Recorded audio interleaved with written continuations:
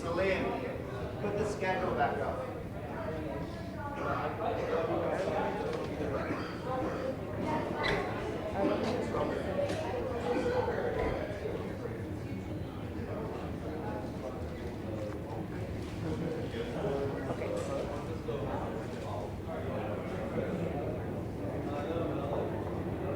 Súbele el volumen.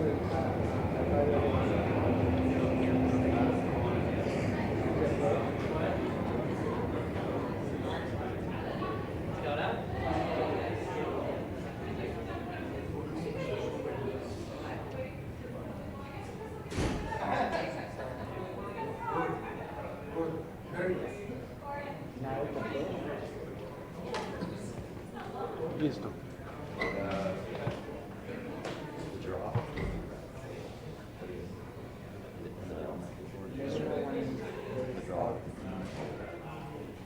Text them, I'm not sure. What do you need? Do you see any clipboards like with the draw or anything like that? I know The guy who was talking yesterday got all the paperwork. Benji, did he give you guys any?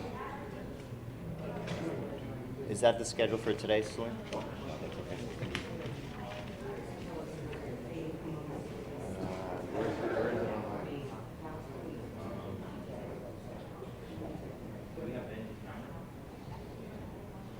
I can print it out for you. Is that what you need?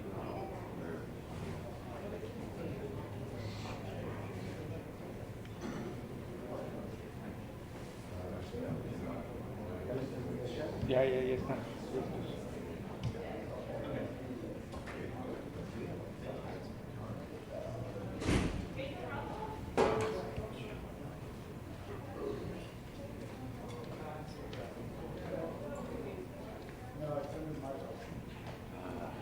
Audio?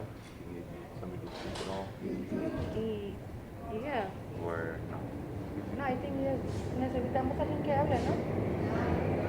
¿Sí? You? Oh, perfect.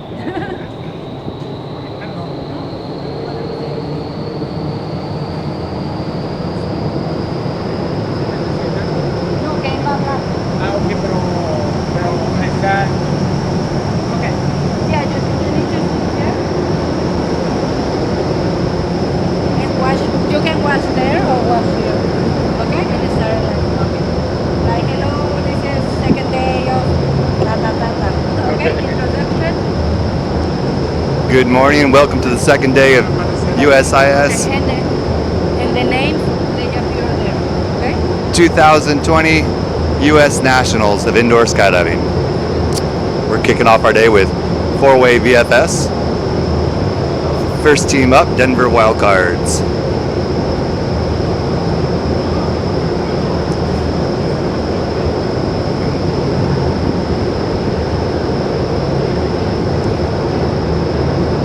Denver's always trained a lot of VFS flyers. A lot of good talents coming out of that tunnel over the years.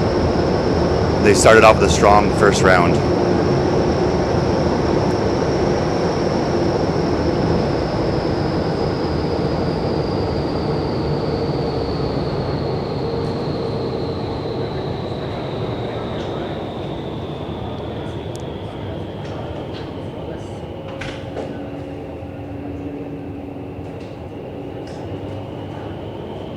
VFS is one of our oldest disciplines in that are here at Nationals this year. 4-way VFS goes back to the mid-2000s. All right, here comes Team 2, Team Dutch Rudder.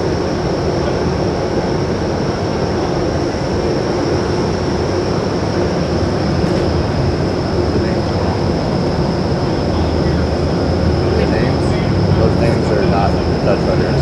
So the team name is correct, but the people names are wrong.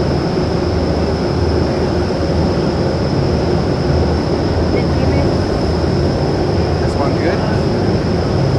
This one, that's 4. So it's 4 names.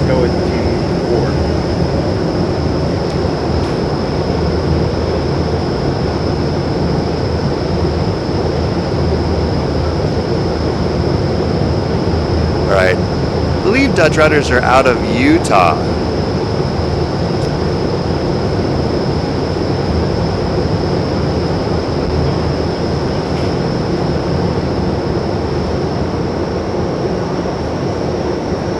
Interesting to see both of these tunnels, or both of these teams coming out of 12-foot tunnels. Shows the size of the tunnel does not affect your ability to fly VFS.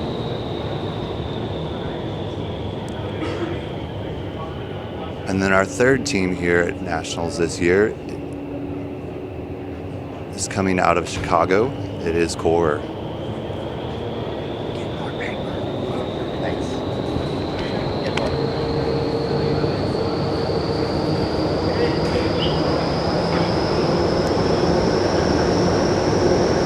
Round one, the draw that we're watching, mixed wave, Zin, Rebel, wave.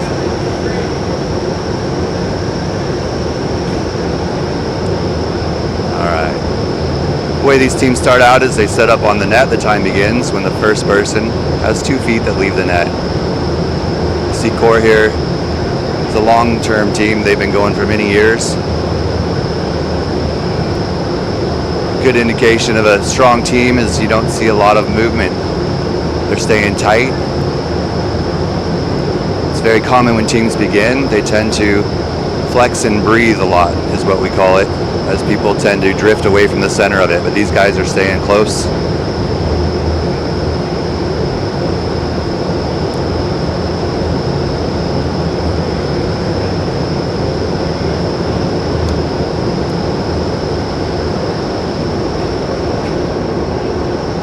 All right, fantastic job by Core. Very good.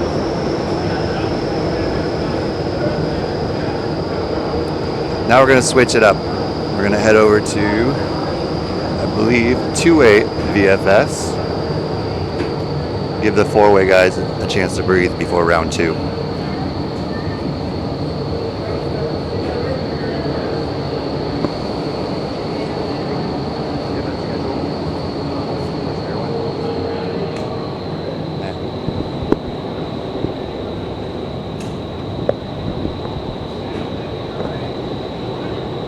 All right, looks like advanced 2A VFS is setting up in the staging area as they switch cameras for this other discipline.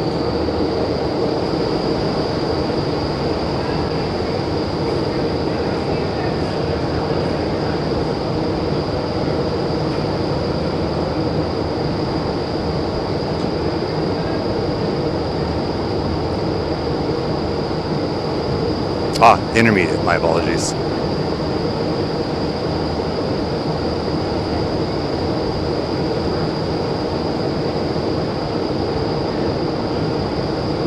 All right, as 2-8 VFS Intermediate prepares, we've got Team Interstellar with Tin Elron and Becca Alcock. Becca's a real trooper. She's doing both an intermediate and another team as well. I believe advanced.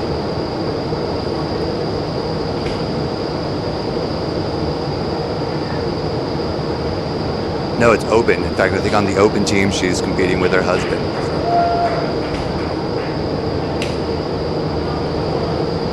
All right, intermediate sets up in the center of the tunnel. The time begins when the first person has 2 feet off the net, and there they go.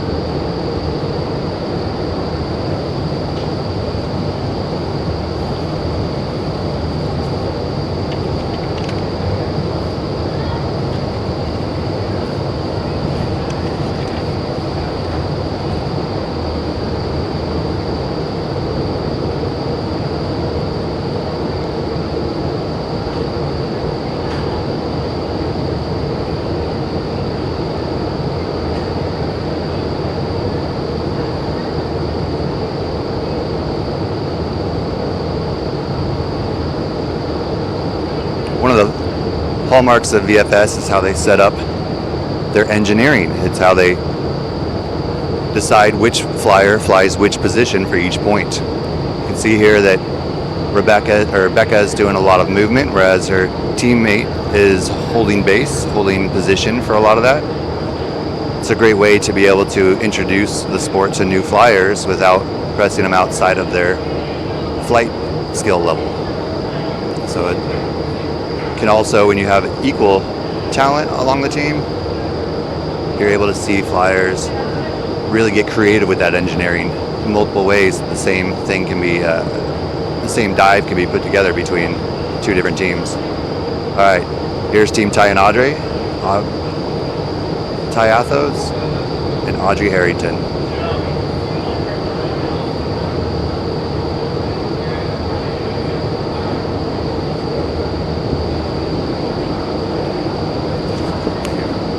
Could be everything.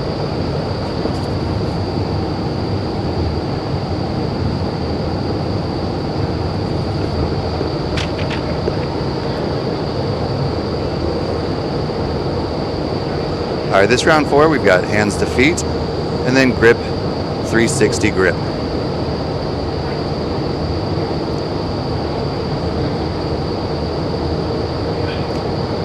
During hands to feet, both hands have to be on both feet at the same time, right there.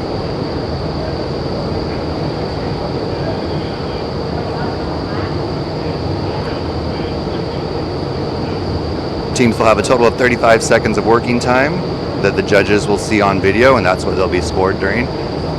How many points or how many contacts they make during that time period, formations they build. All right. Team Sin Giggles, here we go. Sabina and Emily.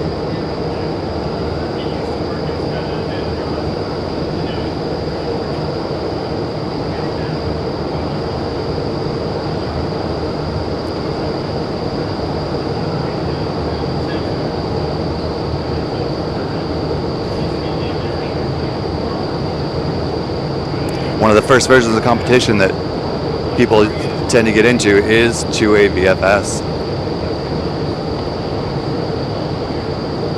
It only takes a minimum of level 3 flight skills on the IBA chart, flyer progression chart, to be able to start participating in intermediate VFS rounds.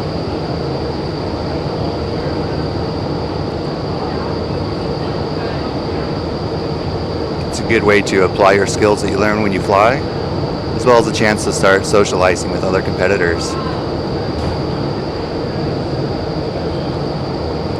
Sabine and Emily having a good show here. Flying very strong. Staying close together. If you notice the direction that they face as they're presenting their grips to the camera as they go, and they did a fantastic job. It reduces the issues with the judges when they're trying to watch the video and see the grips. It makes it easier for them to see all those grips.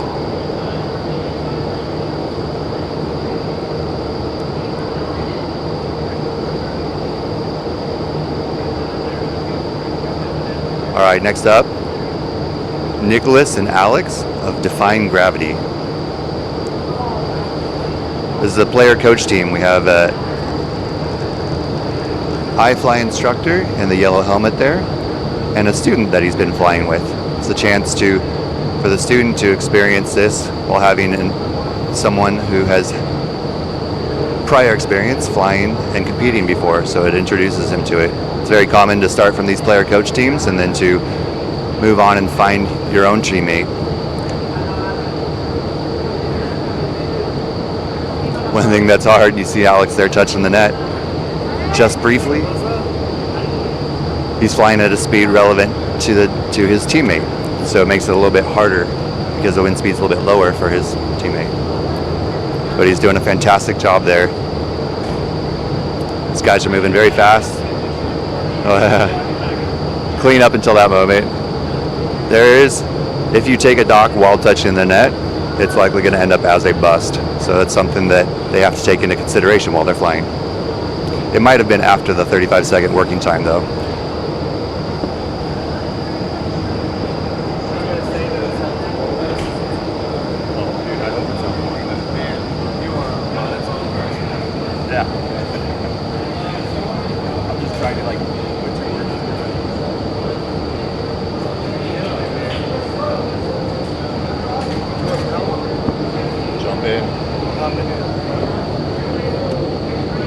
All right, next up, Team Olivia and Ty. All right, hey everybody, this is Benji. Looking good here with Olivia and Ty, getting this morning started off real strong.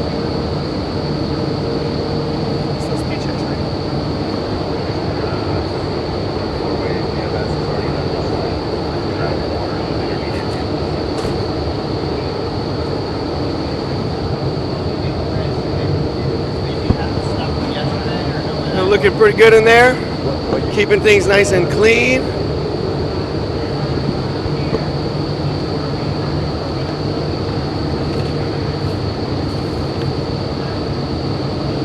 Excellent. I believe these two are flying 2A dynamic as well, aren't there? Did we see them during dynamic yesterday? Not together. Ah, okay. Yeah, separately.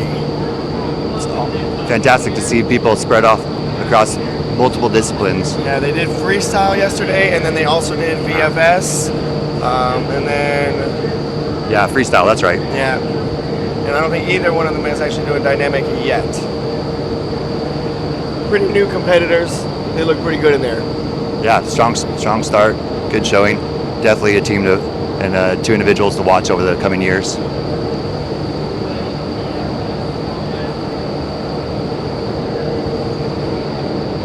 All right, we see four-way VFS, round 2, setting up in the door here. Excellent.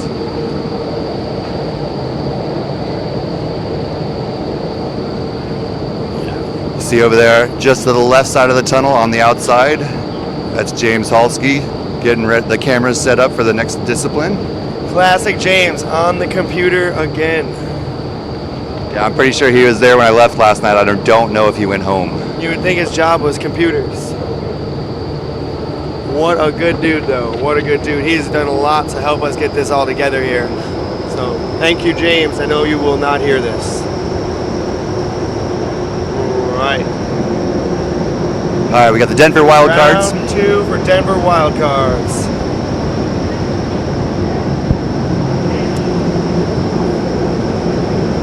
When I had a chance to have dinner with this team that comes up after Denver Wildcards a couple nights ago, I asked them, who's your nemesis? Who are you watching out for the most? And they said the Denver Wildcards are specifically who they're targeting.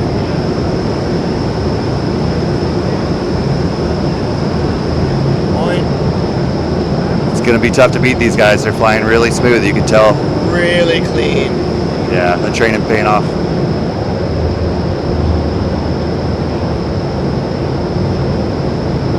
Excellent. This is some really nice flying going on right here. You see a couple of them remain on their heads throughout the draw.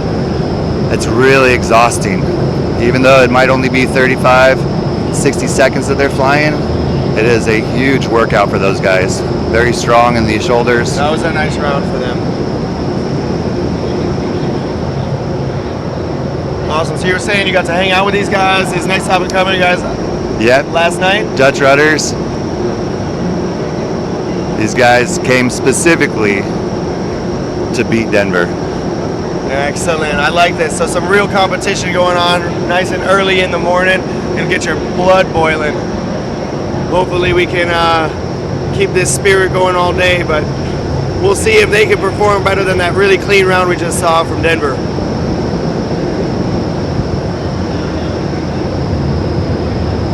All right, good start, good launch. Oop, little bobble there.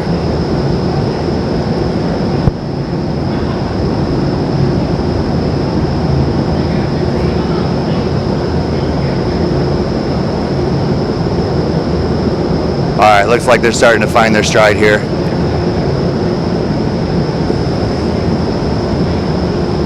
There it is.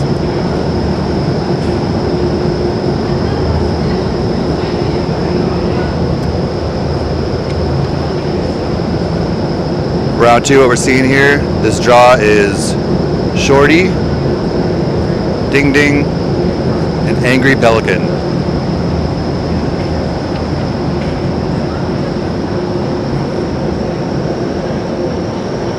pretty good. I don't know. That's going to be close between them and Denver, though. Yes. Hard to say where it's going to go at this point. Excellent. SDC Core saying what's up. Doing some shout outs back to Chicago, Chicagoland area, Naperville Tunnel.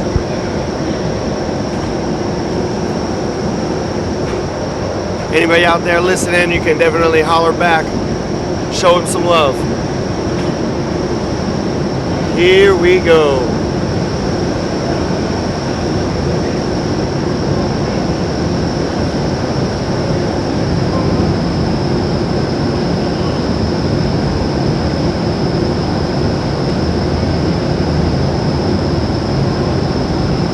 Oh man, they're pushing for points here.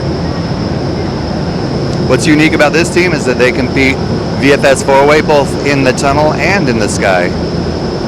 Really cool stuff. I actually started my whole skydiving career at Skydive Chicago. Oh, no kidding.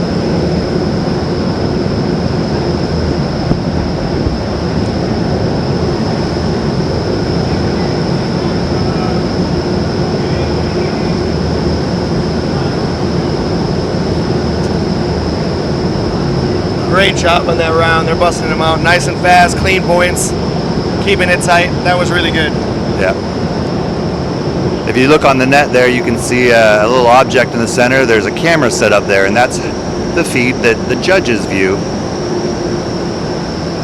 when determining whether or not they got points. So they're going to look straight up from the bottom, and they're able to see, you see that team was all in black suits with white gloves. Those white gloves really stand out and make it really clear for the judges whether or not they've built the formation. All right.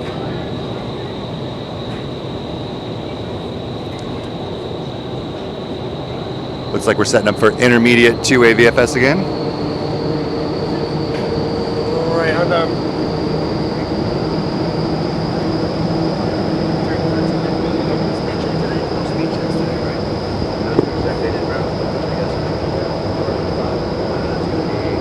On to round 5 for this intermediate 2-way VFS. All right. It's a pretty simple round. We should see a lot of points in here. Totem, in-face double grip, and single grip. GBA is the designation for those points. Single, totem, double. Totem, when she sets up, put her feet on his shoulders. Team's got to be really careful. It's very common for newer teams to just touch the shoulder blades and not actually get up on top of it. So that might have been a bust right there. That looks close, yeah. Yeah. The judges have a hard job to really get that correct. Yeah, they've kind of found a rhythm now. They're cranking these out. This is what I expected to see out of this round. Some nice, clean, close points. One person really being a good foundation while the other flyer's doing a lot of the work.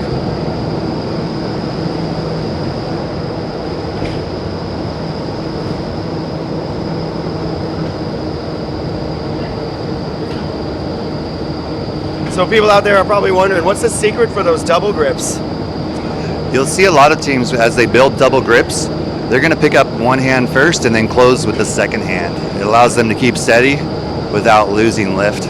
Kind of giving balance to your partner right there. Yeah.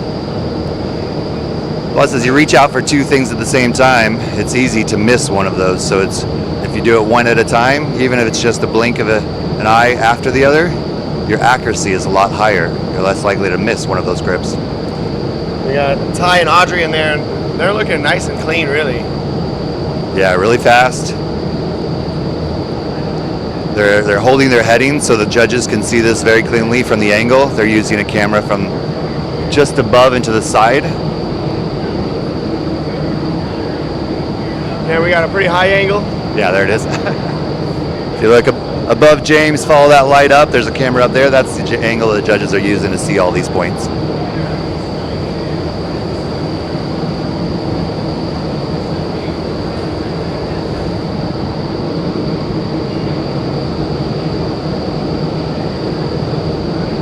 Now, funny enough, even though VFS is considered a static with not a lot of movement as opposed to dynamic, which is using the entire tunnel. VFS is exhausting. Oh, it is. After a full minute, these guys need to go sit, rest, stretch a bit before getting ready for their next round. You're in just using your core strength just to keep yourself still and using all those muscles to actually make these moves happen. It's a lot more work than it looks like, that's for sure.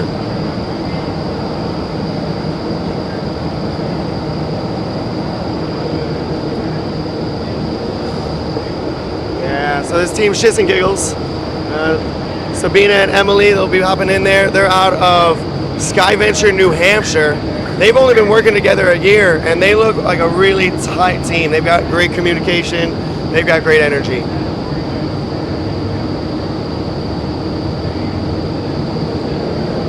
Little bail there. Get back into it. Still smiling. We're still having a good time. That's what it's all about.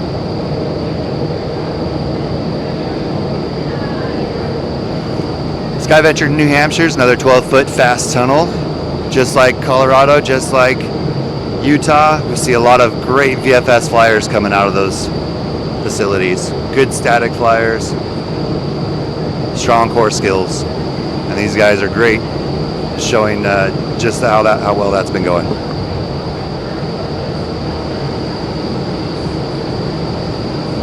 These two both started as skydivers and found a real passion in tunnel flying and being able to refine their skills in such a controlled environment. So it's always cool when we can grab people from other sports, even skydiving, and bring them into these competition side of things.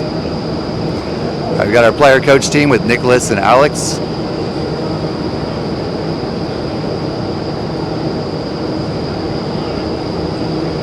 Another aspect of these player coach teams is it's usually only a season or two before the coach and the player tend to switch slots. One of my first player coach teams, they tend to win a lot of the international competitions nowadays. Definitely, it's awesome to see those students kind of surpass their coaches.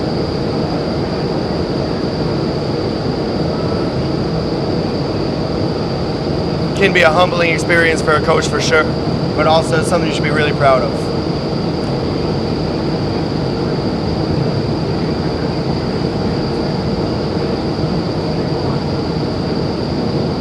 This is an interesting thing. It looks like Alex is really doing a lot of the work, moving to those grips.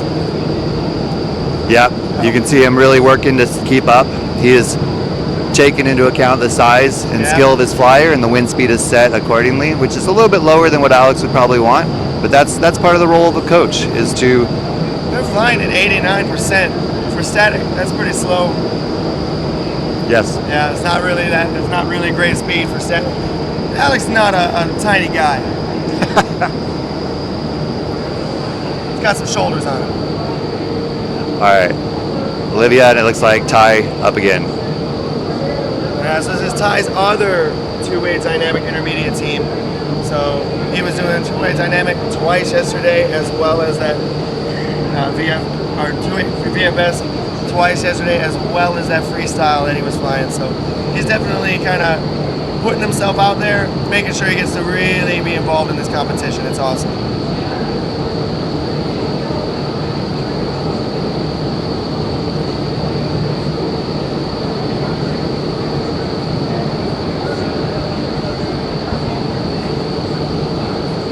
All right, there we can see some of those are built a little bit low on those totems. So it's going to be questionable. The judges will have to take a look at those. But good effort on these guys. He does have really large feet for a 14-year-old.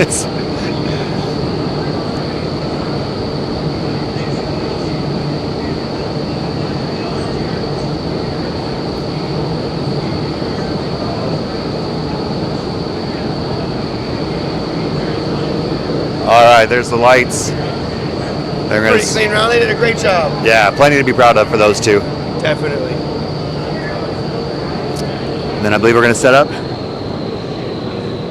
for four-way. Yeah, here comes four-way VFS for their third round. Round 3.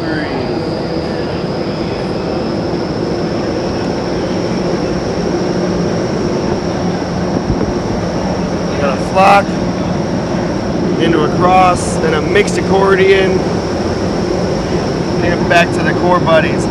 Awesome. So there's a little bit of piece movement in here. Some full, everybody's got a grip.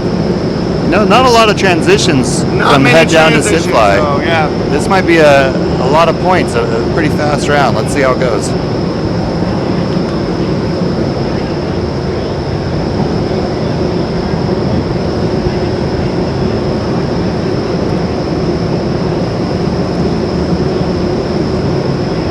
Looks like a little confusion there. Yeah, that's All going to right. cost them. That's going to give Utah, the Utah team, a little bit of an advantage if they fly clean.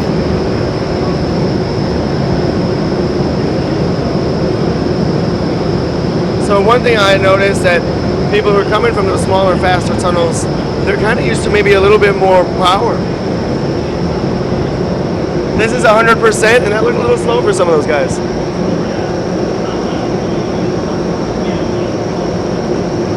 Yep, I believe most tunnels are set to a similar speed around, but there's always temperature, humidity, so many different little things that go into it that can actually affect the final miles per hour.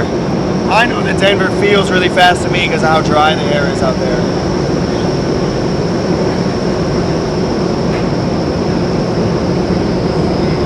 All right, good launch for Team Dutch Rudders.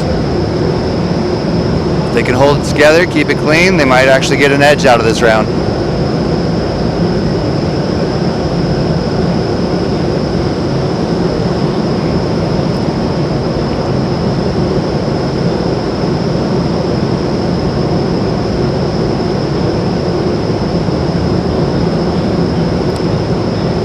This is looking like a really clean round for them so far. Yeah, really fast. You can see the two center positions. Ooh, a little bit of a contact. Nice recovery, recovery. The two center flyers, the gray suit and the orange arms there. They're holding a really strong position for the other two as they transition. It keeps reference points real easy to keep, prevents the team from drifting around the tunnel and wasting time movement. It's a really strong showing for that team, really good discipline. Well planned, well executed. Although we'll see, they're going to have a discussion about getting kicked in the head. We'll see. All right, SDC Core here for round 3.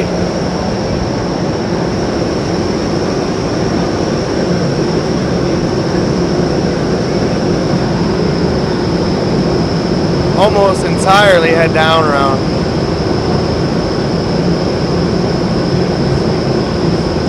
Oh, they're cranking this out. Yeah, this might be one of their highest scoring rounds. Somebody's being practiced.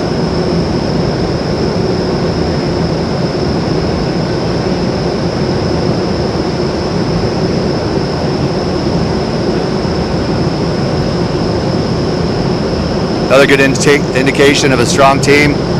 Watch Jason and Stephanie there, the two who are head down as they rotate the pieces. They're always keeping eye contact.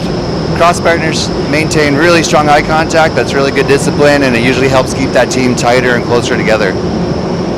That was great. That was a fantastic round for those guys. It would be hard to think that either of the other teams did that well. That was pretty good.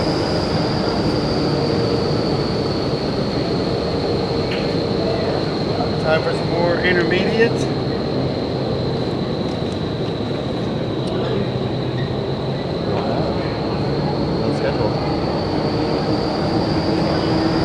Yep, back to some more intermediate VFS.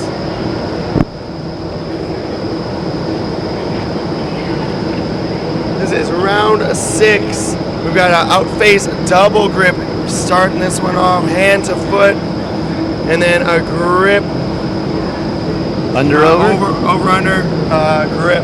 Awesome. Excellent. Now those over-unders can be a little bit slow just because there's a lot of movement involved in them. And those out-facing double grips can be quite challenging for a lot of teams, so let's see how they do. Double grip is definitely one of the most challenging things you can do. Did they just skip it? Nope, there we go. Nope. So usually, just like all the other double grips, you'll see them pick up one hand first and then close on the second hand. There we go. One thing to be watching for is how much separation they have as they do the underovers. The further apart they are, just the more caution they're taking. The closer they are, they tend to go faster but have the opportunity to impact, potentially. These guys are taking the cautious, but it seems to be paying off. They're doing a real job. This is not an easy round. For an intermediate round. Yeah. And there's the lights. Excellent. Well played.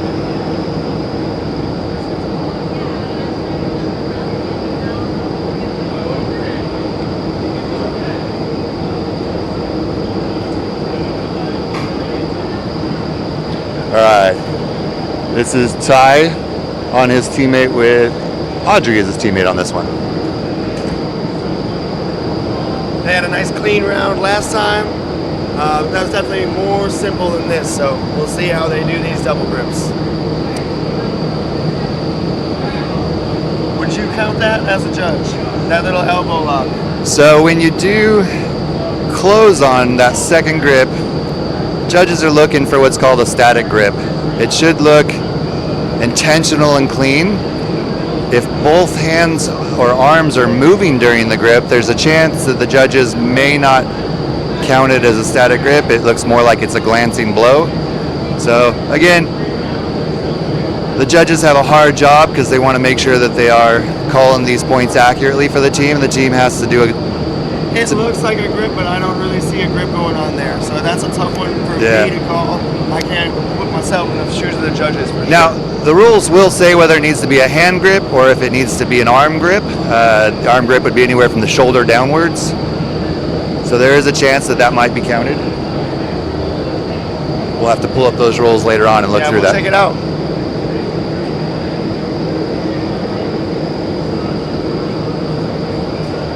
All right, here's Sabina and Emily with Team Shits and Giggles.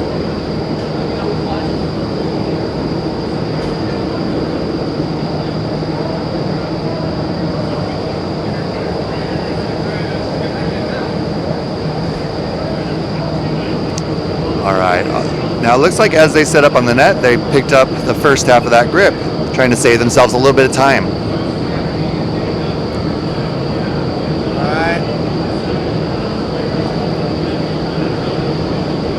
Nice, clean, flying the underovers close together. Really tight on that. That was great. Nice, solid out-face double dock. They're doing a great job at communicating in there. Yeah. They're making the job easy for the judges.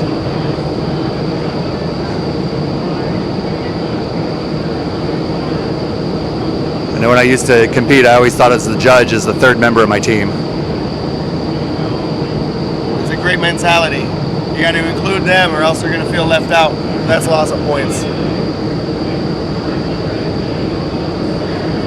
Is it true that all judges have FOMO?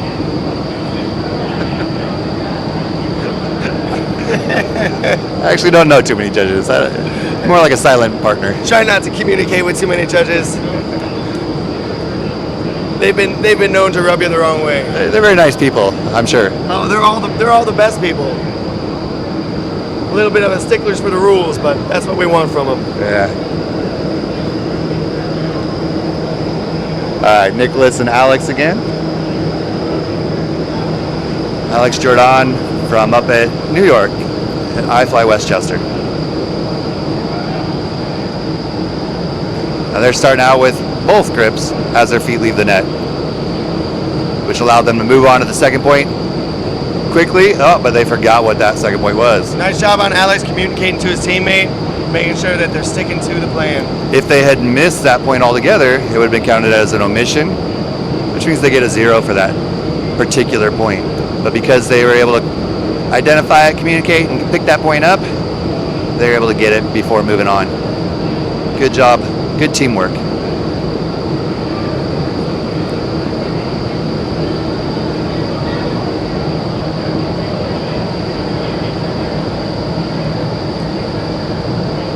Nice job. I know coaching those backwards flying over unders, they scare students a lot. Yeah, right They're here. like, what do you want me to do? So seeing this kid trust his coach like that and watching this happen is really awesome. So Nicholas and Alex there really, really doing a great job.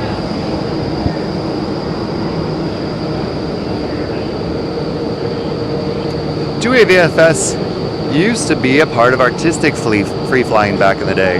You'd have a handful of rounds where you got to come up with an artistic routine, and then a handful of rounds of what eventually became vertical formation skydiving, or VFS. That is really interesting. Now we're kind of separated the VFS, but we still have those compulsory rounds and the freestyle. Yep.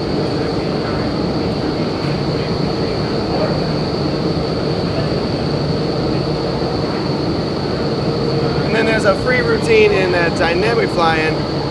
So when do VFS get a little bit of extra? I don't know if I ever will go back to that.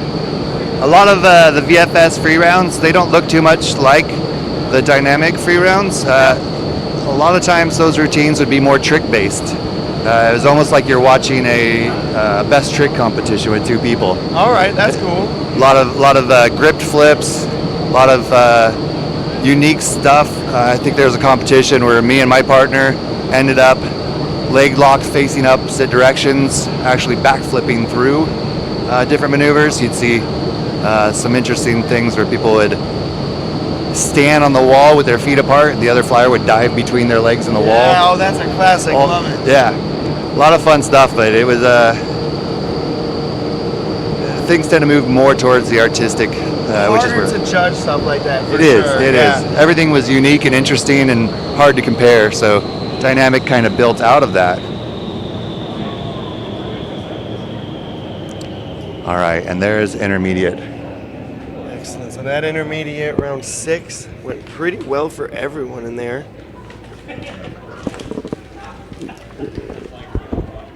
We're gonna have a short little break right now, waiting for a couple more competitors. At that point, we will get back in. It looks like maybe for some more.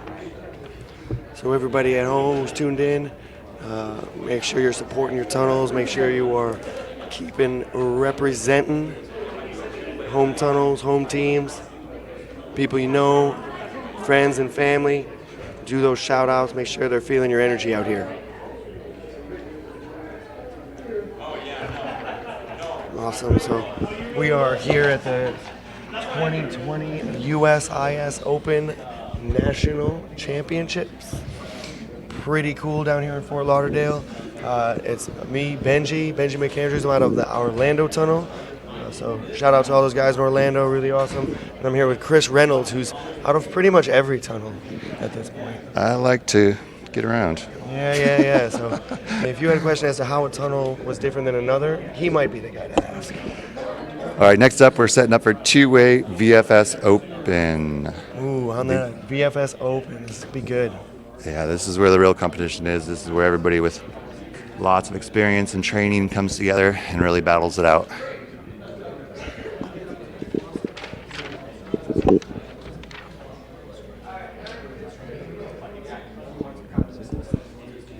So they flew 4 rounds yesterday. I believe we're going to start with round 5 today.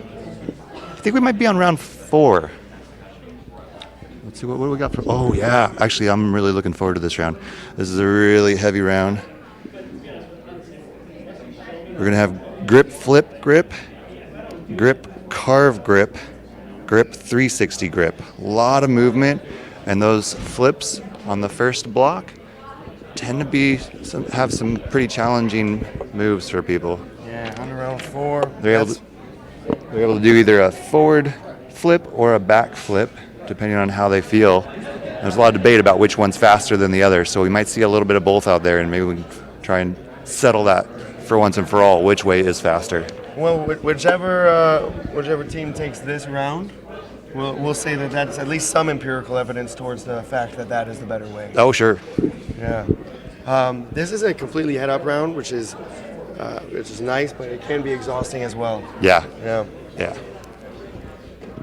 Head down is challenging, but head up is a less stable body position. Your center of mass tends to be higher than your center of pressure. So you might see some teams lose their stability throughout it if they start moving faster than they're able to maintain.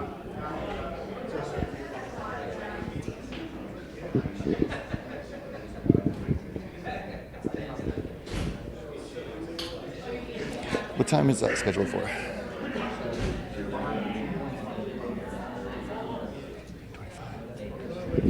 All right, yeah, so we probably are about 30 minutes out. Yeah, we're ahead of schedule here, We're so about 30 minutes out on this two-way VFS Open, which is pretty awesome for all the competitors here. Get to kind of take a break, make sure they are up to date on all their things. A couple competitors might be feeling last night a little bit. We'll see how it goes for everybody today. But we're going to give you guys a break. We'll put it on hold for a minute, and we'll be back for some more.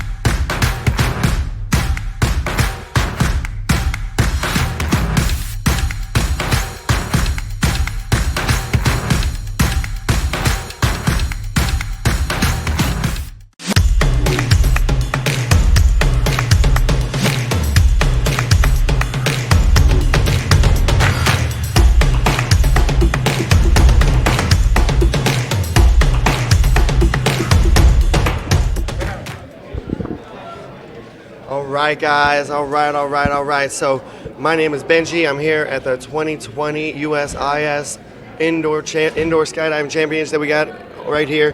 These are not champions yet. No. But what we're working on is being champions. So, introduce yourselves, guys. I'm Alex Jordan out of New York, flying from the Westchester Tunnel. I'm Nicholas Tangela from the Westchester Tunnel as well.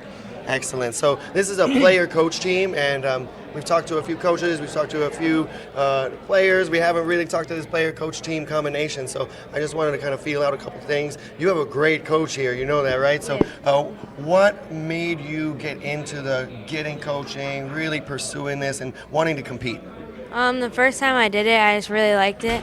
And then I just asked the person that took me on the iFLY if I could get coaching, and he said yeah. Wow, so right off the bat, first time you did it, you knew you wanted Well, it it. was like the second time. I used to do it. I did it like once before, but now I do it. But really early Yeah. on, you knew right away, yeah? Yeah. Instantly hooked. Yeah. That's awesome, man. That's awesome. So how long have you been flying? How long since that time when you decided you wanted coaching? I've been flying for 7 months. 7, that's it? Yeah. Wow, that is impressive. And you're in here, what are you competing in? We're competing in two-way VFS. VFS Intermediate. Yeah. Two-way two-way BFS Intermediate. That's a Yeah. great introductory into the competition. Are you thinking about taking this further and you want to keep competing? You having a good time here? Yeah. Excellent. So for you, Alex, what's something that really makes a good student? Because he's obviously a good student. 7 months in, flying that well. He's a great student. His family support him a lot. Like they bring him every week. He flies 30 minutes, sometimes an hour. They bring him in. Nicholas is kind of unique. He's kind of shy. He's not he kind of comes across as he's kind of reserved. Yep. But if you tell him, dude, do a front flip, he'll do it because he has trust in us and he I has like faith. So he has confidence in his abilities. He doesn't always come across like that. And he's analytical to the right degree. You know, some people are too analytical, Yeah, and for it's that sure. paralysis through analysis. He thinks it's just the right amount, and he just goes for it the right amount. So he's got a good combination. That's He awesome. learns really quickly. It sticks with him. Sometimes he makes the same mistakes, and I have to punch him in the helmet a couple of times. Yeah. So it's a bit of a tough love situation sometimes, but he's doing great. And for someone that started 7 months ago and can sit fly and do this VFS intermediate pool already, it's in amazing. a VFS competition, knowing the pool as well as he does, being able to fly with you, these are things that people work years for. Really cool to see that happen in 7 months. That's a lot of dedication. That's a lot of passion. Is there something that really inspires you to do this? Something that makes you, burns your fire? Like somebody you're doing it for? Want to give a shout out or anything? No, I just like doing it a lot. It's really fun. And yeah, thank you, Mom, for bringing me. Yeah, awesome. Yeah, I mean, the parents are definitely a huge support for the kids in this sport. It's not easy to bring them in every week or a couple times a month even. Sometimes this is all we can get. I mean, but anytime you get to fly, you feel better about yourself. Yeah, you feel like you've learned something. You've got more skills. Yeah. What is your favorite thing, other than competing and working with Alex, what's your favorite part about flying? I like all the tricks and how fun it is. And Awesome. Yeah. You're going to become a freestyler? Is that what you're telling me? Maybe. Yeah, that's cool, man. Yeah, the cool thing is you are limitless in what you get to do here, and you can do any discipline. Is there any discipline that really excites you more than any other? No, I think just flying. Just fun. flying. Yeah. I love it. It's so pure. I mean, my goal is we expose him to everything. Like Yep. this is VFS. I want to get him competing in dynamic as well. Yep. At some point, we'll do a little bit of belly flying because that's my history, my background, and my passion is formation skydiving. And then let them pick their poison from there. And I mean, he's 12 years old. Yeah. And the stuff that these kids learn now, like I'm old. I've been doing this a lifetime, and it's amazing to be at nationals and I compete with a 12-year-old, and I'm competing in dynamic as well against 10-year-olds, and a couple of years ago against Bella. I think she was 9 or 10 at the time. Yep. And this is one of the only sports in the world where at 40 years old you're competing against a 10-year-old and they kick your butt. Yeah. So it's amazing. So and the kids are the future. Like I'm definitely. We were just talking about it 5 minutes ago. Like fast forward a year or two after he's been on a couple of Wittenberg camps and he's done his thing. Like he's definitely going to be coaching me for sure. Yeah. We were making. It's not even a joke. We were talking yesterday about when are these kids going to start getting camps together? When are we as coaches going to be able to kind of go back on what we've taught them, see how they've analyzed it, see how they've made it better? They can reteach us everything, and we are pretty good at learning. That's part of being a good teacher. Yeah. But man, to see these kids learn that quickly, to pick it up, and then to be able to fly it with that accuracy and that control and confidence is awesome. So good luck in the competition, guys. You guys Thanks a are lot, man. awesome. Appreciate looking it. really smooth in there. Definitely know what you're doing. That trust in your coach is super important. And man, your confidence in him is great. So Yeah, man, he's killing it. thank you so much. Thank you. Anything you wanted to say to anybody? Hi, Mom, I guess. She's always. probably watching Yeah, from all the way. thank you so much for checking it out. Yeah. For everybody back there watching, this is why we're here. You know, bringing that generation gap, bringing people from all over the world to fly, to be here, to embody this sport and lift each other up. So thanks for being here and being part of this community. Thanks, Benji. Thanks. Yeah, thank you so much, guys. Anytime, man.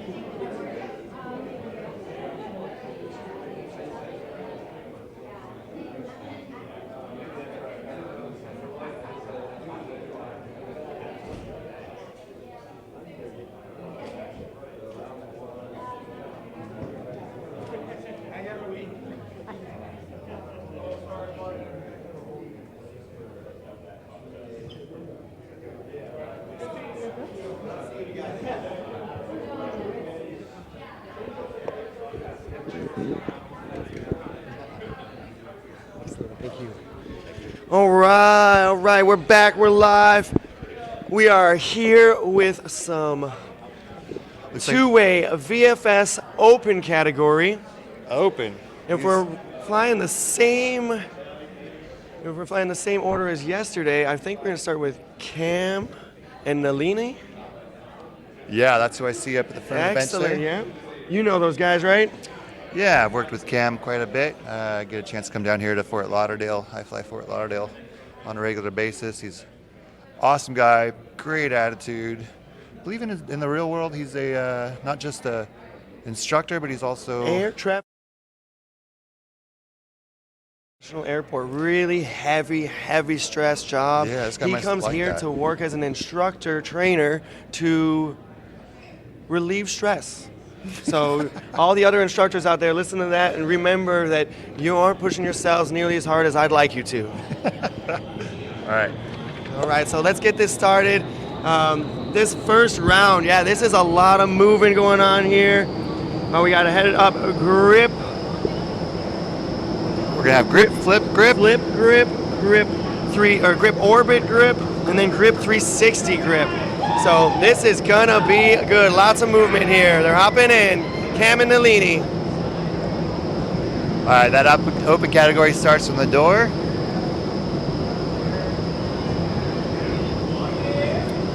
Say what we were talking about as far as what is the fastest way to engineer those flips. They're choosing the front flip, and it's going really well for them. They start and stop at the same location without much travel, almost landing right into that closing grip. Cam almost did a backflip and changed his mind. They are looking really clean in there, nice and smooth. You can tell This is how you want to start a round off. You can tell this is an open team. You see them picking up grips before doing transitions. Well timed, well planned. All right, they both did a front flip that time. Good. All right. Pretty good. A couple hiccups, but great round overall. Great round. Those guys are awesome. Solid score. Excellent. So I actually had the pleasure of watching this next team, the Collective Pitch guys, practice in bird's eye some of this stuff last night. Yeah. I don't expect much, let me tell you. All right. We got Tyler and Brad. Both of these guys are what, Central Florida based? Yeah, they are out of the Tampa tunnel. They started in Orlando just about 8 years ago, a little less than 8 years ago. Both of them world-class skydivers as well. Oh, they're fast. Yeah, that's good. They're coming in here to win. On that grip carve grip that we just saw, that central person has to maintain heading within 10 degrees in order for it to count. But they can close that final grip anywhere they want. They're taking it all the way back to where they began. Really, really quick here.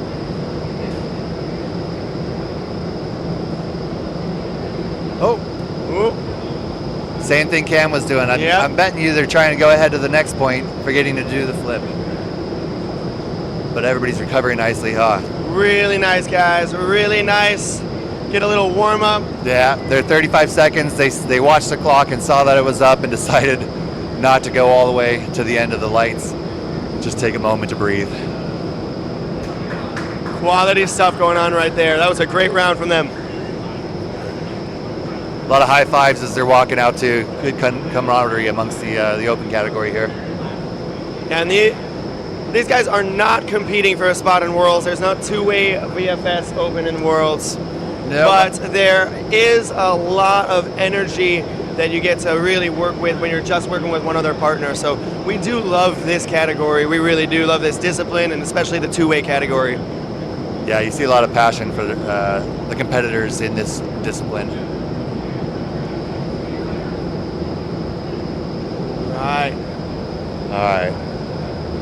This is Arizona Aries. It's Ali and Adam. Yeah, so Adam Beach and Allie, Chris definitely going in there, doing a good job. Every time somebody's flipping in there, we're seeing these level changes. How hard is it to hold the level while you're doing those flips?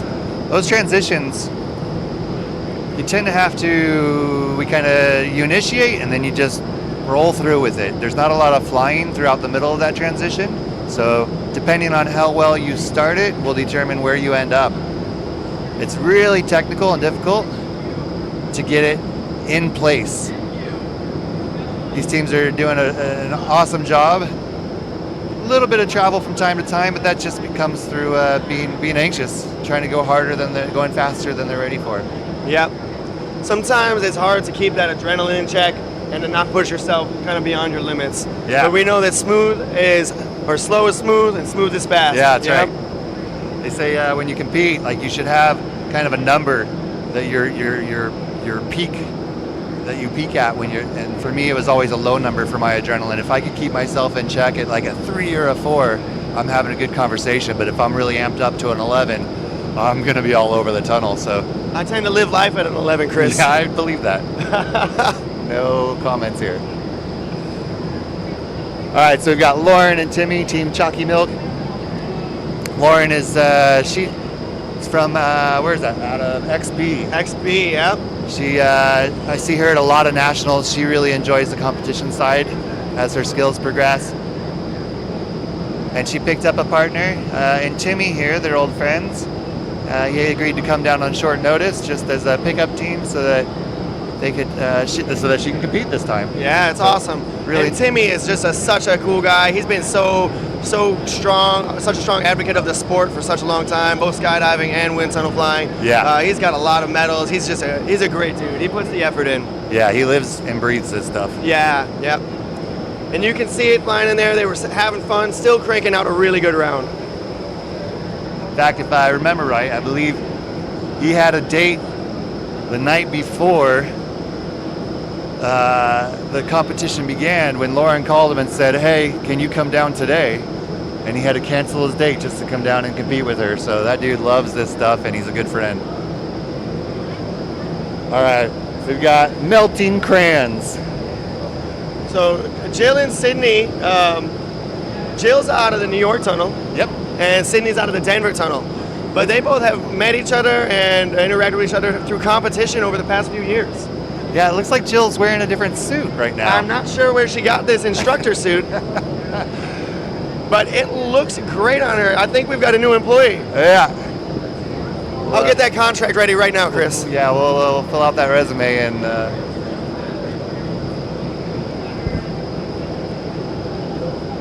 Awesome. So this is a really young team. They have a lot of prowess. They're flying really well. And both of them, they love dynamic, they love freestyle, so it's great to see them spreading out and getting into the VFS side of things as well. I think, does Sydney have a background in VFS? I'm not sure. I know She's from Denver, flew with Mikey and Kiwi and all them, so No I doubt. guarantee they forced the VFS on her. That was a great round from them. They got to feel good about that.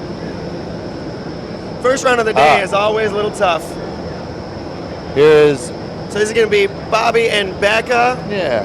Team Alcott getting in there. This is a couple team. They are married and out of the New York Westchester Tunnel. Yeah, they're both instructors who transferred up there a while back and have been working.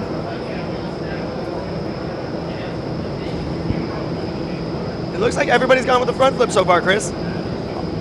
I gotta say, I'm a little proud. I'm happy that they're making the smart choices. I remember a couple years ago competing in open, neck and neck with our Nemesis team at that competition, and that was the round that set us apart. They chose some backflips, and they never caught up after that.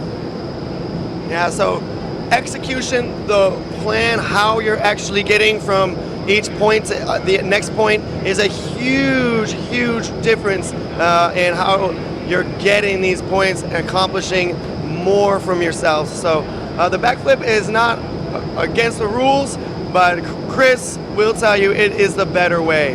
We'll see how that works out. Well, the front flip is the better way, yeah. Yeah.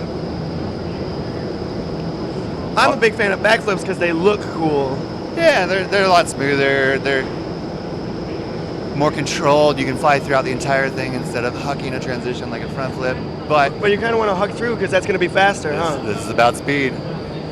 No points for style in this competition. That's why I don't fly VFS, Chris. I'm all about style. Style over everything. That is my motto. Style above all else.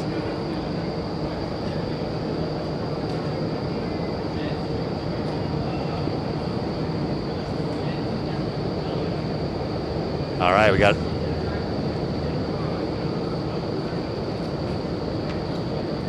Well, this is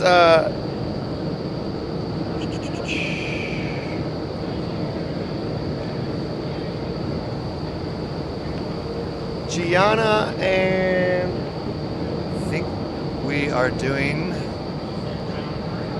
two-way VFS Advanced, round 4. Gianna and Elijah. Advanced.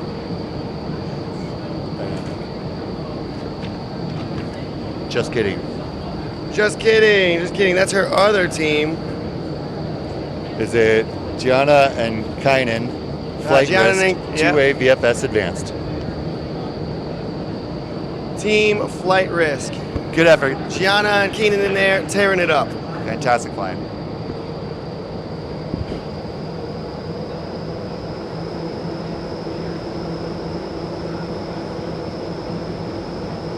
I can do that.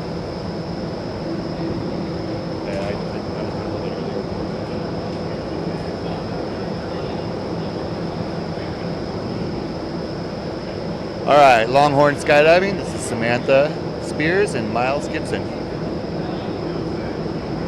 right, so this is our third advanced category.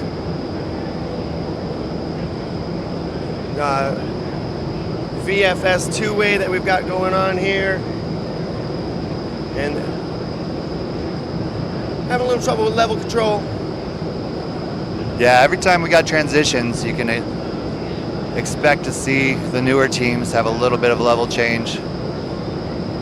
That's all right.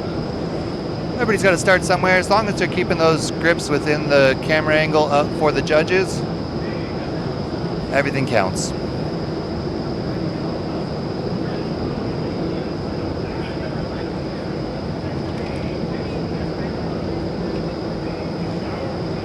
All right, two-way VFS Advanced, round 4. We've got grip, flip, grip, but in this case, one is head down and one is head up, and they both do a 360 flip from those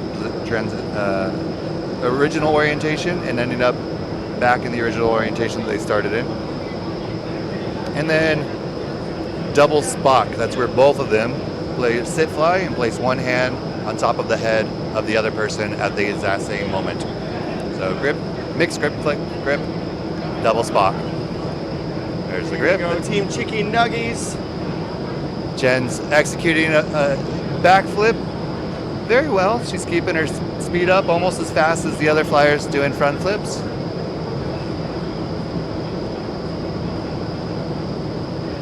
Just a spoiler alert, that team that I was talking about that was not able to regain control of the lead back in 2018, that was Jen's team.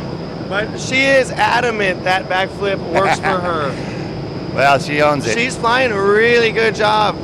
From a head down. I don't know how many people could fly the backflip with that much control and that quickly. Yeah, from a head down orientation, backflip, I think she might be making the right choice in this case. I definitely don't think I'm flexible enough to do that. Nice job from the Team Chicky Nuggies right here. Nope. Is it? It is. I'm sorry. Chicken Nuggies. Ooh, here we go. Team Vibe. Team Vibe. This is Kira and Michael. They're about to hop in, tear it up.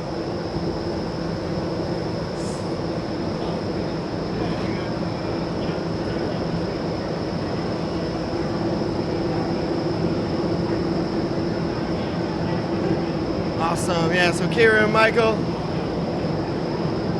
Oh, they're getting launching in with from grips the from the door. Looking good. Right into the transitions.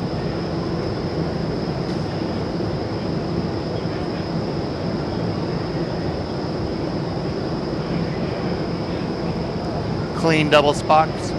Very easy to see. The judges are going to appreciate that.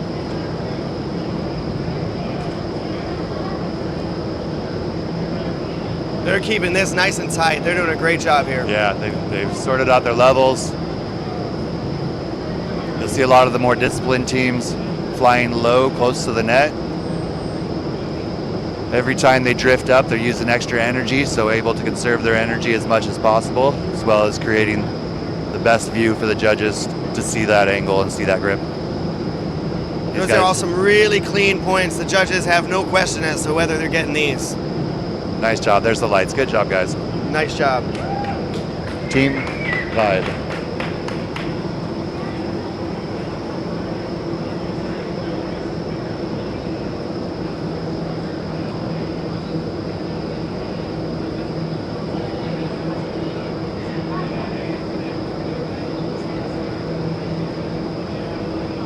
So all those people following us on the live stream, you can definitely leave comments.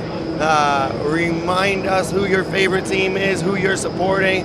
They're going to get that energy. I'm going to make sure I'm sharing with them. So what we want to do is put ourselves out there for these people who've put themselves out so much. This team, the Unicorns in Matrimony with Greg and Swati, and they are just a bundle of energy and joy. They're always so smiley when they're out of the tunnel. It's wild to think that when they get in the tunnel, they smile even more. Yep. Greg's not usually Swati's usual teammate. Usually she'll come out here with another teammate, but some last minute change up about availability. So Greg did his duty as a good husband and stepped in at the last minute to fill that slot so that Swati can still come and compete this year. Really awesome. And what a great team name. Yeah, what a hero. Presenting that grip really strong. That's a great presentation.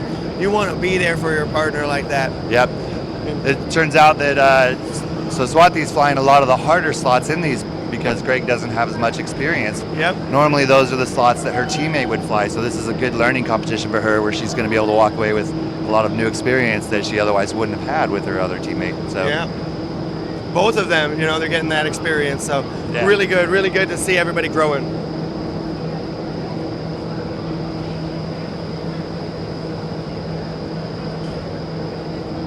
In fact, I just saw her teammate log in. There's Bettina Dice. Excellent. So we got Team Aztat, which is Devin and Erica. They're doing a great job in here. There's some confidence in their flying. You can see it. Maybe a little bit of confusion as to the dive, a little bit of pausing, but the flying is great.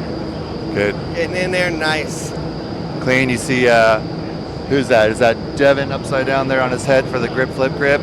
It's breaking it down into two parts, maintaining control throughout. 1, 2, and grip. Nice and clean. Yeah, making sure he's staying on level. He's not losing it.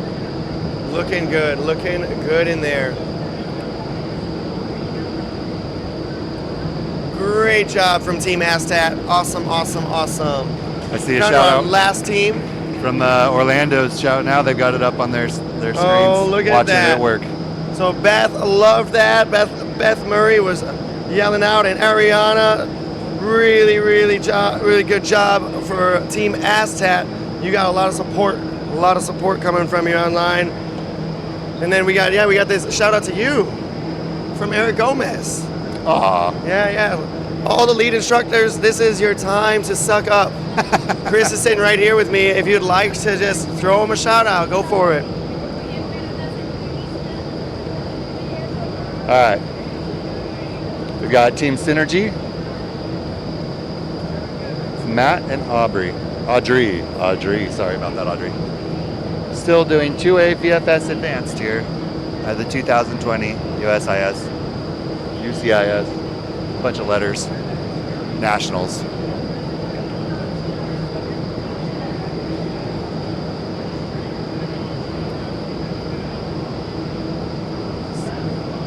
They're flying a little wild in there. They are, but you know what? They've got those style points. I'm liking their suits. Yep. Their suits match their helmets. There's some definite intention. The flying skill is pretty good, but I feel like they're pretty new to VFS. Hey, you got to start somewhere. Yep, Good on 'em. definitely. You start seeing some of these teams getting so controlled in their movements. It's wild to think that we all started kind of flailing around looking goofy. Oh yeah. My first 4-way VFS competition, I believe my team averaged 2.3 points for the entire competition per round. And that was hot. We got second place. Back in the day, that was really good. Yeah, so these guys are already, I mean, if this is one of their early competitions here, they're already light years away ahead of where we started back in the day. So can't wait to see what they look like next year. Awesome. So now we're on to Or next round round. 5. This is awesome. We're doing this mind warp into out face double head down grip, into head down 360s, into head down stair step. Yeah, that head down double out face grip right there is going to be real challenging. Watch that one. It's going to set a lot of teams apart. Being able to take that out face double grip tends to put the body in a position. You see a lot of leg traffic up and into each other. They end up sinking down possibly. It also puts your body in a position where it's trying to drive forward away from each other. So it's really hard to control that. It's a lot of skill. And if you sink back too much, you're going to burble each other. You're going to Yeah. burble each other, fall right through. So These guys are making it look easy though. yeah, they're doing a great job. There's some confidence in their flying. A lot of prowess going on in there. This is one round where both flyers really have to work. One person's not hanging out the entire time. Yep.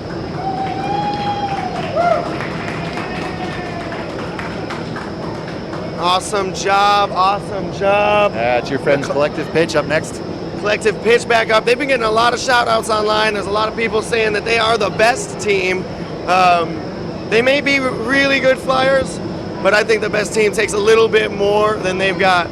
I'm never satisfied with my friend's performance.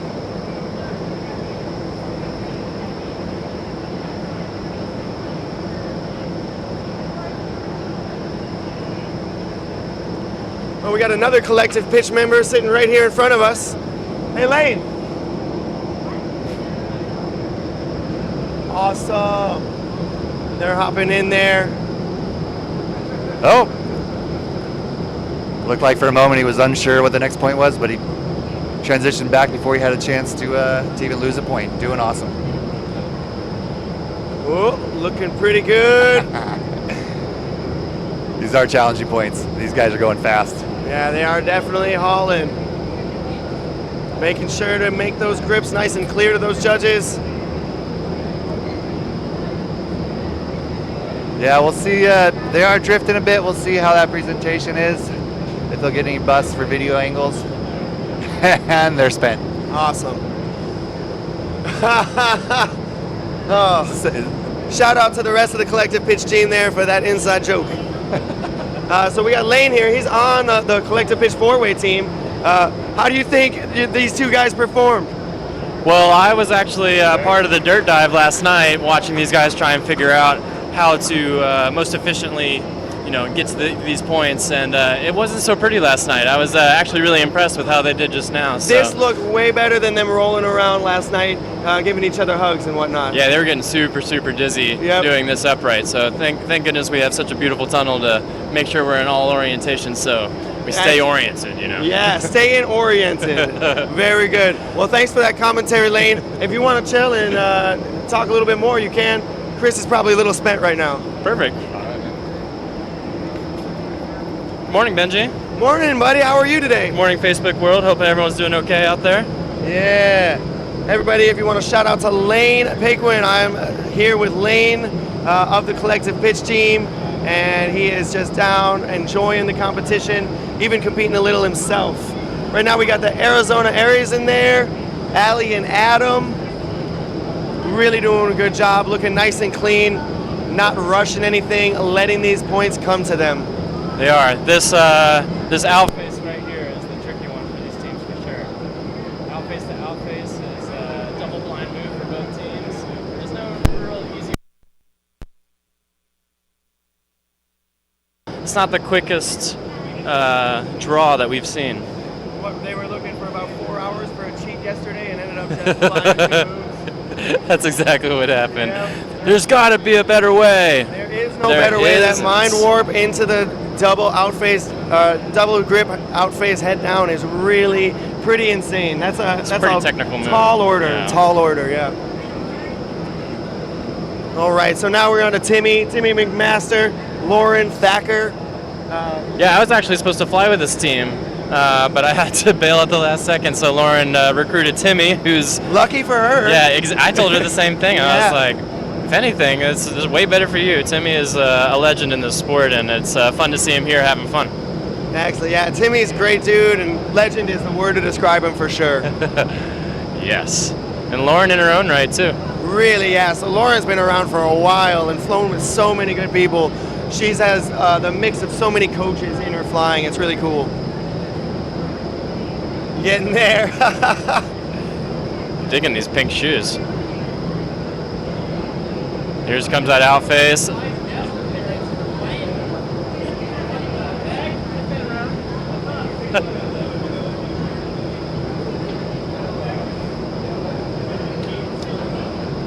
Now you notice the teams that are doing this the fastest are staying in one spot as most as they can.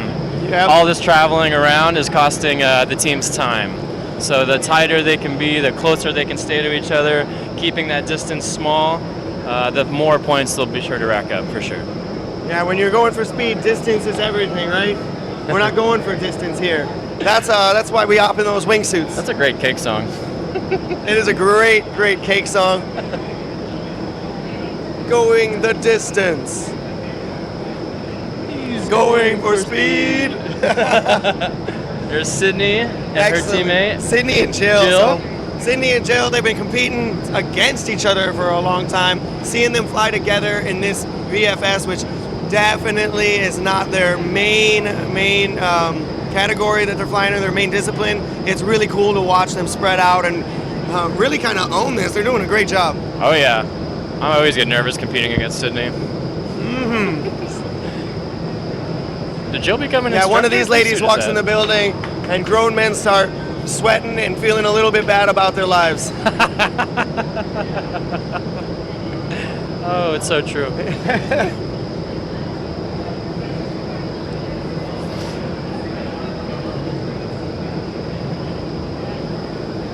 Awesome. They're looking good. We got some shout outs on here from Aaron Necessary. Saying, Aaron. what's up, friends? Aaron Necessary. We saw him in DeLand yesterday. Yeah, I want to make sure that everybody remembers that he did used to fly in the tunnel all the time. All the time, yeah. He also used to skydive all the time, but apparently when you get a powered engine under your feet, you start feeling a little bit more in control of your life. That might be what happened to him. Living that pilot life. Excellent. Nice to see you, buddy. Who do we got next? Kimberly Ann's shouting you out. Oh, hey, Kim. Yeah. All right, Bobby Alcock and Becky. The Alcocks here, the Alcocks out of Westchester Tunnel. Ooh, struggling with that outface, head down, double grip. That's a tough one, but they pulled it off. Bobby's actually going to be leading my dynamic four-way team later on today. Pickup That's awesome. team, which Nice is where little pickup team. four flyers just decide to fly with each other with zero training and hope for the best. Zero training is not really the way to put it. Zero practice together. Zero practice together. Yeah, That's yeah. right. That's right. All you guys are well trained. I feel like I had something to do with that. I'll take credit. For sure. Yeah, Benji was one of my first coaches ever in the wind tunnel.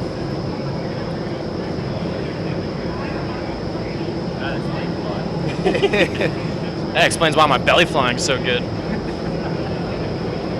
Excellent. These guys are looking really good. Alcock's having a great time in All there. smiles, all loving smiles. each other, loving flying. Really, really showing why we're here. A couple mistakes, but they're not worried. And now we're on to the advanced category. Advanced.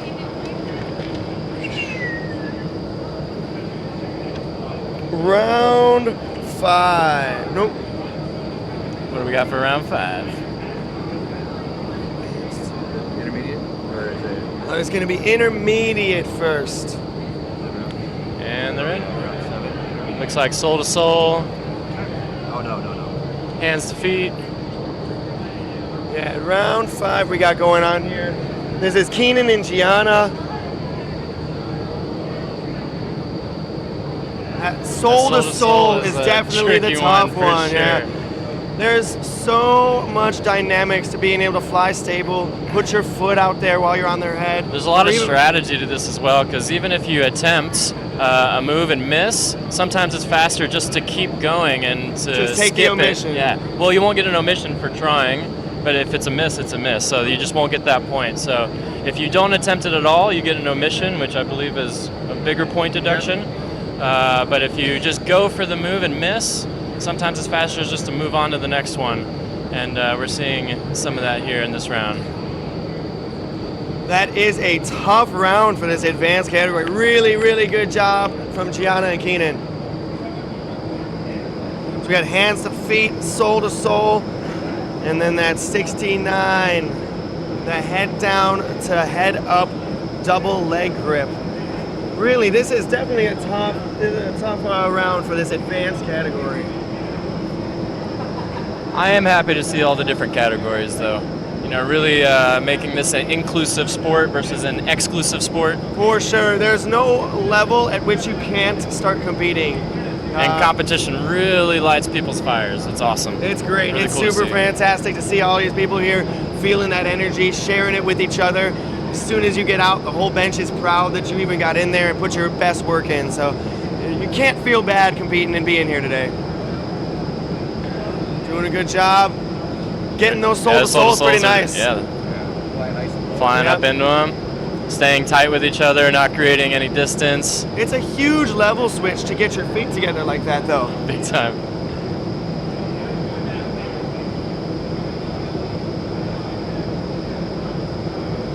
A tin advisor. I can't tell if she's smiling or not. Definitely reflecting. So this is Longhorn Skydiving, Samantha and Miles, and they just did a great job showing off some of their skills. Had a little cruise.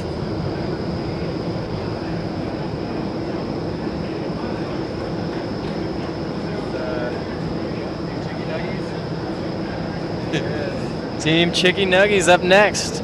Jennifer Roan and Ellie. Team Chicky Nuggies is about to get in. They're gonna go tear it up. She's making me hungry. What would you say their home tunnel is? I think the shorter of the two flies out of San Diego, maybe? I believe she's Or, California. Oceanside, I think. California, yeah. And Jen's home tunnel is the world. She gets around everywhere. Yeah, she's everywhere. She's so often busy helping tunnels to run and helping tunnels to open and make Huge sure they're support. good. And she doesn't really get the chance to fly like she'd like to anymore. So Yeah. if you ever see Jen at your tunnel, make sure she gets in and flies. Yeah, Jen deserves to fly. She works really hard for all of us so that we can and that we can be here and do this stuff. Make sure she flies. They're looking really, really clean in there. This is a great round for them. Hey, I wish you could see it over here to the side. You can see her husband, Ben, just sitting there, super anxious, like he's standing on the edge of something, cheering his wife on. That's her husband, and he gets very excited every time she gets in. So we get maybe a meeting with him. Next time they're There he goes, holding up signs, Team Chicky Nuggy. They're super proud. He's showing his support for the team. Great job. That is some Roan love coming from over there. Really good stuff.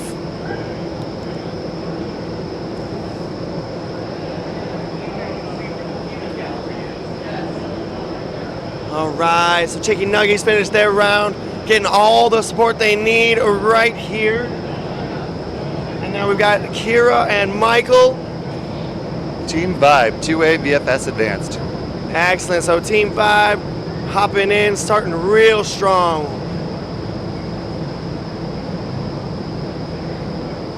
Oof. This might be the cleanest round we've seen. So much confidence on that foot to foot.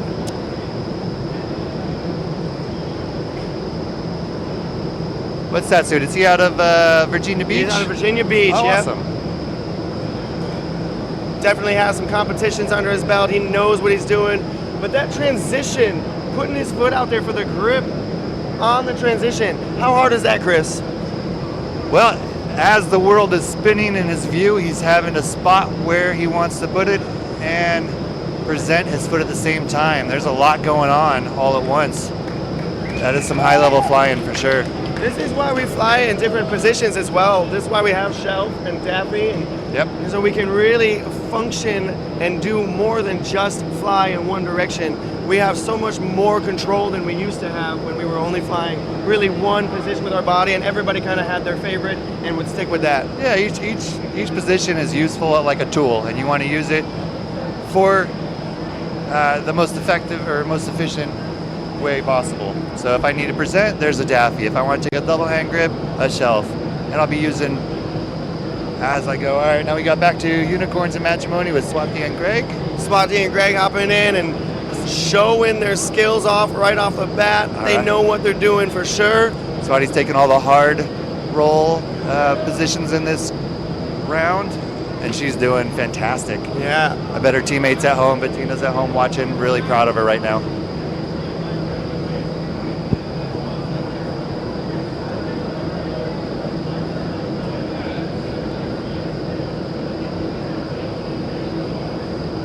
Nice job.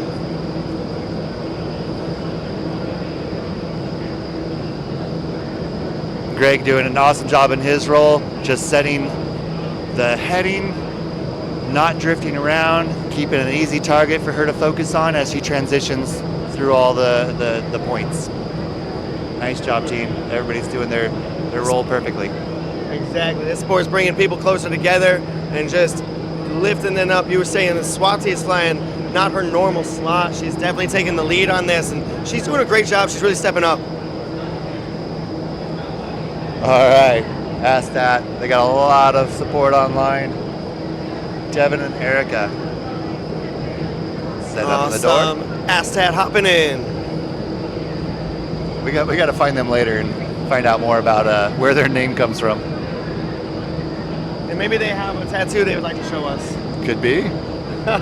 We might be saying it wrong. It might be a money tat. Yeah, a money tat. I don't doubt that might be the name. $8 signs. Maybe that's the new hashtag. Okay.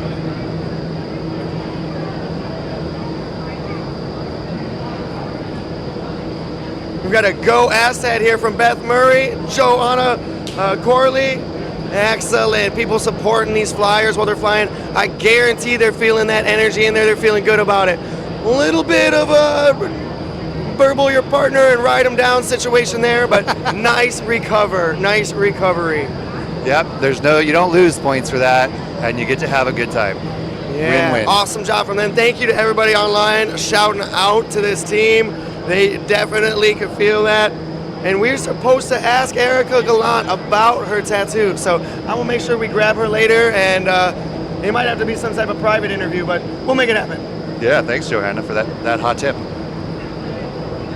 Bettina is shouting out to Swati, which is really nice. A little late, but she felt that love for sure. Oh, it's my favorite Best Dressed Team award. Team Synergy with Matt and Audrey.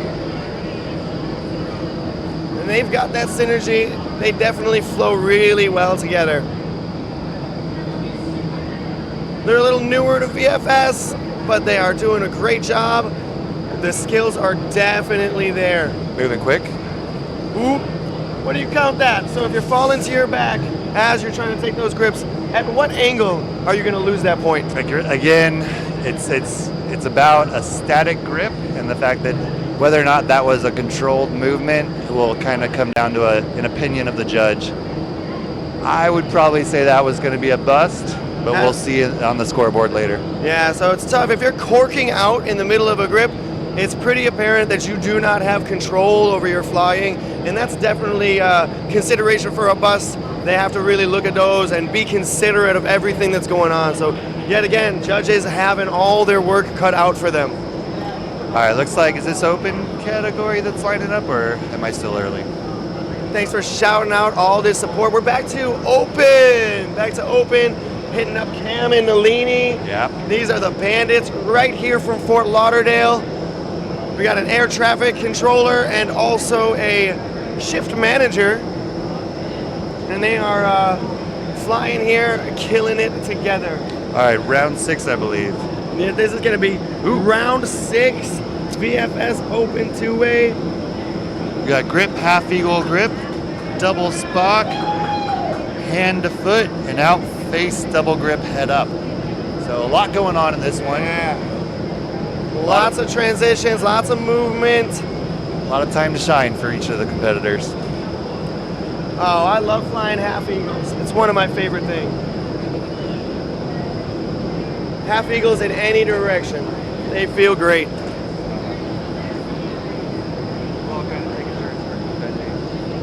Those are looking great. The levels are good. The bandits are in here and they are stealing the show.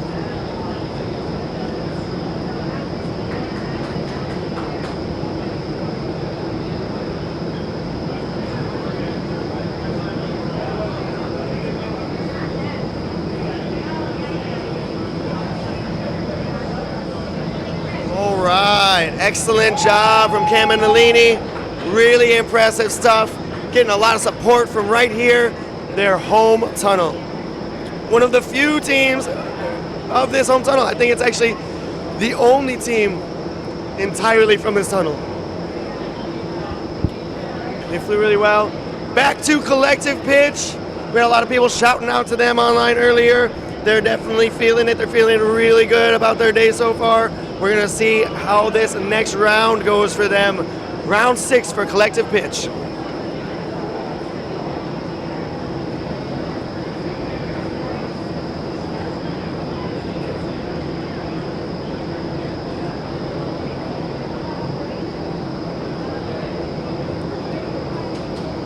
Moving very little. They are keeping this super tight. Super tight. I like it. Looking good, guys. All right, collective pitch back in. Really tight flying going on here in this round. You can see that they're not even changing levels to take those foot grips. These half eagles, they're pretty much flying into each other. It kind of didn't work in their favor that time, but that tightness, that is impressive. There's a lot of practice that goes into that. I love half eagles as you're going over the top, flying through somebody else's burble, that low pressure zone. Such a cool visual as well. Yeah. Watching your friend flip to their other orientation. Yeah.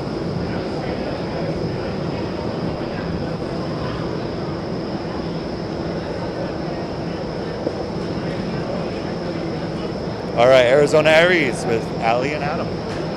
Excellent. So nice job from collective pitch on to Arizona Aries, Ali and Adam.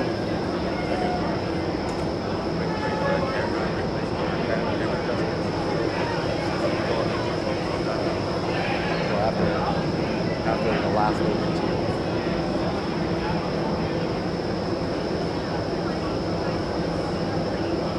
Oh, thank you so much for counting these points at home. And if you wanted to really involve yourself as much, you can do that as well. If you don't know how to count points, go check out those rules, and we will try to be explaining it as we go along, little by little. We have a 25 for collective pitch. I mean, counted by a significant other of one of those guys. So it may be exaggerated, or depending on the quality of that significant other, it may actually be diminished. Yeah. Really says a lot about the relationship. Knowing Kylie who gave that count, it is the most fair count that could ever possibly be.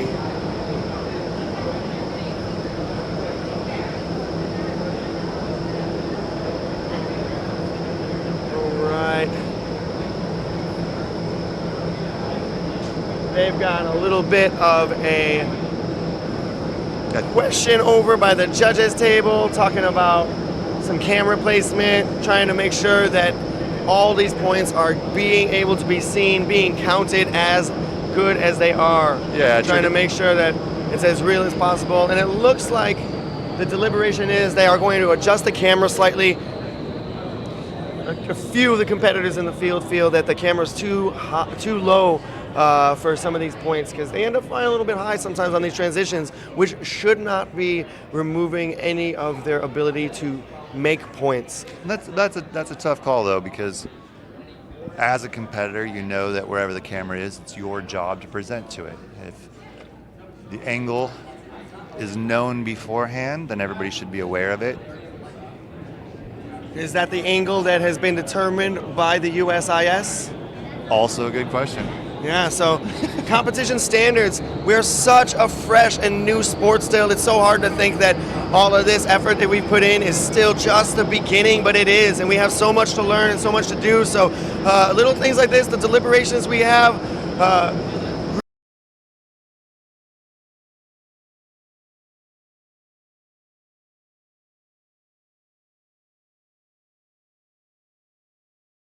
Arizona Aris. On Arizona Aris, Ellie and Adam, they're getting in there, flying these really fast points here. Yeah, they're doing well. Ooh! My bad, I jinxed them. Yeah, Put that one on me. large transition over the head like that. Those eagles, and they're hard to keep tight. Recovery was quick though. Yeah, great job coming back to it. And there we go. They definitely have these skills, and if there was no chance you'd lose it, there'd be no competition here. Everybody'd be flying perfect all the time. Excellent. A lot of times when you'll see those out-face double grips, you'll see one partner pick up and one partner present that second arm. So you'll see Really one good. That was a person great looking for presentation that. and grip. Yeah, good.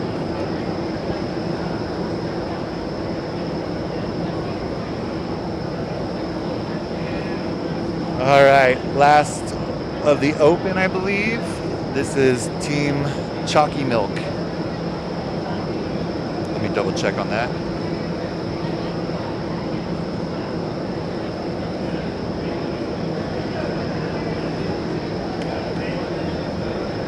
Lauren Thacker, Timmy McMaster. Since the last round, Lauren shared that the secret to her success is she gets so excited she doesn't even breathe during the competition. Barely holding your breath makes her go faster. So they only have about 60 seconds of oxygen in there. Is that right, Chris? So breathing is going to waste her oxygen. No wonder she's holding her breath. That's a great idea. Lauren and Timmy just looking really good in there. They aren't flying together regularly, so this is definitely a little bit more of a pickup team than most. Looking great though. Yeah, and you can see a huge smile on Timmy's face. He's having a lot of fun. I don't remember the last time I saw Timmy not smiling. Oh, that's true. Might just be default. But it does get even bigger in the tunnel. I love these smiley people outside of the tunnel, but watching them fly and fulfill themselves like this, it's impressive. That was a great round. Great round. Now we're on to the melting crayons. Okay, so we do have Jill two more and Sydney. open category teams here. Melting Crayons and then Team Alcock afterwards. Yeah, Lane was shaking in his boots when they flew last time, thinking, I'm not going to be able to compete for much longer. And he is not wrong. These girls are awesome.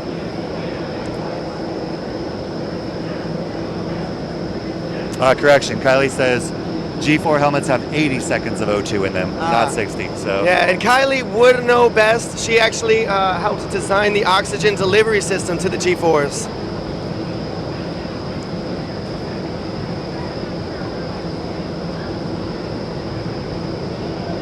all right, we've got our freestyle and our 2A dynamic competitors teaming up here for VFS Open, just crushing it. These ladies are fantastic, super inspirational. It doesn't matter what age, race, sex, what creed you are, no matter what walk of life, if you can't get inspiration from these two, you're just an uninspirable individual.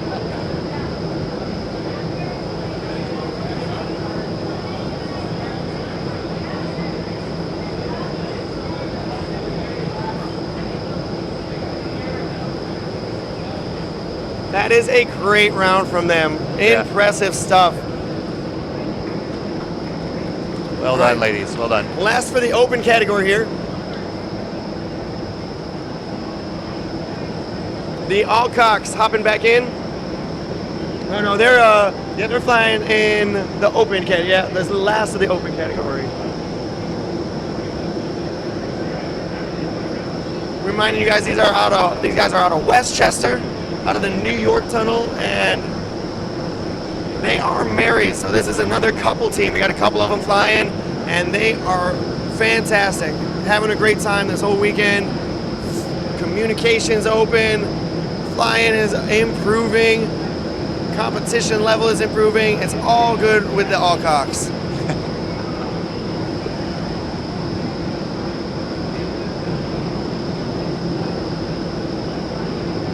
Yeah, I had a 4-way team once where there was a little bit of drama when the couple broke up, and we had a rule that we followed pretty strongly after that is you're not allowed to coach your significant other anymore. It got us through to nationals a couple years, but yeah. Risky move, ballsy move on these guys, but it's paying off. Well, and they're both instructors as well. They are, yes. So, I mean, that's passion through and through for the competition, for providing this experience to newcomers, and also for just being in the win as much as they possibly can. You gotta love that and appreciate it.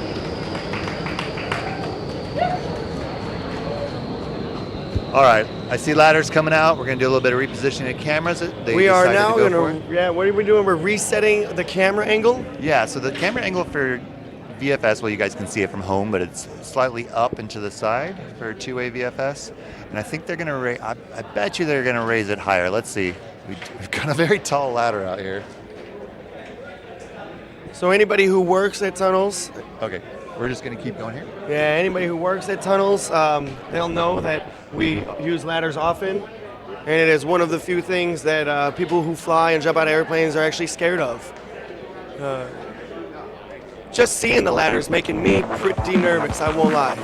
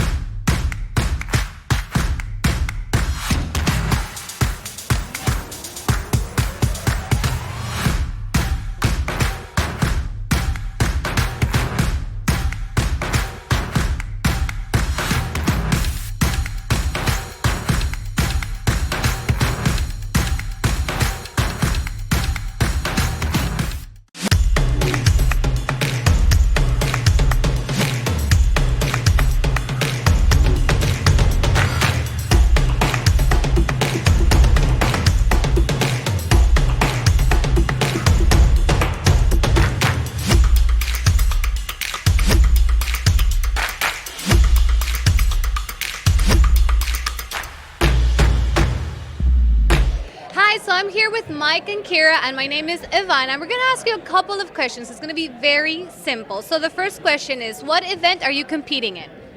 We're competing in two-way VFS Advanced. All right. And what do you like about Fort Lauderdale?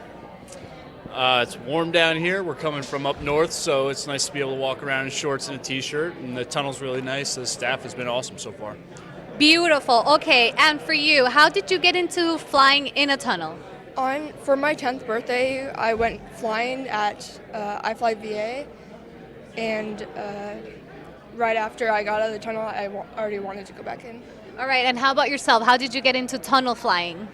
Tunnel flying, I started skydiving in 2015, and soon after I started skydiving, I ended up in a tunnel to start practicing, and a couple years later, decided to become an instructor. Oh, you're an instructor. That's beautiful. So you've been flying since 2015 in general? Yes. All right. How is it for you to fly? It's awesome. I still love it, just like the first time. How about yourself? Like the first time that you got into the tunnel, how was that sensation, that feeling for someone that has never flown before? What would you tell them? It's very, it's very fun, and it feels really freeing to be able to do anything you want in there. And for yourself, what would you tell someone at home or wherever they're watching us that they haven't had this experience? What is that first feeling?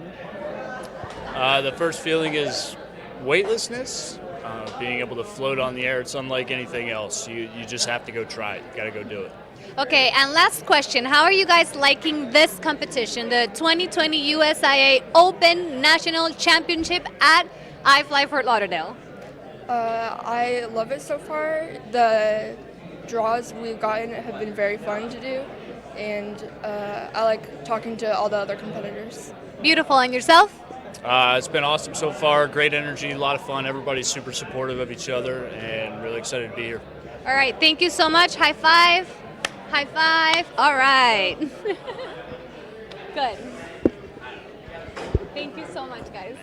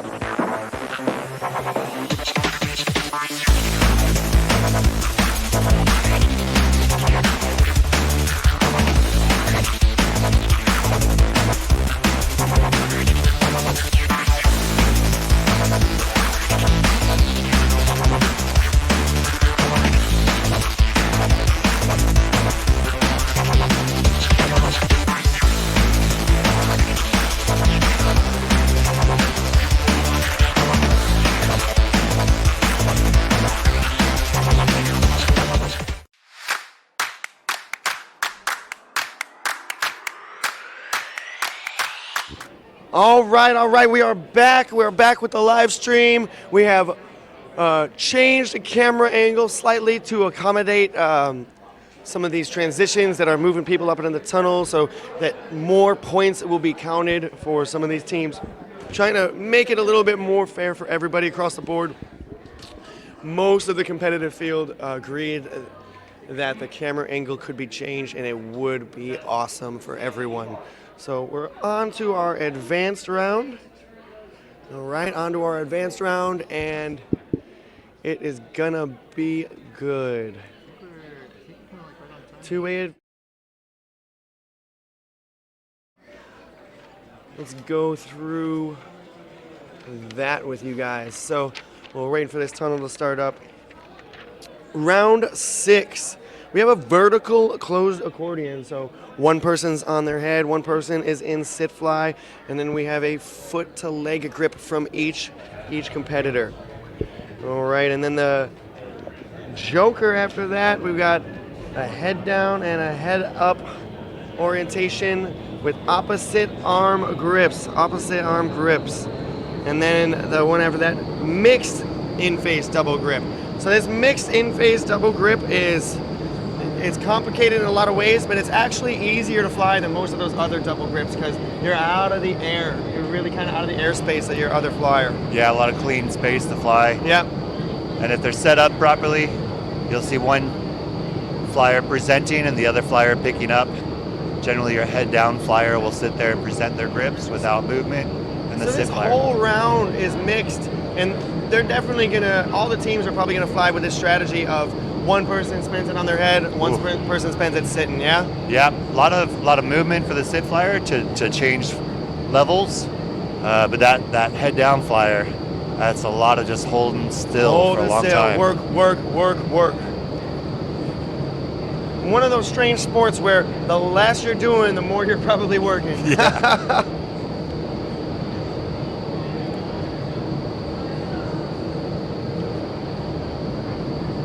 All right, for those of us getting back here, we got Keenan and Gianna, Team Flight Risk, starting off our advanced two-way VFS round. Really good. So we're on round 6 here. These teams have been working hard for a couple days now, and it's looking like everybody has found a pretty good rhythm with their teammate for sure. All right, we got Samantha and Miles, Team Longhorn Skydiving. Up next.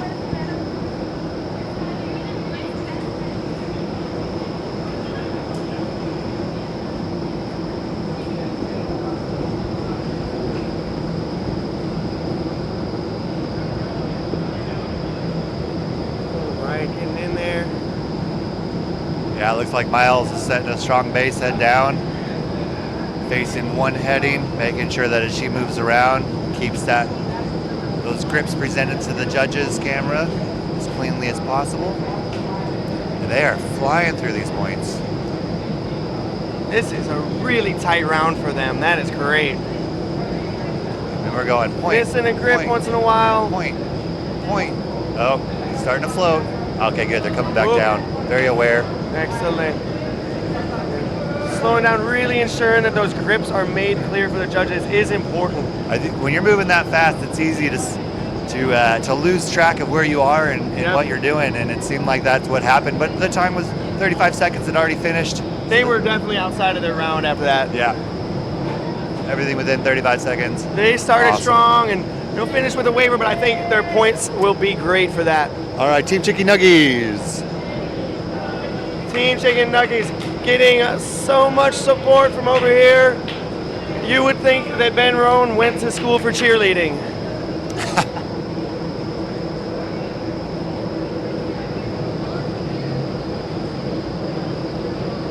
Excellent. So they've chosen Jen to stay on her head for this round. Yep. Jen's doing a great job at just presenting. When two teammates try and reach out for the same dock and grab each other, tend to call that, we got a lot of different names for it, but essentially it doesn't work very well. You're both trying to grip each other, your fingers just end up playing patty cake. So as she reaches out, she presents a closed fist, her teammate then grabs a hold of it. It's very clean, very clear on whose role is what, and allows you to move on faster. Good discipline here. A little bit of a rotation. Some of these points, That's not a problem though, right? They're not going to lose points for that. Not They necessarily. may turn away from the camera. Yeah, it looks like with the angle of the camera, they'll be able to see most, if not all, of these points, so that should be all right. Nice job, Team Chicky Nuggies. Always to the lights. Yeah, Jen Good and push. Ellie getting out of there, feeling good about that round as they should. And you can tell because Ben is all smiles right now. Yeah, he's got some clapping game going on over there. Practicing. He's actually made some signs. We'll see if we can't get a camera shot of Ben Roan the next time Jen Roan ends up in there, because he is like a kid in a candy store watching his wife fly. It's a beautiful thing. All right, we've got Team Vibe. Vibe hopping in there, Kira and Michael. We just had an interview with these two. Been flying and skydiving and tunnel If you were flying for tuned a in while. during the break, our guest host, Ivana, she was interviewing them. You got to watch and see a couple questions get answered by this team, where they're from, where they're coming from, what this discipline really means to them. So you can see that they put in the effort. These are two people who care about flying, care about being in the competition. They're not here just for fun, but they do get to have fun while they're here. Yep. You can say they've engineered it so there's very little motion. They're just staying mostly in one spot. Boom, boom, boom. These points are coming fast and furious. Yeah, that minimalist movement, it looks really clean when they're flying like that. Those are always my favorite ones to fly, just because mentally and physically, you're really pushing yourself to the limits as a competitor. Yep. Great round from Vibe. On to the next team, Unicorns in Matrimony. I got a little chance to say hi to Greg in between these rounds, and he was saying, yeah, my wife really likes to focus, I gotta get back. That was all I could get out of him, because she has him on the competition leash right now. Yeah, when you get in there, you are no longer worried about your love relationship, because this competition relationship, being two competitors, trying to get these points, trying to make sure that you fly your best, that becomes what's important to you. As soon as they get out, they'll get back to loving each other, though. Yeah. It is. When I'm competing, I put on the blinders. There's nothing outside of the next round. Yep. So good on her for keeping him honest. You know, he's not big in competition. He hasn't done a lot in the past, so she's helping introduce this sport to him and keeping him disciplined at the same time. And he's as excited as can be, I can tell you that. And it's paying off. Look at these guys go. Yeah, this is a great round. Very little rotation, actually. For less than 40 minutes of training, these guys are crushing it. Yeah. Their 35 seconds is probably up at this point, but they're going to keep pushing themselves to the end. That was great. That was absolutely classic round from them. They're going to want to watch that maybe 10 times when they get home. High fives all the way out. Nice. Up next, yours and my favorite team name. Ass Tat. Oh, yeah. Yeah, and we've found that this is definitely a money tattoo that is somewhere on one of the bodies of these competitors. I'm going to guess the foot. Left foot, maybe? Probably the foot. Yeah. I assume it's on the foot. Jokes get worse from here, folks, so stay tuned. Make sure you're always tuning in. But the team assets in there looking real tight right now.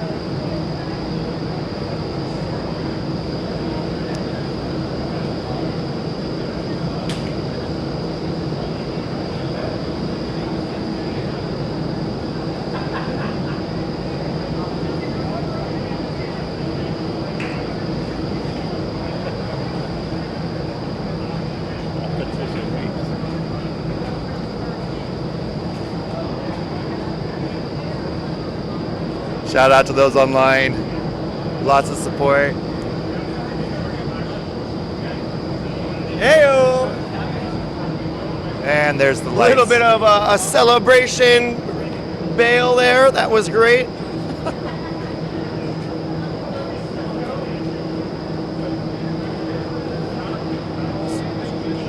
we're about to hop in with Team Synergy. They're gonna go tear it up.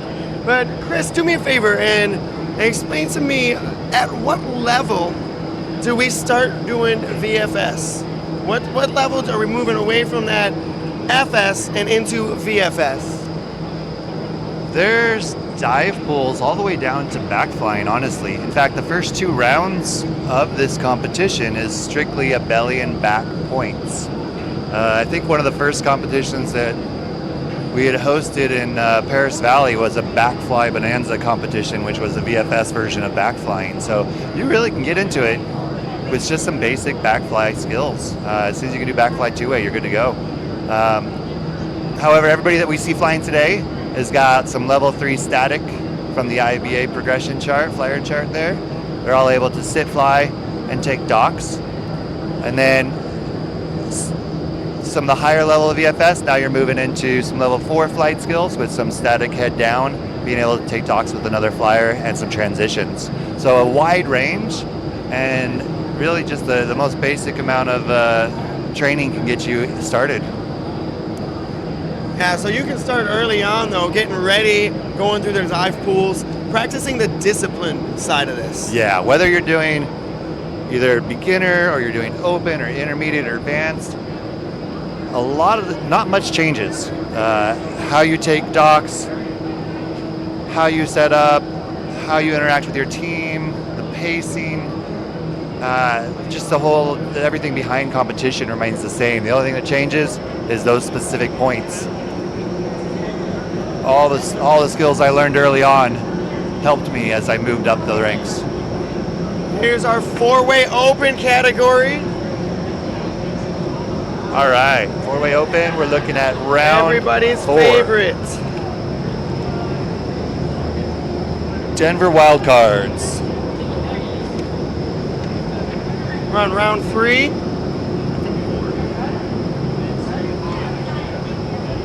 Yeah, we're looking at round 4. Round 4, 4-way VFS open. See, that look like a claw.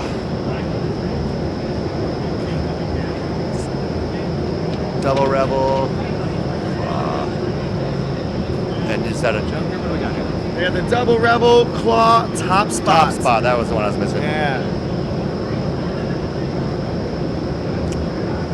Yeah, they're happy. That was a great round. Looks like great one of them. round from these guys. As soon as the lights flashed, I think I saw one of the team members clapping. They're happy with that. Very nice. As they should be. That's a good round from them. We'll see who comes up next. Looks like a piece of tape off of one of your team's helmet came off and came back up and latched onto the cable there. Pretty sure that was Collective Pitch's problem. Yeah. Yeah, they're leaving trash everywhere for everyone. Litter on the field. Not cool, man. All right, on to the Dutch Rudders out of Utah. And as Chris mentioned before, they are here solely to beat the Denver team. That's really, I think, everybody's goal should be. Yeah, if you're not here to beat Denver, why are you here? Yeah. Rethink your choices in life. Is this double rebel into the claw here? It's a more open formation into that top spot. A lot of quick blocks on this one, not a lot of movement on them. Double rebel is a little bit challenging when you have 2 people out facing. That out face position, as people are grabbing your arms, can create a forward drive, driving you outside, so you're having to balance that and keep yourself stationary. These guys handle it like champs. Ooh, it looks like they might have moved forward without having that one complete. But the time was out by then. They were close to the lights anyways. It's a good job from them. Great effort. These 3 VFS Open teams are all really killer, Chris. This is definitely going to be a tough competition for all of them to keep up with each other, keep up with themselves even. You see Cora over there geeking the cameras. That was Stephanie Strange. Yeah, she's loving it. iFLY Utah. She's Skydive Chicago. She's representing. If you guys are from iFLY Utah or Skydive Chicago, send Stephanie some love online. She's going to be feeling it for sure. Now we only got 3 4-way teams, so we have a lot of 2-way teams this year. And that tends to be pretty common. It's hard to get a four-way team together, and the skill level between two-way and four-way is a big jump. Huge difference, yeah. I'd say two-way is more exhaustive because you're moving a lot more, but four-way really takes some good teamwork, some good synergy between everybody. A lot of effort put into just making this look smooth and easy. The amount of trust that other people are going to be where they need to be, when they need to be, it's a lot. It's really intense.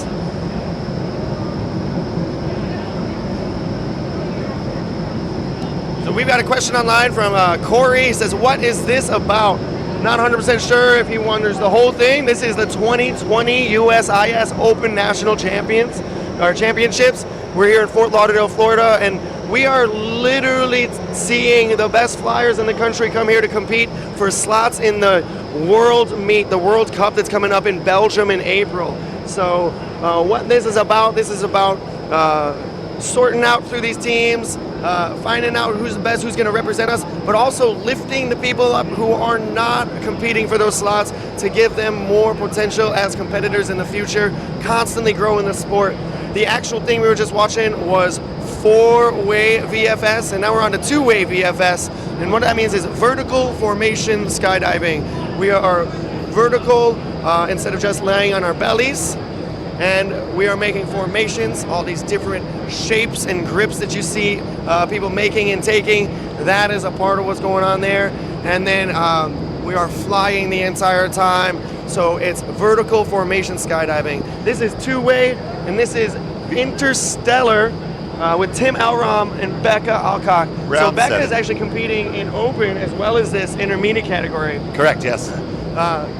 So would this be a player-coach situation? Could be. I definitely see some potential and some learning with her partner here. She's given him a mix of some of the easier slots as well as some of the more challenging slots, so you can see he's developing. And a little bit of goofiness at the door there. All right. They're having fun on this intermediate Still team. having fun, even after putting all that effort in to fly a really good round. Then you see their Alex Jordan in the background there. He also works at New York with them, giving a few tips and pointers to her teammate as they're coming out. So a lot of learning, a lot of sharing going on. Yeah, I had support an from each other. opportunity to talk to him earlier, give him a little interview with his teammate in there, and man, he's just such a good guy. He's awesome. We're glad to have him here. Ty and Audrey. Ty has been flying a lot with a bunch of different people, really opening up his ability to fly in different styles and at different levels. So it's really nice to see him in there pushing himself. Ty and Audrey are in there definitely killing it.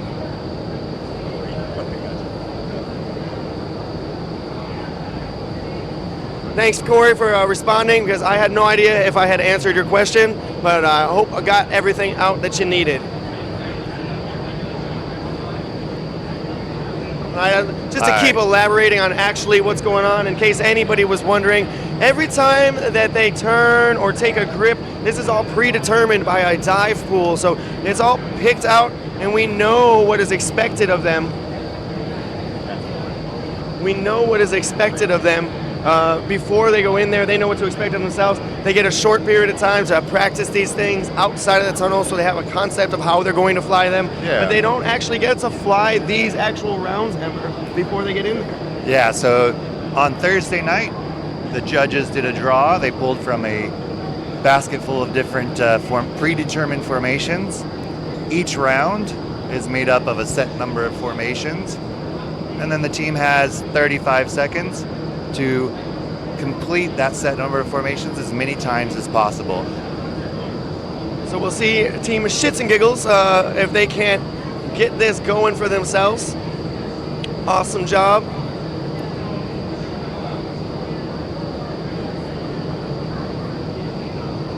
Nice. Really clean from them. Remember, they've only been flying together a year. They look like they're definitely going to keep competing for a while. We'll see some more from them for sure. Yes. One thing you get from first-time competitors is just this raw enthusiasm to even be here in this space. The need to win doesn't start until you, I guess, maybe get your first win, and then it becomes something you really desire. Yeah. And once you get that desire, there's no stopping you. You have to keep competing. There's somebody here yesterday. It's his first competition. He's been working up to competing for the first time in the last year and a half, or 2 years now, and he ended up finishing the first day in the top 3, which was way beyond his expectations. Talking about Brennan? And it went from just being a little bit excited, to all of a sudden, we might have this. So you see this flip switch. I think we're going to see him for the next 5 or 10 years chasing after that gold. I talked to him early on in the day, and he was really here to have fun, just excited about everything. And by the end of the day, when he found out he was in 3rd place, I'm pretty sure he was eyeing my job just to be able to get the wind tunnel time that he needed to keep up with his ambitions. All right, Define Gravity, the team Define Gravity with Nicholas and Alex. Not defying gravity, define gravity. Yeah, I think it's 9.81 meters per second squared. Yeah. If you would like a real definition. The attraction between 2 bodies of mass. I don't know. Oh, I was thinking about the gravity on Earth. Yeah. We're getting really basic with it. I like it. But they have defined gravity here as something that they can resist and create a really powerful connection between each other. Interviewing these two, we've been talking about this the entire time, but this is one of those few sports where kids and adults can compete together. And you're talking about someone who's 40 plus and someone who's 12 years old. Nice. And they are friends like you couldn't believe. They support each other. Do you think they play? Help each other to be better. They play Xbox together, you think? They probably do play Xbox together. I guarantee that Nicholas has gotten Alex playing some Fortnite in his free time. Nice round from them. Nick's only been flying for 7 months. No kidding. Yeah, that little guy only 7 months. How impressive is that? Really good stuff. Yeah, really, really well done. Awesome. We're getting a lot of love from the Northeast. A lot of love. We got people saying that the Northeast teams are a great thing to see, but who didn't expect people to come out of that weather and fly down here in Fort Lauderdale? Yeah, I think it's snowing back at home for me, so I'm loving this. Ty's back in there again with his other teammate, Olivia. Olivia is newer to competition. She's really loving being here as well. So these two are people we should definitely keep an eye on. If you're looking and saying, this is pretty good, you have no idea what is to come from these two. It's going to be really impressive. I'm a big fan of that hand-to-head dock right there, right? Boom, right there, because it's a great time to just smack your teammate in the face, and it's totally legit.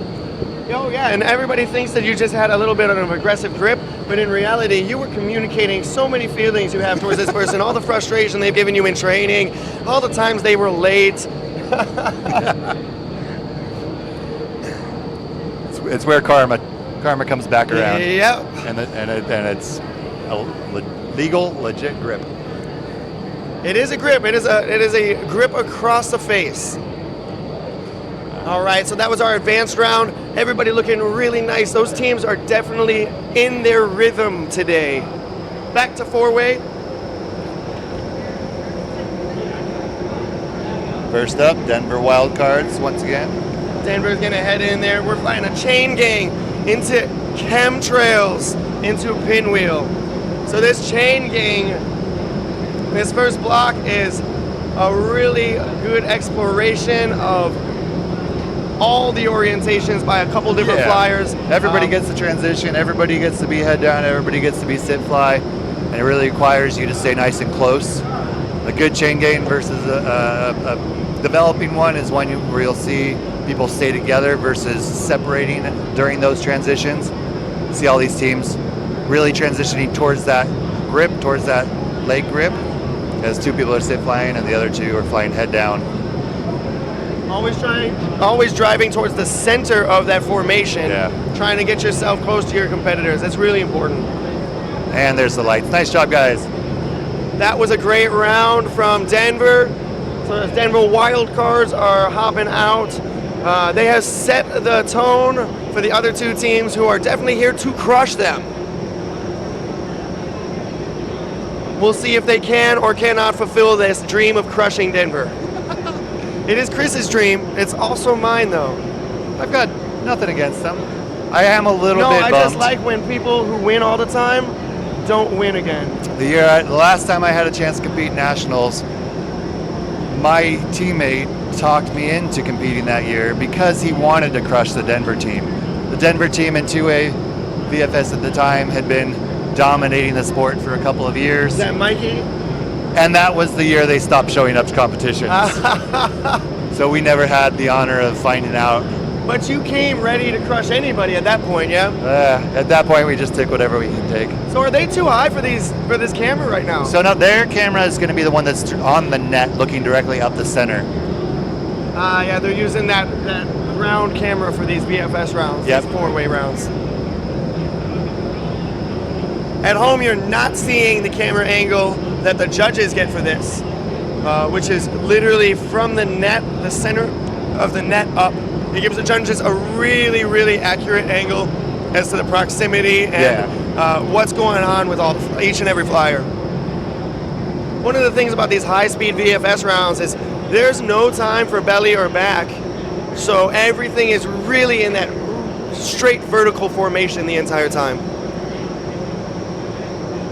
All right, here's Core, the third of the VFS 4-way team setting up right now. Mark on deck, ready to go. Oh, Michelle Kennett shouting out to Denver. Throwing them some love. They are flying real well. Here's Core getting in. See all three teams before they launch that first point, they set up on the net with it half built already. Gets them to that first point faster since the clock begins the moment they leave the net. The confidence in these flyers is wild. They are flying through this in every way. It is so impressive to see how fast they can get through all of these pages. Yeah, they don't leave a lot of space between each other too. They work through the traffic of the other bodies through the air really well. So when you have to fly a piece like that, Chris, how imperative is it that the other piece is really coherent, or each piece is coherent of each other? Well, and this one that they're moving, it's kind of like two cogs. And as one person goes through, if the other piece is not moving, then you end up out of position or impacting the other person. So the timing, so that the two pieces can rotate through each other, is very critical. If you wait too long, you're gonna smash. If you go too early, you're gonna smash. Yeah, a lot of potential for smash.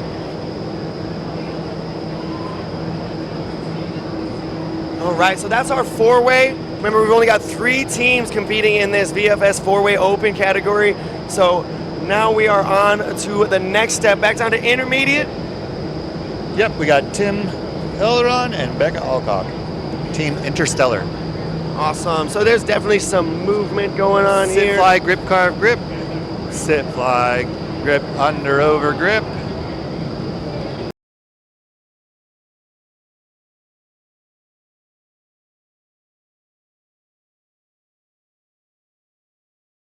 Stay within 10 degrees of his initial orientation when the initial grip is taken in order for the final point to count. Each of these moves is worth 2 points. There's one, carve around, and then the second point of that. Now the point first, under, over, and then the second point. Boom. You'll see what looks like a little bit of patty cake there. It's because they're closing out one point and starting the next point. Excellent. Yeah, a lot of movement in this round. So. Yeah, Becca's probably breathing heavy right now. Yep.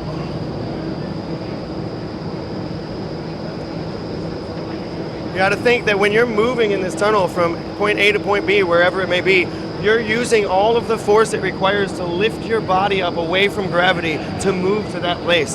It's a lot of control, muscular control, mental control. Yeah. There's a lot going on. It doesn't often look hard, especially from afar, but these guys are working real hard to make this happen. All right, Ty and Audrey getting in there.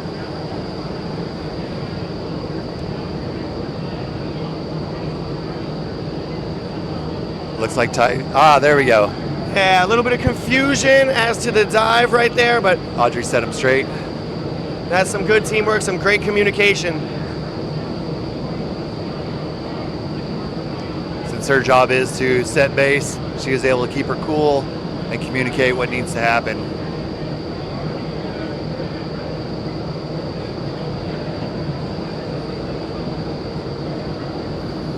You gotta love that the NBA didn't get these two. A lot of tall, skinny They flyers. are so tall for kids, yeah.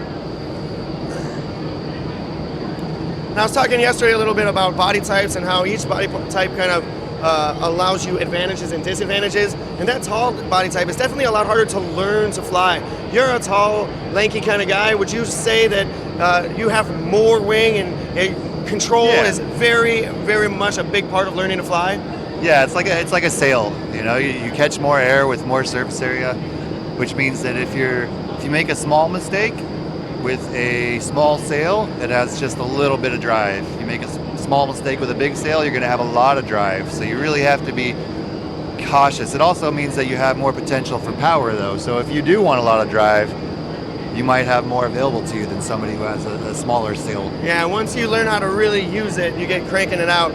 I'm really interested in seeing some of these kids fly and get bigger and learn their new body types as they're flying. So You do. You see them start out with these low wind speeds and slowly working it up over the years. they build up a little bit of mass and they still have all that power control. It's pretty impressive. So Team Shits and Giggles here, Sabina and Emily taking it slow, being really clean with their flying. You see her grip's a little bit different than some of the other teams. Instead of facing the center, she carves around.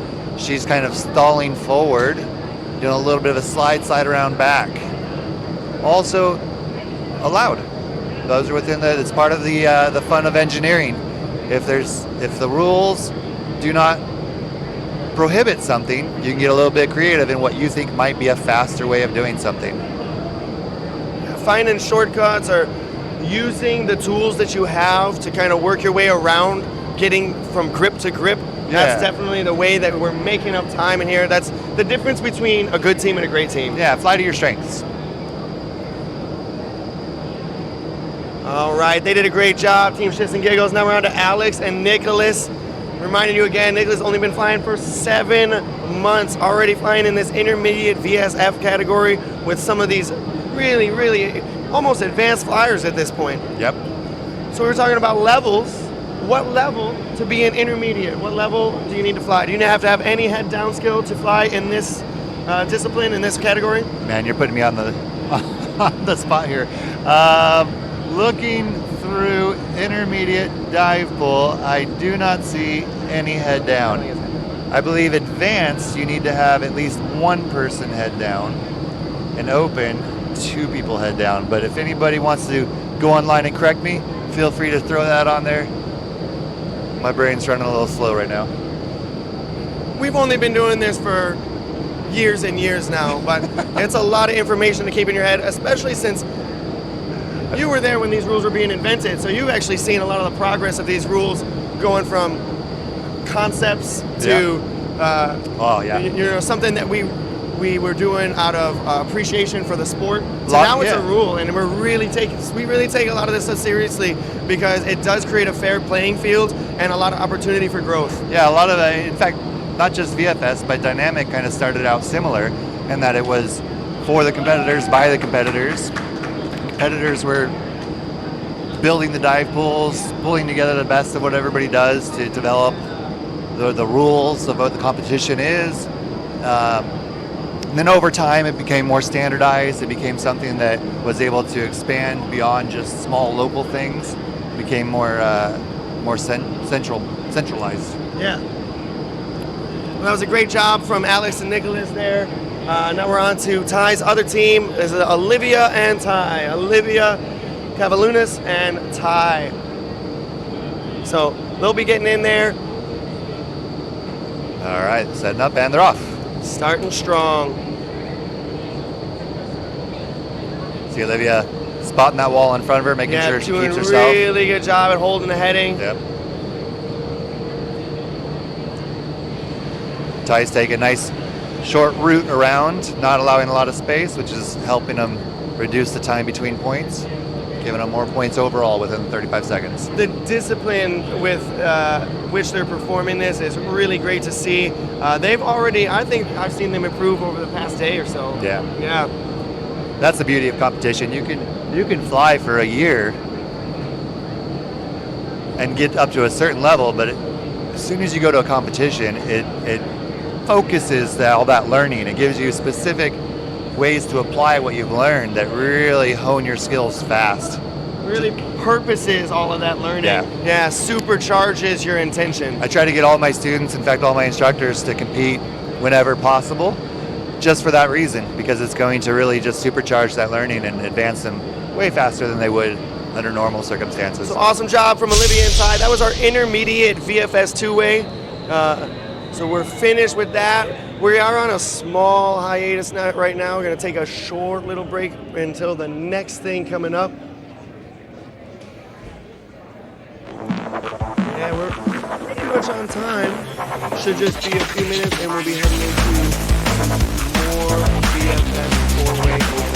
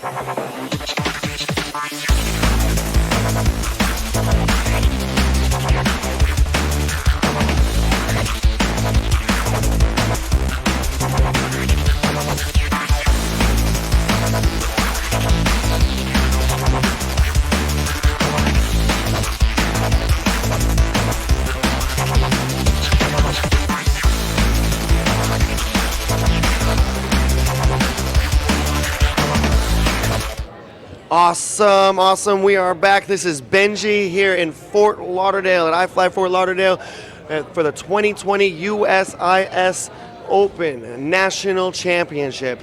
This is a big deal for a lot of flyers. We are ready to get started with round 7 for vertical formation skydiving two-way open. We're starting with Cam and Nalini, the Bandits from right here in Fort Lauderdale. Home turf flying. So we've got these cameras issues fixed. All the competitors are feeling really good about what's going on. And the big step now is finishing up the last couple rounds. All right, round 7, two-way VFS open. We've got grip, carve, grip, single grip. Round 8. Nope. And then grip, over, under grip. Cool. A lot of sit fly in this one. All sit fly in this one. There we go, starting strong. She's holding that heading. Very similar to a round earlier that we saw in... That was the advanced round. Yes. Yeah. Very similar to that advanced round. So we should see a lot of the same ideas being flown here, but they're going to be flown maybe a little bit more aggressively. The points that they pull from is one large pool of points, and then they just limit it based on the category. So all the same points you'll see in intermediate, you'll see in advanced plus a few more. All the ones in advanced, you'll see in open plus a few more. So yeah, and you see Cam standing up to make that orbit and to really, really make the orbit concise, fast, and controlled. What does that standing up do for you? It goes back to that surface area and that drive. He creates a large wing with his body, which gives him more push, more drive from the air. Really gets him moving fast. If you'll see, any teams are doing it where they're in more of a sit-fly, traditional sit-fly position where their hips and their knees are bent. Not as much drive, but more stable. So that's the downside, is if Cam gets moving really fast, his stability could get compromised a lot easier than if he was in a stable position. So there's a balance. Everything in here is a give and take, yeah? Yes. Awesome. Collective pitch hopping in. These guys making jokes, changing team names. It's almost like they're having fun. I think they're having almost too much fun, if there was such a thing. Looking good. So this carve, just like Cam's, really extending and opening up his body. We should expect pretty much all the competitors in this field, in this open class, to be doing that, yeah? Yes. Ooh, that was a tight transition. Going right over each other's heads. It's over, under. Oof. Very close. That's Brad's nice. about to get kicked in the back of the head, but I know them really well. They do that normally, even when they're not flying. Yeah, if you're not kicking your teammate, you're not trying. Oh, he's shouting out love to his lady, being weird about it, showing off some skills, surfing. That's heavy. Now that is heavy. All right, there's the lights, there's the timer. Head on out, boys. So I think we found out where too much fun is. That's about the level of too much fun. Again, it's about balance. You got to know both sides of the balance to know where the center is. Those guys do work hard, day in and day out, making sure that they have the skills to still be able to enjoy this at the level they do. Next team up, we've got Arizona Aris. Arizona Aris, it's Ali and Adam. They've been really consistent in their flying today. Let's see if they can pull some more out. Good entrance. See, they're taking more of the stable route, but they are flying very tight on that under over the first half of it. Staying close together. I think as they get further into this, more points throughout this round, you'll see him starting to press that a little bit more every time he carves around her. They're getting a really nice rhythm here. Now he's really starting to extend himself, finding his stride, trying to get as many points as he can before that 35 seconds expires. So we see his really wide leg flying style versus her a little bit more narrow flying style. Is that a body type issue alone or a body type thing alone where they're flying for their body type? Well, they're probably setting the wind speed for what she's comfortable with. They're flying about 94%. It might be a little bit low for what he wants, which means that he needs to fly a little bit more spread out to catch more air to lift him up. He is definitely a more dense, heavier flyer than she is. So he might lose a little bit of the speed he has potential for there, but she's never going to cork out. She's going to feel comfortable. Yeah. It's going to increase their overall score and their overall confidence as a team. As a team, they've decided that that's the best formula to move forward. There's a lot of decisions that need to be made before you even come to a competition or get in this wind tunnel to compete. Yeah. Who we got here? Team Chalky Milk, Lauren Tucker. Chalky Milk. McMaster. Yeah, so Timmy's getting in there and Lauren, Timmy and Becca Timmy and Lauren are a pickup team, essentially. She's had some coaching from him, but they've never competed before together, apparently. That's right. Yeah, that's pretty awesome. In fact, they met to talk about the competition. They've both competed with quite a few other people, though. Yeah, So- Lauren's a regular at nationals, and Timmy's been in competitions all around the world. So this kind of challenge is really right up their alley. Yeah. Putting their personal skills to the test with somebody they're not 100% comfortable with. Yep. It's a good way to take you out of your own comfort zone, even with experience. And they're flying great. They look like they probably have flown together before, but that's just that latent skill. Yep. Great job from them. Great job. On to our next team.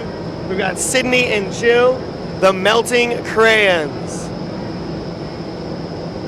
Still trying to figure out that name. I'm going to have to get them over here and talk to them later. I don't know, I saw YouTube where they melted crayons into a table and made this pretty rainbow thing. Yeah, it looks I really don't know cool. if that's where they get it from or if it's just because it's what kids do nowadays. Who knows? I did talk to Jill a little bit between these two rounds, and Jill is actually saying that they are a pickup team. They decided the day they got here to do this. Oh, fantastic. Never have they competed together before, but yet again, this is another one of those teams competed with a lot of other people in a lot of other disciplines. Yep. Really putting their skills to the test with this. Yeah, I think that dynamic experience, when I see Sydney carving around Jill versus some of the other two-way teams carving around, she's really has more of a dynamic sit-fly carving position going on there. You see her legs are kind of crossed a little bit, her hips are turned. She's really kind of laid out with her head kind of tilted. You'll see that a lot. Super exaggerated, yeah. But it gets her there quick. She's moving fast. So the principle on that, if she goes to her back on that over-under instead of staying in a sit-fly position, totally good, right? Nothing wrong with that? Question mark. Leave comments if you disagree.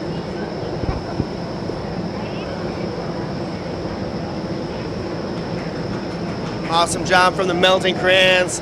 Now we're on to Team Alcock. So this is Bobby and Becca out of the Westchester Tunnel.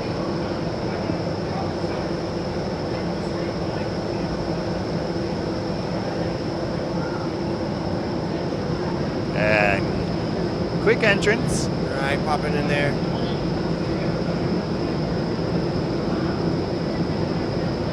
Oh. Boom, boom, boom. Yeah. These docks look solid.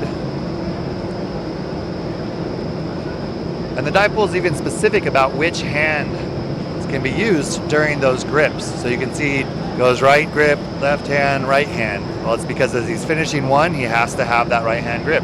The next one requires them to be opposite arms, so her right and his left. So he has to switch arms for the other grip at that point. They're doing a good job of presenting those.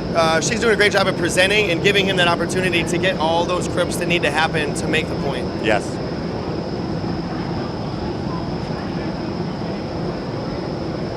Blowing off some steam with a little bit of follow the leader, and out they go. Nice job, guys. Really good job from the Alcocks there. All right, now we're on to Gianna and Keenan are back.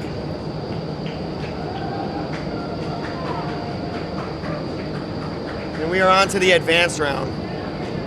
Round 7, two-way VFS advanced. What do we got in round 7? What's our draw? Seeing a totem? Round 8 for two-way VFS. Totem was our first point. Round 7, yeah, there it is.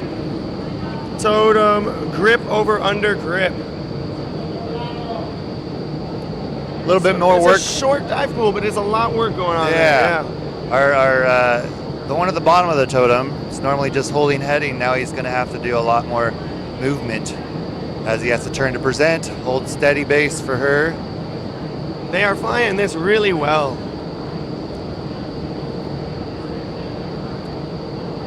Part of when they're setting up the over-unders is to not do it too low. I know they try and stay low because it's cleaner flying, but if they go too low, they're going to end up bouncing on the net. Yeah, you catch that net, it can really slow you down and throw you off. Yeah.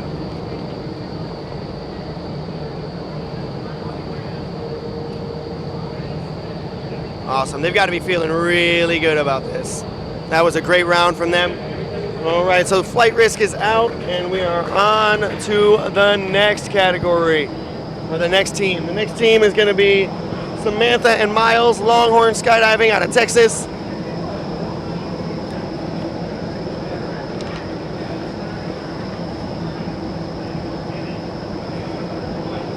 All right, video set up.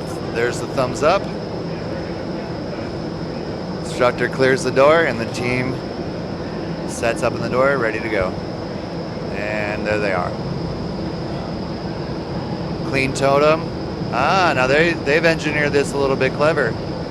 So when it comes to the grip over under grip, they're running on the assumption that it's just the grip that matters and not which direction they're facing.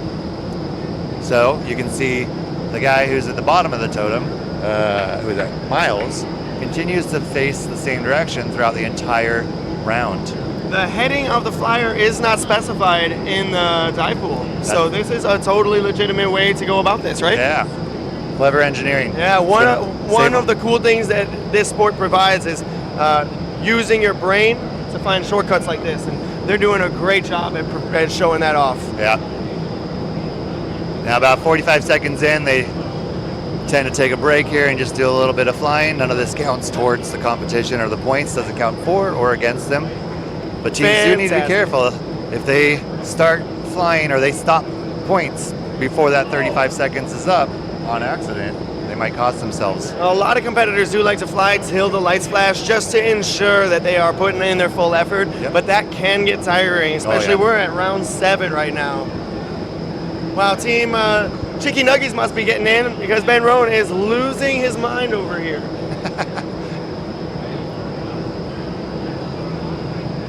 Oh. Okay. Looks like they've got their groove and off they go.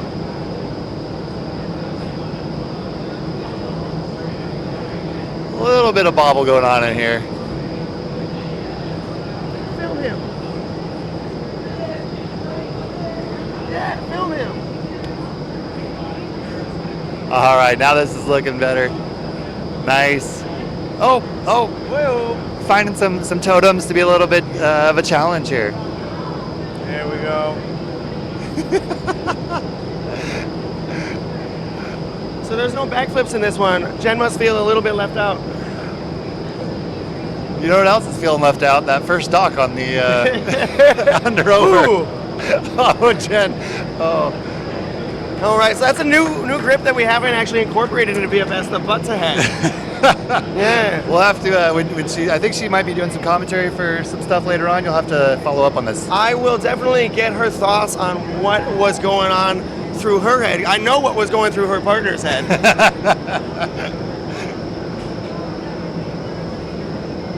I'm going to join team no comment.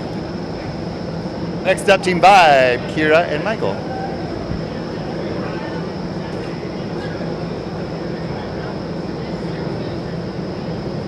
Now this is an interesting start. Lifting right into that totem. That was beautiful. Yeah. So the point didn't. So he helped guide the foot to his shoulder, and then the moment he let go, as long as her foot is there, that's when the point counts. And that's great assistance from the coach here. Michael's definitely got some competitions under his belt. He knows how to do this. Really, when you're bringing in somebody who doesn't have as much experience in the competitions, anything you can do to assist them to lift them up to this level is amazing. Yeah. Maybe we'll introduce him to Jen's teammate, and he can give her some pointers.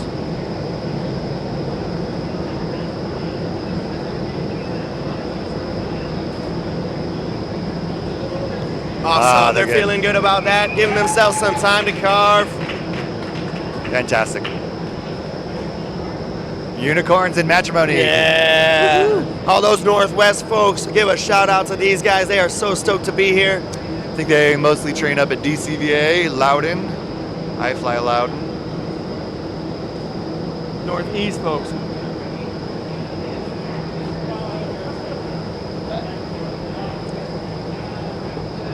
And they're off. Oh. Little fumble with that first grip. It'll be questionable. That looked good. That looked good. Him reversing into that totem is a really strong move on his part. Yeah. That's some great flying, great partner flying. The bottom of that totem really kind of needs to just place themselves, and if even possible, kind of push into the feet. That top person, it's really challenging because they're higher than someone. The higher you are, the more that low pressure, that burble is. You're gonna feel that wash for sure. Yeah. You'll see competitors kind of get almost sucked into the top, over the top of someone because of that. Really good, just rolling into that right out of the grip. Yeah. I really like the way they're performing that. She's doing a good job mostly of staying low and lifting her feet up to that totem grip. Time's out, so they're just having fun. That's not going to count towards their score anyway. They were having too much fun in there. That was awesome. Yeah, really good stuff from the victory spin. Unicorns in matrimony.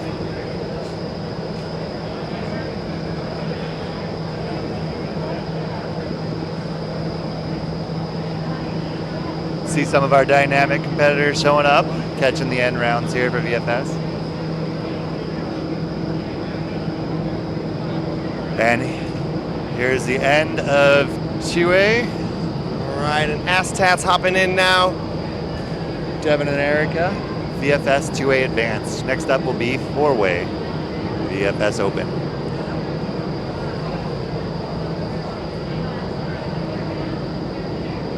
Ooh, So nice. you can see it's taking a little longer for that totem for them. He's not really flying backwards. He's just kind of waiting for her. Yeah. And those are the split seconds that are going to count in these later rounds. Yeah, he's working hard to maintain position by looking forward, but he doesn't quite see her, so he's putting a lot of that work on her, which is good experience for her. But I think their next iteration, as they grow and change, will be a little bit more sharing that workload. All right. Nice job, guys. Very Awesome smooth. job, Astat, and everybody in that VFS two-way open category we just saw. Really good stuff. On to the four-way. No, wait. One more. My bad. It's my favorite dress team. Synergy, yeah. Oh, yeah. I did not mean to forget about Chris's best dressed team. He gave them that superlative already, but they will be hopping in and finishing up this open VFS category two-way. Yeah, VFS open two-way. Or advanced. One of those. Or advanced, yeah. I like their under-overs. They're really tight, really close together.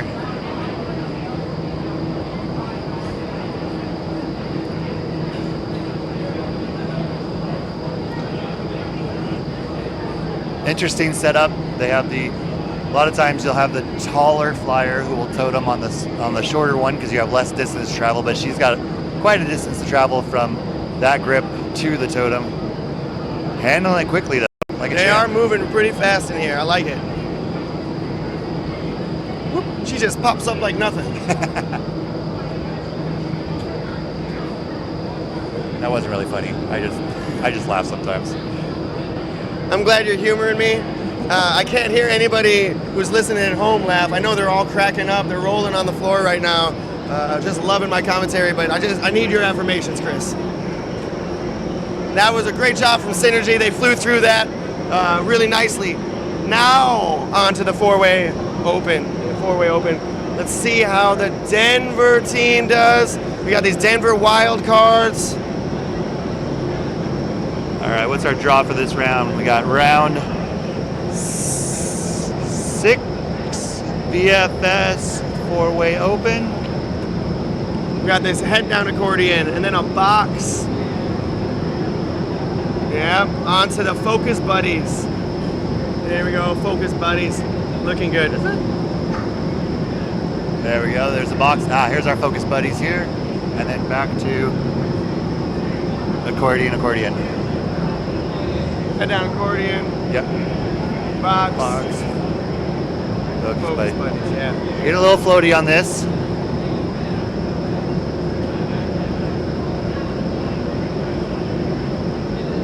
Once they start getting up to that ring, the air starts to diffuse, so it's not always as advantageous to be that high.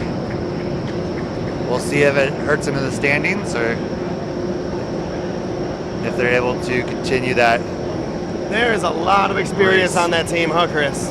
You betcha.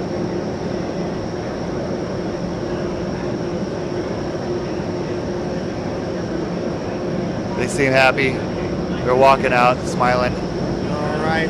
Representing iFLY Utah here, the Dutch Rudders. Strong start.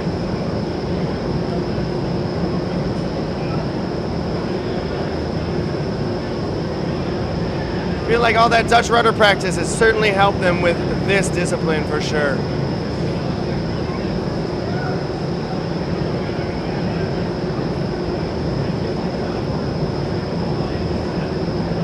They're looking really clean. We can see they're staying lower. They start to float up and everybody as a unit comes back down, reminding themselves, be calm, be smooth, be in control. Really, you want to be on level with your cross partner. You want to be able to see them. When you're taking grips, you see them taking grips on legs. It's almost that you want to be able to see the bottom of the shoe of the person you're taking grips on. Kind of helps you determine where you want to be at. Really good job from them. Cranked out a bunch of points on that one. Here we go with STC Core. They have been flying through this today, through this. Make sure you're shouting out, supporting. They're sending love to you guys on that camera. Everybody's trying to throw some sponsors in there. Love our sponsors. All right. Sponsored by hard work and dedication, is that right? Heck yeah. And they're off. And I love a good sharp turn. You see those head turns as they go through the center, spotting where the other side is so that they don't drift apart. They are looking great in there. These guys, when I was talking to them, I asked, who's your nemesis, who are you competing against? And they said, you know what, they're competing against themselves and honestly, Russia. They're looking forward to Worlds, the international competition. They've got some stiff competition coming from other countries, so they need to keep their speed, keep their skills up as high as possible so that when they meet them on the international ring. They're competing to stay competitive. Yeah. Because this flying, it's top notch. This is world level flying we're seeing right there for sure. Yep.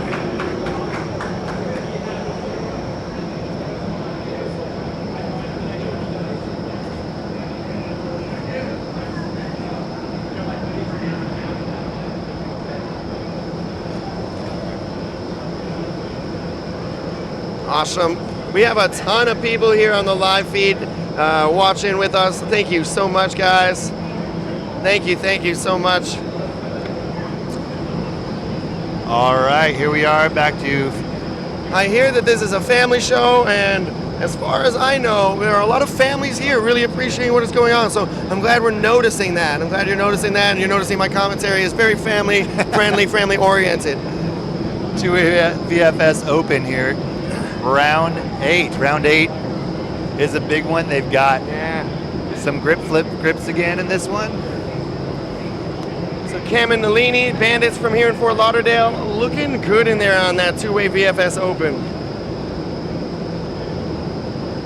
That, what is that, a soul to soul? Lot of level changes that are needed to pull this off. Mixed grip flip grip, that's a great thing to fly. I love flying anything where you're mixed. Eagles, flip grips, really good. They killed that round. Yeah, these guys should be These happy. guys gotta be super proud of themselves. Finishing the competition strong. We did 8 rounds for Open VFS two-way, right? Yep, So this is the final VFS two-way round. Unless we need a tiebreaker. Yeah.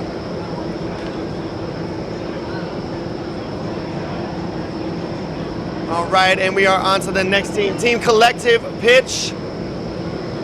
Brad out there showing love to his lady. Tyler showing love to me, I would say, but Kylie's out there as well, probably getting a little bit of that. These guys are about to get in, and we'll see if they can keep it together for round 8. Ooh, right off the bat, flying strong. Doug Pachalski online pointing out Justy Hanks has got an awesome helmet, and I agree. That was the first thing we said when they walked into the building yesterday. I want him to do all my helmets for me that's sharp. Also, hey Doug, long time no see, buddy.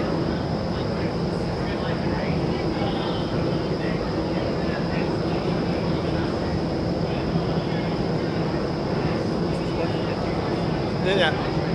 Collective pitch flying here. Looks like they're flying a little bit with low wind speeds. We'll have to check with their teammates and see how they feel about this round for these guys. Time's up. It's time to surf. That is heavy. That is some heavy D going on there. Hope we're getting photos of this. Front and center, top of the feed. Yeah, SpaceX should be jealous of these guys. Those Falcon Heavies got nothing on them.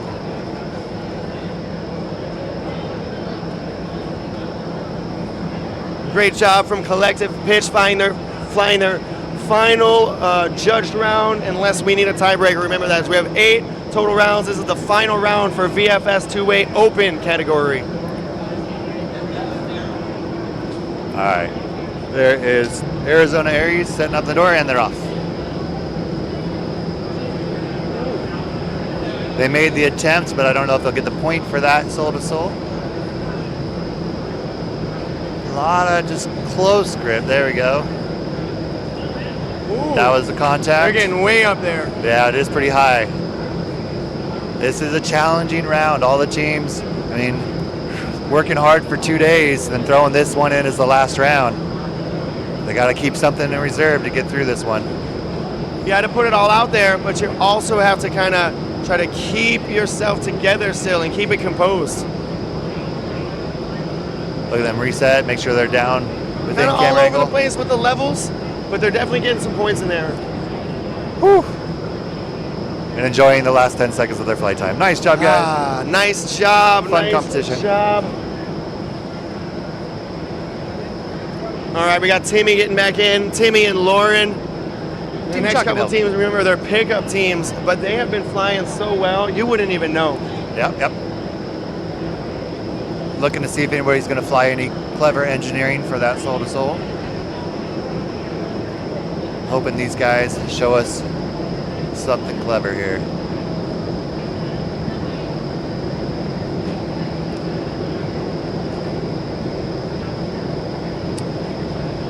Timmy's got some good flexibility. He gets that front leg down nice and low for Lauren to stomp on soul to soul. Yeah, really reaching to allow that grip for her.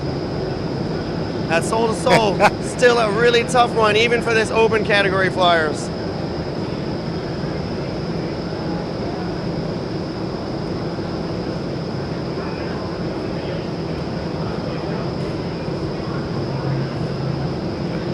There they go, they got it sorted out. Nice front flips, Lauren. All right. Had a good run there, a couple slip ups, but Overall, this round is definitely a tough one. These guys are working hard to make sure their last round is their best round. Yeah, you can see them putting all their energy into it. Not as many victory laps afterwards. They just exit because they are spent. Right now, Sydney and Jill, maybe the youngest pickup team in history in the VFS Open category. Could be. Maybe, yeah. They are on fire, though. That's what I heard from someone. Their confidence level is through the roof. Powerhouse of a team. Oh. Okay, now we're back on. Yeah. Sydney had to course correct a little bit. Remind her teammate what that next point was, and off they go. Nice transitions. Everybody's staying centered. We're talking about that soul to soul and some of these double grips. Their ability to fly in such an unorthodox position makes it so much easier for them to take these grips, and it doesn't look like they're losing any stability. It's really impressive. Yeah. I wish I had that flexibility. There is something called stretching, Chris. Yeah, I've also heard of that too. Don't let Chris fool you. You can be old and still flexible. It is possible. It's a lifestyle choice. I admit it. Great job from them. Great job from them. Those two have to be so proud of themselves. The whole community is really proud of them and how far they come, how they're uplifting everybody here. It's really awesome. The Alcocks hopping in.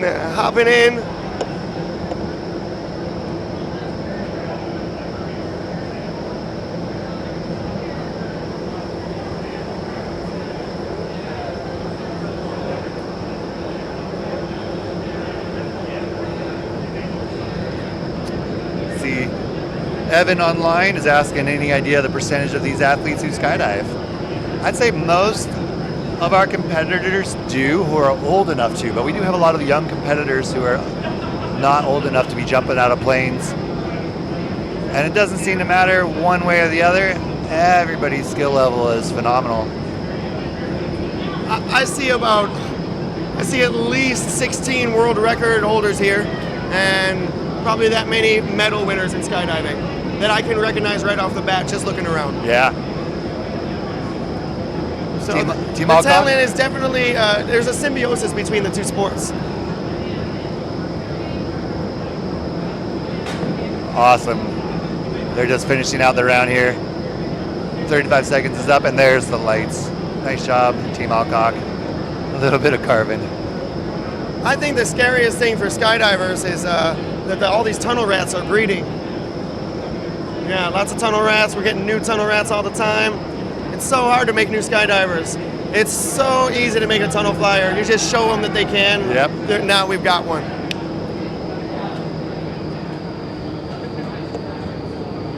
Now that we're getting generational families within this sport, it used to exist within skydiving, but now that we're getting it within this sport, we really see a lot of prowess and latent talent and skill coming up through these kids. It's really awesome. And just look at the Wittenbergs. You know, Mike helped invent a lot of the sports that we're flying now. He was a part of that VFS revolution. I believe he was on Team Mandarin, one of the first one. He was even flying with SDC Standard back in the day, taking those medals. Now it's his kids. And they are mind-blowingly good at both flying and coaching. They're so good at delivering that information to others. Here's a couple people flying at that level, Keenan and Gianna. Yeah, Team Flight Risk really showing a good show here. Solid transitions. We are currently in Round 2A eight. VFS Advanced, round 8.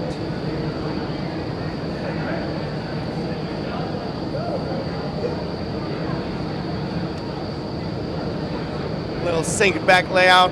Let's do some dynamic flying. This VFS stuff is too boring. Nobody thinks that. Nobody ever said that. Nobody thinks that. Who did it? That was a really good job. Awesome. On to the next one. Round 8 is looking like it's just a hand to foot, a single grip, and then a grip flip grip. So it's not a really complicated round, but remember, they're tired. They've been working hard. Some of them have some other disciplines that they need to fly in, and they're all putting themselves out there a lot, even to make this seemingly simple round work at best for them as they can. All right, Longhorn skydiving in the tunnel now. Got some Texans here in Florida.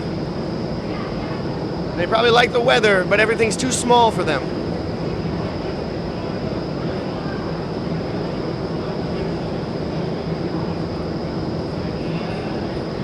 Yeah, this is good here.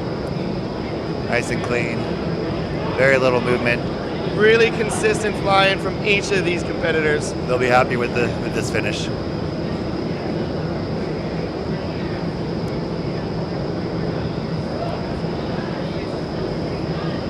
And even though it's fun to compete against other teams, in the end, you're really just competing against yourself. Always trying to better yourself, and that really helps you better the sport and better the community, better everyone around you. So you can't fault anybody for being a little bit selfish in their flight skills. Yeah. Boom. High fives as they're going down. Really good camaraderie on that bench. All right, Team Chicky Nuggies. Chicky Nuggies. Do we see Ben Roan losing his mind again? Ben doesn't even know. It's the last round. He might be getting his pom-poms out of the car. He might be devastated from that last round. I don't know. Might be some. Who needs Ben? We got Team Chicken Nuggies. That's all we need. Here they go. Excellent. They're in and they're flying. Nice. Taking the slow and steady route, but man, it is clean, and that's what matters. That's what gets you points. So we've got this grip, flip, grip, and like you were mentioning earlier, that backflip is an option. It is an option. Maybe a little slower for some competitors, but Jen definitely insists that a backflip is faster for her. And speed's not always, like if you're going super fast, but your teammate is going at another pace, it doesn't matter how fast you go at that point. So you see the two of them are in sync with each other. They both finish their transitions at the same time. We can see that Ali is kind of gaining some altitude, gaining a little bit of height on each of those flips, which is one of the reasons that Jen says she doesn't like them, is that they are hard to keep the levels on. I agree with that. Anytime you're transitioning over your head and then back over to your feet again, that's a lot of transition to get through. Nice they job. Did a great job, though. Yeah, nice job, Chicky Nuggies. Good finish. Proof that you don't have to do it the way everybody else is doing it. You can still do it your way and be successful. That was a great job. All right. Vibe. A team vibe setting up at the door, waiting for that thumbs up from James Halsky, our video gatekeeper, video guy. The IT guru, James Halsky. Keeping all the electrons flowing. Nice entrance, nice, yeah, this could be good. This could be one of their better rounds.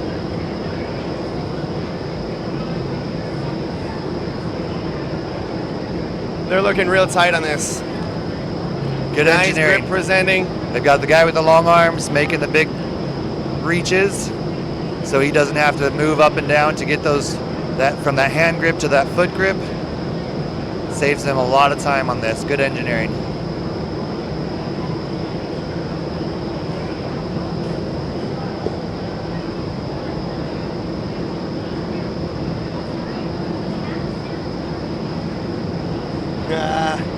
Excellent. Get a shout out here to the Team 5. They are doing really awesome. That was a great round from them. Really clean, really awesome. I got a shout out from Johnny Cockrell. Thanks for hitting me up and telling us that you're listening. Johnny and I have worked together for a long time in Orlando, and I had to lose him to Cincinnati. So anybody up north braving the winter, go see my buddy Johnny in Cincinnati at iFLY Cincinnati. It's a fantastic tunnel with a fantastic crew led by a fantastic dude. That's fantastic. It is. It really is. Unicorns and Matrimony, round 8. Greg and Swati. Swati and Greg.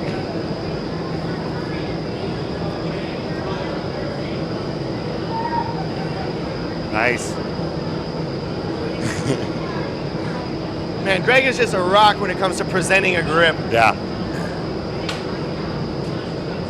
For anybody looking to get into competition out there, that is one of the most important parts of being a good partner, is knowing when to present and how to present and being patient with your partner to take that grip, not trying to rush that. You are there and waiting for them, and his patience is obvious and it looks so good. It makes this round cleaner. it really is why they're getting all the points they're getting. Yeah, once Swati's teammate comes back, anybody wants to pick up a nice, solid, stable base to learn, grab Greg. Don't let him leave. Do not let Greg stop competing. We need more of him in these tunnels.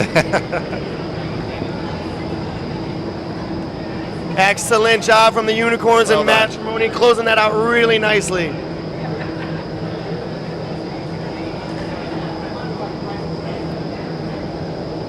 All right, Devin and Erica. Hey, money, TAT.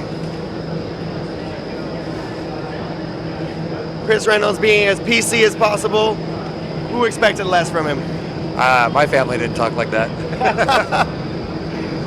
Team has that. Strong start. Oh, a little bobble. There we go. Back into the groove. So that's where we're talking about that wash coming off that lower flyer and kind of sucking the upper flyer into it. What draw are we doing right now? This doesn't look like what everybody else was. 2A VFS advanced. Yeah, they're doing that first one a little bit wrong. She should be switching and taking that foot to foot there. I'm not 100% sure this is that they have dirt dive the right draw. That's gonna hurt. Maybe some confusion on what they were flying there. Well, I have to check the stores and see where they were getting points. If I'm that hoping was I'm good. confused, yeah. Yeah. Let's see what the next team. Oh, it looks like they were doing a re-jump for round 7 because I see them dirt diving round 8 in the stage in the chamber right now. So there must have been some behind the scenes action. Yeah, I'm not sure why they got that refly, but usually if there's a refly, a lot of times there's going to be either a video issue, just something along those lines. It'll be a technical issue. Now we've got Synergy in there, flying that actual round 8. There we go. Looks like we just got a note. Solo speed scores are being posted right now. So those of you who are curious how solo speed went yesterday, stay tuned online any moment now.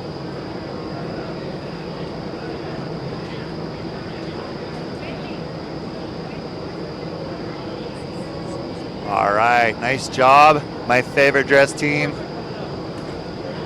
Might be one of my favorite flying teams. These guys are doing really well. Little victory lap with some head up carving. Nice job, guys. Enjoy the stretch. Good competition.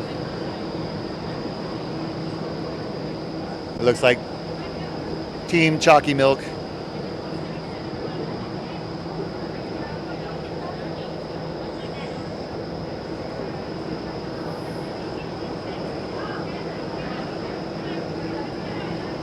All right, Team Chalky Milk waiting for the thumbs up.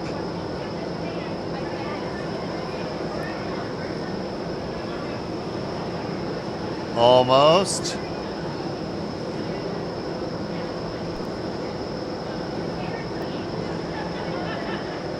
A lot of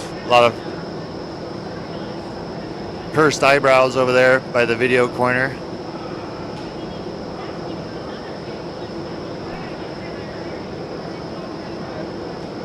While we wait for that, we've only got one microphone right now. Hey, I guess it's just me still. Okay, good. Off they go.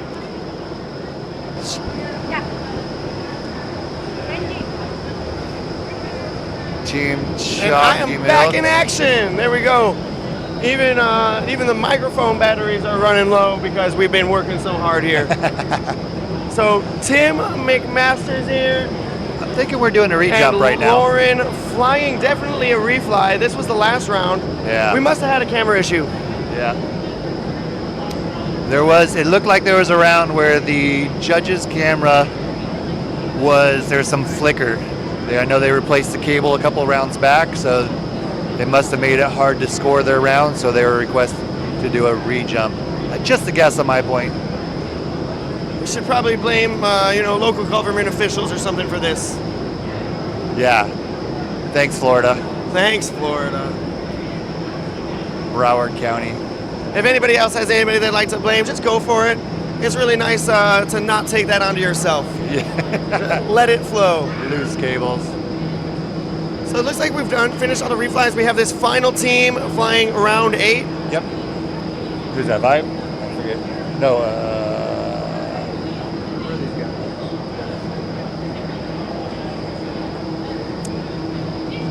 All right. If you're just tuning in, this is the last team to fly two-way VFS.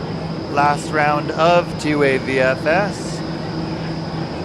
Unless there ends up being a jump off, which would be tomorrow. This is Arizona Aries. Aries, that's right.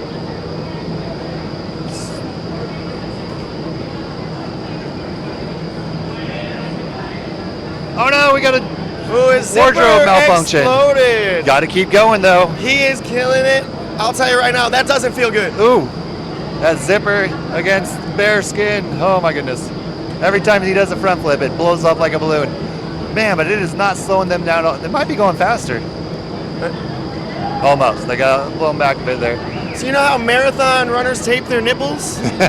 We might have to consider doing that. Hey, showing a belly rub to the crowd. Oh, the whole crowd's going wild. Everybody loves open jumpsuit. A free show for the finish off two-way VFS. Yeah, most of us have felt that flapping all the way up the body, but you stop and you fix it right away because it is uncomfortable. For him to keep flying, really good perseverance, great competitive spirit. Yeah, yesterday we had Alex lose the shoe mid-round. Had to keep going during dynamic, and now we got a jumpsuit malfunction. Not bad though to make it through an entire competition with just that little bit. Well, I know I'm exhausted watching these guys. They worked hard, and that was some good flying. Wait a minute. Is this another re-jump, maybe? My favorite Synergy. team. Synergy's back in.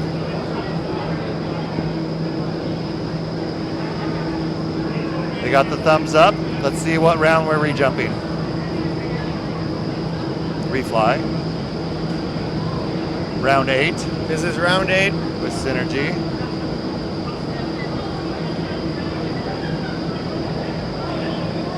All sorts of drama going back there with judging and video.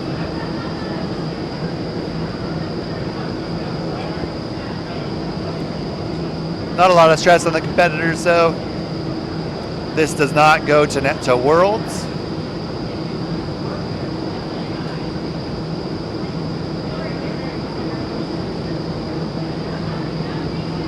Little separation on those front flips. But good recovery, getting back to it as fast as they can. Kind of maintaining their pace, not slowing down throughout.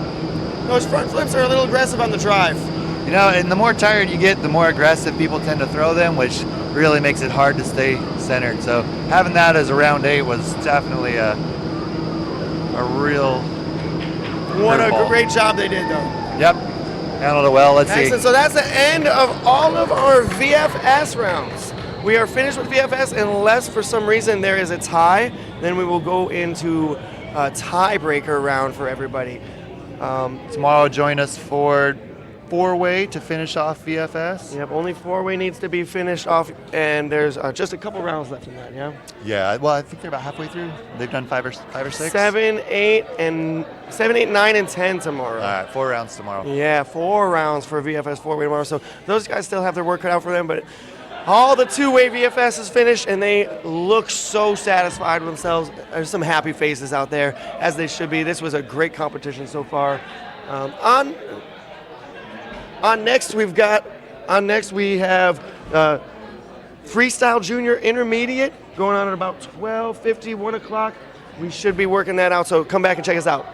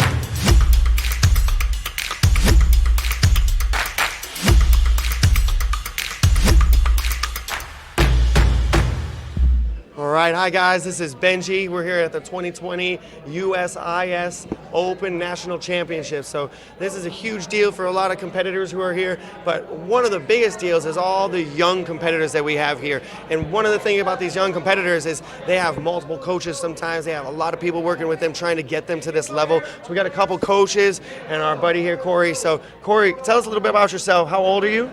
11, And where's your home tunnel? Atlanta, Georgia. Atlanta, Georgia. That is pretty awesome. You've been flying for how long? 2 years. 2 years, and in 2 years, he's come a long way, huh, guys? Oh yeah. Yeah. So, what really made you get into flying and want to fly in the first place? I just went one day, and then I went to flight school, and that got me into it. Who was teaching your flight school?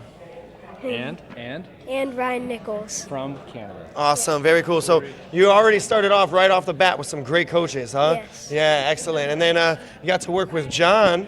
Yeah, John maybe pushed you harder than you knew you could be pushed. Yeah, I Yeah, would say. yeah, and then you stepped up your game. Now you're pushing yourself that hard. I can see you might even be pushing yourself harder than John. He's the one who has to step up his game, huh? Yeah. Let's not talk about that. Yeah, we won't talk about that too much. But one thing that we talk about here in the community is how cool it is that younger people and older people, it doesn't really matter. We get along, we're friends, we care about each other's growth. So it's really cool to see you in here flying as well as you are. Every single person here goes absolutely nuts every time you're flying in this freestyle stuff. So are you excited for these next freestyle rounds? Yes. Yeah, excellent. You got any tricks up your sleeve?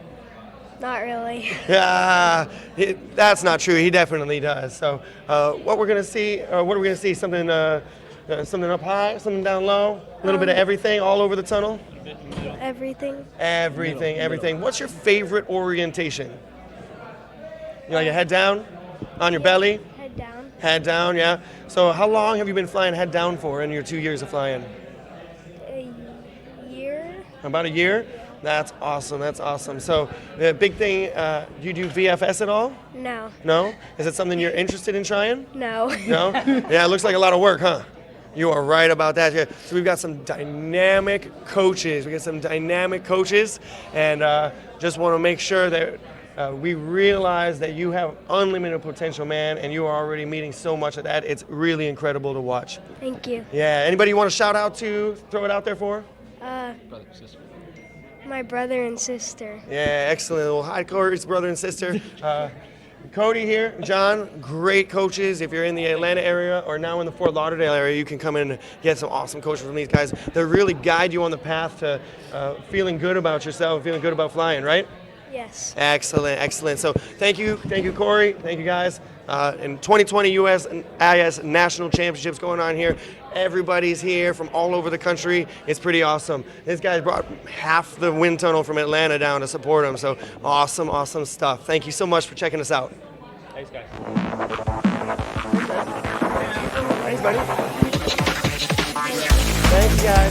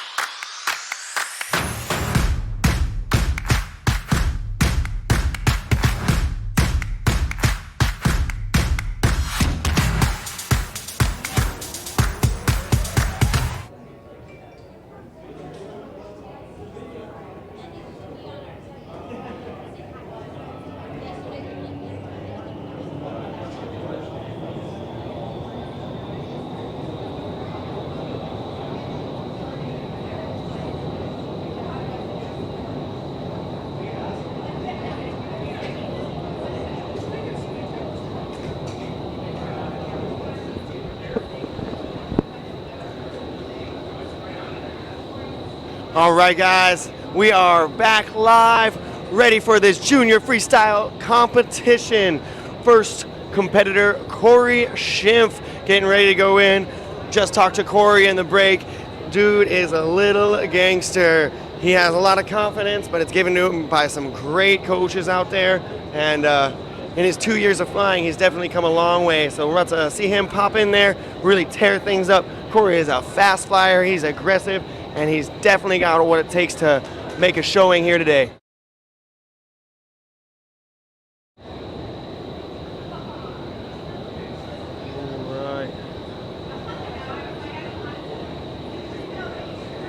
We've got tons of people here for Corey.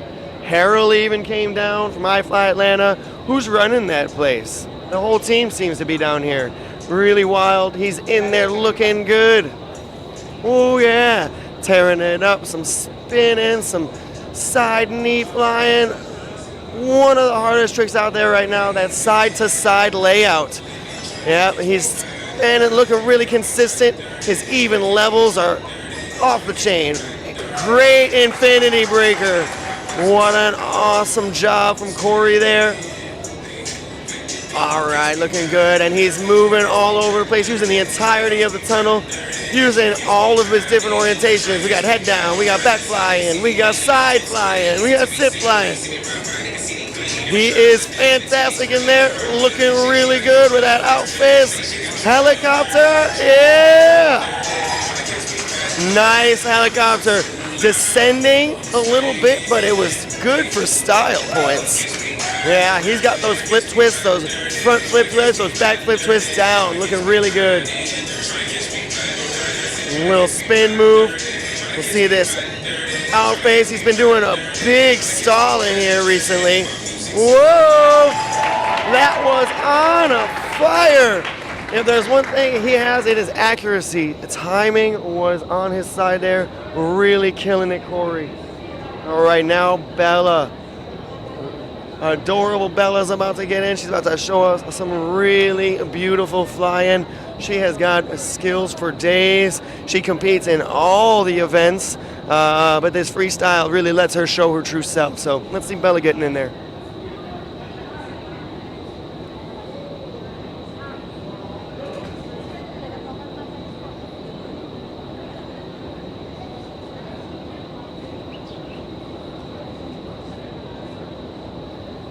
Sweet deal. These judges are deliberating. They've got a lot riding on their shoulders. These competitors put so much work into this. Nothing should be missed. They want to make sure that they're giving these people the credit for the work they put in.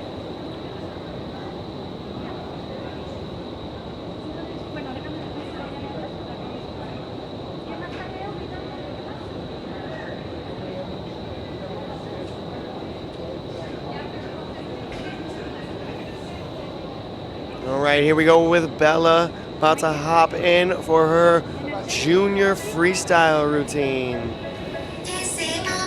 Looking beautiful in there, so extended, so confident, so even.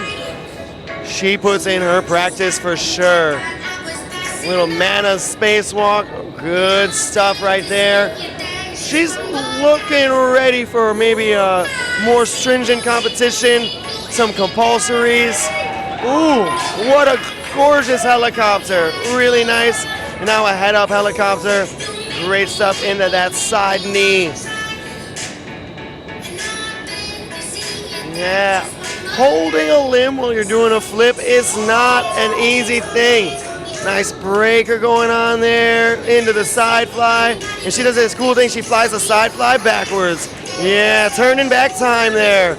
Really good. So well executed. Bella is on fire right now. All right. Flips galore. Looking really good.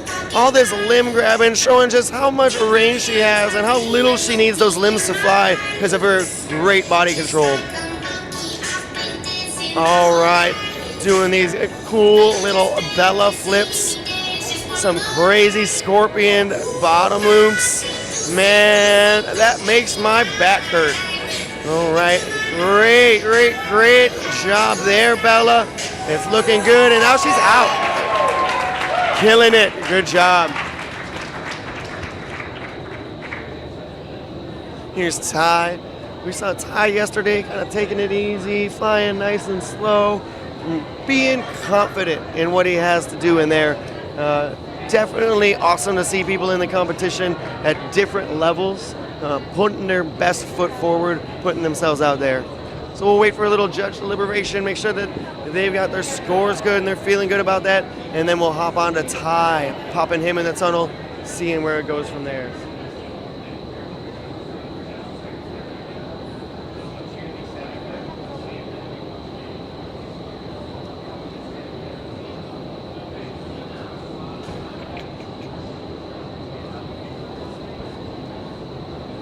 Right, for a lot of people out there, the freestyle category is definitely the most complicated to judge, but it's also the most complicated to fly sometimes just because you have to think of all this stuff on your own. You're putting your own routine together. Let's see what Ty's routine's looking like today. Awesome job, Ty, front flip in. A little bit of this slow speed belly carving, showing just how many skills he has. Little switch to in-face and an anti-breaker going on there. All right, over the feet transition. All right, now he's doing some head up in-face carving. Nice slow speed dynamic stuff. You gotta put in work just to get this space and get the understanding to fly like that. Flying a T, could use a little bit of extension on that. It's just so obvious when you're that tall, when you're not fully extended. Great job on his part though. Looking good. Awesome job there. A little transition while we see these gainer layouts. He's gonna do another one, we think. Ooh, there we go. Sorting out with his 1 foot. A little bit of stability. Now we're back into some out face belly carving. Double checking that clock, making sure he's good on the time. Got a little bit more time to finish up, and now we'll see this little turn and another layout out the door. All right, good job, Ty. Nice job, Ty.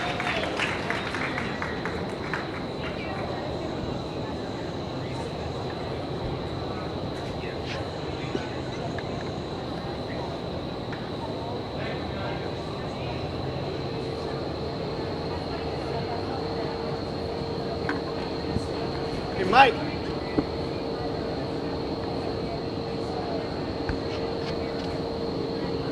All right, so we have a really, really awesome thing happening here. Mike Wittenberg is gonna help me with a little commentary. Has something to say about these guys. What up, bro? Not much. How you doing, buddy? Good, man. Excellent. So Mike is literally a legend in the sport. He created a lot of this stuff, and not just for himself, but for his kids who have really been brought up in the sport. And it's one of those big generational combinations that we see of people bringing their family in. And he just kind of started maybe that whole thing. And we're really happy to have him as a part of the sport, pushing ourselves to be more like him all the time. Thanks, man. I appreciate that very much. Yeah, it's super fun to watch these kids. They're all, Gigi's about ready to get in right now. She's actually from Naperville. We work with Gigi quite a bit. It's really cool to watch them go from, you know, like I think I was there the first time she got off her head on the net, you know, so it's like really cool to watch. And this is her first nationals there's actually, like looking across here, there's like 4 or 5 kids from Naperville, so it's really cool to get to see them all like their first time too. Super awesome, yeah. So Gigi's in there now. Oh man, she's got a lot of skills. She hasn't even been flying nearly that as long as some of the other people on the bench, but her confidence is great. Yeah, it's super cool. She's really smart too. Gigi's, she picks up, we started flying dynamic lines with her, and it almost became like a mental game because she, you know, she's like really good academically. Her dad's a surgeon, and you can tell. So it's fun to watch her like look at the rules and figure them out very quickly. You know, watching her tear through the dive pool was really cool to watch. Yeah, you got to be intelligent to be in this sport. It takes so much mental prowess while you're putting your body to physical tests. So she's an awesome example of that. Yeah, for sure. So when you're flying with these kids, or when your kids are flying with these kids in camps and stuff, it's really cool to watch how quickly they develop some of these skills. Yeah, it is really cool. It's really cool to watch. You know, like I've been working with my kids to be coaches for the past 7 years. So it's really cool. You know, wind speed, the difference in wind speed between somebody like me that's 6'4" and, you know, Kaylee who's 100 pounds, you know, her range is anywhere from 60 to 100%. So she can coach with anybody. And I think...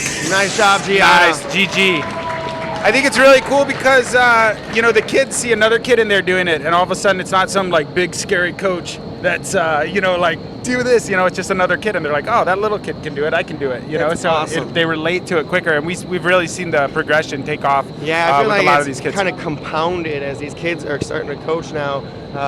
It makes it easier for their peers to learn. But it also makes it easier for us to see maybe how we've been coaching wrong. And I've learned a lot just from watching the kids fly. Yeah, it is cool, and it's always like, you know, like as a coach, you never want to be set in your ways, and it's always an ongoing process. And with the kids, I think we've really developed a good way of, you know, their attention span is so short. So you can't, like an adult, you know, the adult knows how much money they're spending and they listen. Yeah. Whereas the kids are kind of like, you got like a 10-second window before they go, oh, look, squirrel. You know? Yeah, definitely. So it's, you know, we've definitely like been working on our techniques to, you know, focus on the very important things and get that message across and then make sure they're having a good time doing it. Excellent, yeah. And it really shines through. The number one thing that these kids are learning is about the family they can build when they put effort in somewhere. That passion is so real, and these kids are going to be friends with each other for the rest of their lives. Yeah, it's super rad to watch. Huh? And then also not just like here, just across the world, you know, all these kids, you know, especially on some of our camps, they know kids from all over the world, and they stay in touch with them, you know, Yeah. the computers these days. It's really cool to watch, like them have a network of people, not just some random people on Instagram they don't know, but people that they meet and fly with, you know, it's really cool. Like Brennan was at our camp last year just getting off the net, and we threw him like with 6 people head down, you know, like it was really cool to watch Yeah, him. he was talking about his progression and how much it's come this year. He's really put the effort in, and it shows. He's sitting in 3rd place coming into these rounds, and he didn't expect to be there at all. He was ecstatic last night talking about how his performance was impressive to other people that he didn't expect it to be. He thought he was just a regular flyer, but he's actually pretty phenomenal. Yeah, I mean, his improvement's been insane, huh? So it's really nice to watch. And he's a cool kid, huh? His dad's cool, his family's great, it's really cool. Like, we are lucky that it's not just, you know, the kids that are cool. It's usually like a group effort, you know, behind every successful little kid, there's parents there taking them to the tunnel and making sure they have their helmets, and, you know, every kid has forgot that. So props to the parent as well as Brennan himself. He's got that nice breaker down, looking really clean. And definitely some of these older competitors should be watching these junior flyers because they're coming up. Yeah, they sure are. They always get the tricks first. You know, the kids, they'll always start to flow. Nice job, Brennan. Man, that timing accuracy on some of this, you can tell they've really put in the work to get disciplined and fly that exactly how it needs to be flown. Yeah, he did really nice there. Yeah, what a great routine from Brennan. So after Brennan, we've got Keenan. Yeah, Keenan's another one from Naperville. Yeah. And he's been working with JC, who's a great coach out in Naperville as well. And we see him, he usually trains right after we were all summer, and he's been putting in the work 5 days a week. Like, he's been training really hard. He's really gotten to progress really well quickly, in a quick amount of time. We've watched him really grow quick too. Yeah, it's awesome to see all these kids coming up, and he's got such a professional, competitive attitude. He gets in there, he gets in the moment, he gets so focused, like you couldn't distract him, but he looks over to somebody else who's smiling, and he smiles right back at them. Like, it's not that he's not a smiler, he's just so focused. It's so cool to see these kids focus on something and have a passion in their life that probably drives them elsewhere in life as well. Yeah, it really does, and we hear that from a lot of the parents too, huh? Like, we hear that, you know, like the flying has really gotten the kids to be more social, and, you know, kind of taking them, you know, they always say, like, man, this really gets them out of their shell, his or her shells, you know, so it's nice to watch that community kind of like open up the kid. There he goes. Here we go, kind of some outface. So he was just learning outface probably 2 months ago, and now you can see how smooth it is already. Yeah, you know, he looks so confident in there. That's awesome. Yeah. In face, some flares.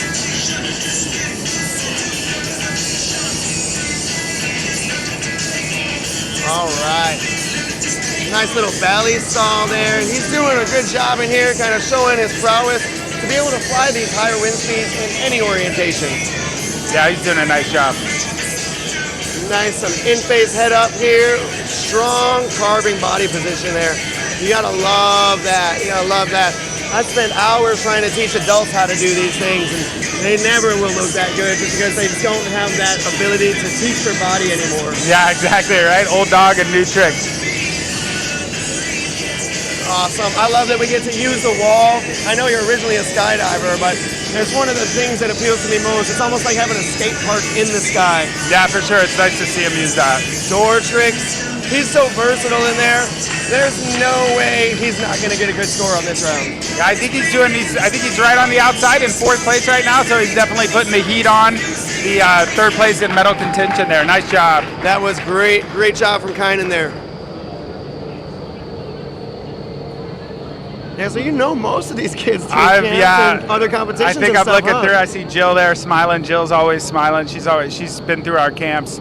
Yeah, pretty much everybody in there we've kind of seen or got a chance to meet one way or the other.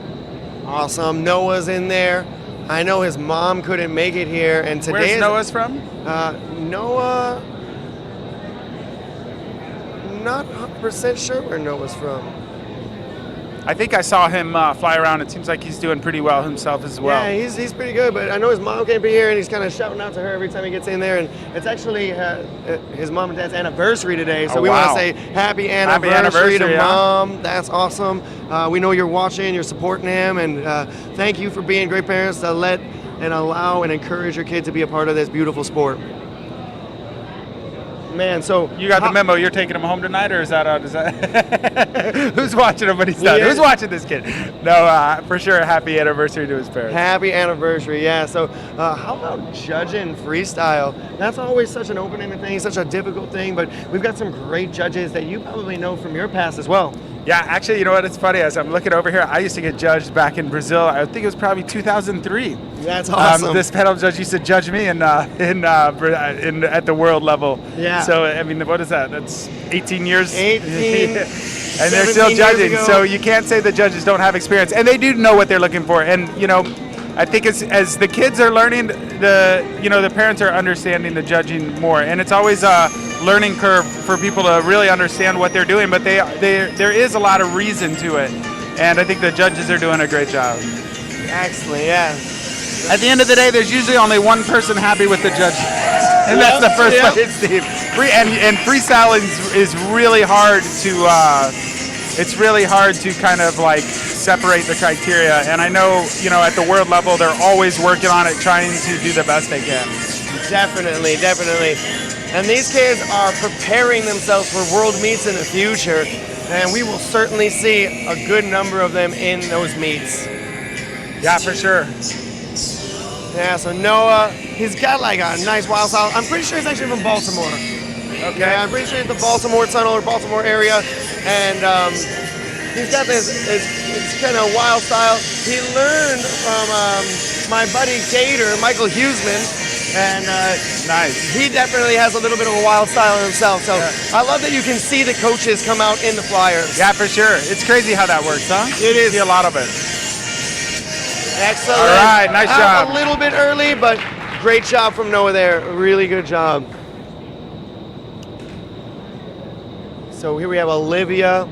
Olivia's pretty new to competing. Super new, and another Napervillian. Naperville's in full effect, huh?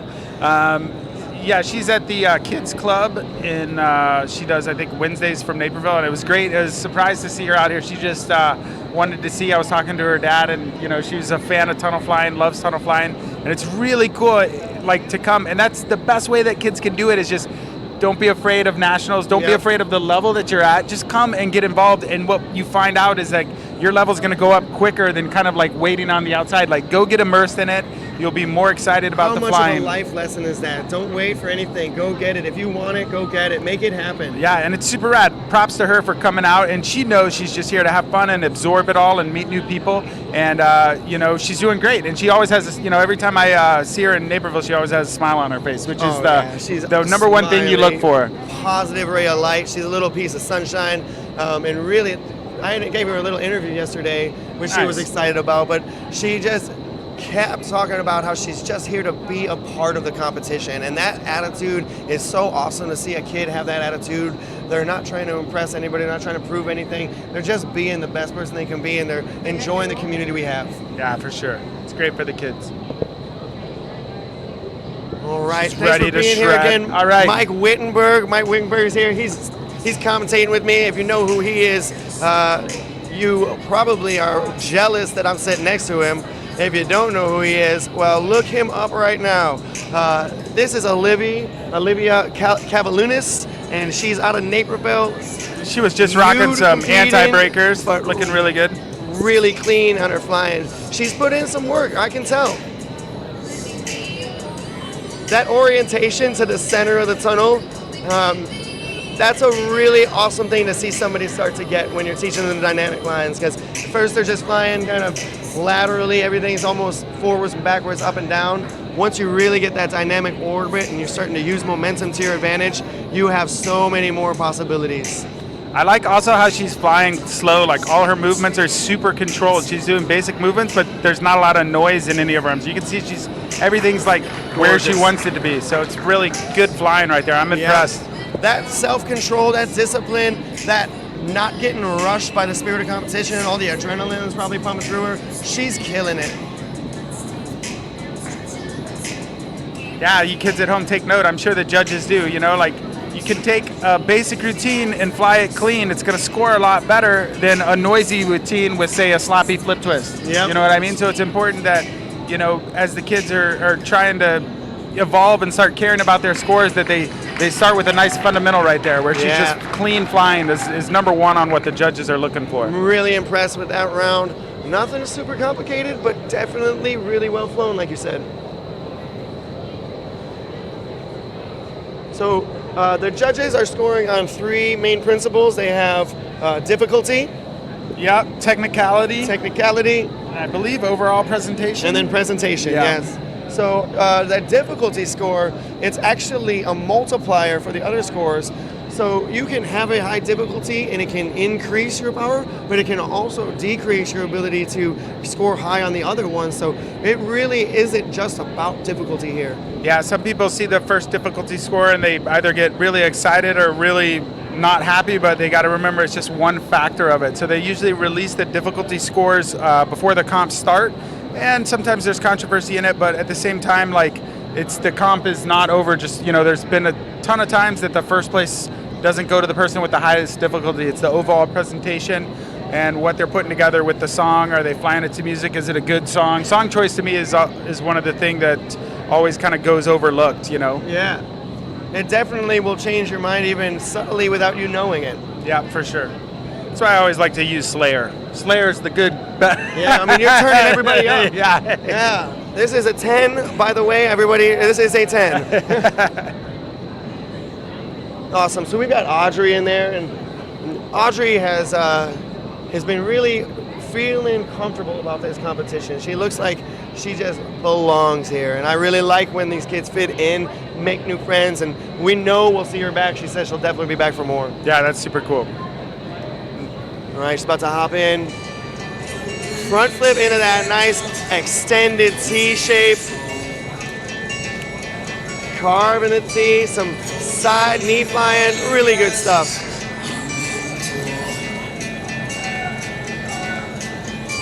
So speed is such a major factor for flying in this in the dynamic stuff, and it's not really for freestyle. It's not. You do get more points if you're flying the same type of. If you fly the exact same routine in the same smoothness at a higher speed, you are technically supposed to get higher points. But you don't want to turn up the wind speed so much where it affects the flying. You know, like if you can fly a routine at 80 and fly the exact same way at 100%, it's gonna score higher. But there's always a give and take on that. Like at some point, those flares and you know, using the whole tunnel becomes a lot more difficult. You definitely start to diminish your range at those higher speeds. You have to be so much more accurate in your movements, and it kind of limits what you're capable of doing. This slow speed, she's flying at 72 in there. It's a great belly speed, great back speed, and she's really being versatile and showing that she has control at that speed. Yeah, for sure. She loves the top of the tunnel.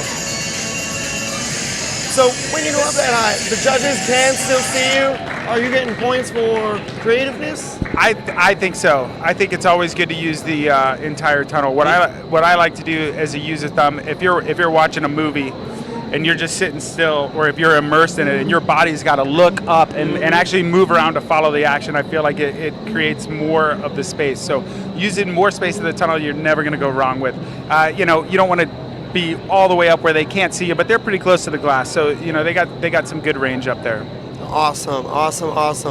So we were talking about difficulty scores, and one of the crazy things, so I've been doing this a while, not as long as you, but I've been doing it a while, and it's really awesome to see that the difficulty scores have changed at what's difficult. What used to be a really difficult thing is now almost a basic trick, and these kids are blowing us out of the water with how easy they make some stuff that we worked our whole flying career to get. Yeah, absolutely, huh? Like at one point it was the breaker, and then now that became stock, and then it was side flying, and that became stock.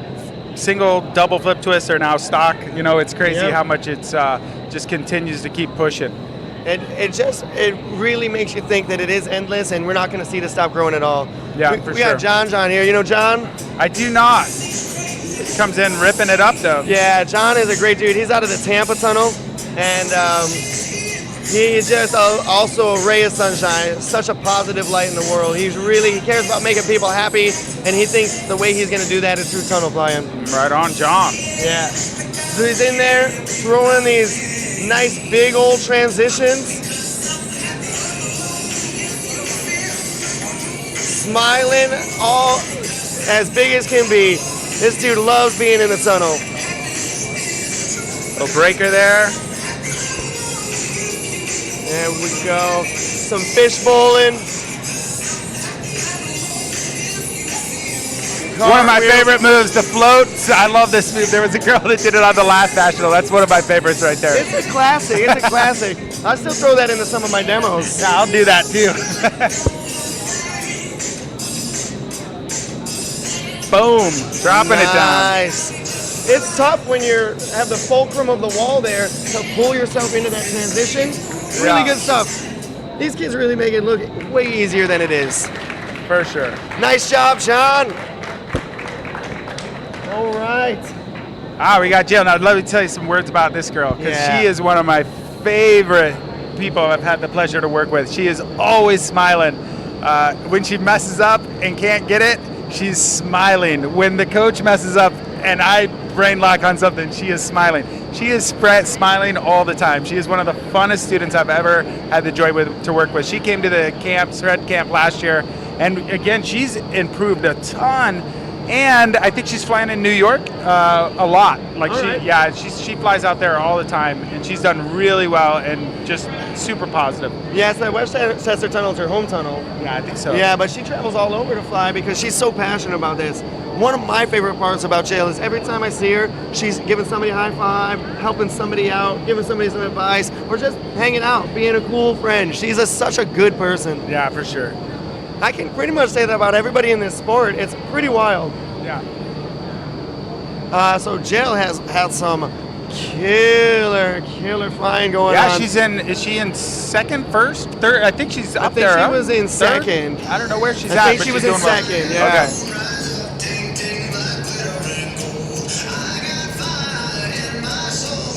Split twist. Beautiful. Yeah, those split twists out of that knee side, really good stuff. Smooth like butter from Jill here. Some out-face, nice out-face carving there into those big Thomas flares.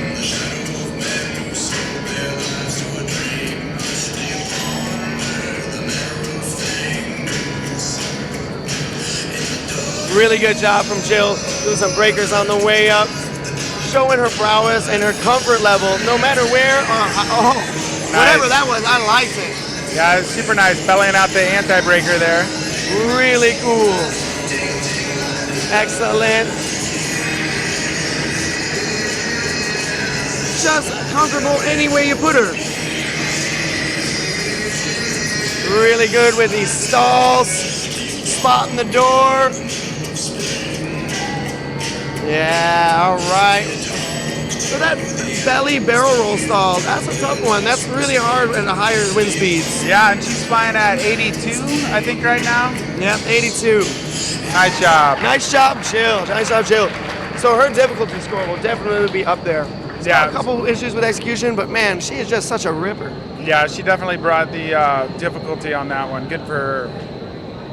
All right, so we're back to the top of the lineup here. We got Corey. Corey Schimpf is from Atlanta. Yep, and he's been out to our camps as well. He's really cool guy.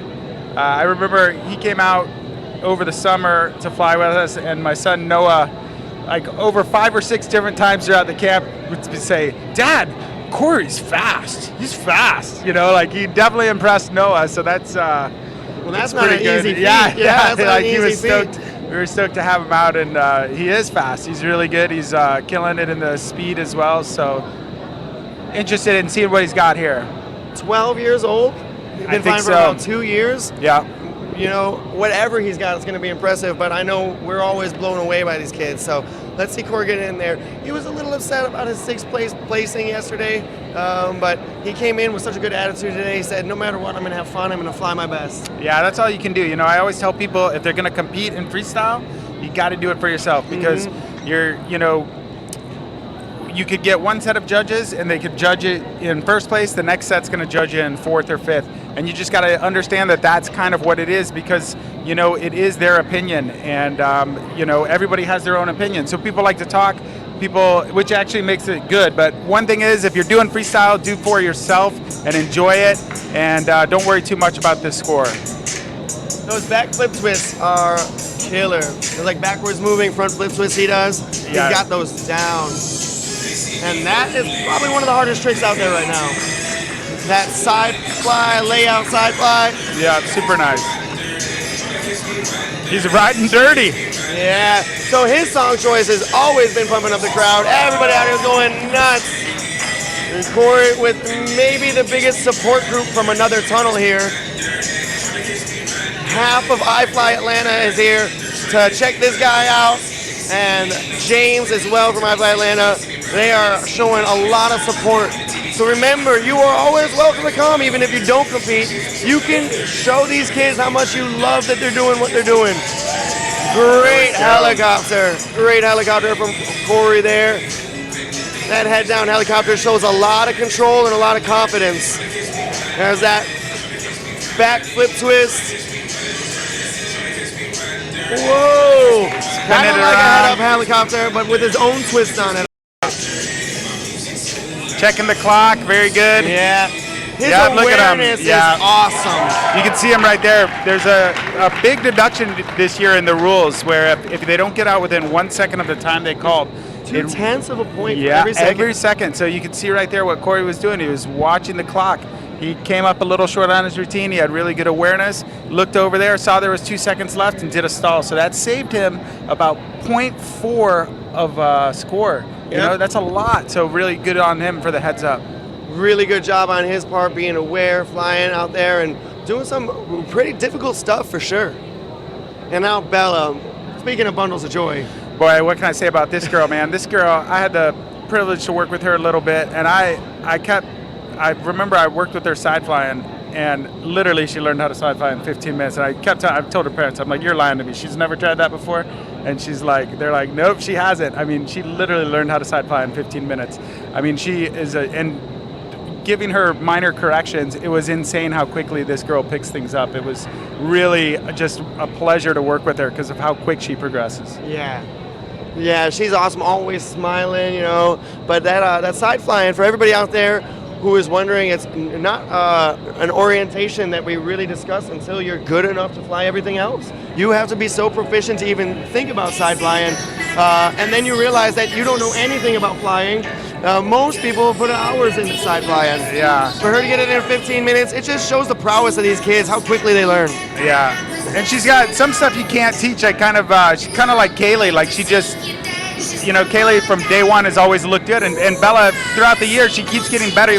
But even at the beginning, she's always looks good doing it. You know, her style is very nice. That style is impeccable. That is world level style from a young little kid. Little kid. A young kid. And you can tell she cares about the style. All the grips she's taking on herself, really proving her confidence, her comfort level. Gorgeous breaker. Yeah, keeping her hands down low at her hips. Yeah, but this side flying. Everybody take note. Everybody take note. You want to fly like this. Yeah, look at her. If you need some coaching, Bella will be available in a couple years. That's awesome. Nice, confident backflip, stuck in the middle of the tunnel. Yeah, just showing off more of that prowess. She's got this cool Bella flip. I don't really know what to call it. Yeah, she does really good right there. Yeah. Flipping it around. Really cool, really cool. It's almost a combination of that foot grab roll with the half flip in it. It's really cool. And then the scorpion back loop. That's a whole other thing that I don't see too many people doing anything like that. Nice job. Nice shot from Bella. All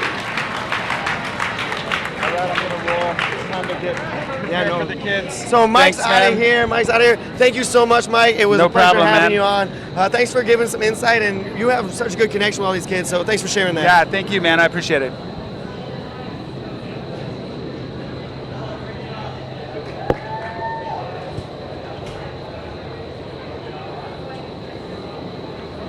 Awesome. So that was Mike Wittenberg.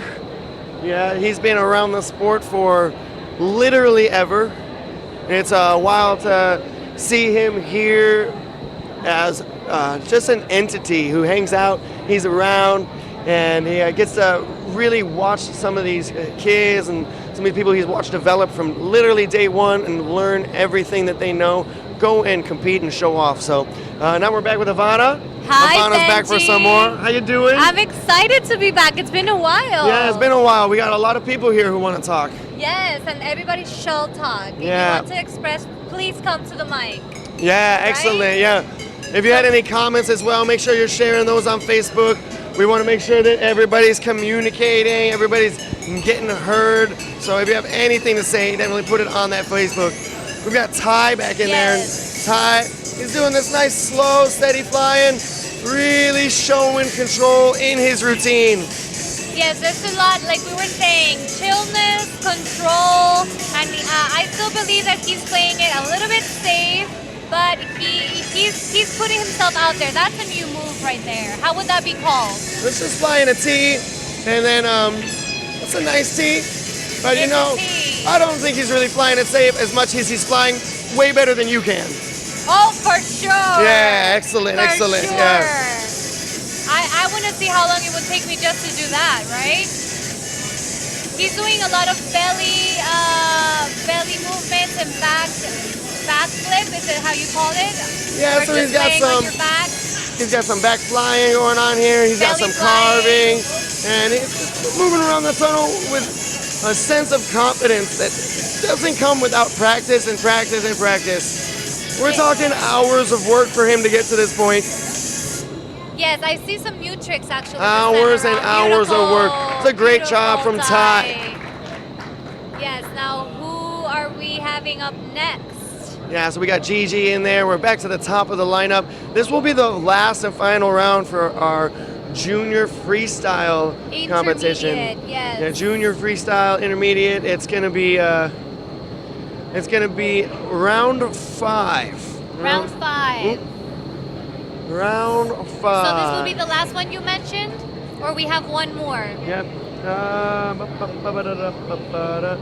It looks, nope, this will be the last round. This is the last round for our junior freestyle intermediate. And Gigi is about to hop in there.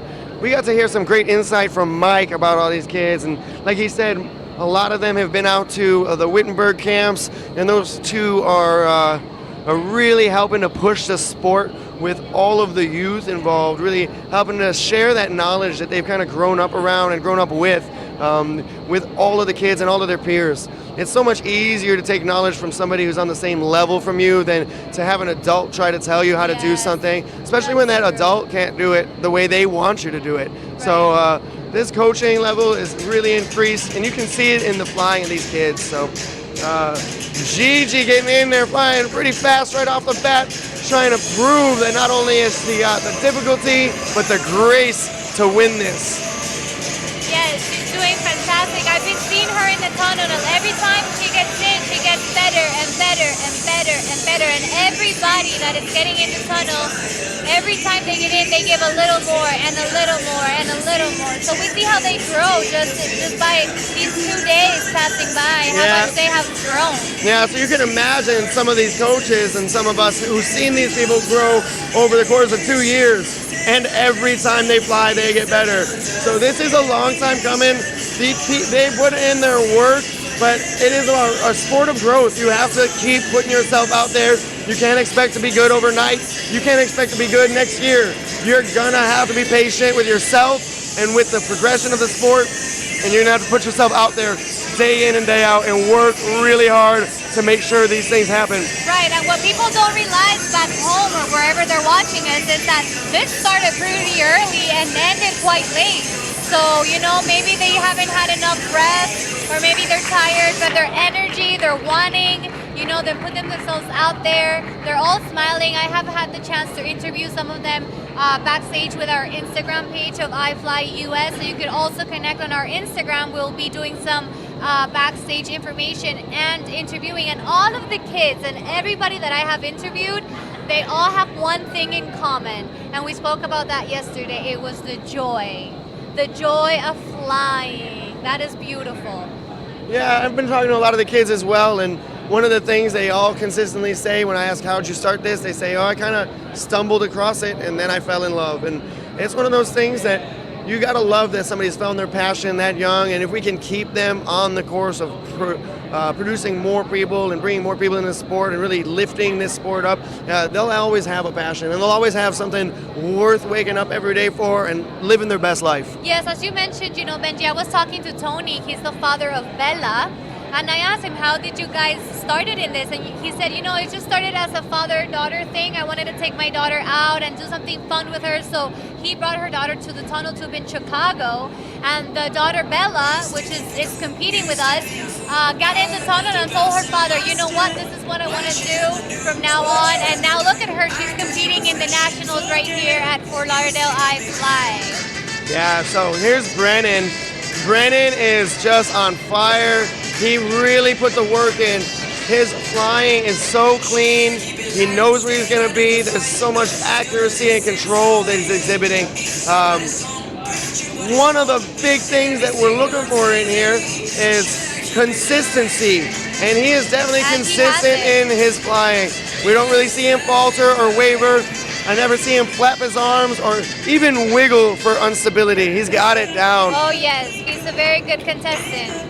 Nice big layouts, big front layout, big back layout, little bit of a door trick. Yes. Awesome, some out phase, head down, behind the back with the hands. Just showing versatility through the roof here. Nice job, Brennan. There's a lot of crazy Quadruple breaker right there. Great job, Brennan. We can definitely see that he has stepped up his game for sure. We haven't seen that quadruple turnaround on the pass. That's something that he added in this time in the tunnel, which is amazing. And he's nice job, Brennan. These kids are killing it on the timeliness of their routines. It's such a big deal, and they made it such a big deal by actually making a point deduction for being out early or late. So they're doing such a good job. They're doing such a good job. That was Brennan Shaw killing it.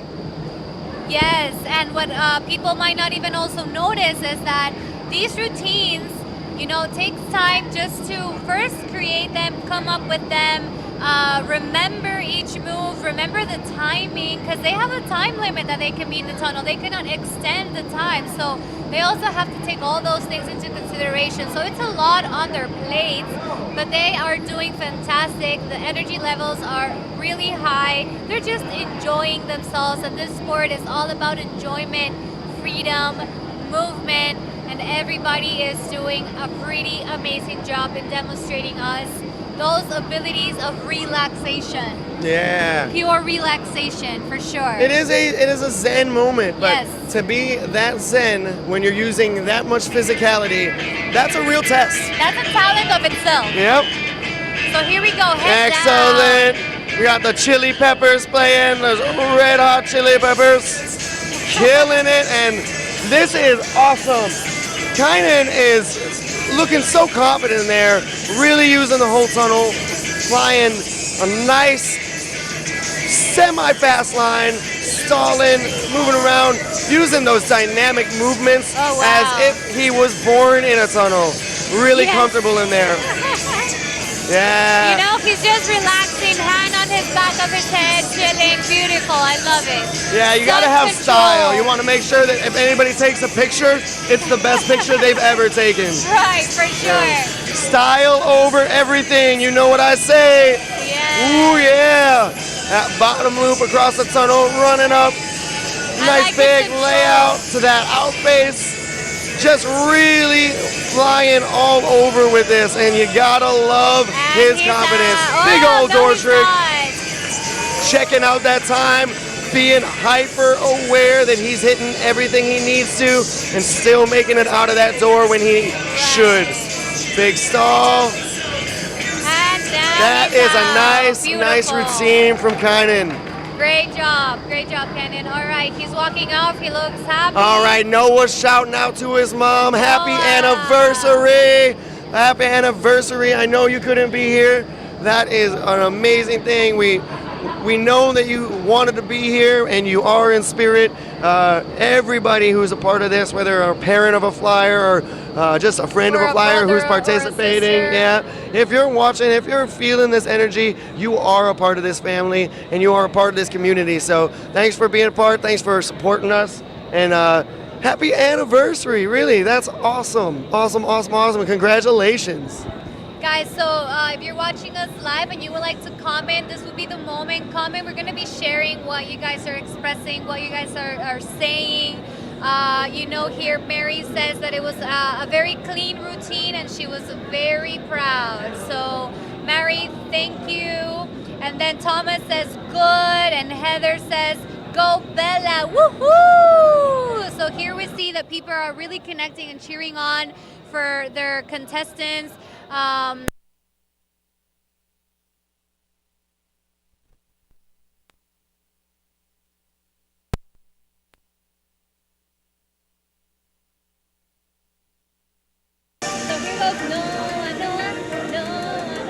Excellent. Noah's out of the Baltimore area, and he is definitely really doing those tunnels proud up there.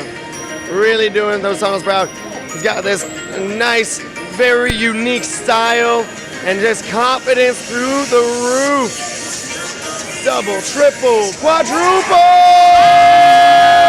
The crowd is cheering. That's the best flip trick we have seen. Wow, that is tough. My buddy Willow is here. Out of the iFLY Charlotte tunnel, and up he goes. Most flips at once, but that's going to be challenged really soon by kids like Noah. So Willow should watch out. Maybe his best trick that he throws down here will be his last. Oh, you think? Oh no, Willow. All right. So Noah's in there after that quadruple flip. Really, anything he does is just adding on. Beautifully.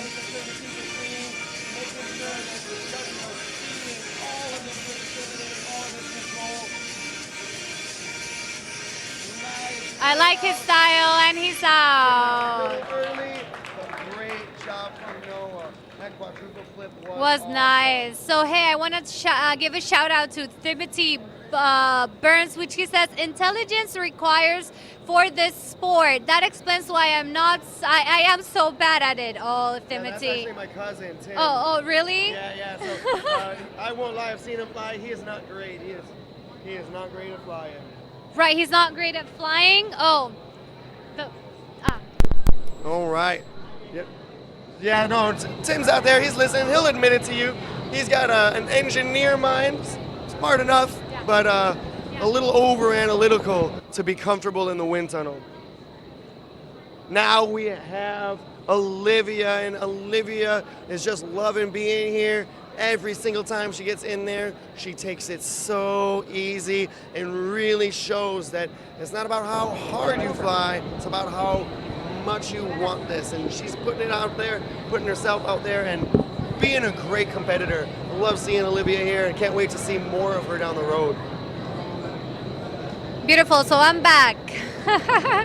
We had a little mic check, mic check. Yeah, so these batteries have been dying on us because I talk too much and the energy here is too good. It's just sucking the life out of everything and bringing it right into that tunnel for these competitors. Right. Yes, we need a lot of energy, a lot of enthusiasm for giving and cheering up these contestants that are doing the best. The crowd today is amazing. We're you know. pumped. Yeah, everybody here is so pumped. Yes, Yesterday, there's a lot of support. people were pumped to see each other, and there's a lot of reunions. Today, the full excitement of the competition is here. Everybody wants to see everybody win. It's really intense. Yes, everybody wants to win. I mean, if you're competing to win. So these kids are really showing us that how much they really want to win. The kids and the adults, it's just every contestant is doing their best to really get the title of this 2020 Open National Championship. Yeah, Olivia in here, still really focused on the center of the tunnel, giving her a purpose to her flying. You know how much I love purpose. It really defines everything. Make sure that she's always got something on her mind. She's not just in there floating around, but everything she's doing is defined, and it is beautiful. She's doing a great job in there. This open, loose belly style, definitely not the easiest to change from that belly style into some of these other orientations, using some of these other techniques, but she does a great job. You would be surprised at the muscular structure that these kids have. Oh, yes. They are strong, they are fit, and they are connected with their body. All right, I have a question. What requirements do they need to be able to stay put in one place? What do you need to do with your body? So you see how they do one move and they stay there. They don't go up. They don't go down. They're just staying there. That was a great job from Olivia. What is the principle that keeps you stable when you stand up? The principle? Yeah, so why don't you fall over when you stand up? Well, because of like the gravity and the support, and just because my legs are up. What do you lose when you're drunk? What, my senses? Yeah, like balance. Oh, balance. So balance is balance. Oh, really? Yeah, all it is balance, but it's balance in a three-dimensional manner using different pressures than we're used to. So all these kids have done is they've programmed their brain to use something that we're used to, that we do on a day-to-day basis in a completely different environment. And so you're talking about people taking a basic skill like balance and showing you everything in here is based around that one basic skill of balance.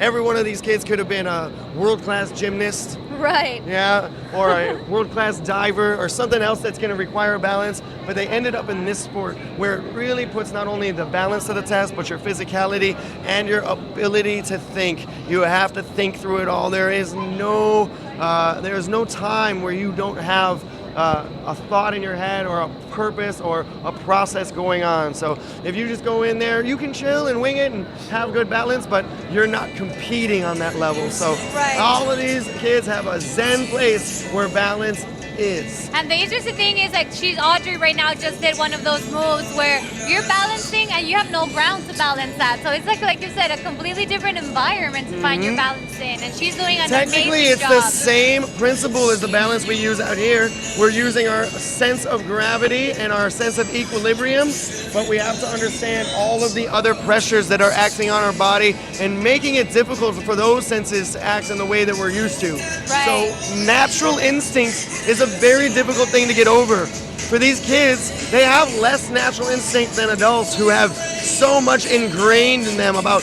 what is right and how to do things in the world. So getting to reprogram these kids that anything is possible through understanding is really cool, because reprogramming adults is a pain in the butt. Let me tell you, Yes. Adults are naturally more stubborn than children. Most adults will tell you that they are not, but that's just their stubbornness talking. True that. But I do believe that everybody that puts their heart, their mind, their soul to it could achieve whatever they want. They can change, they can transform, they can rewire themselves as well. So that's amazing. Audrey did a great job. Great she job had a from little Audrey hit there. on the exiting, but she did amazingly. And we have John here. All right, John, you can literally feel his energy outside of the tunnel. He is just glowing in there. He is pumped up. looking around for all of his support. It's all over the place. We love John. Yeah, we love John. We want more of him in the tunnels. We want more of him in the camps. We want more of him in the competitions. We want more of him in general. Just having him around makes your life better. Yes. I just learned about John that he is the youngest motivational speaker. Yeah, he is. He's amazing. He has taken on a lot of responsibility to make the world a better place through positivity and love, and it's a beautiful thing that took a lot of us most of our lives, and some of us don't even really get it the way John does. He really sees the truth in the world and how important it is to be a good person, and he promotes that religiously. It is amazing to see this guy in here flying, and we're so lucky to have him as a part of this sport. Yes, and all the grown-ups that are, even myself as a grown-up that I'm listening, and the grown-ups that are listening out there, I do invite them to listen more to their children and children in general, because they are our teachers now. You know, now we need to put our heads down and say, all right, teach me something, kid. They haven't been programmed on how to think, so they might see things that we've already been programmed to not notice. They're so much more in touch with the earth and with themselves, so we have to listen to these kids. And John is a great example of not worrying who's listening. He's going to do it anyway, and people will eventually come around and listen to him. And he's already changed a lot of lives. So. And like he says, he's amazing. Look at him go in the tunnel with his freestyle, using the space of the tunnel, using his belly and his back. Beautiful, John. Keep going. You're amazing. Great job. Some in-face carving, or some out-face belly carving here. Whoop, to the front flips. Looking good. Into that fishbowl. I love a wall trick. Yeah. Excellent. Into those cartwheels. Oh, John's looking confident in his routine. A few practice runs earlier, those few rounds earlier definitely helped him step up his game and really just own this routine. He's looking great in there right now. And again, we saw him also yesterday, and just today seeing him again. What an improvement he has. You start getting more and more confidence in yourself, in the tunnel, in the wind, in all the things that you guys, they need to pay attention to so many things. So now they just, go for it. Now I think there's more freedom than yesterday. Oh yeah, they're definitely, everybody is a little bit more relaxed, a little bit more comfortable with the competitiveness of everything. And then, you got Jill here. She's always comfortable. She's always happy. She could be in last place or first place. She's smiling and loving. These little guys are just such a bundle of joy. We want them in here as often as possible, really showing how much joy this tunnel can bring and how much they can really be themselves in there. Sure, yes, and that's always important to have that quality. She's saying hi to everybody. Jill is excited, like Benji just mentioned. Her smile shines and brights this place. So guys, keep on commenting. We're going to be sharing some of your comments here on the live. Let's go, Jill. From, how would you pronounce that? Malachi? Oh, Malachi. Malachi says, let's go, Jill. All right, we got Eric. He just tuned in. Eric is the lead in the Orlando tunnel, and hopefully he's sharing some information with everybody about what we could do to make a competition come our way in Orlando. We'll see if that's a possibility. Yes, and Patricia says, yeah, very good, JJ. You rock. Excellent. This is awesome. So we got Jill in here just tearing it up, flip twists and side flying, and a whole level of difference that she makes it look easy. Oh, definitely. Like, it was just a piece of cake, but boy, oh boy, that must take a lot of discipline, a lot of time, a lot of hard work, which all of the contestants have brought those tools with them and are putting them to the test right now, just as Jill is. I would say, from my experience, also a lot of smashing the glass. Oh, there you now, go. Bumps and bruises are definitely a part of learning, and I guarantee Jill has had her fair share. That really awesome long rolling anti-breaker that she does is beautiful. It is such a unique and cool trick. I wish she threw another one in those in here so that everybody could watch her do it again. Yes. Beautiful. Front layout, Jill. Back layout, stalling, really checking everything out. Ooh yeah. Popping in the door and showing that we are in a wind tunnel and that we can do anything we want. All right, looking good. Getting a little rush here. Slows herself down for some pace. Makes the time work for her. Really good job. She did amazing. That's the end of our freestyle junior category. That would be it for that. Beautiful. Everybody did amazing. We're gonna be also. When do you know when we're gonna be sharing results? Not sure about the results. Tomorrow, maybe. Yeah, it's gonna be tomorrow. It takes a while for those freestyle judges to really deliberate and come up with a fair score for all of these kids. Right, so people at home, stay tuned because tomorrow it will be our last day of competition where we'll be announcing the winners and just the scores and everything that's going on. So as Benji said, it takes a while. The judges take this very seriously. They're doing an amazing job checking every move, every detail, just to be very fair and you know, to really yeah, they're just giving everybody here is giving their best at whatever task they're here to do. That includes you, Benji. You're doing I'm trying my hardest. Yeah, I'm trying my hardest to amazing. not be too annoying and definitely to not shut up, which I don't really have to try hard for that. I'm pretty good at that. That's a latent skill. Born and raised to talk. Yeah, no, I think you found yourself a new talent underneath your sleeve. Yeah, this is my calling, so if anybody needs me to talk for hours, just hit me up. I finally have Instagram, so you can even follow me on there and listen to me talk. What's your Instagram, Benji? Benji for Brains, yeah. Benji for Brains. That's what I've got for brains, just a Benji. That's all I got. Awesome. Well, my Instagram is ivi.joy. If you would like to follow us, we're also posting here things going on in the back. So we will be taking, Yeah, we're supposed to have a 10-minute break right now. Those competitors look a little excited getting in the tunnel, sitting there being ready. I'm going to call at least 5 minutes before we're back, so we'll be right back for you. We'll be right back, guys. Stay tuned. Awesome.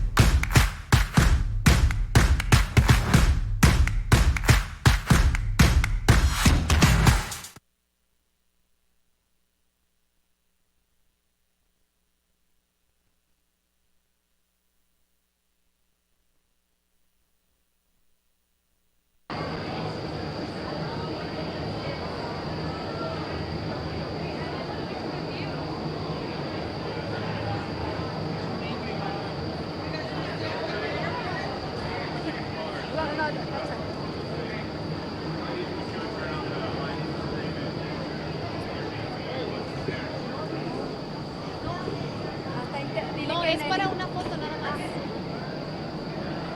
Es para una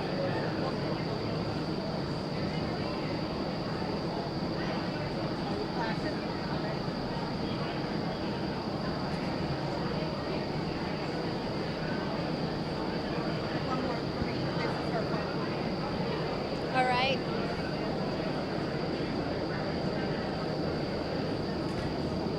All right, thank you.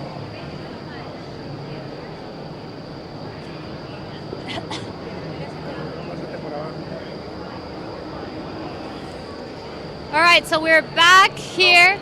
Oh, not anymore. That was a refly. That was the refly that was just going on just for judging purposes. They needed to do this refly, which they did. So now we will be going on a break and we'll be right back with you guys. So like around 5 minutes maybe we'll be taking this break shortly. So still stay tuned and connected for everything that's going on here at iFLY Fort Lauderdale.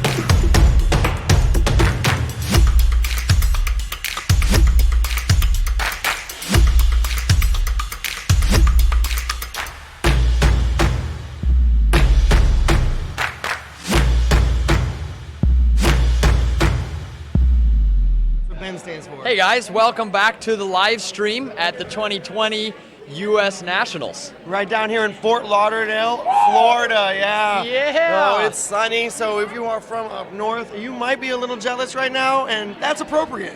For sure. So we got Benji, who's been the MC for this comment, has done an amazing job, and then I'm guest appearancing again. Yeah, so we got Ben Roan back. Ben Roan, a little bit of a legend in the sport, definitely been flying for a long time. Helps these competitions so much in so many ways, so we got to say thank you to him for even being here, and definitely for helping me out, because that's a lot of talking from one person. Yeah, for sure. Did you just call me old though? You did. It's fine. I'm old. I'm older than you. Barely. So, yeah. Maybe barely. So you know, if you're old, I'm Asian. Well, ancient wisdom. But as we've been talking Ancient about, wisdom. age isn't a thing in this sport. No, not yet. Not yet.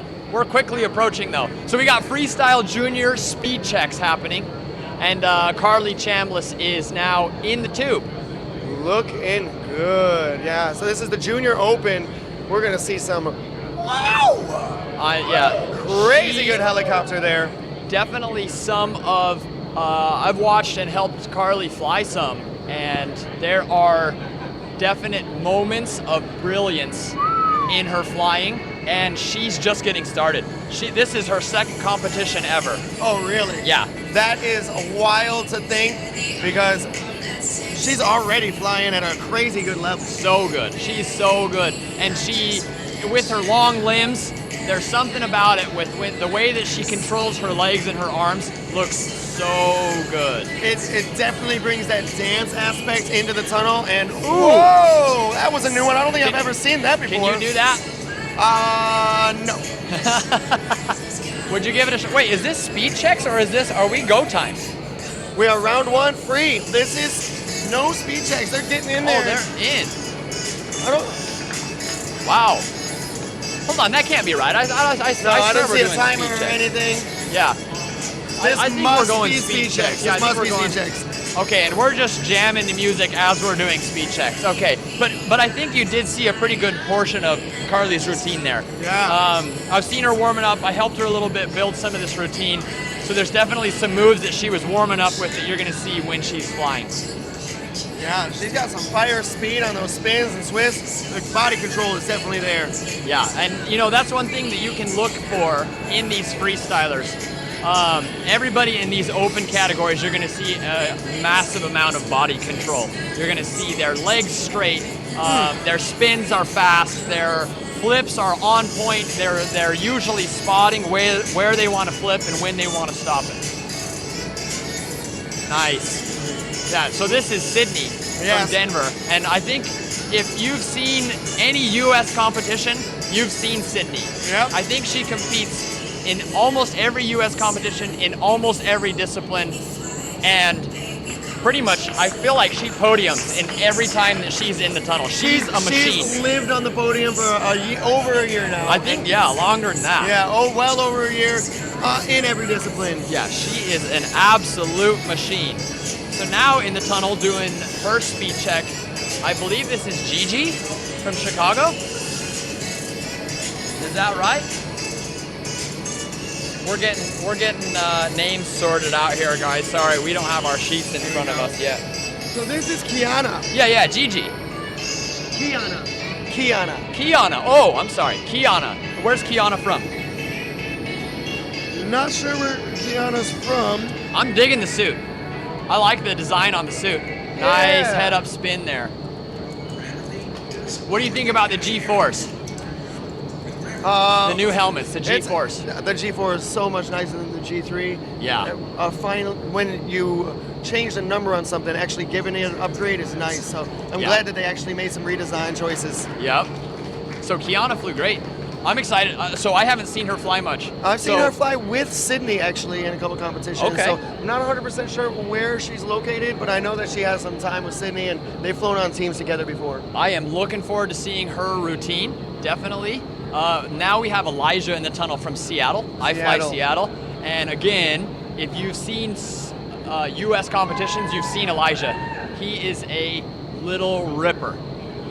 Really known for big flip twists, big spin tricks like you're seeing here. That was probably a huge infinity breaker. Probably 7 or 8 there, right? With the hands and nicely all the way tucked in. around the tunnel. Really well executed. Again, here's a big flip twist.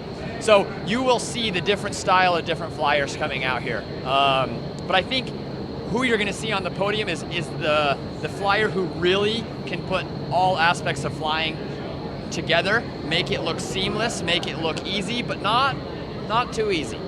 He's actually the 4th competitor in the Junior Open. Yep. So those are the 4 competitors for Junior Open. Awesome. And I have no idea what's going to happen. That's going to be wild. Man, yeah, we talked about this yesterday. I don't envy anybody judging, because judging is so hard. Yes. We've got Chris Andrade in the tunnel. Oh, he's getting some love. He's from Florida. Yeah, so I actually taught Chris a long time ago. He showed up at the tunnel, because he was roommates with another instructor. He had never flown. He had flown, had no idea what was going on, and showed up to be an instructor. That's awesome. Yep. The next thing you know, he's in championships. He's all over the place. His flip twist is renowned around the world. So we'll see if we can't see some of those really gangster flip twists. He might be hiding them until his actual routine. I don't think he's flown in this tunnel yet. No, he hasn't gotten any time in this tunnel at all. I think, so this is one of those rare scenarios that you see Chris in here actually filling out the wind speed, because he didn't get any training time in this tunnel before it's go time. So you'll see him in here playing around with some simple moves, but he's really trying to gauge that wind speed, is if this is the right wind speed for his routine, because he didn't get any chance to train here. All right. He's looking pretty confident in there. I mean, can't wait to see his routine. He's unreal. His awareness in there when he's flying is unreal, and his flips and his twists, it's crazy. Kaylee Wittenberg is up next from Chicago. I got the great opportunity to sit with Mike for a little bit of the last freestyle, the junior intermediate. Yep. And man, he's just so proud of all these kids. But I think the thing he's most proud of is how far his kids come along to push the sport beyond where he ever would have believed they could have. They push so many people to be better, and they never stop pushing themselves. It's really awesome. Yeah, the Wittenberg kids, and Mike, the Wittenberg family realistically has been a huge name in the sport for a long time. Mike was big in skydiving and VFS, and then did the big project in Dubai. I don't know if you have seen the videos, The Palm, and some of these really influential movies that have pushed skydiving forward, and now his kids continue to do it with his help. He's the coach of these kids. So it's amazing to see them in there shredding, and they've been shredding for years. I think they've been flying as many years as me. I think they've been flying 9 or 10 years. 9 years for at least 9 years for sure. Yeah, that's wild.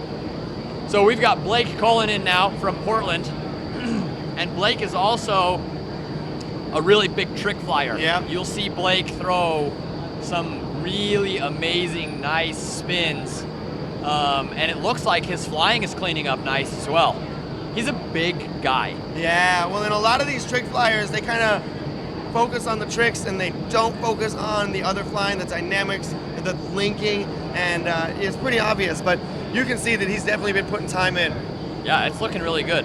One thing that I've always thought about for freestyle or for dynamic routines, there's a back double-double. Double backflip twist. Wild. Followed directly by another double backflip twist. That's awesome. Right in the center of the tunnel, too. And there's a front triple? 3.5. Looks like he ended 3.5.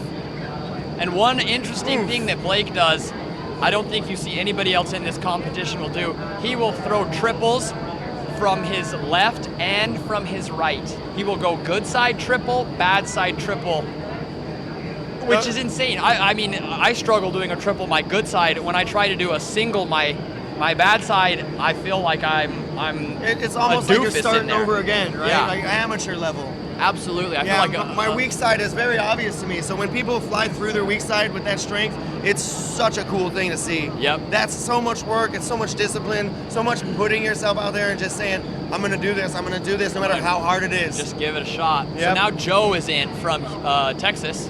And if you look at the styles of the last two flyers, this is the huge difference in freestyle. You'll see Joe, I mean, he did a quad backflip there, which is really nice. Really but nice. Everything else that you see Joe, he's using the entire tunnel.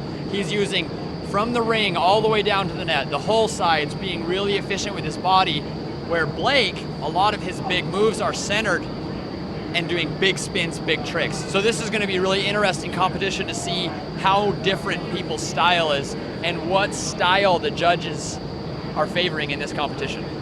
Yeah, it's really up to the judges who's the winner, but watching this and being able to compete against people with different styles and getting to learn their, ooh, close there, Joe. Getting after it.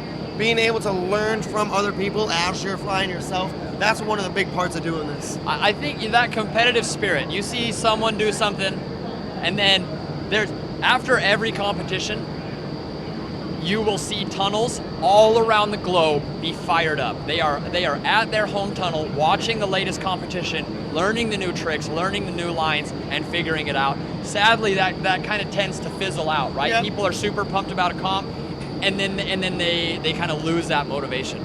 But Jason, who's in the tunnel now from XP, lives in North Carolina now. You've known this guy for a while, huh? Yeah, we've done some skydiving before, and he's been around XP for quite a while. Is really an amazing flyer and does outdoor freestyle mostly. Awesome. This is his first indoor freestyle competition. That's cool to see him really bring it indoors and kind of fly with some more limits. Yeah, you know what? I haven't flown with him for a long time, and it is awesome to see how much he's improved. That's nice. He is flying super smooth.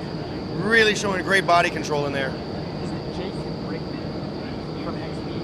Yeah, he's doing great. And I was talking to him earlier.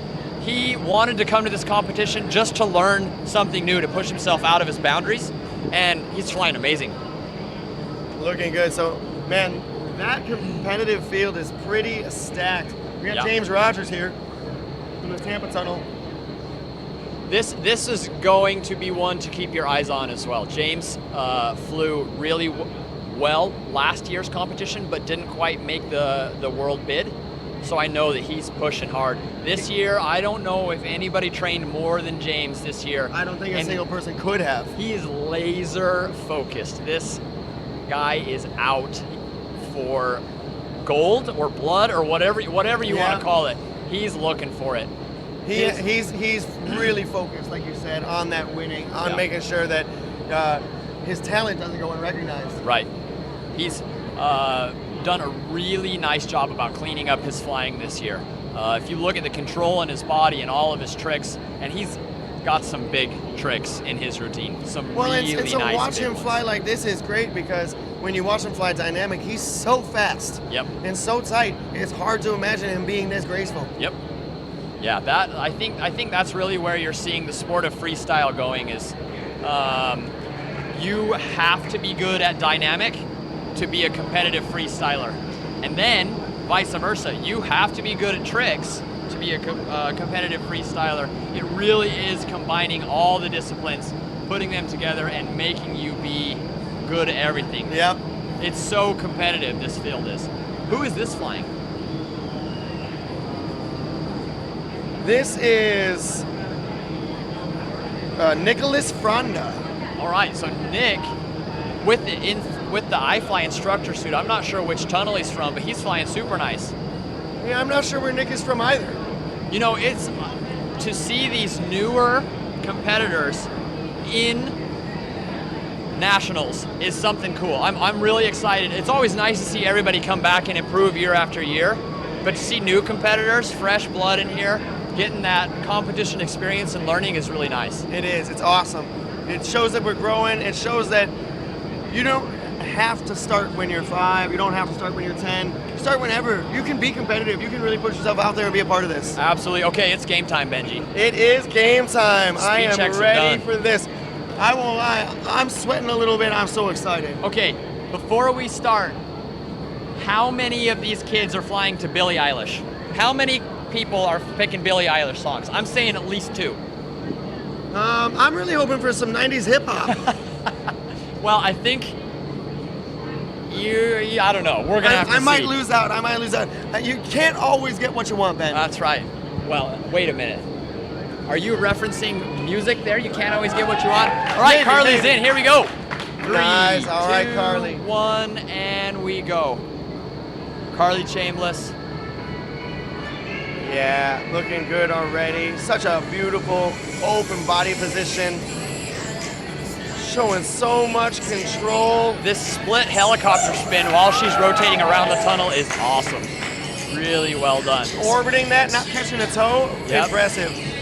Here comes that helicopter spin we saw in warm-ups. Yeah, really Nice. fast. Nice control on that helicopter.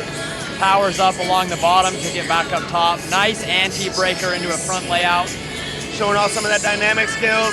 Full breaker Double. there. I think it was a double, maybe even a triple. It was really nice, really fast. 2.5 Ooh, front yeah. flip twist into a nice smooth layout. Here's that It's a flexibility crazy move. trick. Oh, Yeah. into a nice head up spin. Nice job, Carly. Looking good in there. Really controlling yourself as you come out of a head up spin that fast is what is super impressive. Nice side fly, showing a little love to the judges, stopping and giving them a smile. Awesome. Yeah, she's definitely putting on an impressive routine here. Coming towards the end of her routine. Oh, nice step through there. That's old school. That is right? old We school. used That to, is, yeah. which is awesome. Just like I said, these new flyers bringing back old school tricks And making them out. look better than I ever could have imagined. Awesome. That was great, Carly. What an Really awesome well job. done. Super good. Flying her brand new suit. Last competition, her first one in San Diego, which was just a couple months ago, she was wearing Mingy's suit. He's one of their friends from Mexico, so she was flying a Mexican flag suit in her last competition. So it's nice to see her in her own suit that fits her really well. Nice red color. Red always shows up the best on video. She knows what she's doing. Oh yeah, that red pops. You can't take your eyes off her anyway, but the suit certainly helps as well. Yeah. That whole family is aviation oriented. Her father, Kirby Chambliss, her mom, Kelly, was a pilot as well, and now Carly's following in their footsteps, flying in the tunnel. All sorts of body flight. The generations that are just absorbed by flying is awesome. So I'm looking over at Andrew Kennett here, and I think he's more nervous than Sid is. He's sweating it out over here. Sid's been in the tunnel in competition so many times. I think that she's ice water in her veins going on right here. I think she's doing great. Sid's in. Nice job. Sydney's in there, busting it out. Looking. Is this Billie Eilish? I wouldn't actually know. I'll say that it is because I don't know either. Nice usage of the whole tunnel here. You see her Yeah. go all the way from the net to the top ring. Ooh, a quad. Nice big quad flip twist. Very, very nice. This flexibility move classic is Sydney insane. right there. Really showing off some of that European style she's picked up. Yeah. Nice quad breaker. Another. Her linking tricks is just so smooth. Yeah, it doesn't. You can't even tell where one starts and the other's finishing. Nice side fly here. Again, showing off for the judges a little bit. Another front flip twist to double the side fly. Looks really good. Yeah, she's looking really confident there. She's got a great routine going on so far. Using the tunnel. There's a back 1.5. Good job, Sid. Into the splits. Nice head up spin. You see the control in her toes and her arms is something special. Those minor adjustments that give her the perfect position. Yeah. Again, using the tunnel really well, right? She has gone top to bottom, left to right throughout her routine. Ooh, the scorpion kick. I think that won best trick last year, that move. That is so painful to watch. Nice job, Sid. But I had to Really learn how well to done. fly it. It's a good one. I like it. Yeah. I'm not that flexible. I would break my back trying that. Okay, so this here, I'm really excited to see this routine. Yeah. I haven't seen her fly much, but I am pumped to see what we are going to see. So when we, now that we're in this open category, yeah, we've got Kiana, or in this junior open category, we've got Kiana Adamson in here, and Kiana, she kind of, I was at a competition actually about 1.5 years ago, and her and Sydney were both in the top running for freestyle, and it was like just a barely inched her out. Okay. Kiana barely inched out Sydney, so that was really cool to watch because they were like so family oriented, sharing that camaraderie. It didn't matter which one of them won; they were so happy to compete against each other. All right. So seeing them compete again maybe he'll take it a little bit more serious. We'll see who's really pushing themselves beyond the other person this time. They definitely have a rivalry going on. Yeah, I mean, that's a big ask. That freestyle routine that Sid just put down was amazing. Really nice. Kiana's waiting for the judges. Yep. Getting ready to go. How nervous? Scale of 1 to 10. Well, I'm about a 10. She's probably like a 2. What do you think how nervous are her parents? Usually the parents are more nervous than the actual they're up there competitors. with me at the 10 level. All right, here we go. We're getting the thumbs up. She's in the door. Time is on the clock. Let's see what you got, Kiana. Nice back layout entrance in. Okay, some head down, out face. Down to nice smooth breakers. Nice job, Kiana. Getting some in-face carving going on. Going for almost what looks like a Thomas flare, which is one of the compulsory moves you're going to be seeing a little bit later on, into a nice head down helicopter. And saves it. Even though she bounces her head on the net a little bit, she keeps going, which is awesome. Yeah, she's just keeping up with it. Really following through on this routine. A lot of movement to this routine. Like you're saying, that dynamic flying is so strong here. Head up splits, showing off for the judge a little bit. Nice head up spin. Right in the center. So when you see these freestyle competitors hold their spins in the center, like they're spinning on a needle, that's when you know that's what they're looking for. That shows such great control. Yeah. Nice big layouts here, using the whole tunnel top to bottom. All right. 1, going for 2, a double, 3 triple, and a half. 3.5 backflip. Nice. Nice. Nice layout. The ballerina really pose, yeah, looking really good. She's doing a really good job presenting to the judges. For sure. Every trick she's done has been for them. She's a nice right out on the Nailing it. Really good job. All right. So here we have Elijah coming up. And historically, Elijah's throwing some big double doubles, triple doubles. So I'm excited. In the San Diego competition, which was the end of 2019, him and Carly had a really close battle. And I think Carly actually ended up taking it. So maybe that's given Elijah a little bit of motivation. So I'm excited to see. Yeah, definitely. You gotta love when they have those rivalries and they pushing each other beyond the limits that they even knew they had. I'm ready to see him throw down for sure. So far, this Junior Open feels better than some of the freestyle opens from the past. Yeah, oh, definitely. You know, that's an interesting subject that is being addressed, I think, quite a bit. Is you will see a lot of the junior flyers outfly open. So the category of junior and open, the lines are kind of blurred. Yeah, definitely. It's one of those things that they are younger, they have had less time to get good at things, they do have less natural mass and less body awareness or less body control, but we're seeing that that's not true. Yeah, no, you know, kids are fearless. No inhibition of trying new tricks. If I tell a 10-year-old to try a triple flip twist, they smile and say, let's do it. If I tell a 25-year-old, they're worried about wind speed and how high they need to go. All right, Elijah's in. Elijah's in. Nice double backflip in. Already using the tunnel. Nice double tuck backflip. Well, it's about 10 flips total in that initial sequence. Yep.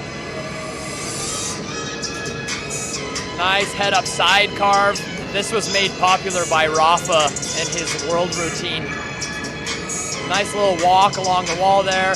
So there is a double front flip twist there. Or maybe that was a 2 and 1.5. Really fast flip twist. He's just non-stop in there. I mean, you see him really able to use the momentum from the flips prior to just really tuck those in and spin those super fast. Nice side fly here, egg rolls. There's that infinity breaker. Great infinity breaker. Foot hit the wall a little bit, but he flew through it. He kept it smooth. You didn't see any big jolt, any big, huge hit, so you know he's relaxed, right? Really nice sign that he's relaxed. He's pushing right through anything that would get in his way. He's got his mind on just completing this routine as best as he can, and it's really good. There we go, really nice. So you can see Elijah flying in here even though he has not flown his routine right on center, maybe a little bit amped up. Yeah. But he flies it really nice. A lot of That those. energy was definitely, you could feel it, but the level of tricks he's throwing, you kind of have to have that energy. Yeah, he's using the tunnel better. He's getting better and better at using the tunnel. I would like to see, he has one head up carve in there. I think from Elijah, I'd like to see maybe a little bit more of a complex head up section. That would be what I would think could really help him score high, is he puts in a nice controlled side fly section there, or something head up. Most of his was head down carving and big tricks, but we know, the flyers know that head up is harder. So if you make a nice complex head up section look good, that really is scoring high. Maybe not so much for the judges, I think it adds, but the community notices that. You see the Even good just flyers. extending that kind of outface side fly thing, Yeah. turning it around, switching it the other way, Yeah. it would just show so much control in that head up orientation. Right. So Chris Andrade, we're now in open. No more junior, we're in open. But I don't think you're going to see much change of the skill level in the flyers. No, I was so impressed with that junior category. All of the juniors flew amazing. Yeah, that was really good. So Andrade is a tunnel instructor. Chris Andrade is a tunnel instructor. He works now in San Diego, but he was in New York when I met him, and he's originally from Orlando. Yeah. So I think we're going to see some big tricks. He's been in 14-foot tunnels for the last couple of years. He's on a dynamic team. He definitely knows how to move. My question is, are we seeing his demo? Is that what we're about to see? Are we going to see the Chris Andrade first flyer after a first-time flyer class demo, or has he been at home digging on this and working out a real freestyle routine? I'll tell you right now, Chris has been working on a routine, but he gets to practice every time he has a demo. Does that count? That's a demo. Yeah, but he has been working on a routine. He's been working on doing things that show he's more versatile than just a flip trick flyer. Yeah. So here we go. His first time flying his routine in this tunnel. Nice rolls here, really good control. Really nice smooth single backflip twist. Head down 360. Looking good, showing off that dynamic prowess. You know, he's definitely got a lot of dynamic practice on his back. Him and Nico, what a good team. 2, 3, 4. Into a double back. So a quad tuck backflip into a double backflip twist right off the bat. Playing around on the walls a little bit here. I love when people use the walls, and they use the whole tunnel. Double. Oh, 2 to 2.5. He is on fire in there right now. These are the things we expected to see from this guy. Yeah, for sure. Nice side layout here, all the way down to the other side. Perfectly executed. Thomas Flair into Infinity Breaker. Nice flying Chris. I love that move. So that's one of the moves I've seen him do in his demo. Up against the wall and does this nice smooth turn onto his belly. Really. I won't lie, that's an Orlando classic. Is it? Yep. I gotta go to Orlando. And out. Nice. Yeah! Great job, Definitely Chris. got some hometown love here. You can hear the crowd cheering it up for him. So Kaylee Wittenberg. Kaylee's about to step in, and Kaylee is, well, she's just a little fireball. Kaylee is the current two-way dynamic world champion, also competing in freestyle. World champion. She's the World two-way champion. dynamic world champion at the moment, competing in freestyle, competing in solo speed, competing in four-way dynamic, and I think that you are going to see her on the podium in all four disciplines. That would be my bet. I think that a lot of people are here expect that, but that's always giving you a goal. Yeah, for This sure. is the flyer that you want to be. This is the discipline you want to have. This is the commitment to a sport that you need. We use the term machine a lot in this community, I feel like. Maybe a little too much. But Kaylee is a machine. Oh, she's T3000. Yeah, She's absolutely made to fly. Yeah, and their awareness in the tunnel, hers and her brother's, is something that is not easily attained. So I'm excited to see this routine. It's going to be awesome. It is. She's ready to get in. Hands on she's got her hands tucked for the entrance. Okay, I don't think we've heard Billie Eilish yet. So I think I'm losing this bet. We've only got a few competitors left. No hand front flip, twist, front flip. That's a On the lot of hand commitment tricks. on those That's no awesome. hand tricks. Nice side stall, backside flying, 720 on the top. And infinity breaker up into all the way up. Nice. I mean, what was it? 7, 8, 9? That was a lot. That's awesome. I like the stylistic difference where she has her legs splayed a little bit so that she gets lift. I know that she's doing that on purpose. Yep, she's using the whole tunnel and flying where she wants to be at every one of these moments. Oh yeah! Triple backflip twist. Nice. Double front double twist into a nice split section. Nice helicopter here. Drifting a little bit to the side, but figuring it out, no big deal. It's amazing to see Kaylee fly. Beautiful rising layout with a barrel roll. Amazing to see her fly this really beautiful artistic style, because when it comes to dynamics, it's all about speed. And then she flips the switch and she's this unreal, beautiful, smooth flyer. The grace is unimaginable. She's so good. Side fly with no hands to a foot grip to head down.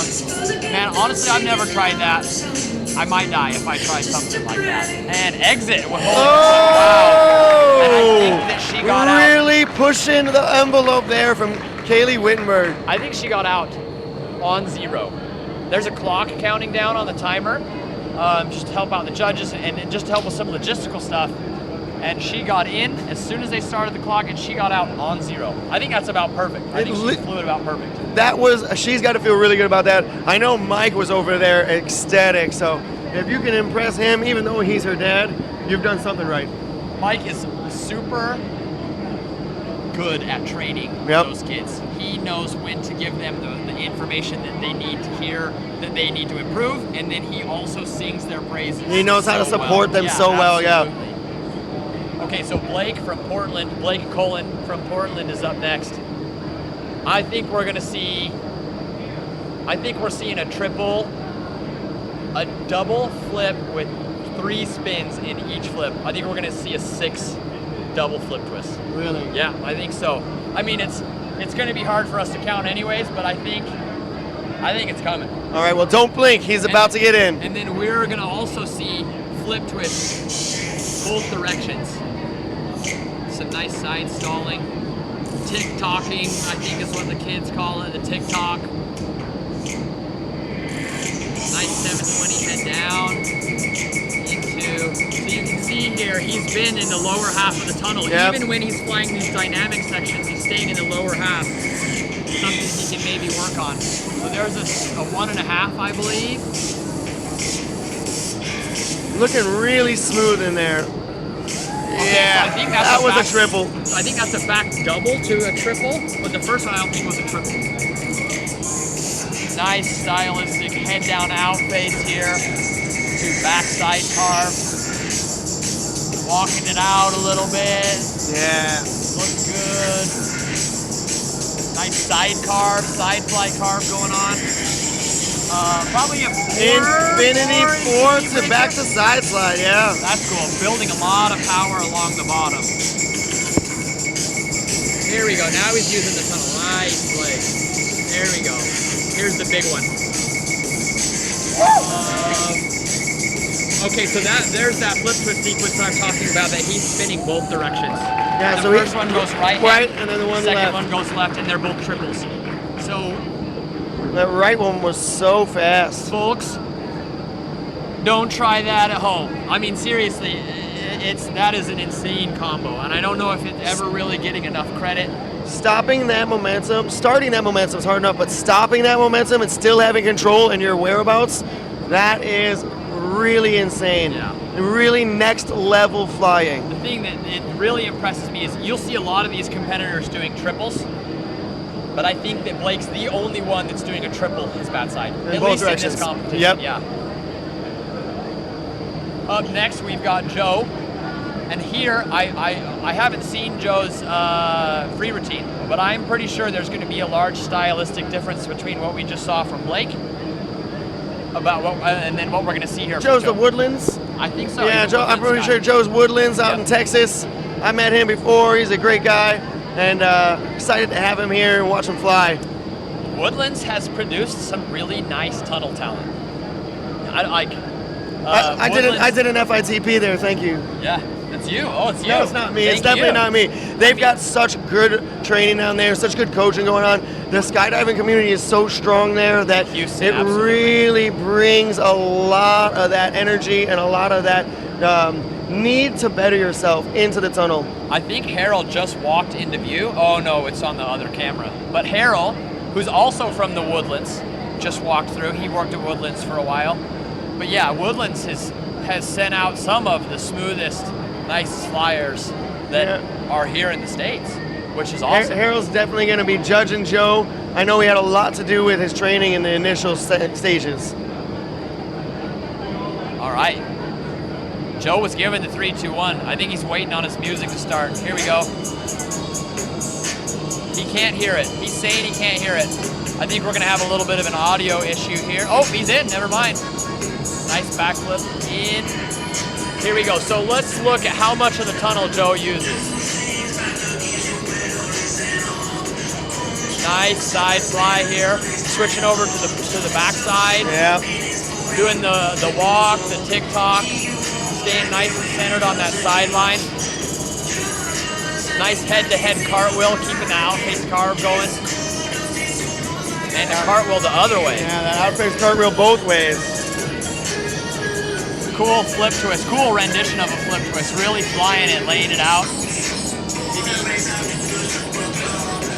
Nice. He is using the most of the tunnel we've seen so far.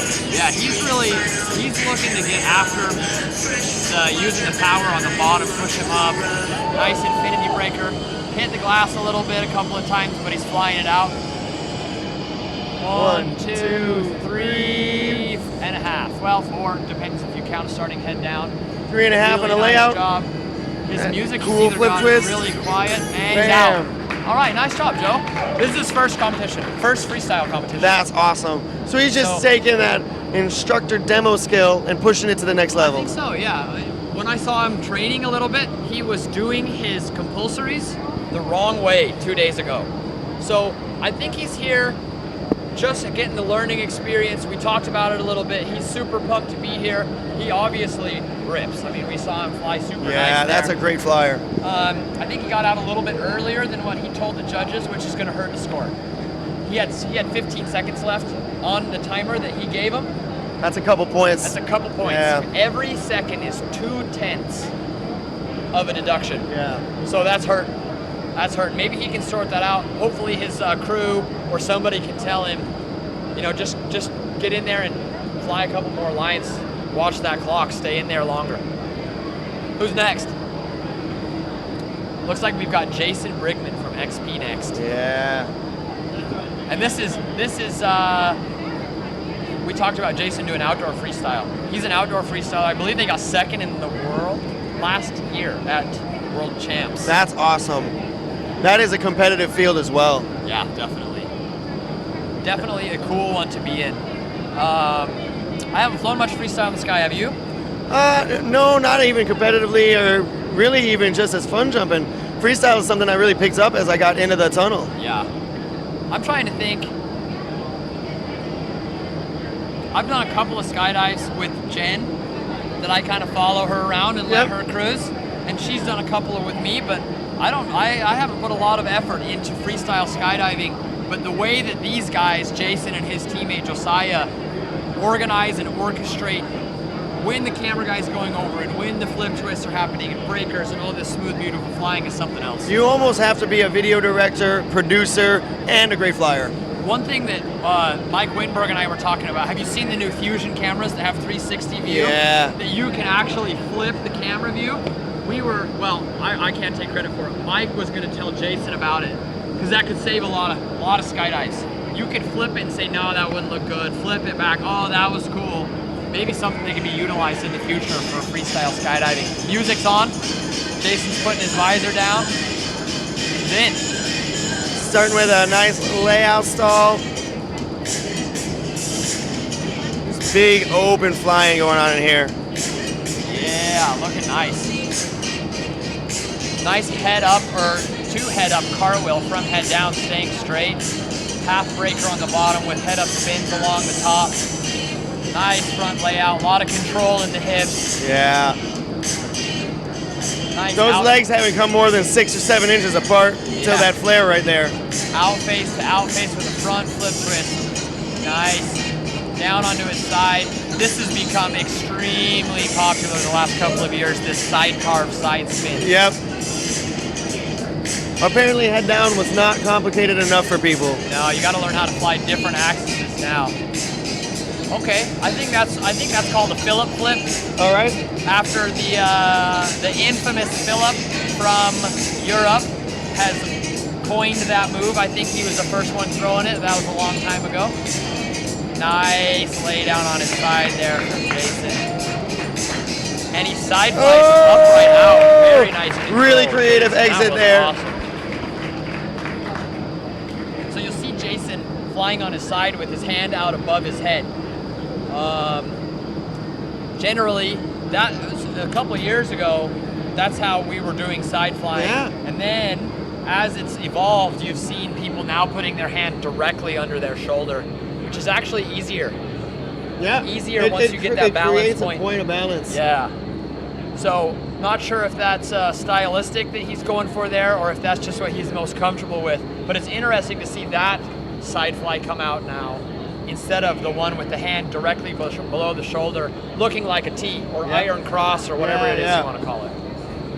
It definitely, I think it presents better with the hand down, but it, like you better, said, yeah. it is interesting to see people still flying these old school styles and making them their own. James Rogers up next. This one, woo, is awesome. I've seen him train it a little bit before the competition. He's got some really nice moves in there that I'm looking forward to. I know he's traveled the world this year. Yep. Getting coaching from the best coaches in the world, really putting the effort in to be a great flyer. Well, you're about to see it.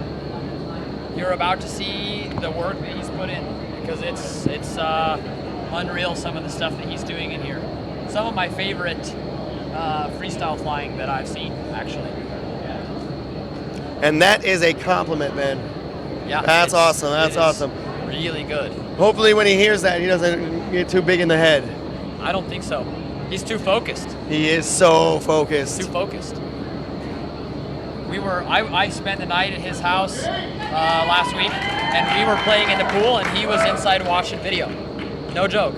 He was inside, him and Naya were inside watching their 4-way video, seeing if they were busting, while Tommy, his father, and Phil, Naya's father, and I were out in the pool seeing who could swim the farthest underwater with one breath. All right, James is in. Double gyro flip into a nice walk here. Yeah, looking really good. Look at the size of the compressions, the belly flares, back flares that he does. Side fly to side fly.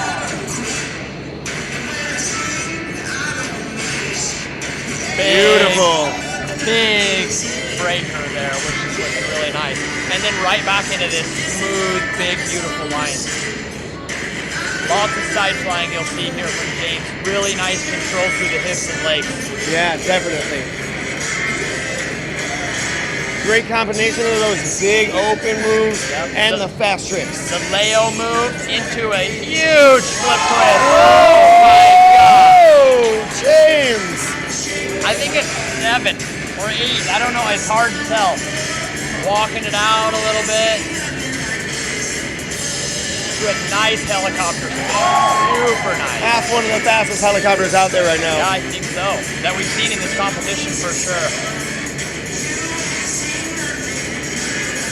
So there you have one front flip, or a double front flip twist stretched out to a double front flip twist in a ball, showing his versatility. Yeah.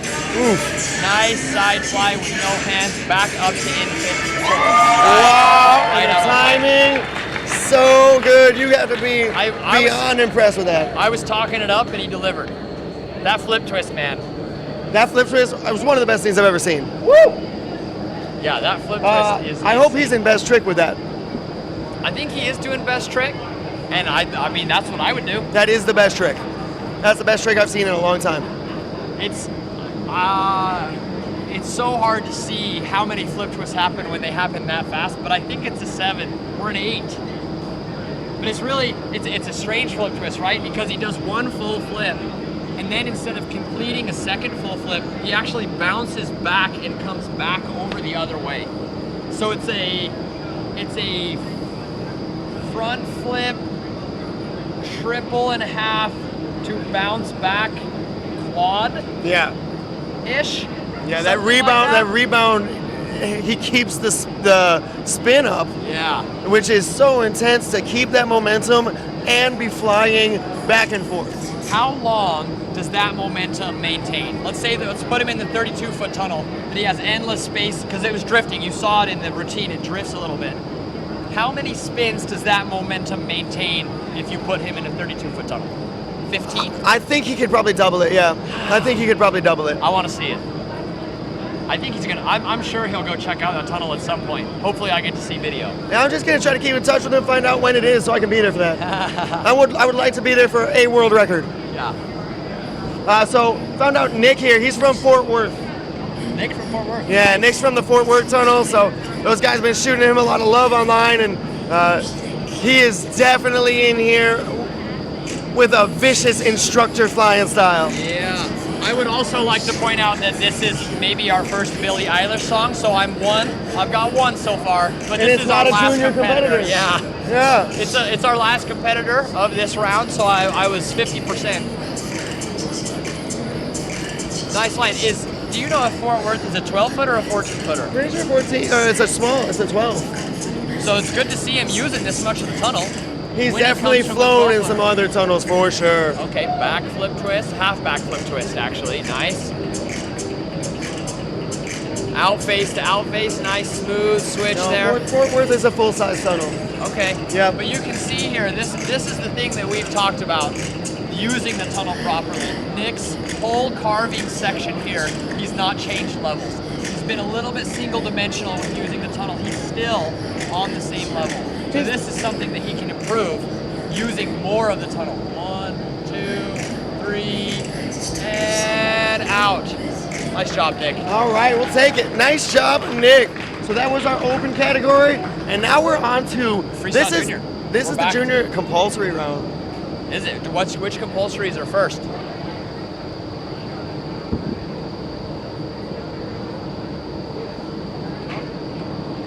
So in these compulsory rounds, they have to fly certain tricks in a certain way, and the accuracy, the way that they do these tricks is super, super important. All right, fam. Ben Rohn is stepping out of here. We're having guest Dave Retzlaff join us. He is the largest, for sure, the largest, strongest man in tunnel flying. And if you don't believe me, wrestle him for it. All right, I'll see you guys in a bit. Cheers. Hey Dave, how you doing, man? I'm doing well, man. I'm having fun. How's it going? It's going great. I am having so much fun here, watching all these people have a great time, living with my family, and getting to enjoy people like you, my man. With the fam, I know. I'm stoked. This is the best time of the year for me. That's for darn sure. Definitely. So we're checking out these compulsories. I'm just pulling this up so I get the exact descriptions from the rule book so that everybody can know what we know about this. Okay. These compulsory rounds are very specific in what they want from you.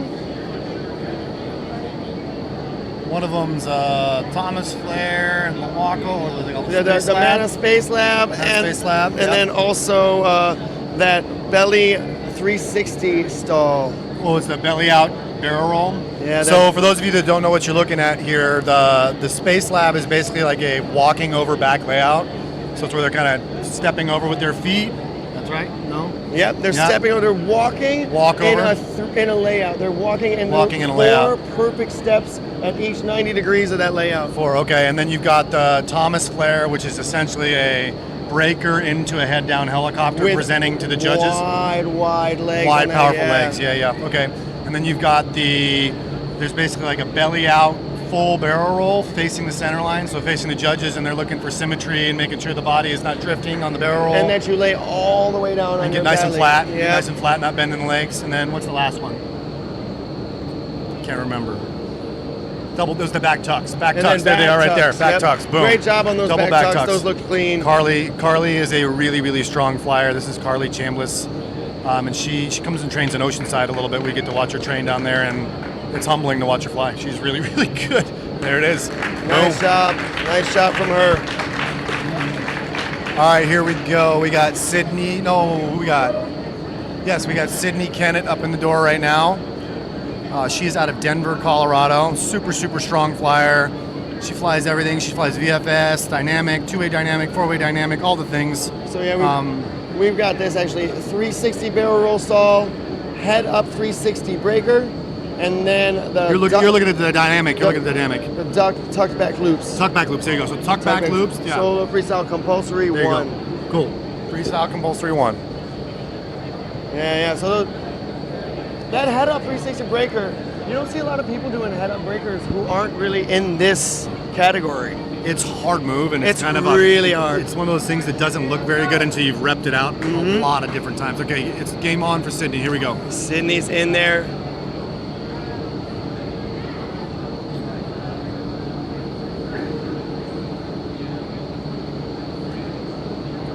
Back tucks. So, yeah, so she's got her Thomas flare in there. There's the head up 360, or was that head up The breaker? head up breaker. Excuse me. Really nice. Cool.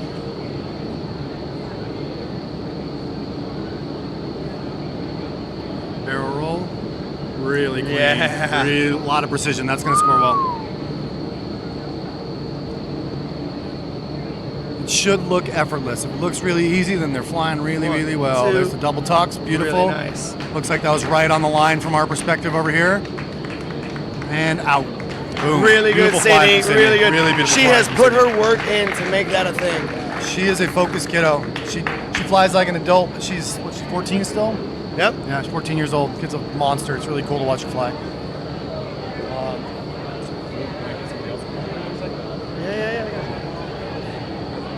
All right, guys, I'm going to bow out. I got to go get ready to fly some four-way dynamics, so hopefully you guys can stay tuned later this evening and watch them going fast. We'll see you guys soon.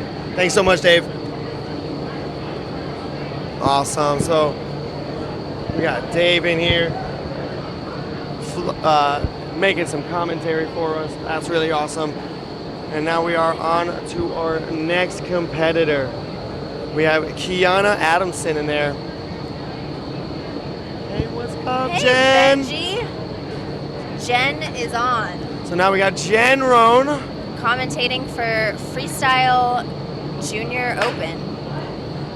Really nice on that 360 belly stall. Yeah, so these are the compulsory rounds. Round 2 and 4 are the compulsories.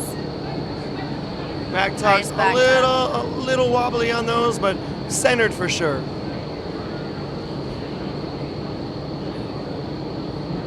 All right. Looking good. Nice job by Kiana Adamson from iFLY Denver. All right, so that's our juniors category. I think we got one more, Elijah. Yep, then he'll be getting in, doing his compulsory round. Yeah, so there's only 4 in Freestyle Junior Open, and this is one of those qualifying events for the World Cup. That was a really nice entrance by Elijah from iFLY Seattle. So That was his that's belly down. 360 stall. A little higher than the judges normally like to see that.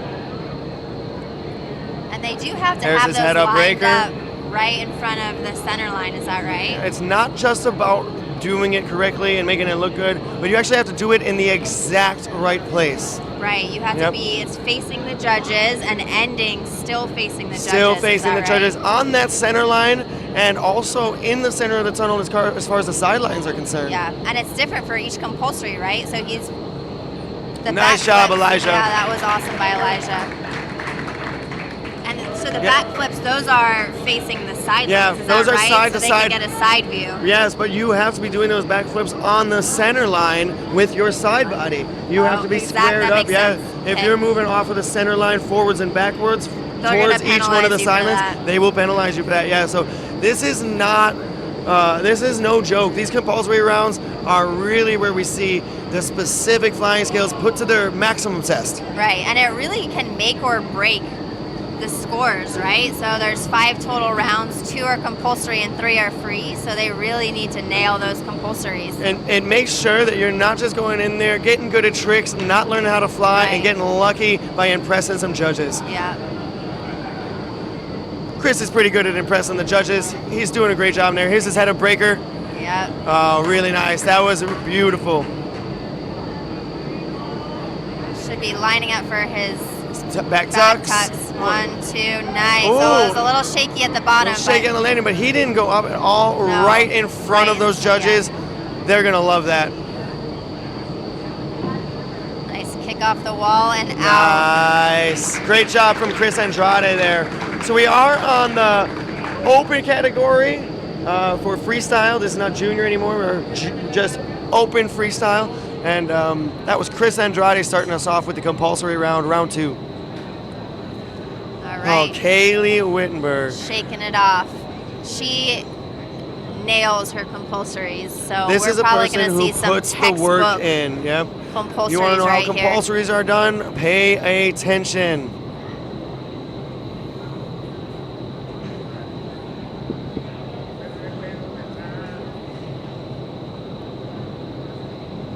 All right.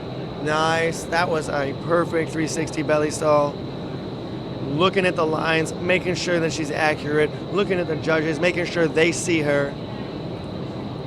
Here we go with this head-up breaker.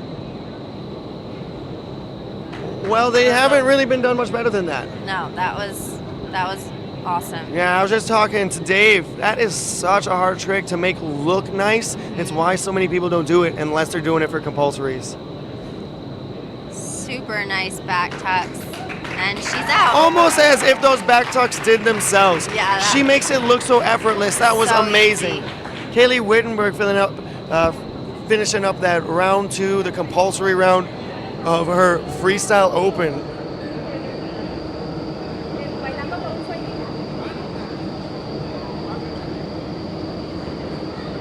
This is Blake Cullen out of Portland.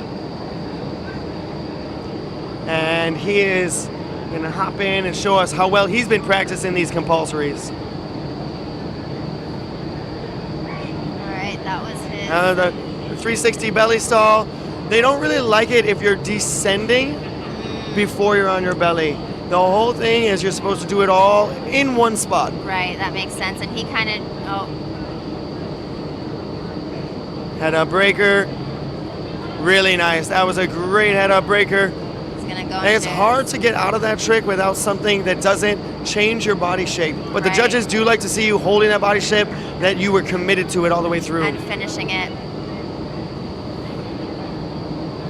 We'll see if he gets these back loops in. Or he got those back loops in. We'll see if he gets his flare in out the door. Really nice. And each compulsory round, is it has to be under 60 seconds or is 45 seconds. 45 you seconds. have 45 seconds to do whatever you'd like. You have to do the 3 compulsories in any order you'd like. Right, but they do have to declare the order ahead of Yes. time. And almost always, from what I have seen, people are doing the compulsories in the order they have been presented in the rule manual. Rule, Yeah, which is the is- way everybody's done them so far in this competition. Right. Yeah, we start with that belly 360 stall, And then we do a head-up breaker. the back tucks. That was really nice. That was nice. Great Nice, job, Joey. Joe. Yeah, just kept it low, kept it even. He's really just he flies like an instructor. Yes, he He does. likes to go, he likes to move, but when he stops, that's when you wait for the good stuff. Great head up breaker. A little bit fast for the judges in these compulsory rounds. They like to see control in these rounds. Great loops though. No, he's just doing a few more tricks before he gets Yeah, out. and great timing on that. They have Super been nice. killing it with their awareness of the time.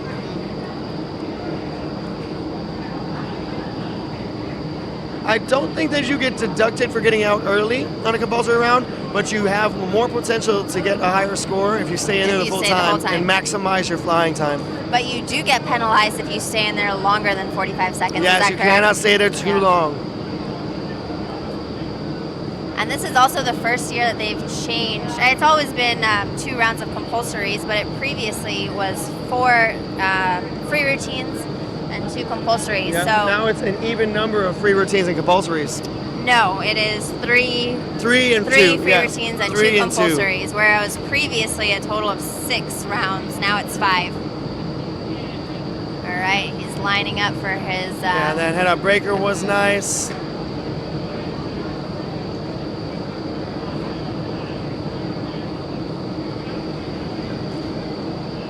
All right, starting his back tucks.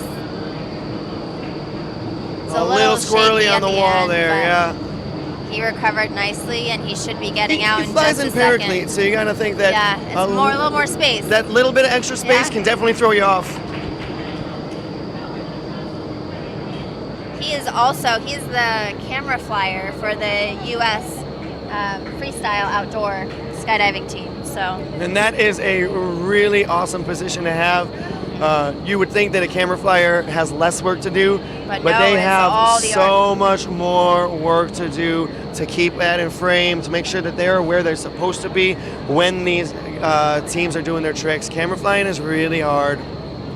all right, so this is James Rogers from I iFLY wonder Tampa. if that was his barrel roll stall.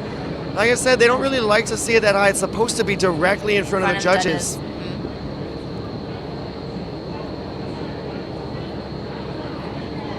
Oh, I love that. I actually use that trick regularly. That layout to the little flop into that head down breaker. Head down breaker is one of my favorite tricks to fly, actually.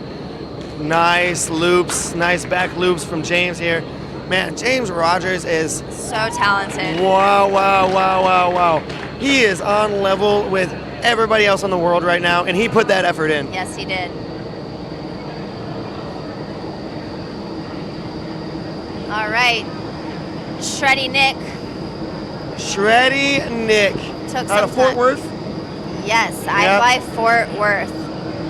This is his first competition, or first nationals. First This is his nationals. first nationals. Yeah, first nationals, and he has definitely been in here having a good time, really throwing himself around the tunnel, showing that he has some versatility. We noticed that he doesn't use a lot of the tunnel. He's pretty much stopping at the ring for a lot of his flying. There was a nice big transition. Oh, that There's was his head down or his head up breaker. Like we said, they are hard to do. He was trying to do in both directions. I It's like a nice it. little touch. There's his back loops a little I bit off like center, it. but still He's got both of them in. Definitely sloppy, but he's been practicing. These are not easy things to do, No. especially not exactly the way the judges want them. And especially not when you do most of your training in that 12-foot tunnel. So I'm not 100% sure on how they would judge if you're doing the same compulsory multiple times. Which one do they pick? Are they going to pick your best one, or are they going to pick your first one? I would think, I'm not sure what it says in the rules. I Yeah. would think that they picked the first one. And he also did them in 2 different directions. Yeah, You those notice head that? down breakers were in 2 different directions and really nice. It was hard to tell which one was easier for him, so I could tell he's been really putting the work in both directions. Having a weak side is a truth of life. Yes, it is. Yeah. And we saw that last night in 2A dynamic advanced rounds. For sure. Or actually, no, it was the solo speed. Oh, the speed, yes. Solo speed on those, on the mixers. Yep. All right, so now we are back to freestyle junior open. Yes. This is a speed round, so we're gonna have the music back up again. We're just waiting on the okay from the judges. First up is Carly Chambliss. Her home tunnel is Skyventure, Arizona, but I know she does a lot of training in all over actually. She travels around with her dad. I know she's been flying in San Diego, Oceanside. Yeah, I had Mike Wittenberg over here earlier, and he was singing her high praise. Yeah, she has really put in a lot of training, and it shows. She is just an amazing flyer. Really strong. I love how she's always being a dancer. Yes. She really embodies the freestyle portion of this sport. And the judges love that. Look They at them. do. They are just smiling. They're and every part of enthused. her body, even her fingers, you notice. And she still has tricks to boot. Yeah.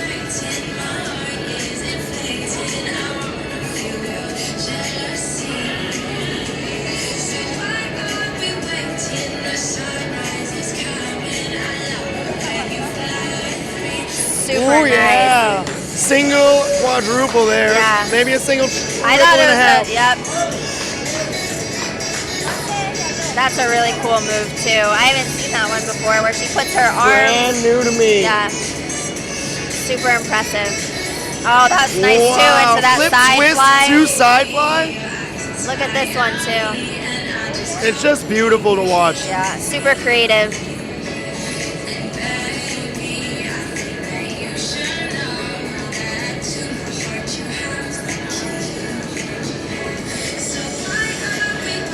All right. Nice job, Carly.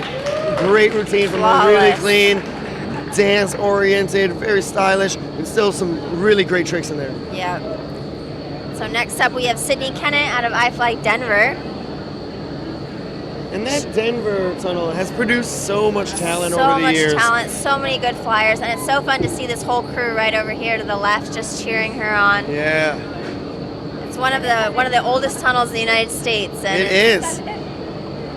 It is, and they definitely operate at a different frequency there. The buzz is so strong for getting people to fly and retaining people and teaching everybody to fly. Yeah, that's a great energy that I think has been there since the SkyVenture Colorado days, Yeah. you know, and from Mikey Silva and Nate Roth, and they've had Kiwi, who's here. Yeah, Kiwi. There's been so many super positive skydivers that are instructors there, and everyone just loves going to that tunnel. Yeah, and really, most of those instructors have changed somebody's life in one way or the other. Yes. A lot of people's. All right, Sydney Kennett. She is the current U.S. Solo Freestyle Junior Champion. So it looks like she's back again to defend her title. Nice helicopter, just looking so smooth. All right. Oh, a 1.5 with a, looked like almost full 4 rotations on that. Yeah. And a great little single foot scorpion move.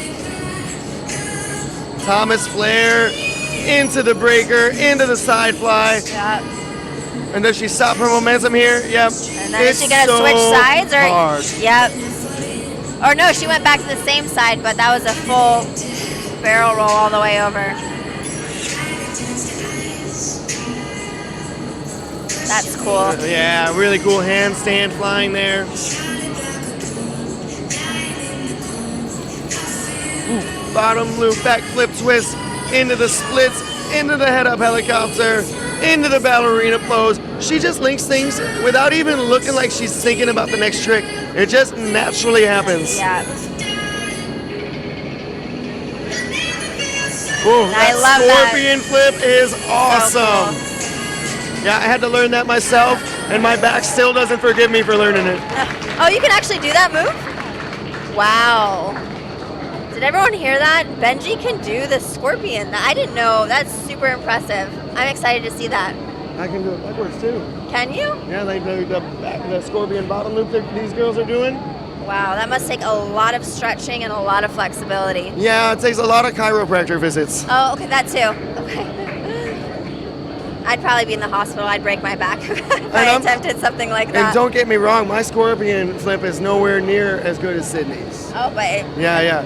But if your feet sometimes are you touching see, the back of your head, you're doing it. sometimes you're seeing these kids do these things, and you think, well, I definitely can. Yeah. And it's hard, but you can. You can put yourself out there, and you can push through it, and you can make it happen. All the side flying going around, all of the spins and flips to stalling in side fly, unimaginable even a year ago, really. Yeah, I mean, the side fly has been around. I remember Reese Wilson was doing those, and Devin Rohn, my brother-in-law, they were doing those in Utah probably, I don't know, 8 years ago. Yeah, and me and Ben were just talking about that too. Yeah, it didn't get big until, I don't know, probably 2 years ago, and now it's just evolved. People are doing these side flies to stand flies to, 360s in between and switching sides, and it's so cool to see. Awesome. All right, Kiana Adamson from iFLY Denver. She really reminds me a lot of Sydney. They both are really graceful and have some really cool moves.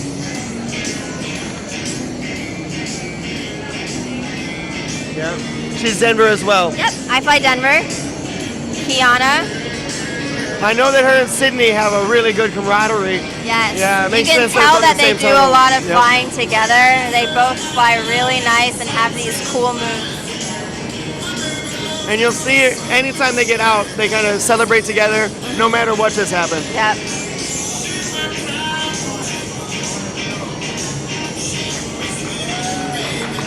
Looking good. That's a huge helicopter. You got to be dizzy after spinning that much. Yeah. All right, and now the Spin other the direction. other direction. For anybody out there who doesn't do this and doesn't like roller coasters or rides, you might want to look away. That's a lot of spinning for one person to handle. Oh, nice. 3, 4, Trip up, 3 and a half yeah. to a layout. Really good stuff. I love this little pirouette move. It reminds me of those dancer boxes, you know, that you open up with the music. Yeah. Little ballerina little move there. music box. Yep. Maybe we just came up with a All name right. for that. It's the pirouette. Yeah, it was a music box. Music box. All right, I like that better. Yeah, I like it better too. Pirouette sounds like we're too dancey. There probably is an official name for it, do you think? Is there? A ballerina pose? It's like I like the music box. It's like an arched T is what it looks like It to me is. because I'm old school, so I still fly the T. you call it the T. I still fly Dropping the T. the T. Yeah, yeah. I'll fly a T 30 feet above your head. Yeah, so the T is an archaic move, and you know it's archaic if I'm doing it. Yeah, I remember that from back in Orlando. That was a popular one. It's fun to see how things kind of cycle through, you know? It is cool to see them bring in some of these old school moves back, putting their own twist on them, making them look beautiful when before they were just cool. Yep. It's that new vintage. That brand new vintage, yeah. Instant vintage. Yes. All right. We have Elijah finishing up for Freestyle Junior. Round 3, the speed round. Round 3.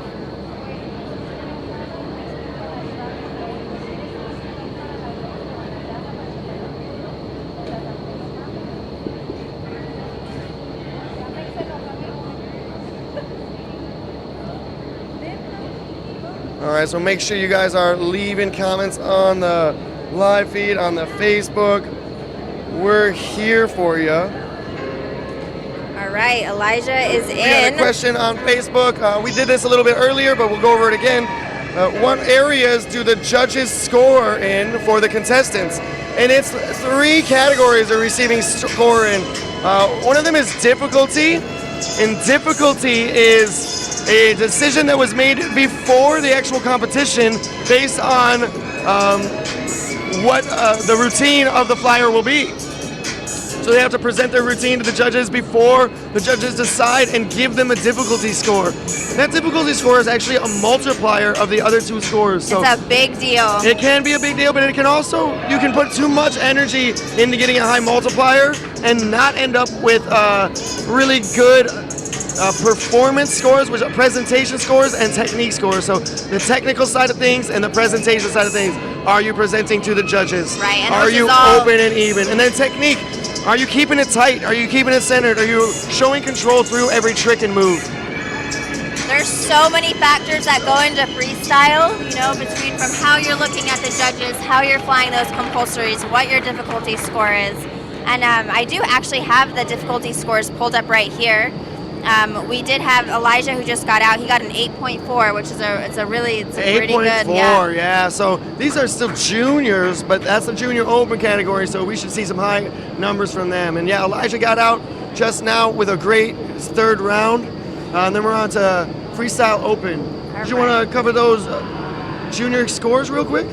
Yeah, and for everyone who is watching as well, you can look up the scores on intimescoring.com. And if you click the 2020 USIS National Indoor Championships, you'll be able to see the scores for each event. So we have Chris Andrade up next, doing his free routine for round 3. He got an 8.6 difficulty score from the freestyle judges earlier on this week. They get those from submitting their video in advance.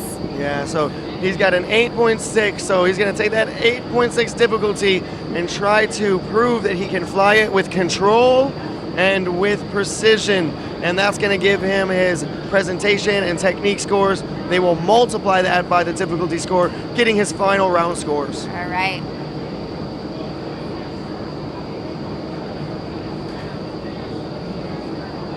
Chris is another instructor that started in Orlando as well, is that right? Yeah. So Chris actually was Danny Cordito's roommate. Oh, not a skydiver, just no idea what was going on. Went to UCF. Went to UCF. Orlando. We were looking for instructors, and Danny said, "My roommate, he's on my wrestling team.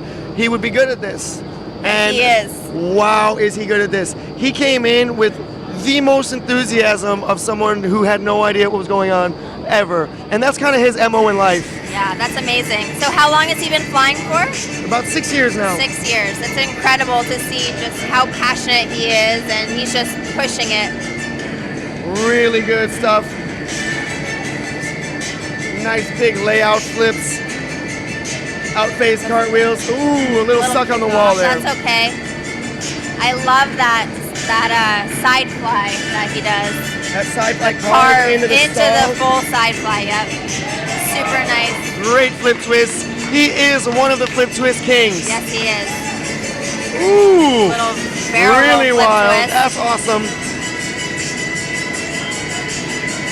Wow, it's 3.5 to a flip twist. 3.5 into that crazy double or triple flip twist. And then I love how he goes to these kind of slower moves, you know? He really pulls it together. To fast, super fast again. Aggressive to gentle. He's really got a range in there. Yes, he does. His willingness to throw some of those twists and flip tricks that close to the wall, that brave. is ballsy. Yeah. All right. Nice and he's job, out. Chris. Nice job, Chris. Really It's good. really Make sure- important that they get out on time as well, which he did. They do get penalized for every second that they are in for too long. Yeah, no matter how good your difficulty score is or your presentation or your technique scores, if you're not on time, you can really damage the outcome. And those judges will dock you. And you can see they are doing live judging right now for the free routines. And you can see the scores. They are on intimescoring.com. All right, up next, Kaylee Wittenberg. A little bit of deliberation over here by the judges. Maybe trying to count how many twists were in those flips. I couldn't even count after the third one.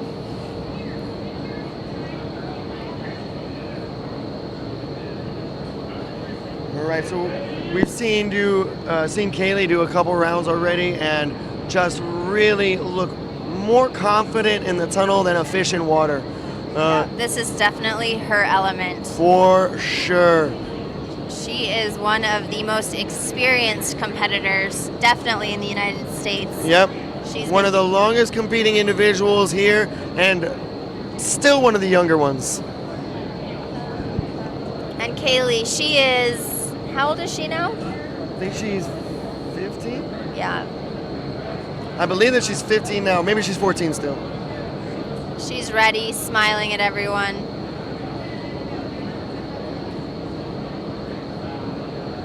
Yeah, but we've been watching those kids fly since they were 5 or 6 years old. And I think they started flying around, 5 or 6 in Dubai. I remember when they were competing in those Dubai competitions and just completely crushing it. Yep. And they are actually the current world champions for two-way dynamic.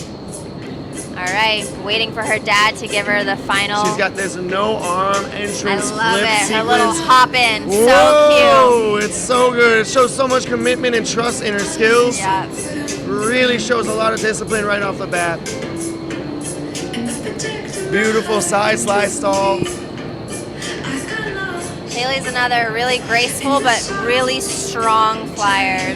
Yeah. Ooh. I think it's 9. I think it's 9. Say, how many rotations was that? And the ascending in the tunnel and still not drifting. And keeping there's it so right in the much center. going on that. There's so much going there. Woo! Beautiful, great flip twist sequence here. Awesome. Into that slow, beautiful dancer flying. into those fast helicopters. She is just so versatile in there.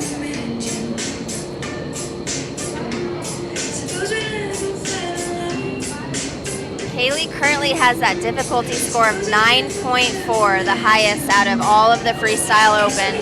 9.4 difficulty, and you can see why. Literally every aspect of flying has been covered. We still have 10 seconds left. Look at that incredible side fly with her hands behind her back, up to her, holding her So she's not feet. gonna let that foot go the rest of the time. She's in there. Watch this sweet entrance. And exit, holding her foot. Super nice. Nice job, Kaylee. Always pushing that envelope. All right, Blake Cullen out of iFLY Seattle is up next, shaking those nerves off.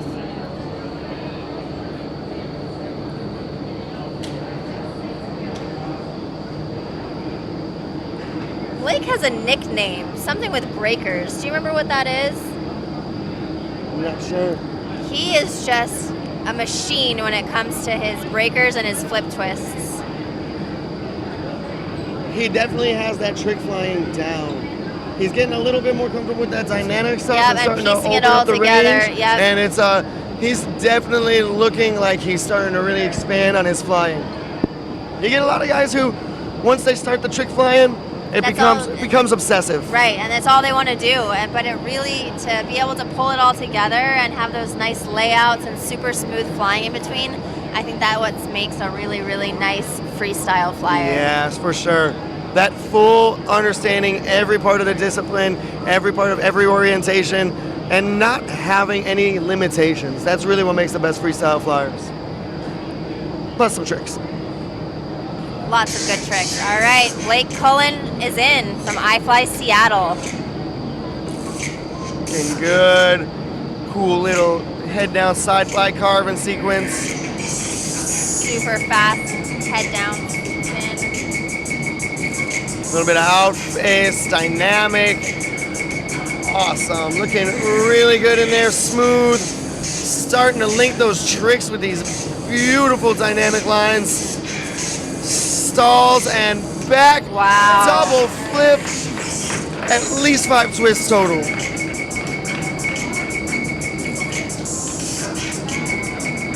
It's an interesting move right there, looking down. That's some classic instructor style. Not sure what I'm doing, but I'm making it But look I'm good. doing it. I'm making it look really, really good. Style over everything, Jen. That's what we say. Whoa! Wow. Cutting that a little close, but he didn't touch the wall, and it was a nice breaker. That's a really nice move too, that fast side fly up into the layout. So hard to stay balanced and not let that get out of your hands. Wow. Flip twist and flip twist the other direction. Triple both ways. That is so good. Right out, right on time. Awesome job, Blake Cullen, one of our instructors from Great iFLY job, Blake. Seattle.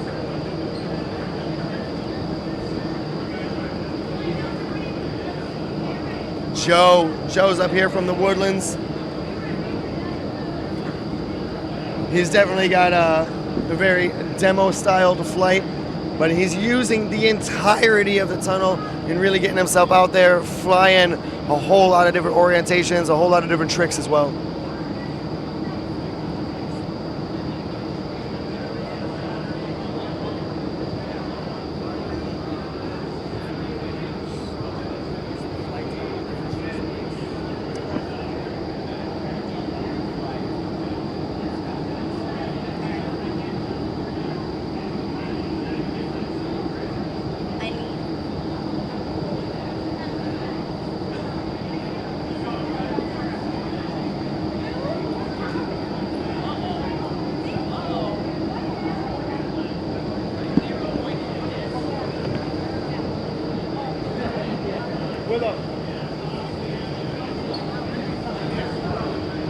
All right, so Jen Roan is out, but I'm replacing her with one of everybody's favorite trainers, definitely one of everybody's favorite people. This is Will O, originally out of Seattle, now he's in iFLY Charlotte.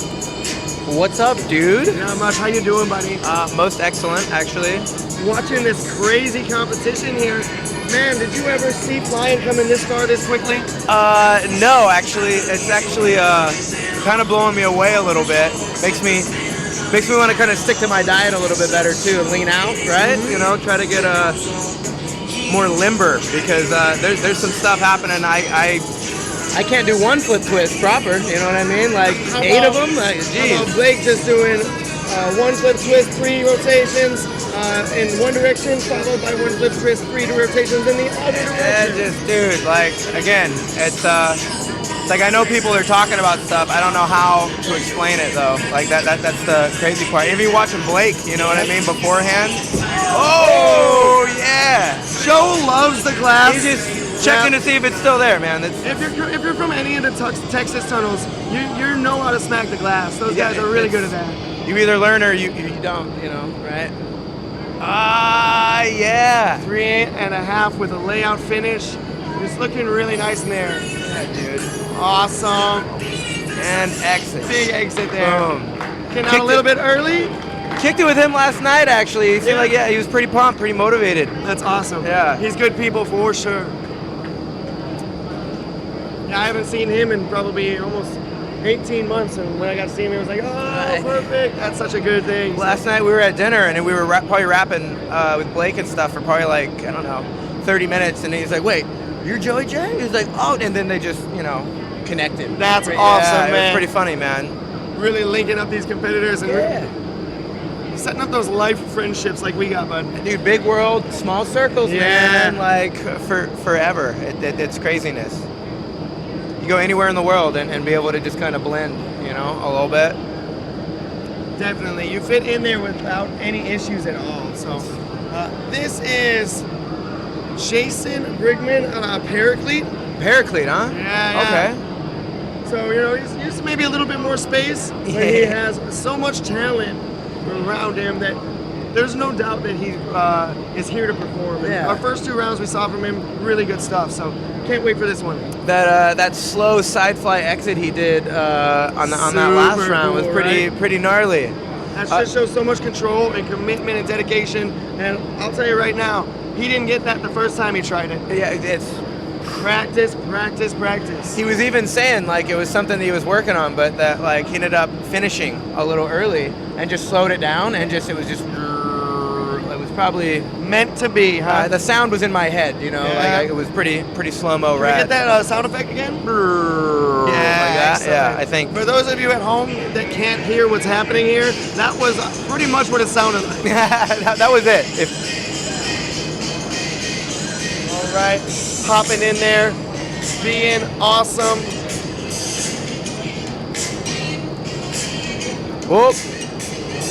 Jason getting a little bit big in this smaller tunnel than he's used to.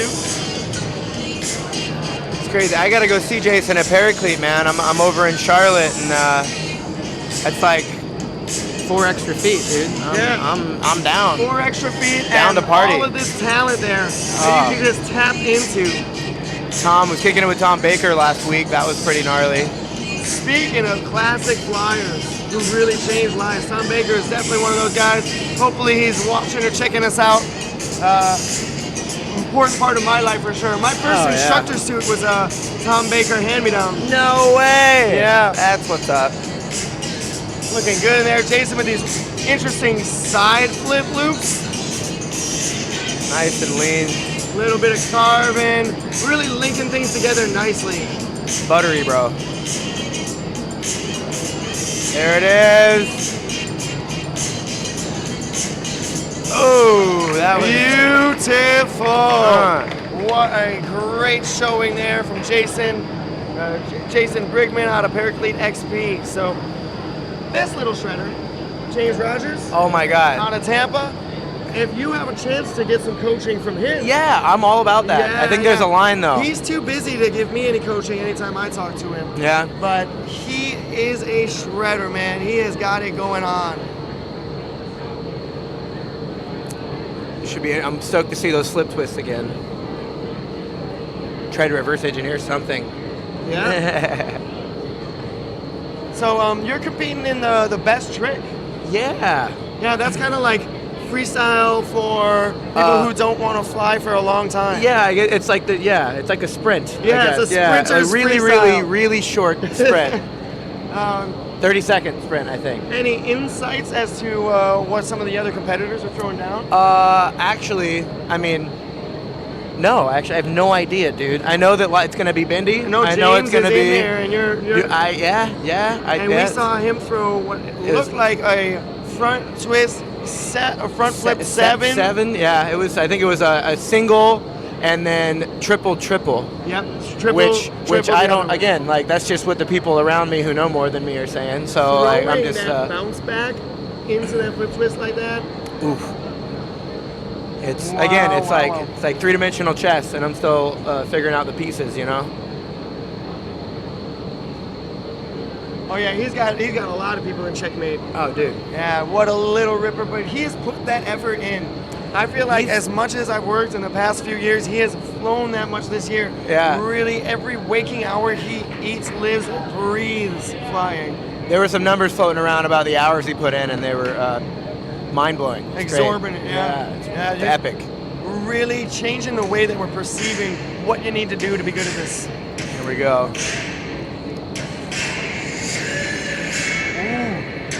He's got those kind of top twist flips, flip twists, which are really cool.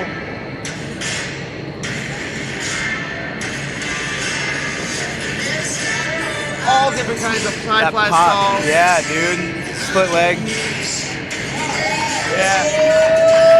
I remember when the perfect breaker was almost a myth. It was a unicorn. Yeah. And now they're throwing them as if it was a belly fly entrance. Yeah, no joke.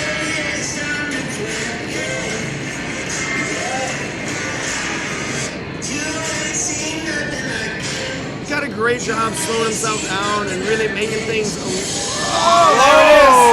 There it is, dude.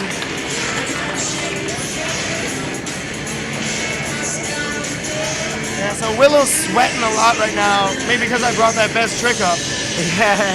Maybe just because he's excited about how good this run is. James is in there really killing it. This is crazy, man. Like he's really, everything's flowing. Nice flip twist sequence. Side slide. That's a wicked side fly. Into the side stall. Those arms together, man. That's the thing now. Exit. Boom. So he is incredible. And he's out of Tampa, you said. Out of Tampa, yeah. He's worked with some great coaches over there and all over the world this year. He was with Tom's, right? And Rafa? Dang, dude, like. Worked a lot with Lane. Ooh. Yeah. Lane was here earlier, huh? Yep. Or yesterday, I think I saw him.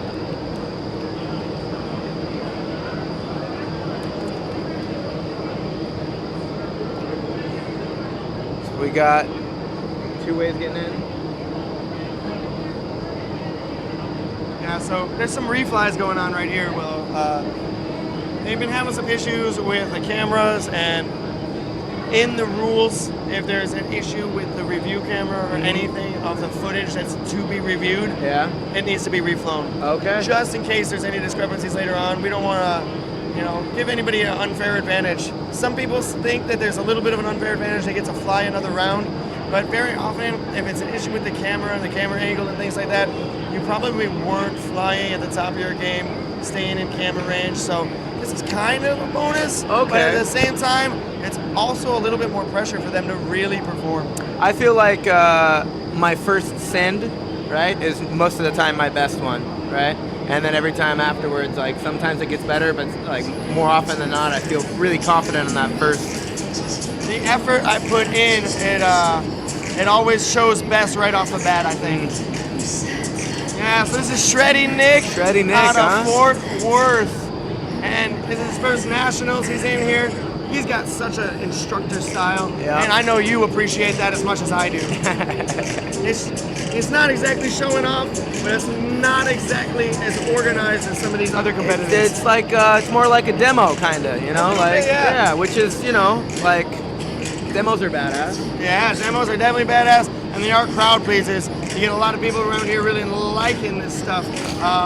but you also have a lot of people out here who appreciate how much work it takes to really compose a beautiful and well-organized routine. It's I'd say that's what separates a lot of really great flyers from being even better, right? Is being able to put it all together.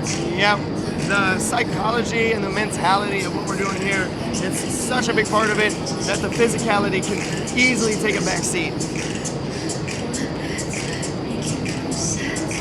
Boom. All right, Shredding Nick finishing up the third round of Freestyle Open. Now there's some reflies going on, and we're gonna give you a quick break on the commentary while they do these reflies. Thank you so much for being here, Will. Hey, dude, it was a pleasure for having me, man. Thank you. Excellent. Yeah, buddy. Yeah. Good luck in that best trick. Oh, dude, I'll send it, bro.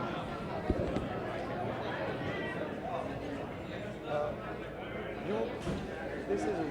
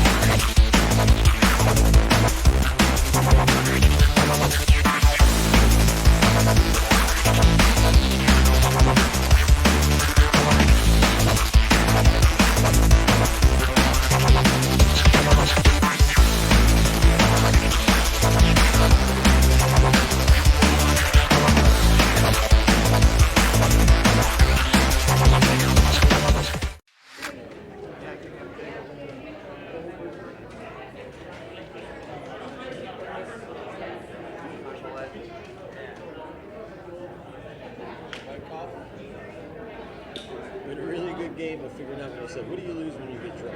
We were like, oh, there's a lot of good answers for that. Keys, phones, dignity. What do I lose? No, we were just filling in the gaps, man. You asked that question. So we're gonna do some reflies here, and then we'll get back to the commentary and the actual competition. Just a couple of reflies from back in the day.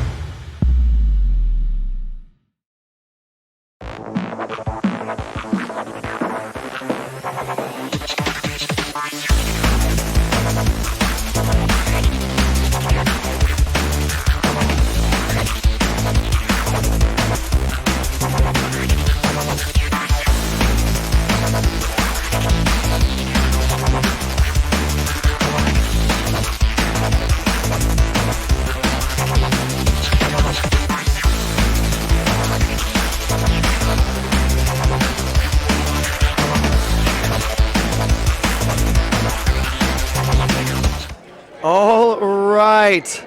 Welcome back, everybody. This is Benji. I'm here with the 2020 USIS National Championship. So right now we've got some D2W, some dynamic two-way going in. We saw some of these yesterday, and we'll see where it takes us today. A couple minutes before they start flying, but just a reminder what is involved in this discipline. This discipline is two flyers, and they are going to get in together and fly a predetermined line, or a snake actually. That snake is going to lead them around the tunnel, and it's predetermined what orientation, which direction they're facing while they're doing that.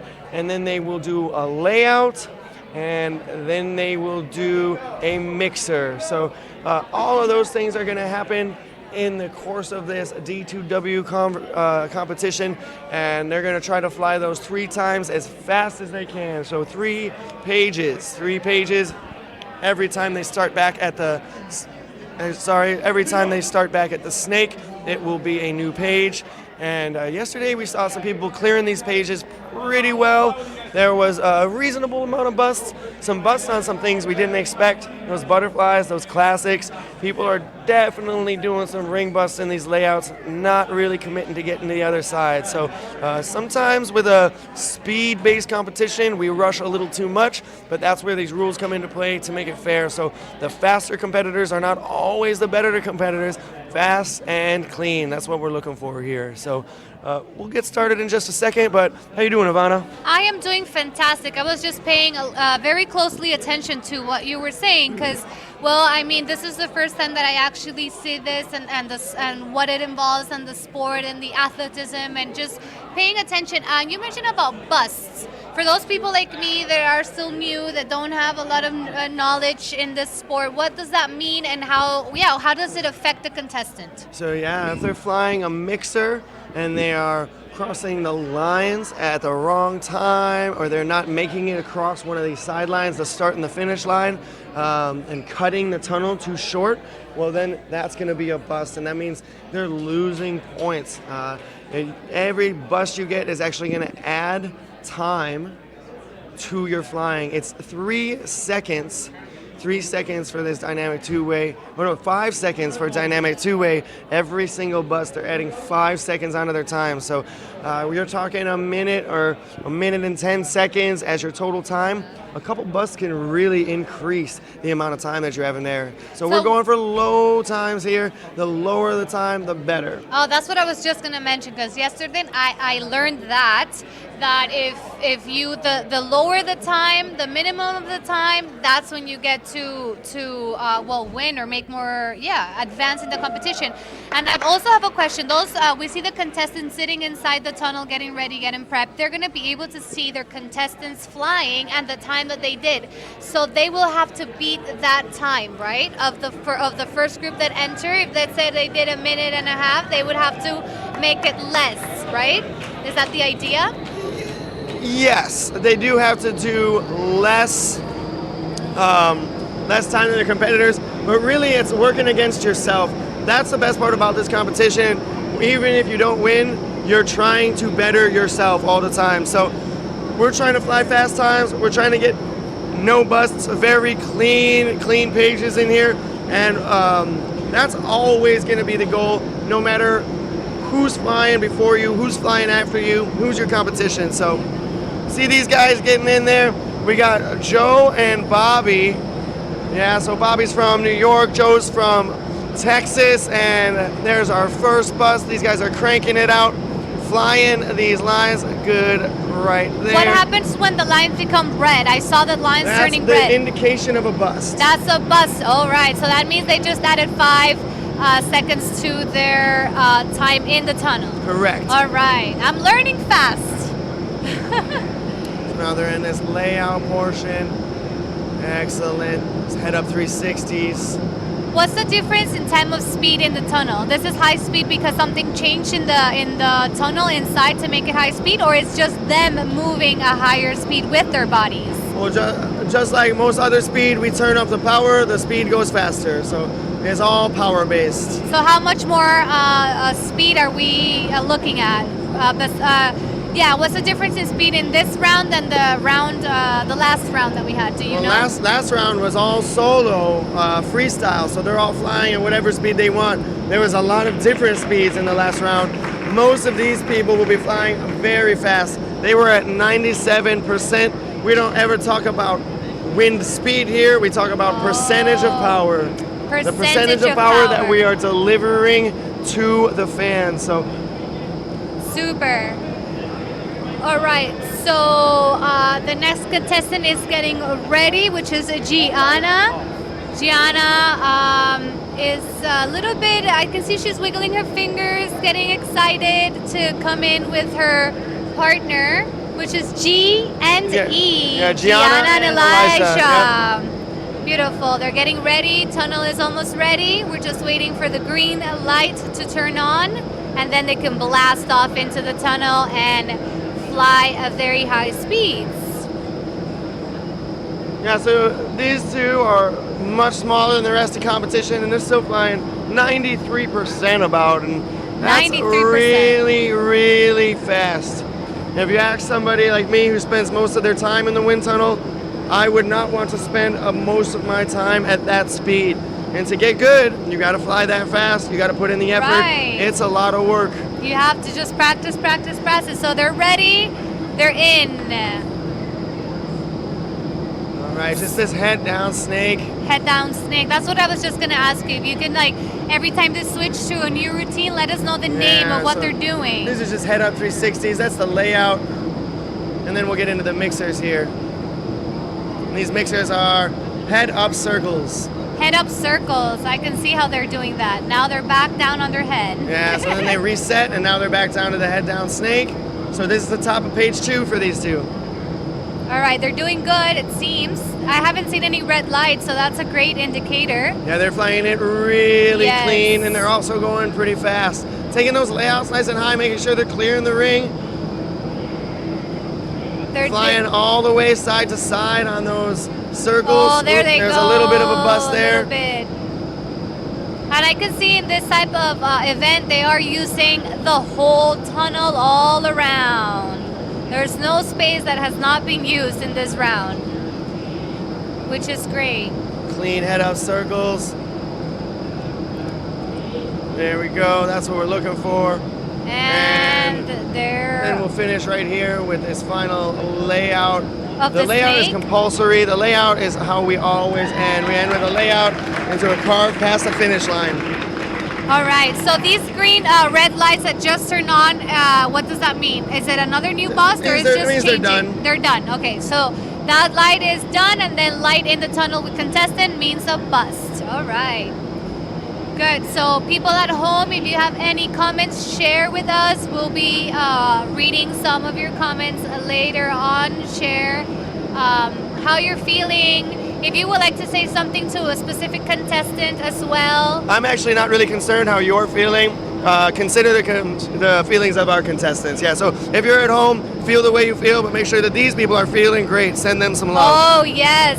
We would like to see the love and the support, which I've seen a lot of it in the comments. Really, people are supporting. They're getting into it. They're hooked on their computers or wherever they're watching this live stream at iFLY Fort Lauderdale Facebook. We have YouTube going on. We even have Instagram.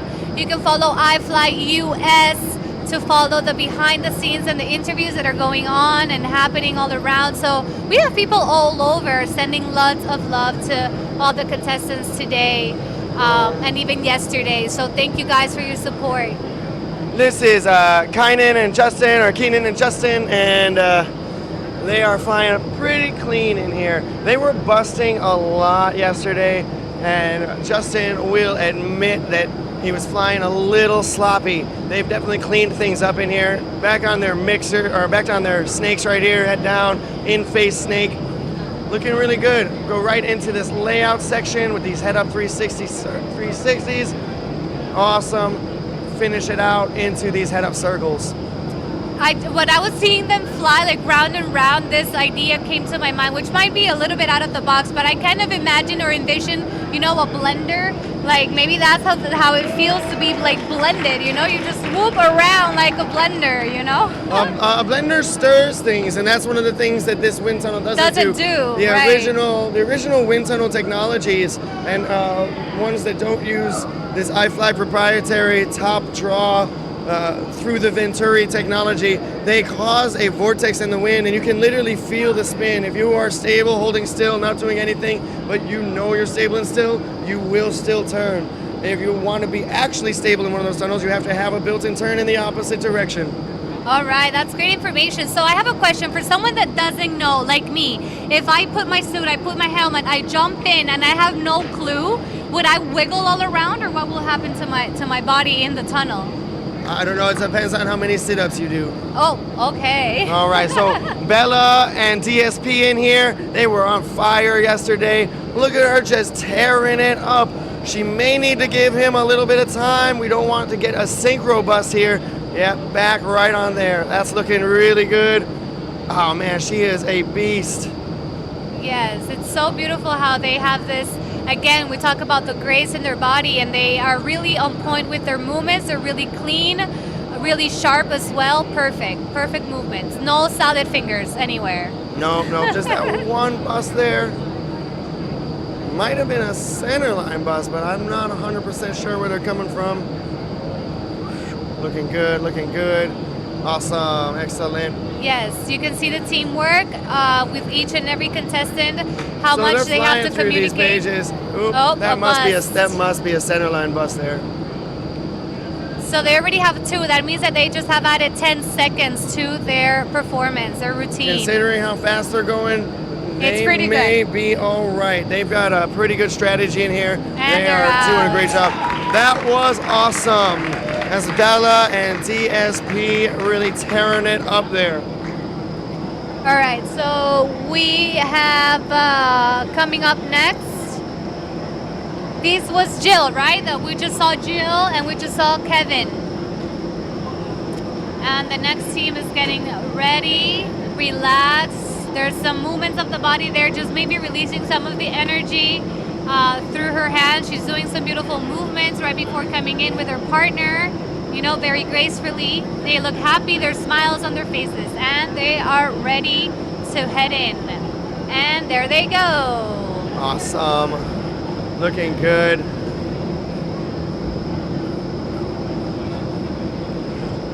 Jill's got a couple 100 hours in the wind tunnel, and for somebody that age, wow, that's a majority of her life at this point. Yes. It's really impressive. So their name is Hydrodynamics. Yeah, so they're looking really good here with these snakes back to the top of the page, onto the layout section, head up 360s, gorgeous. So we have here Heather that said, woohoo, Bella is the best. So there's a lot of support. Also Patrick saying nice to Nick, and Megan saying go Bobby, cheering for Jesse and Dustin. Jesse, Dustin, there's lots of love to you guys. So let's see some comments about Jill and Kevin. And show them some of your love. So far, no bust, right? No, they've been doing really, really clean work in there. They're so tight. They are so in sync. And they're out. What a round! Wow. What They a look round! happy, very happy. So Brian just said, "Go, Jill," and the crowd here got really pumped up. Yeah. I mean, That's one of the cleanest rounds I've ever seen. They Yes. were on fire. It is not easy to fly that clean. You put in a lot of work and effort, especially when you're going that fast. Yeah. So now coming up, we would have Corey and John, the Flying Noodles. They're excited. So Corey, he is the flying noodle, and John is just kind of like a secondary flying noodle here, trying to keep up with Corey, because Corey is so fast. That little ripper doesn't even know the meaning of the word slow. Yeah, look They at him actually go. got a synchro bus yesterday, which means they were out of synchronization because Corey was going too fast for John. See, that's the thing. Does that have to do with we were talking about the weight mass? There's mass. that synchro bus we're talking yes. about.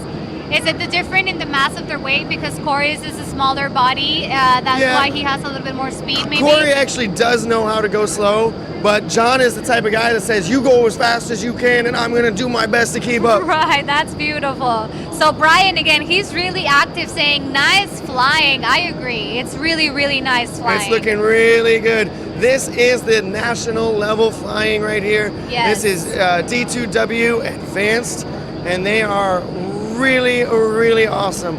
We gotta be appreciative of everything that they're bringing.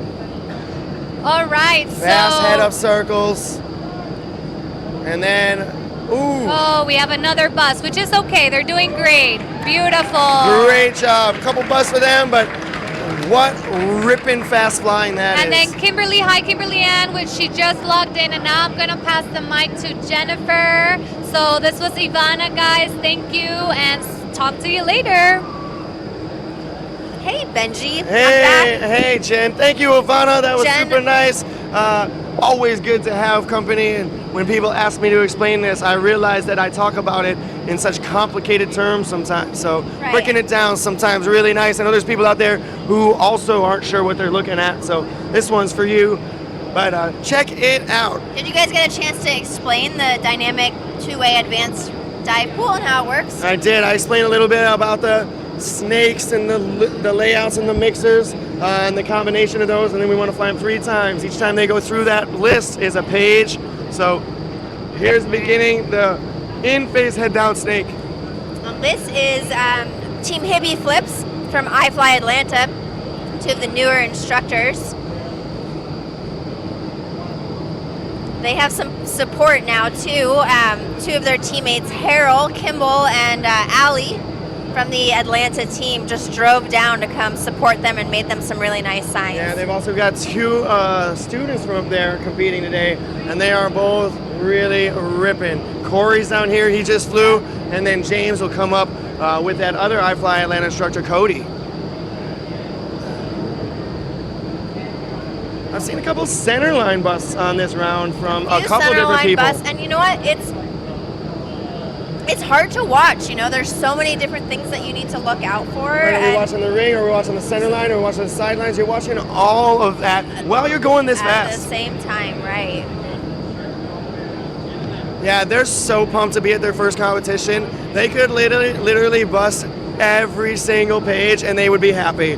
They got out, they were ecstatic yesterday just to be here, and that energy carried over into today, so they are pumped. I love having flyers here, You know? getting into the competition spirit. Exactly, it is the mentality to have. All right, and they are Nice job, Dustin and Jesse. Team Hippie Flips from iFLY Atlanta. Hippie Flips What's from that name Atlanta. come from? Do you know? Yeah, we shouldn't talk about it. Okay, all right, well, that's okay. We'll move on to the next round. We got Alex Jordan and Becca Alcock from iFLY Westchester. 2 South Africans representing. Yeah, really representing there. A lot of talent between those 2. Completely different flying styles, but when you see them fly together, they start to sync up more than you could ever expect. Yeah, I think they got a little bit of training, and it's just fun to see the 2 of them flying together. I'm so amazed that Alex doesn't fly like a skydiver. There's no skydiver habits in his flying whatsoever. But he's an FS skydiver. Yep. So The worst kind of mean, skydiver for habits. The worst kind of skydiver? For habits, for developing habits. For developing habits, yeah. So what kind of habits do you think that you would see from an FS type skydiver in a Really wind square, tunnel? rigid body positions, Right, because okay. they're so presenting as they're turning. They don't move a lot in that belly position. They also have some type of weird arch that works really good for FS that doesn't work for almost anything else.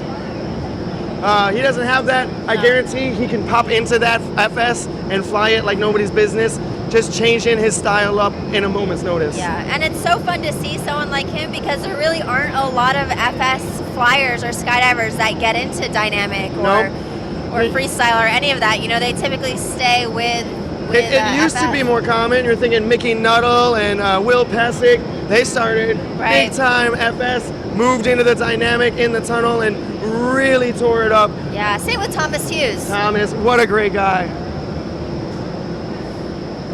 That whole team was FS skydivers at one point then. Were they on an FS team? I don't think they were together. okay. They might have been on airspeed together, actually. They really good guys, though. One of the coolest things about this sport is that they paved the way for what is going on now and for us to fly in the way we do.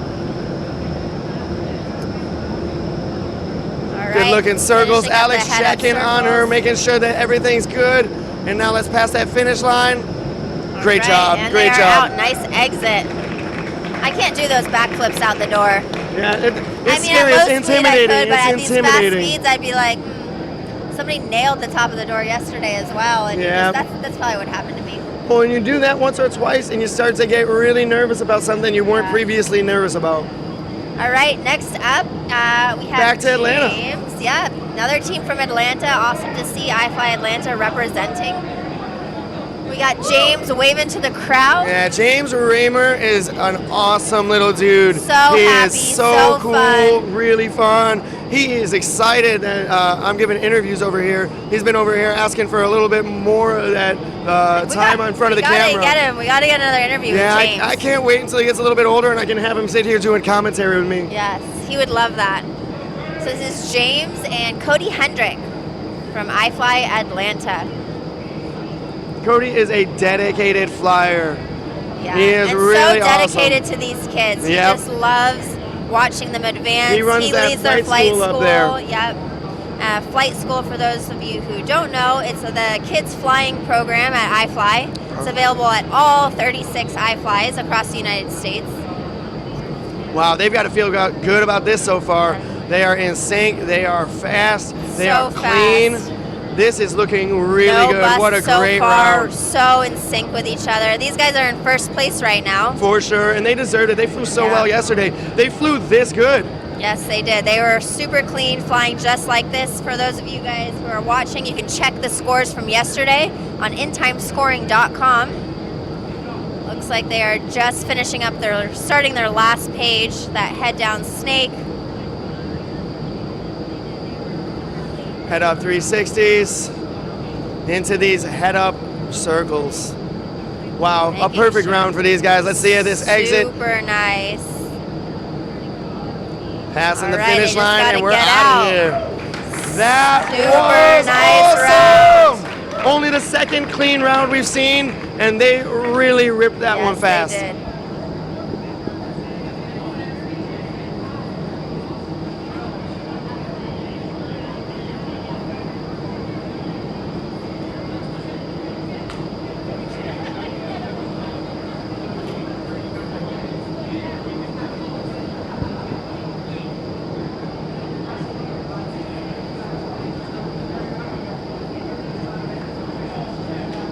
All right, just a little bit of deliberation from the judges before we go into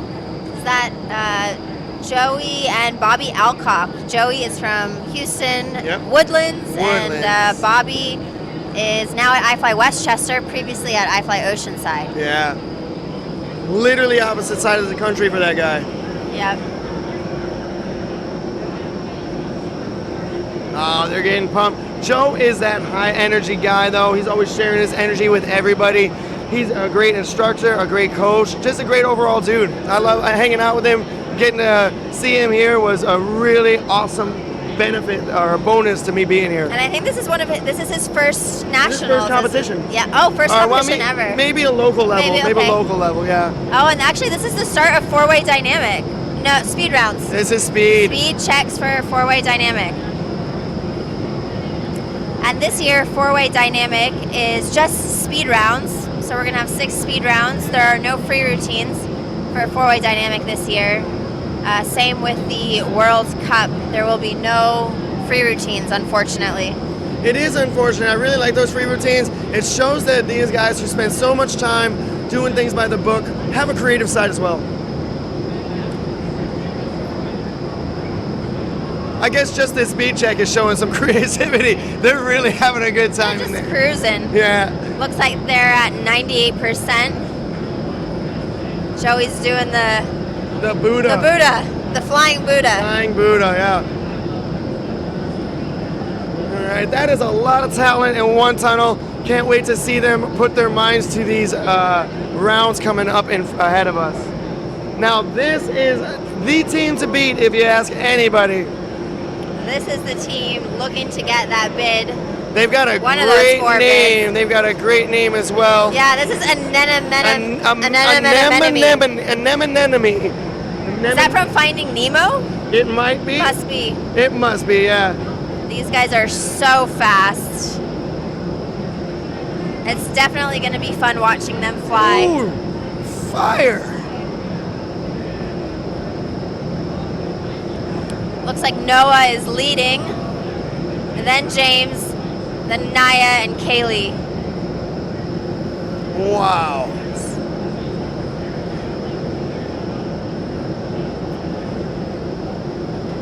Just watching these guys in person is really breathtaking. It's a real showing of where the sport has come, and they all have so much further to go in their lives. It's wild for me to think that this is not even the limit. They're not even pushing the limit of what is to come. Yeah. It's definitely pushing my visual limits of keeping up. They're so fast, and normally when you watch four-way dynamic with adults, it just seems, it seems crowded, but with them, they are just flying They right have so through. much space still. They're all flying so tight in those body positions, giving each other extra room, which is impossible at that high speed. Right. They are performing what we used to think was impossible. Really awesome. Really hasn't been a lot of all-kid four-way dynamic teams that I can think of anyway. No. And that have trained. These not guys have that been have put really the been time in, training yeah. and really been putting in the time. So I'm definitely excited to see. They want to be the youngest people to win four-way worlds ever, and I don't doubt that they have a chance. All right, so this is Nico Gonzalez, Chris Andrade, Dave Retzlaff, and Jesse Jaber. So we got two guys from the San Diego area and two. Actually, I guess that would be they're all in the San Diego now. They're all in San Diego. Right, Chris and Nico just moved over to San Diego from New York. Yep.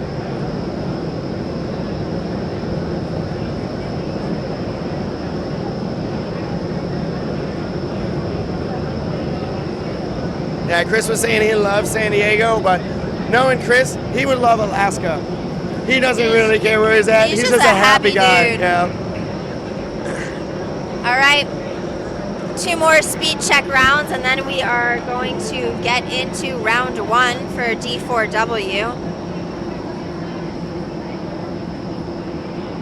And this is the Denver team. Grumpy old men. No, this isn't Grumpy Old Men. That was the last team. This is on the cutting edge. On the cutting edge. On the cutting edge. That makes more sense. We got Kiana Adamson leading the pack. Super fun to see. And then we got their lead instructor from iFLY Denver. That's Corbin Pope, Mike Bone.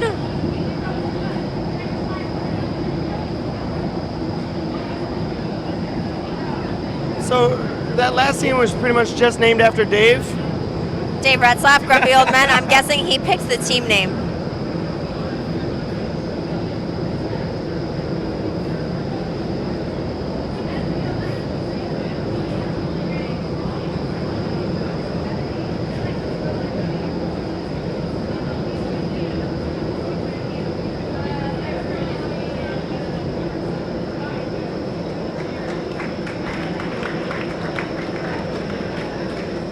All right, final speed check round. We got the Atlanta kids with their coaches. This is so fun to see. We got Corey James, John Jaworski, and Cody Hendrick. This is awesome. This is so cool to see. They've all got to be so stoked to be there, to be at this level, flying together. Competing in dynamic four-way together. Remember, these kids started in Kids Club. Yeah, these kids started in Atlanta's Kids Club Flight School and only been flying for a few years, and here they are. Oh! Hey-o! Oh, we lost James, but he's back for more. And these guys are flying at 92%. Yeah, It's pretty impressive. one cork when you're that small at You're that going to speed, go right to the top. you're making it past that ring in no time.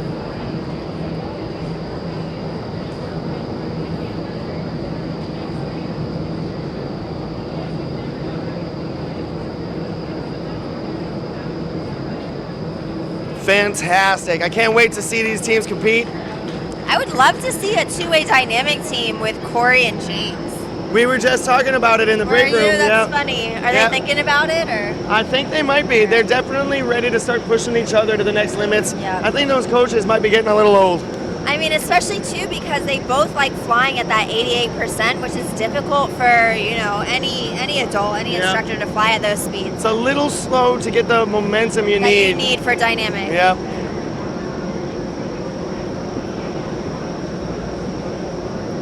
All right, round one. CJX2? Nope, that was the team. That was the Atlanta team. And that's the only This teams? is actually. Yep, all right. Yep, yeah, this is going to be Meme This, There it is. which is Meme Tacho, This. Lane, Joey, and Bobby Alcock. This is a pickup team. This is a pickup Came team. together late last Tacho, week. yep. Tacho sent us a message and, wanted to come stop by, see his friends, and fly a little bit of four-way. But pretty much everybody's his friend, so you weren't sure who he was talking about, right? Everybody is friends with Tacho. You know what? He came to see literally every single person here. Yeah, it's awesome. He's been around forever. He really believes in the sport. Yes, he His daughter's does. incredible. All right, and they are in with that mixed snake. Looks like they're going into, I don't have the draw in front of me.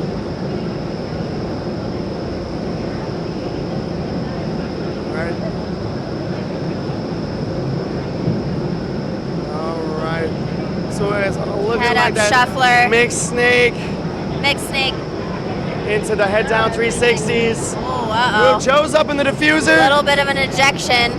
Let's see how they recover from this. All right.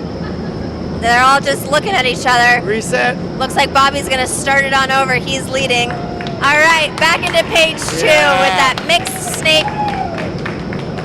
And Nice head down recovery. 360s.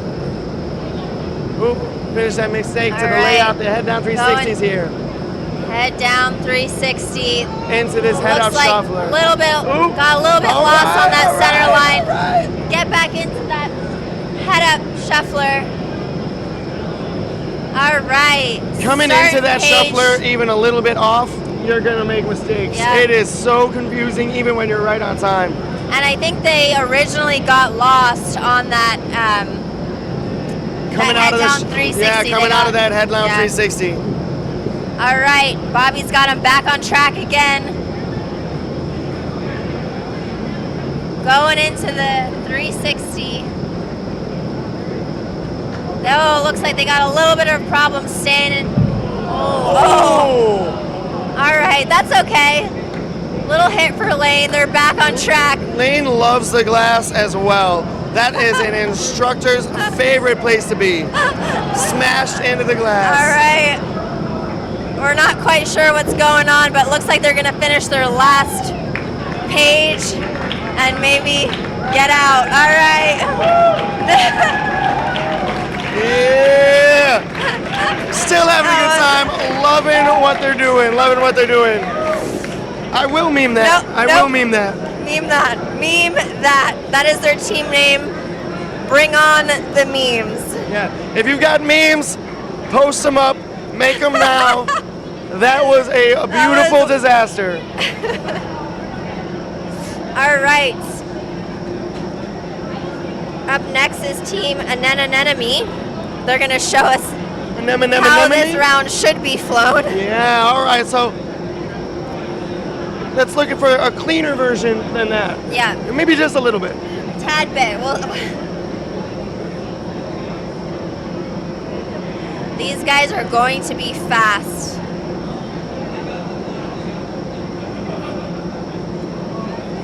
So it looks See like Kaylee going over everything in her head. Kaylee's doing the line. She's so analytical. She really gets it. And I am just so excited to watch these guys fly. I have not seen them fly together yet. I know they've been training a ton, and watching them just individually in solo speed, they're so focused, so concentrated. This is just going to be amazing.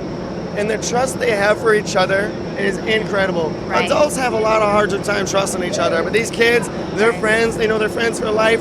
That's family, and they trust them like They such. trust each other. They are flying at fast speeds. It looks like they're going to be flying at 99%, almost topped out. Oof. I would not be flying that with my team, my non-existent team here. The team that we're not on. Yeah, well, we could make a team You know and we what? wouldn't fly that speed. We should do two-way next year. All right. A little commentator thing. Yeah. Yeah. All right, looks like Noah is setting up to lead Then we got James Rogers, Nia Dixon, and Kaylee Wittenberg. They are off to an amazing start, going through that mixed snake, going into the head down 360. Ooh, so fast and super perfect. nice. Flipping down into that head up shuffler. Oh, what a beautiful shuffler that was. Super nice. On to the second page. For everyone that's watching, they have 3 pages of this. I love how Nia flies like that with her hand behind her head when she's flying head up. Have you noticed that? All right, super nice 360s. No busts so far. Super fast. Shuffler. This is so oh, that is impressive. good. Nice Wow, job. they are nice just job. cruising through this round. There's got to be people in other countries who are going to Worlds watching this thinking, no way. We've got to step our game up. This is really good flying going on here. All right, and they are just going to cross that finish line after they do this head-up shuffler. And that's it. Wow, wow, So wow. amazing. Yes! The crowd is going 114 wild. raw time. Wow, 114.51. No bust. That is so impressive. I don't know what the record is for that, those lines, but that was really good. Yeah, super impressive. I am sure they are very happy with that. They're Wow. now going in to go watch their video. Mike's following in. They're going to go debrief. I'm sure he's very happy with that Yeah, performance. definitely. We should definitely put a little team together just to prove that we actually do know what we're talking about. You know what you're talking about. I'm a little rusty. I just finished that 2A VFS round where I completely forgot an entire block. Got scored a 0. You were probably thinking about You know- some numbers that you had to keep in your head for work, you know? I was just having fun. I was laughing. It's fine. All right. Next up, Grumpy Old Men. We got Nico Gonzalez is leading the pack.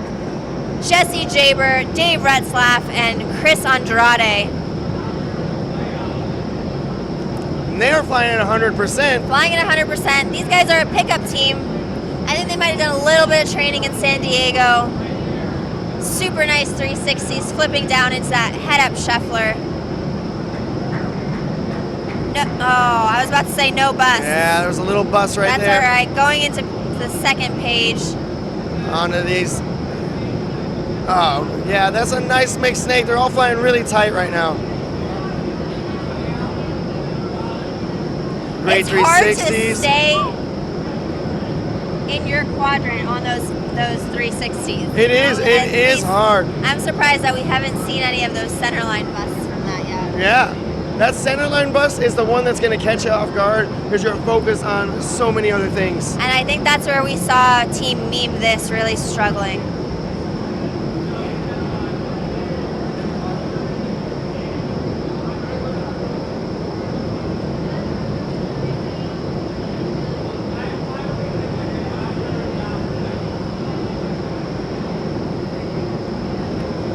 All right, 2 busts so far, but they are out. Looks like they had a raw time of 1 minute 20 seconds. I think there was 2 busts in there. 2 busts though, that's gonna add a 5-second penalty for both of them. So 10 total seconds onto that. They're probably gonna come out with about 1 minute and 30 seconds. Still a really nice fast raw time though. Really 1 minute, good time. 20 That's seconds. a really good time. We saw a Nenenenemy with, what was their time? That was 1:14, wow. Surreal. Super amazing to see anybody flying that, but especially these kids coming up, really pushing the limits of the sport, pushing what I know I can do. All right, next up on the cutting edge from iFLY Denver. It's a knife company, and they came to fly. That would be a great name for a knife company. Yeah, great name for a knife company. Not sure where they're getting at with Yeah, I'm not sure where that the team team actually name. came Maybe one of them owns a knife company. from. You never know. You gotta represent your sponsors. Yeah, Kiana is 16 years old, I believe, and then the rest of them are very seasoned flyers from the Denver area.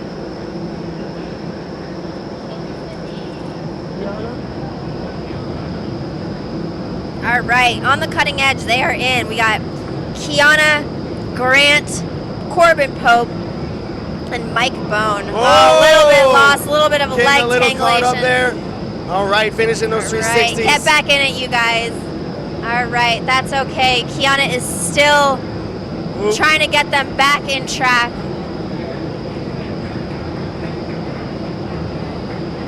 They are flying at 95%. That is just so impressive to see Kiana flying at these speeds.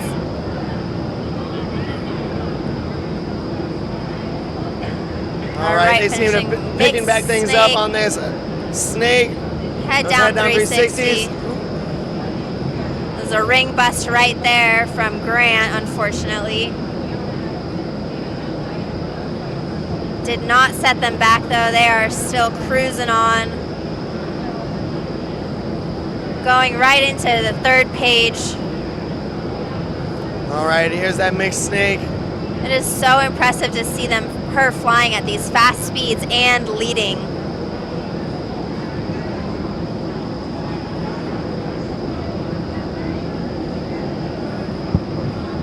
It's so difficult, I think, with, four-way. There's so many people in there. There's so much to focus on. And one little mistake from one person can Is gonna change get the that whole bust. flow of everything. And that makes a huge difference. Oh, little hold up in the door. Nice save from one of the instructors. Now 135, a few busts on there, but they flew well. They did a great job.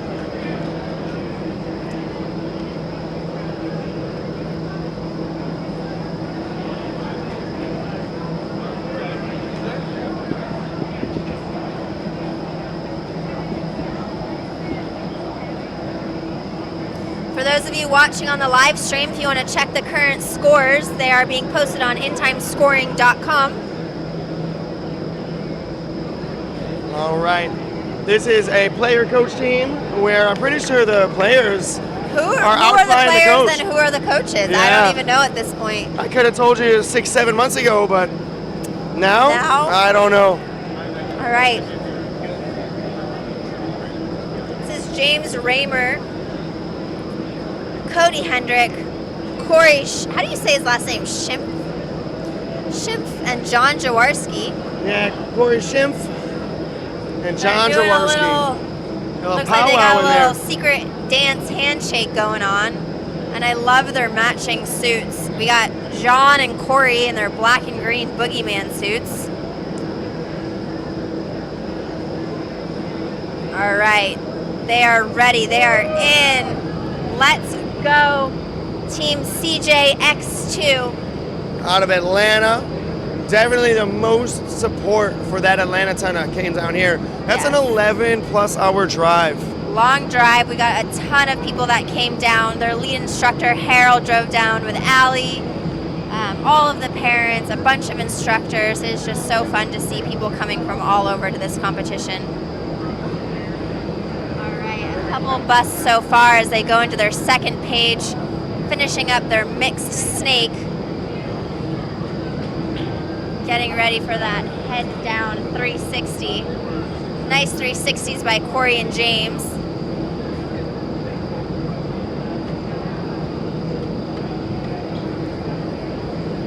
It's just so fun to watch these two little kids and their adult counterparts. Yeah. And I'm not going to say they're struggling to keep up, but they are working to keep up with those little dudes.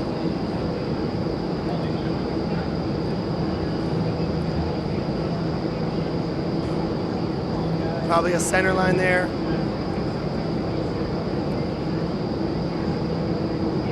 For those of you that are watching, when you see those red lights flashing, that indicates a bust, which means the team did not perform that sequence properly.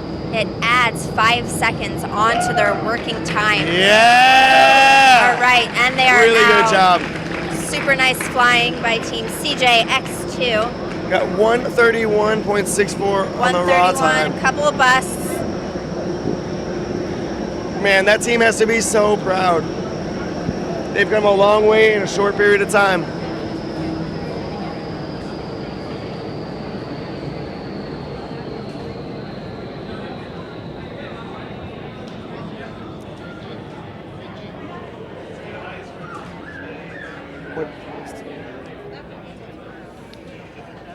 So next up, we are going to have some more four-way going in.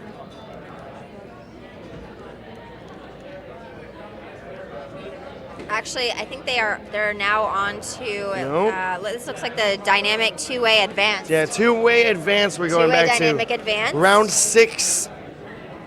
Yeah, this is round 6. Yep. Round 6. So this is the final qualifying rounds,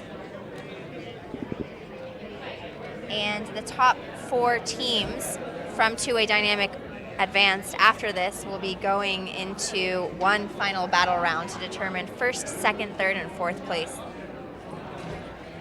Yeah, explain that battle round real quick, because that's a cool setup. Yeah, definitely. So it's not the full type of battle format that you would see on a world level, but what they've done here is there are 6 rounds, which are cumulative scoring. From those scores, the teams that are in first, second, third, and fourth will do a final battle.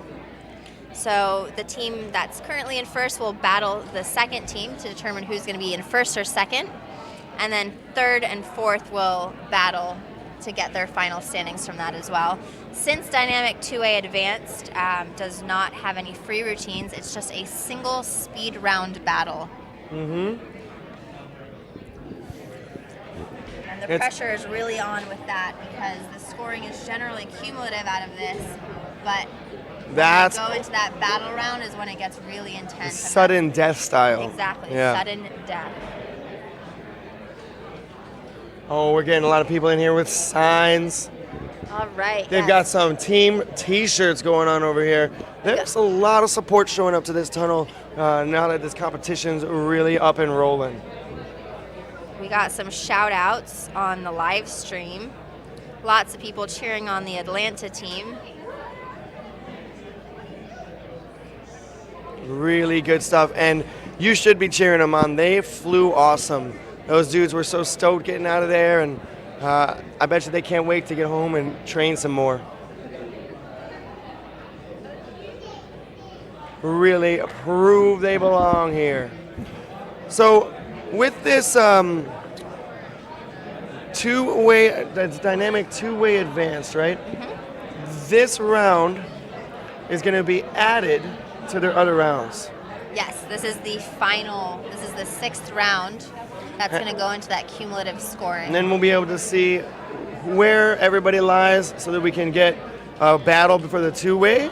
Yes, exactly. So, and I'm just pulling up the scores right now.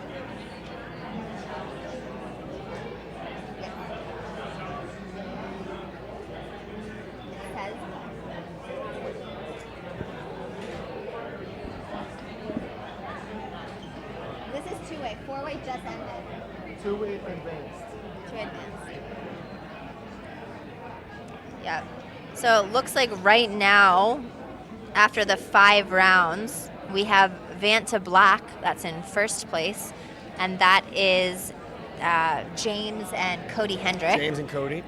It looks like so far in second place, we have Hydrodynamics. Jill's team. That's that's Jill and Kevin from iFLY Westchester.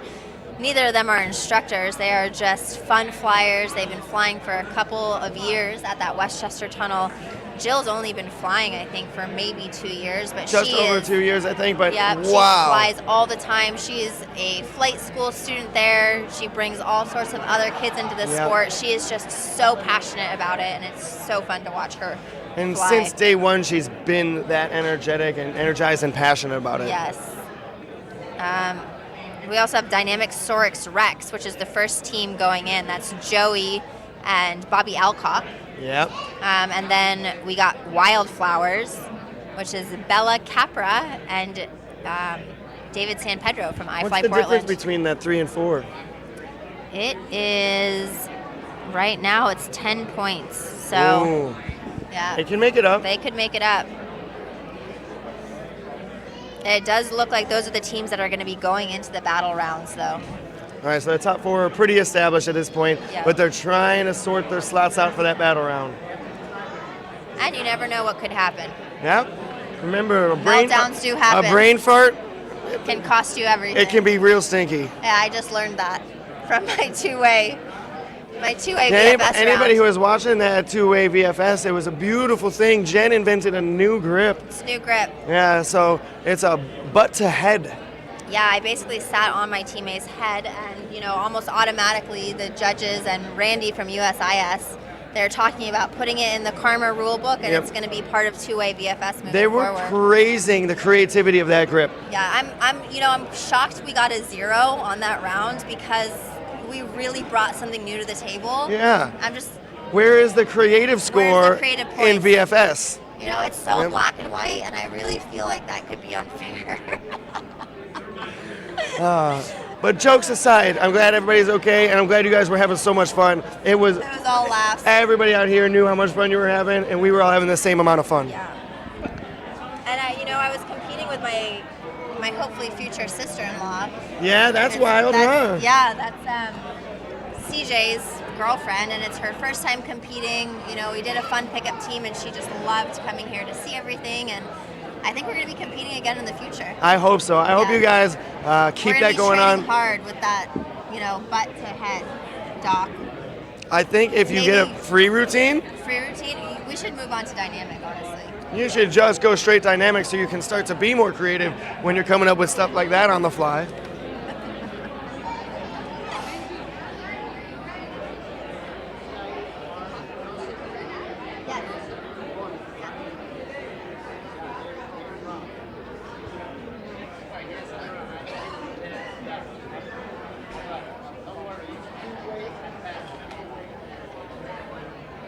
All right, judges panel is just getting ready.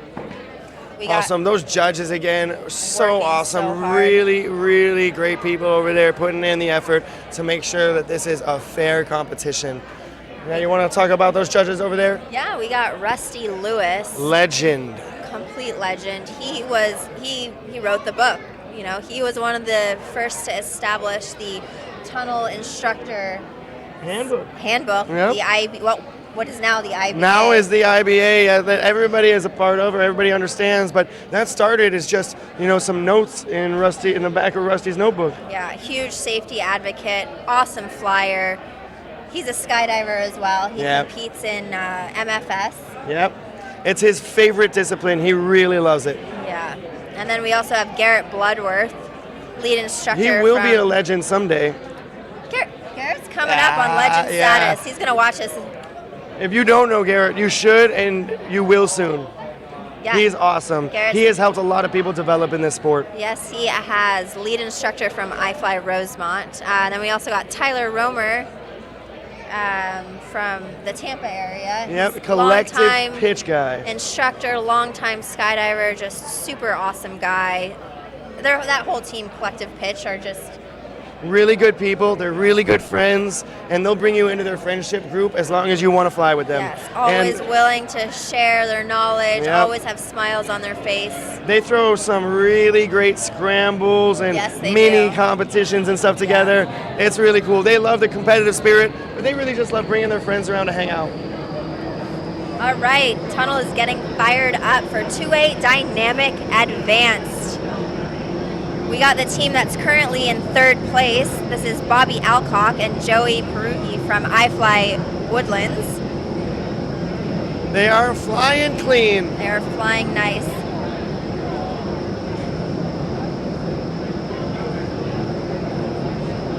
All right. Might have been that was a bust on Bust, that head-up yep. shuffler from Joey. Going into their second page. So we got that mixed snake. It's almost the same round as the four-way guys were flying. It's very similar, but and just no that- 360 there. That layout, yep. Going down into the head-up shuffler. Head-up shuffler with two flyers. Seems 100 times easier Seems like than there's- four yeah. flyers. You would think it was twice as easy. No, it's so much easier to be patient with one person than to be patient with three. And I think that's why we see so many more two-way dynamic teams versus four-way. It's just not easy to get a four-way team organized. Yep. And then it can be embarrassing if you didn't put in the effort to actually have a four-way team. You just kind of did it to be here. Yeah. These two-way teams, you can put in that effort. All of these teams deserve to be here. They're really showing their best. Right. One bust, that was I mean, there really was two good. busts from those guys, but still super nice round. Those guys are currently in third place, and I think they will probably keep that standing after that round. They're going to keep an eye on those other three teams, the other top four slot teams, seeing how they perform here. Maybe give them a little bit of a predictive understanding where they're going.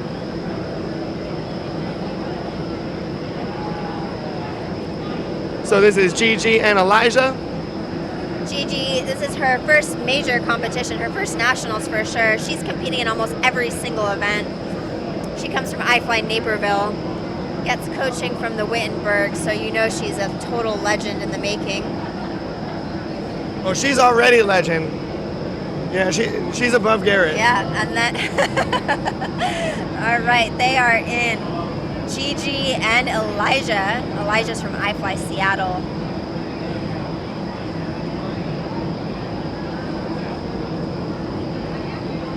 Nice clean round so far. I jinxed them.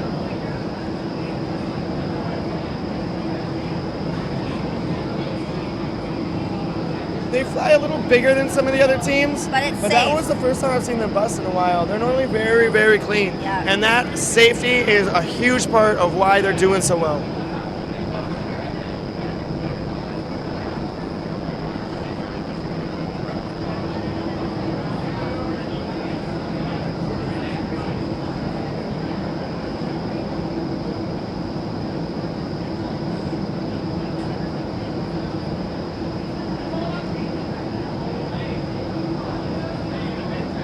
These little shredders are flying at 92%.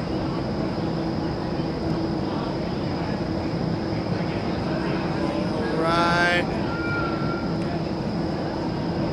See this shuffler?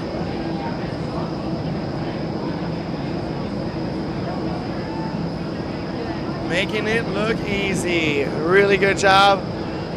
And to page 3 right there.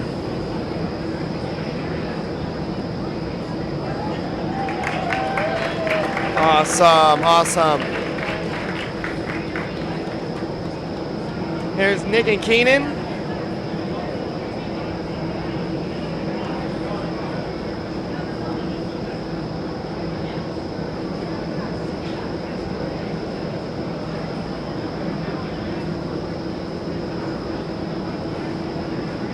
All right. This is Justin Cisneros. Justin and Keenan. And Keenan, yep. I think Keenan was previously an instructor in the Naperville area. Still does a ton of coaching with these kids.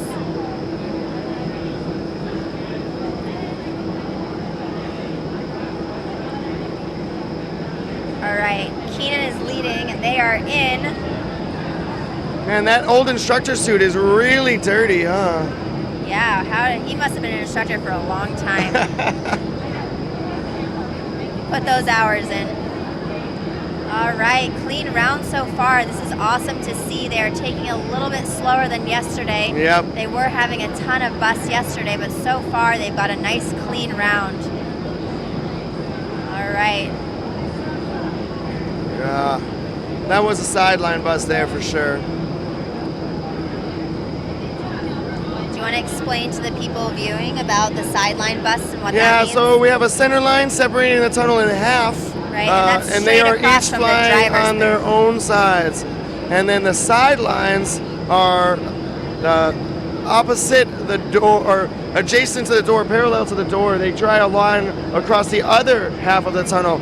And a lot of these snakes and mixers require you to pass that sideline before you start turning in the other direction. So even a short turn or a little bit of a hesitation can cause you to get that bust.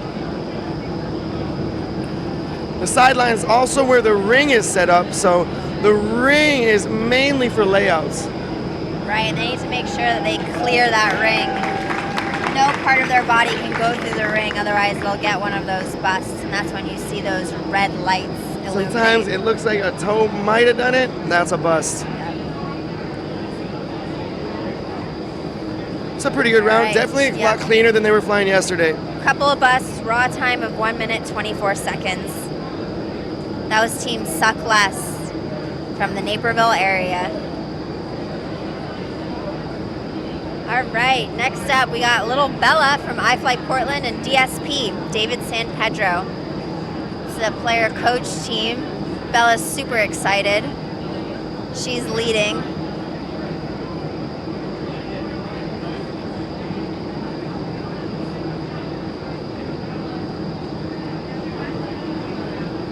Oh yeah. Shaking She's her hands, looking getting ready. those nerves Yeah, out. she's looking ready. Her parents are in the front row watching. They're some of the nicest people. It's just so fun to see how all these parents too just are all become friends with each other, you know, Yeah. because they get to sit and watch while all of their kids are flying together. They get swallowed into the community, accepted in just as easily and readily as the kids who are flying. All right. They are Adorable. all right. They are in nice mixed snake. These guys are flying at 88%. Currently in 4th place.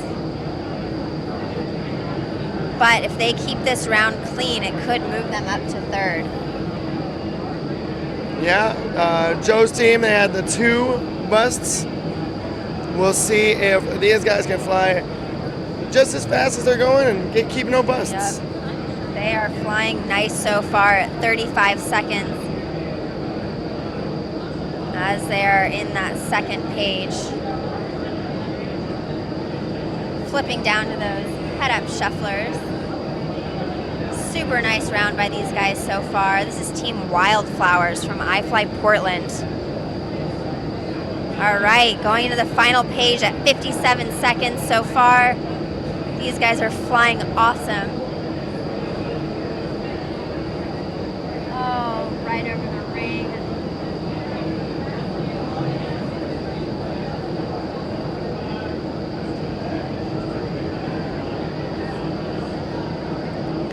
All right. Oh, 1 bust right at the end. Right at the end. Finishing up with a raw time of 1 minute 23 seconds. 1 bust that's going to add that 5 seconds to their time. But that was such a great round. So, such a bummer to see that last bust at the end. What was that from? To me, it looked like it might have been a sideline bust, not actually crossing and finishing sideline bust or sideline or crossing the sideline on that mixer. Right at the end, though. Right at the end. All right, we got that 2nd place team, Hydrodynamics. Not an instructor team, just 2 enthusiasts from the iFLY Westchester, New York tunnel. We got Jill and Kevin. And they are looking relaxed. Yeah, they're feeling good. In As they should. place, 2nd just place, a coasting great along. spot to be. Remember, being in 2nd place at the end of all the rounds still gives them a chance to win 1st. Yep. Yep, they will be battling it out for that 1st place.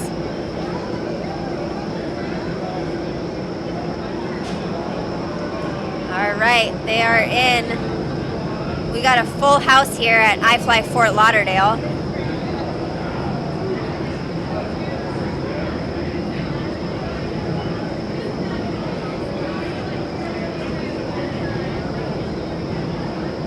Maybe a center line there. That's okay. They can't be bothered. Getting right back into it. On the 2nd page now.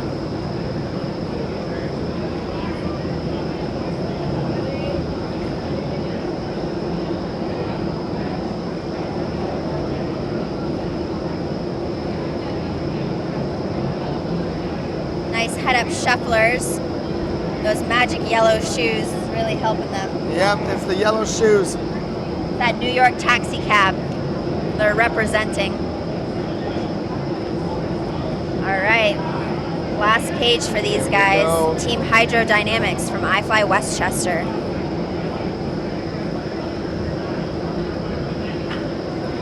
scores can be found on intimescoring.com. All you have to do is look up the 2020 USIS Open National Championships at iFLY Fort Lauderdale. All right, they are out. Nice. Really good job from that team. Jaylen and Kevin got to be really proud of their performance this weekend.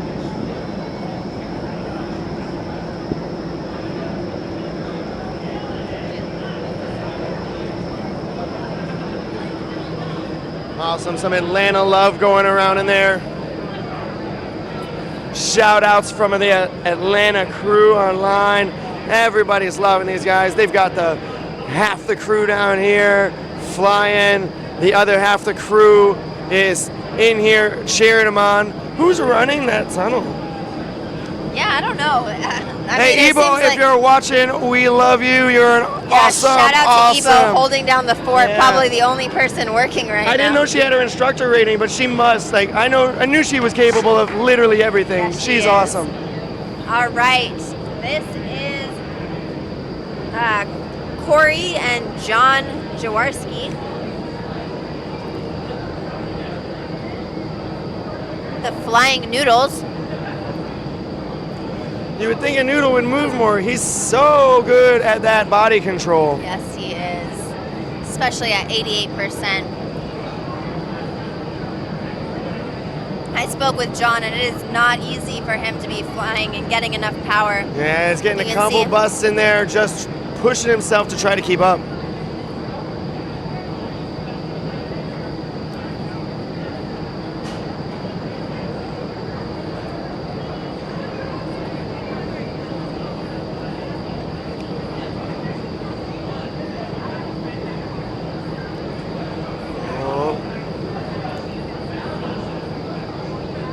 Big layouts over the ring. Well played.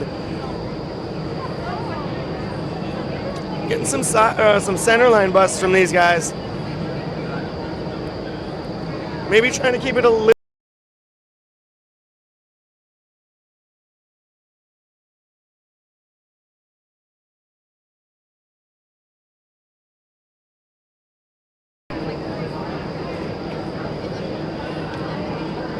That was the Flying Noodles. They're currently in 6th place, but I think, they could be one of those top teams if they just didn't have all of those busts. Yeah, they actually flew really well as far as the speed. Yeah. Went. It was just a little, it wasn't clean enough to really take that spot. This next team, Another team from the Atlanta area. they have been Again. flying consistently this whole weekend, which is really cool to see from a new team. Yes, it is. They're representing the hippie flips. All the hippie flippers out there. Give them a shout out.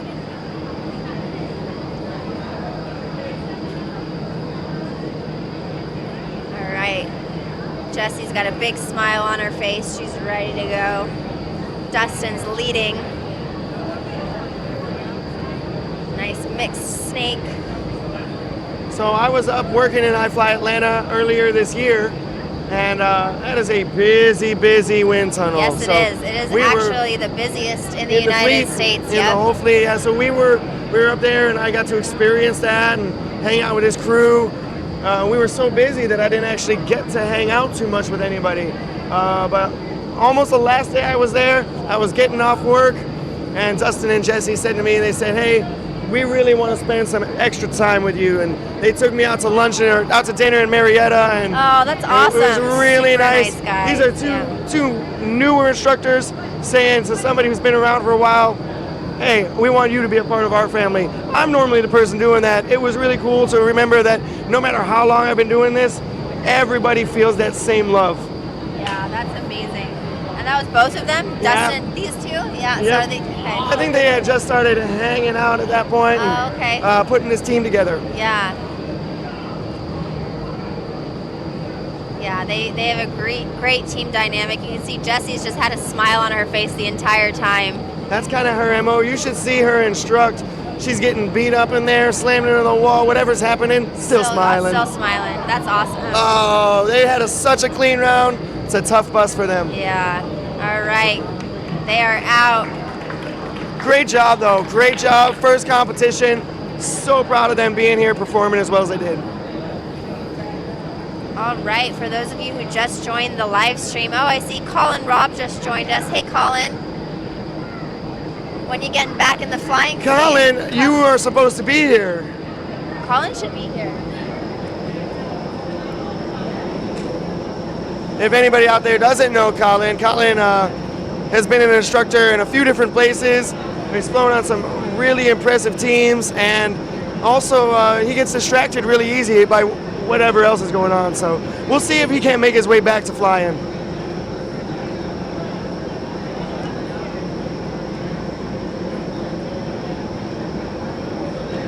All right, time for some four-way. A couple more two-way teams first. Yep, we still got Koloshkis from iFLY Westchester. That's Alex Jordan and Becca Alcock, as well as the first place team, Vanta Black. That's James Raymer and Cody Hendrick. And they're just gonna try to fly this as smooth and clean as possible. Yep. They know they're in first. They shouldn't be pushing themselves too hard, saving that energy, saving that mentality for when they have to get into that battle round. Yeah, defend that first place slot.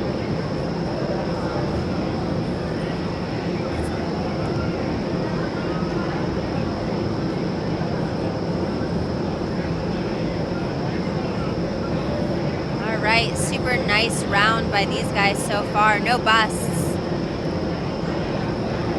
Yeah, really showing a good understanding of where they are in the tunnel. Alex is flying keeping big it and up, open, not keeping it super tight, but definitely being clean and fast.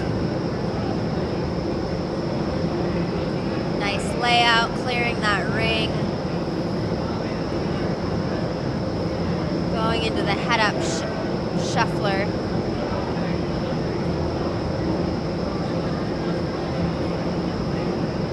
This is their final page now, right?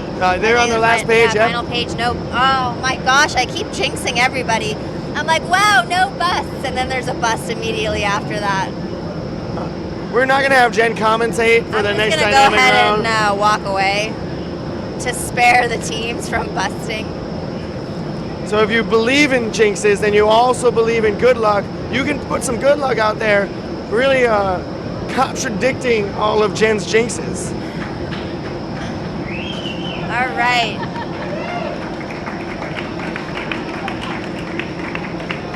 Excellent. They flew really well. That's a great pickup team. All right. We got James Raymer and Cody strategizing in the door right now. This is the current first place team, Vanta Black. Look at the intensity in James's eyes. He is so ready for this. He's in first place, and you would think he was in last with how much he still wants to win. He's in first place and he is focused. Focus as all get out. Eyes on the prize. All right, lined up in the door.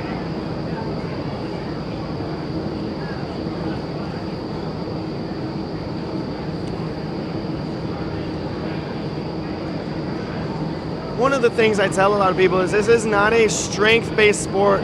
You develop the strength where you need it, when you need it, but it is not about being strong at first. James is a great example of that. That is not a strong human being. No. That is a strong kid in a certain way. He's not going to the gym and benching 200 pounds, but, anybody who can couldn't keep up with him. Incredible. That body control, that speed, really, really good stuff.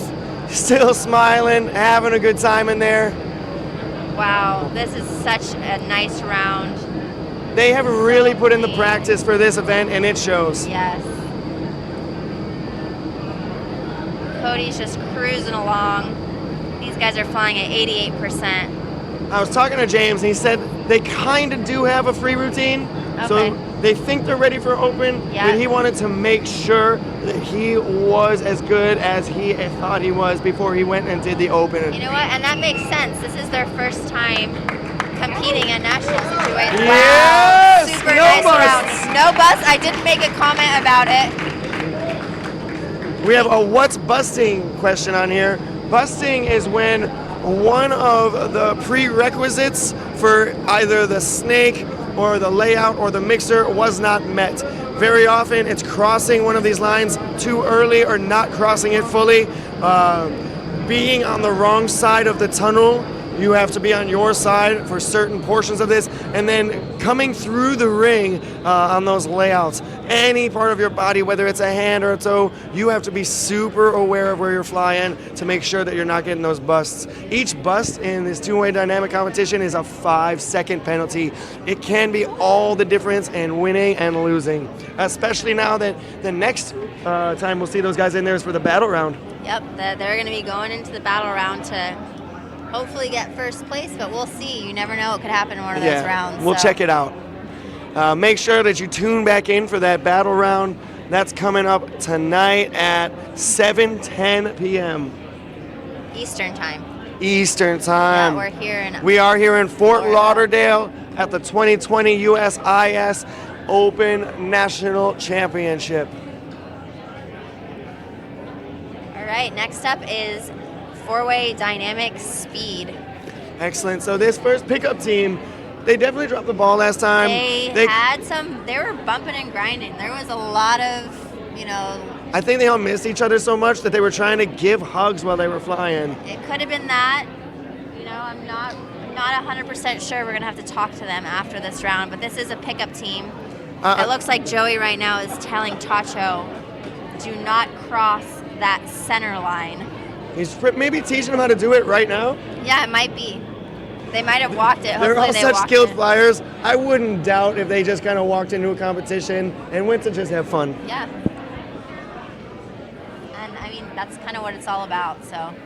Looks like we've got a short break, a minute or so, just kind of seeing what's going on over here as those judges deliberate a few of those dynamic two-way scores. So Jen, we see Mike Wittenberg getting in there, talking to his team. Do they need much of a pep talk after we've seen their flying? You know what? It's always serious for these guys. They've put so much time and effort into training, and they're definitely going to come out first place. I am guessing, but I mean, even still, they have to focus. And Mike has been their coach the entire time, so he's just making sure that they're on their A game. Yeah. So why do you think Kaylee switched to that red suit? That's a good question. I don't know. She was just in that white suit before. Mm-hmm. It was Which it looked nice because it was cool the with two girls the dual color schemes. Yeah. All right, we got a nice shout out for James and Cody after that super nice clean round. Excellent. Opa and Nana in Michigan, they were loving James and Cody, and you are not the only one. Thank you so much for putting your shout on there. You guys are awesome. We got David saying, go Varna Black. Everybody here was loving those guys, and they proved that they put in the work, the effort necessary to win those 6 rounds. They came out on top for sure.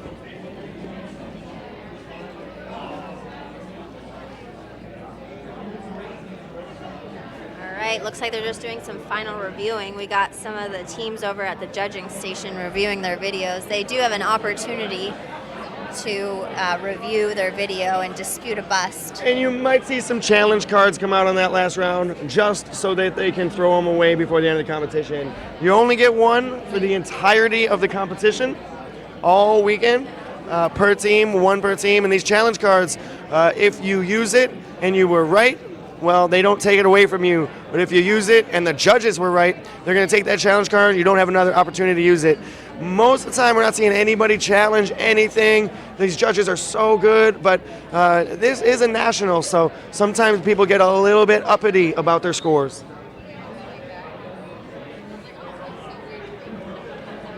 All right. Do you know who these people are here supporting over here? Team Tom Cruise. That is actually, so they are ready to cheer on one of the two-way dynamic open teams. I'm pretty sure that is, let me look here. They're Fort Lauderdale locals. I think it's Raphael and Jake Johnson, the two instructors here in Fort Lauderdale. Oh, Team Cruise, Team Cruise. Rafa and Jake. Rafa is such a good guy. I see his little puppy over there. Yes, his cute puppy. I would love for someone Raina, to bring that's the name of that little puppy. that puppy over to me right Raina. now. So maybe we'll do an interview with Raina later. Cute little dog with a great underbite. And there's Great Rafa underbite. coming through. Awesome.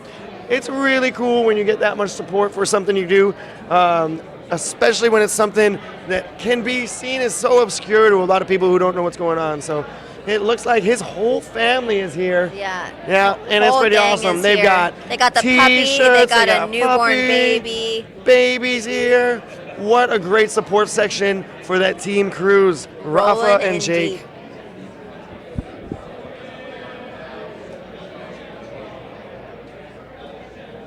Awesome. It's definitely filling out in here. It's looking pretty crowded.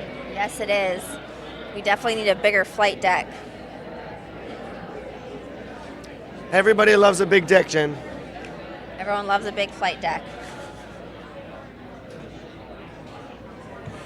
All right. Back to real commentating. So we're still waiting for these judges. They are definitely making sure that these scores are right before we go into that battle round later on tonight.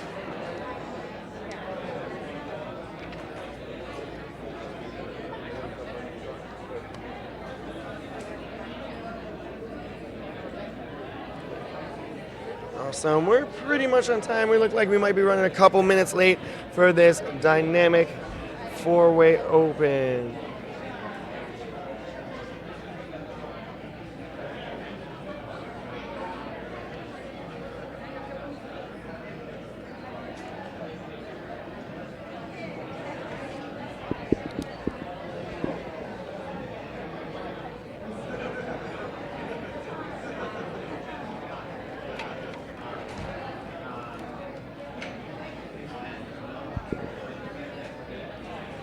We haven't seen any of the dynamic two-way open this weekend. Nope, not yet.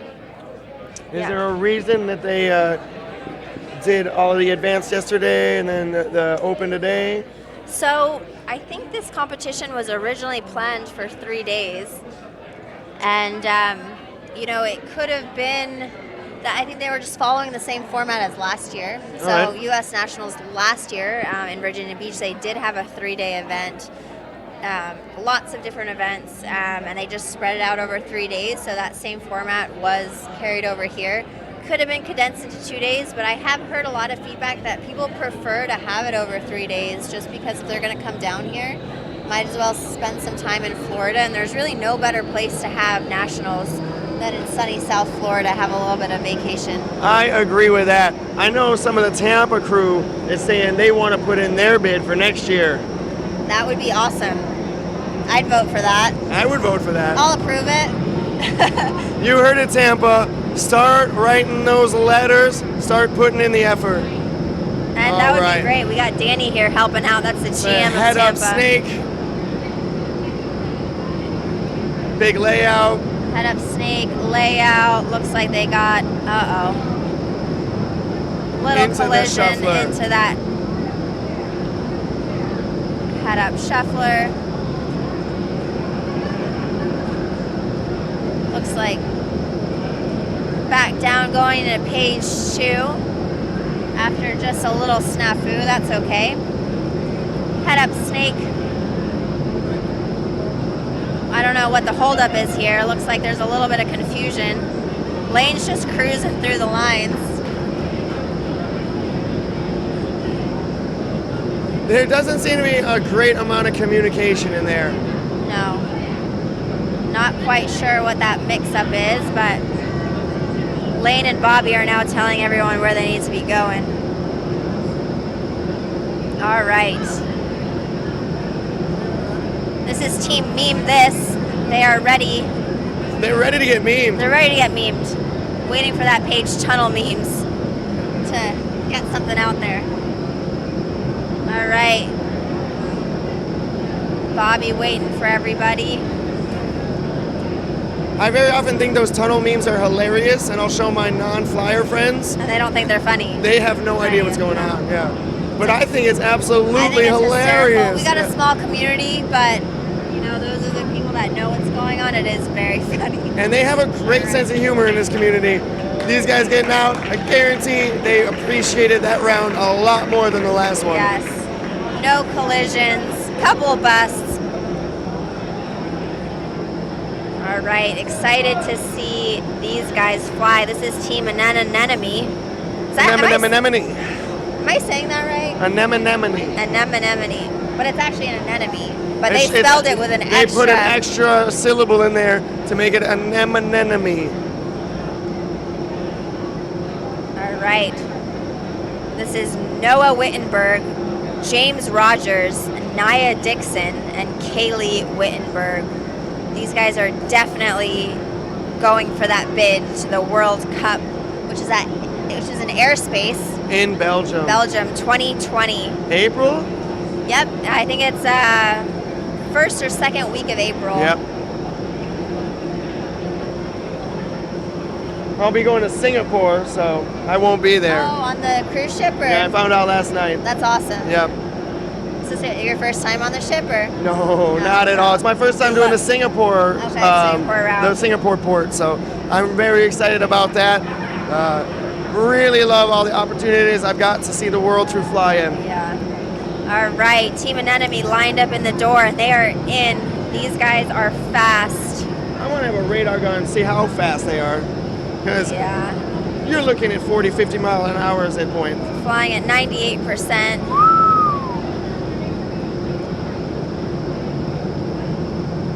Kaylee's got a big smile on her face.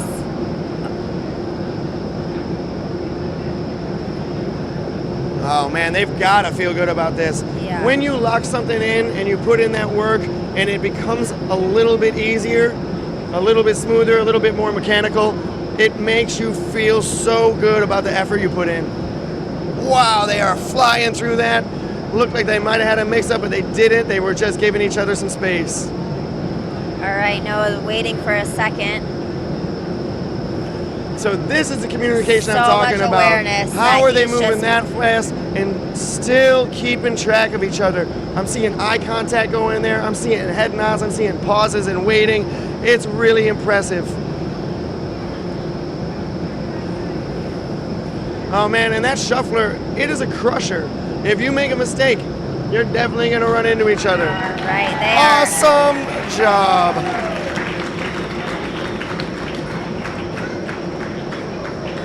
I started 3 seconds late, so it's like 1:15. Another sub-minute and 20-second round for Yeah. them, looking about Almost a minute just the 15 same raw as their time. last one, 1 minute 14. So no busts. No busts.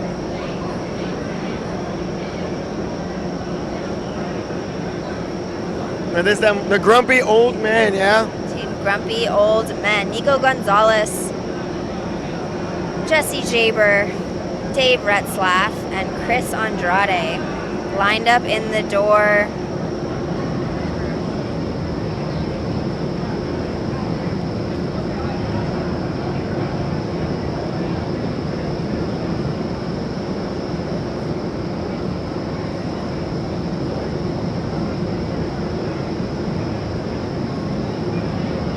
These guys are looking really good in there.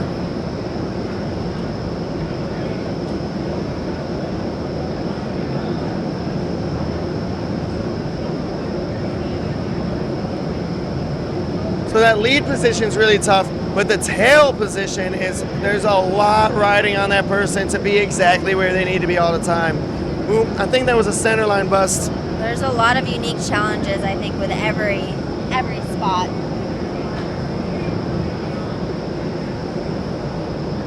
All right, nice recovery. 1 bust so far, adding 5 seconds onto their time.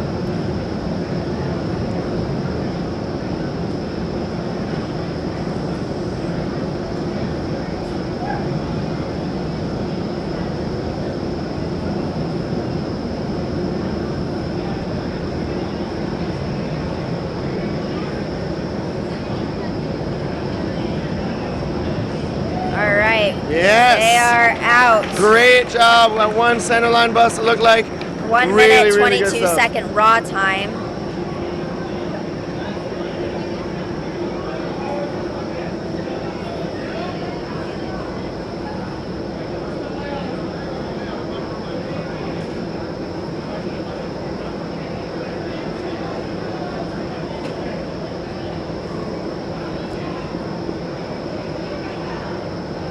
I feel bad that I'm starting to get tired. I haven't been here all day. These competitors are working so hard. And some of them have been flying in so many different events. Like we got Kiana. She was previously competing in Freestyle Junior Open. Now she's leading this four-way dynamic team. So These while guys are she was from- doing all those creative things, while she was doing those compulsory rounds,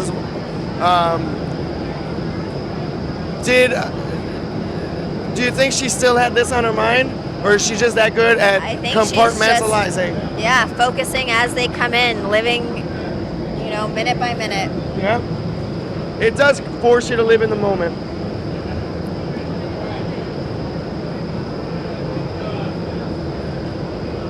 I love watching all the parents watching their kids fly and timing them and filming. It's so much fun to see the support.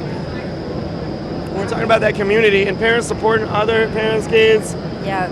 You go to baseball games, you see people kind of getting angry at each other. Yeah, you when don't they see have any nothing of to do that. with the sport. This camaraderie is real, it is raw, and it's bringing more people in all the time. Looking good. Just one bus so far from these guys. One bus so far. These guys are from Denver. Kiana's leading the pack. She is. That was a little tight on that sideline. I think that was a sideline bus. We'll Yeah. see what the judges say. Kiana's actually one of their flight school students too in Denver. All right. They are out. Raw time of 1 minute 31 seconds. Awesome. Current time to beat is from Team Anemone, and they had 1 minute about 15 seconds. 1 minute 15 seconds. That is the That's time to beat, and that is going to be very, very difficult.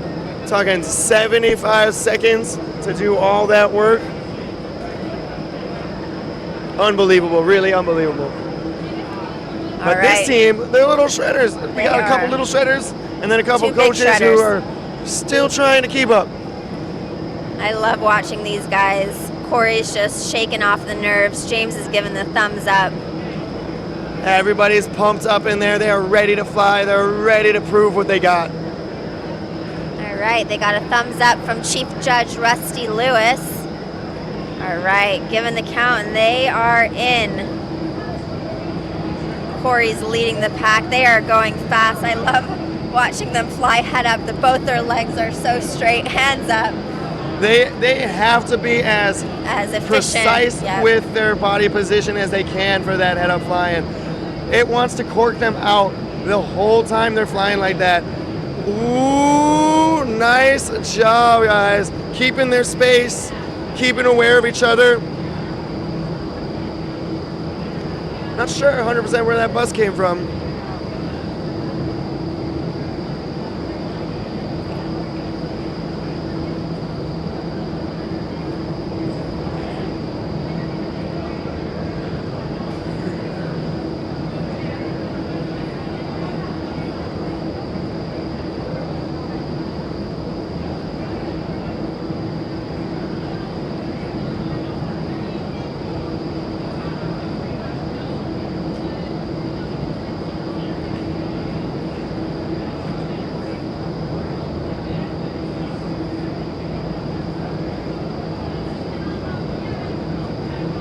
Ooh, a little confusion there.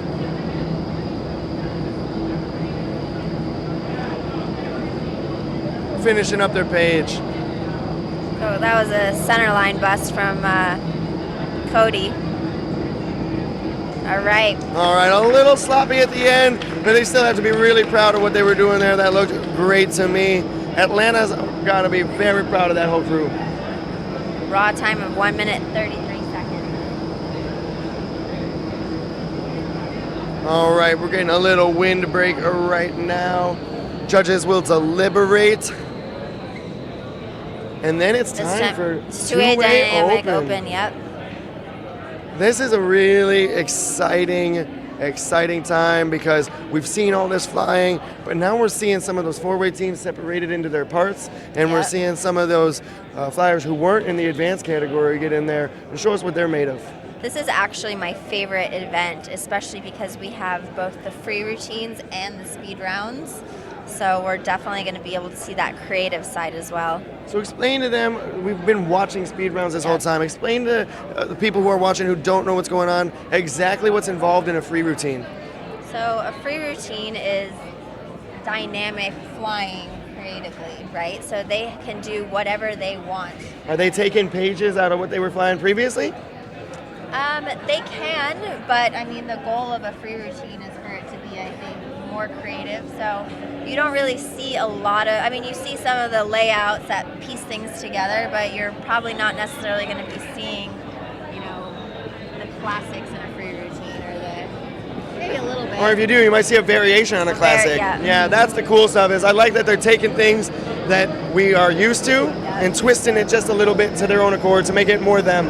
And then they also have music to it, which is always a crowd pleaser. Everybody loves to have the music going along. Yeah, so right now we're just doing speed checks. Yep, speed checks for dynamic two-way open. This is the Allcocks. I know, cute married team. I need to convince Ben to do a two-way team with me. That'd be good, right? That would be awesome. We've done a few pickup teams for fun. You could teach him your new grip.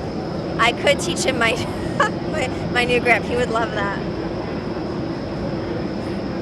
He's actually competing with Nia Dixon. They're also competing in the Win Games, which is coming up in just a few weeks. That's awesome for her that he gets to fly, or awesome for him that he gets to fly with her. Yeah, he loves it. They started off as a player-coach team, but now, I mean, Nia is so fast. She's such a good flyer. She's so smart too. She gets it, really gets it. Yeah, and she's so well-rounded. She does freestyle, solo speed, D4W, dynamic. Looks like Team Cruise. They're getting excited. All right, here's the Wittenbergs coming in.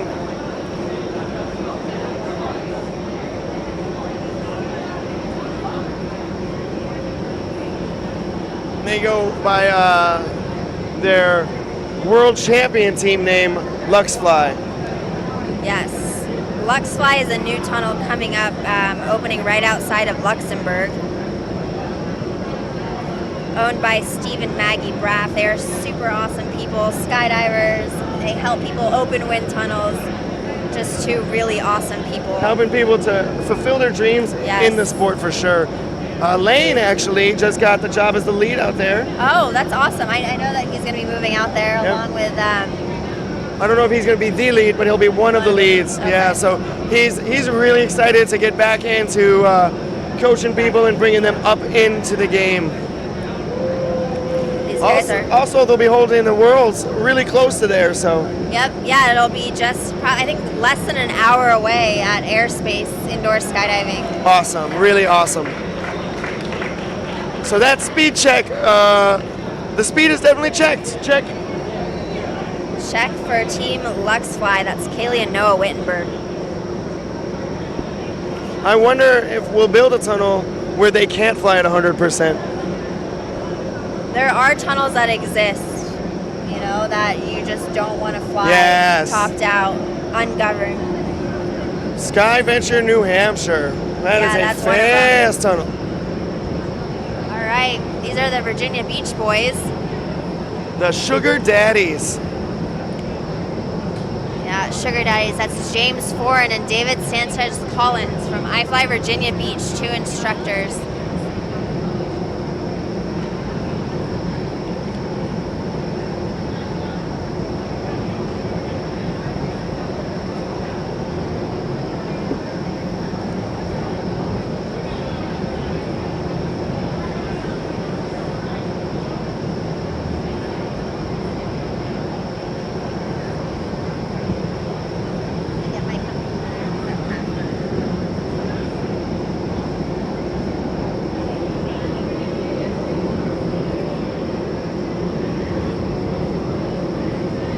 Looking good.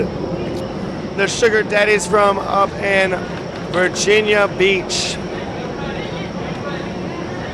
So now James and David are done. We're looking at Naya and Ben. Naya Dixon and Ben Roan.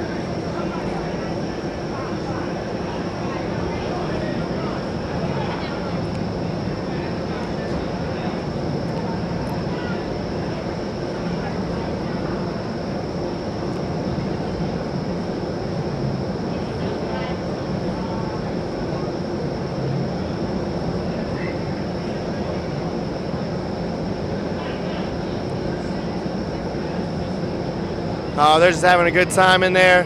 These two are cruising, enjoying themselves.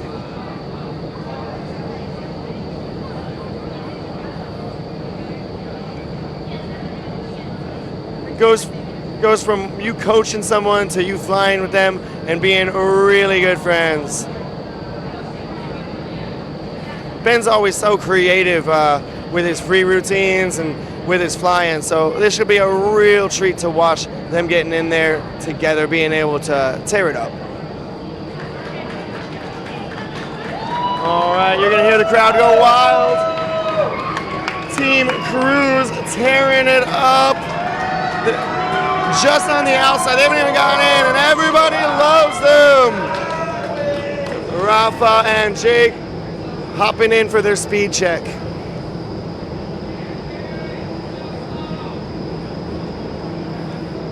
Speed check at 92%. Their families are loving watching them shoot up to the top of the tunnel. That's always a crowd pleaser. Always, always. Especially when your family's here, you want to be showing off.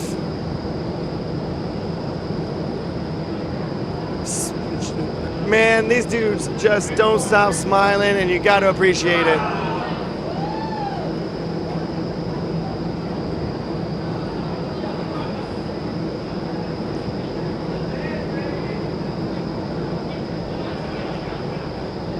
This is their first time competing together, these two instructors from iFLY Fort Lauderdale.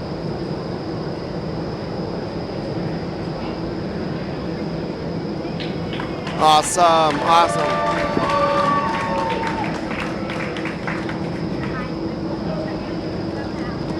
All right. This is the Wrath of Coriana. This is Kiana Adamson and Corbin Pope. Kiana, again, this is the fourth event that she is flying in this competition. Such a well-rounded flyer. Just 13 years old. Denver local, flies in their local flight school kids club. And I think just does a lot of flying with Sydney too. You can see that she's a really smooth flyer. And I didn't know that she was also a competitive club volleyball player. So a lot of these kids don't have another sport that they play, and they can put all their time into this. She's really doing it all, everything that makes her happy. Now, she must be so athletic. Volleyball, freestyle, two-way dynamic, four-way dynamic. And Corbin's the lead instructor at iFLY Denver. Yep. Awesome seeing them in there. Here we go with Icaro, which is Chris and Nico. They've been competing together for 2 years now. Yes, they have. They've competed on a world level. They're at the World Cup in Bahrain. Yep. In late 2020. And these guys you can tell that they have a ton of training time together. They fly so nice, matching suits. 100% for their speed rounds. Looks like going to be flying their free routine at about 90%.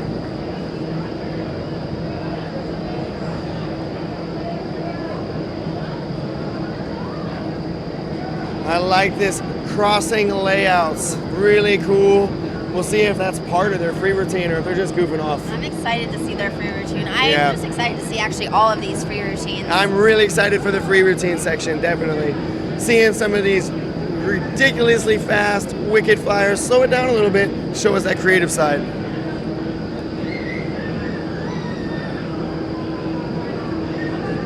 Yeah, and it looks like the first two rounds are going to be speed rounds. And And round 3 this evening is going to be their free round.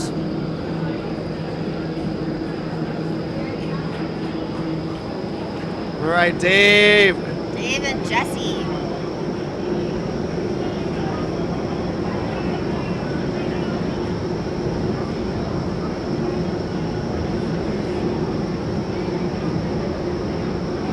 Just practicing some stalls, watching the ring and the sidelines. These guys are flying at 100%. It's going to be an interesting battle. There's a lot of teams competing in two-way dynamic open.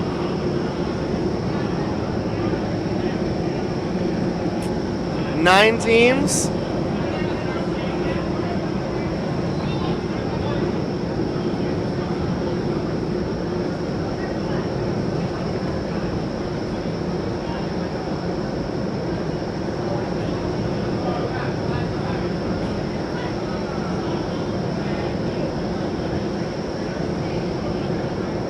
All right.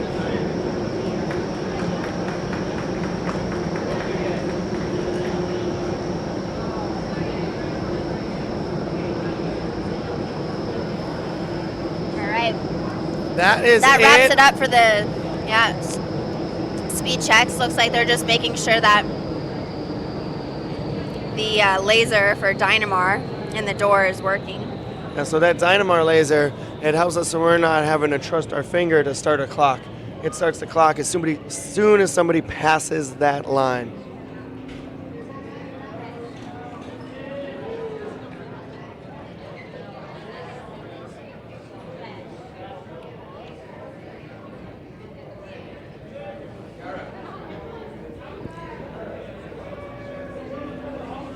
Ben's on it, always helping out. I love he sits still for a second, tries to enjoy himself, and then he sees something that needs help, and he's always going and getting busy, yeah. Ben is definitely in his element. We're getting right onto these first rounds, right? Yep. Nice. Yes, we are. Look at Jake's tie-dye. He's got a tie-dye heart. Very, very Jake. They should be Team Hippie Flips. I bet you they know why it's called hippie flips. I don't, but No, that's maybe I'll cool. have to ask them later. Yeah, maybe you'll ask somebody later. But for now, we'll just stick to having no idea what that means. All right, first up, Team Alcock from iFLY Westchester.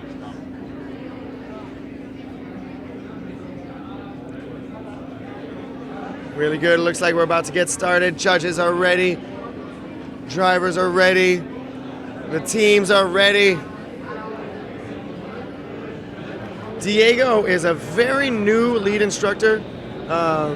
He's only been a lead instructor for a short period of time, but he's great. Diego, you're talking about the lead instructor here in Fort Lauderdale, right? Yep. Yeah, he is crushing it. He is great. He's really fulfilled his role, and seeing him here doing a lot of the organization, he's, being the meet leader, he's great. Yeah, he's doing an awesome job making sure everything's organized. All right, these guys are in. Looks like this is the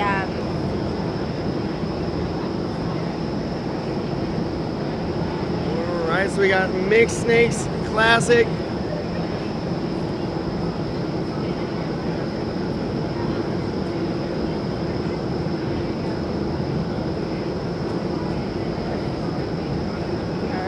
Switching snakes. There we go. Yeah, switching snakes. I was like, I think that wasn't. Yeah. Switching snakes into the classic. Actually, I think this is the first line I learned. I think so as well, and it was one of my favorites. Just switching back from in face to out face, head down for the snake. All right, and then head down. Is that head down circles going into their third page?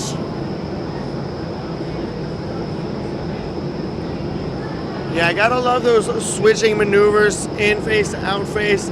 They just look so smooth when they're done right.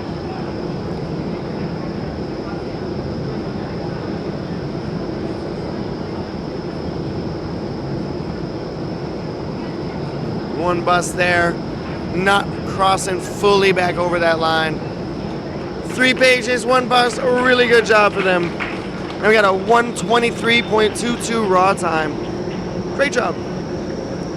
Thank you. All right.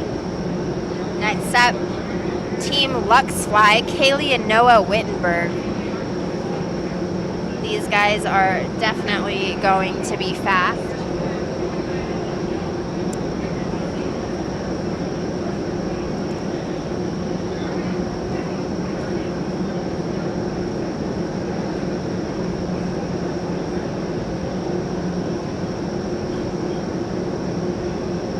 Right. Got the thumbs And up they're from in the the door. judge. All right, they are in.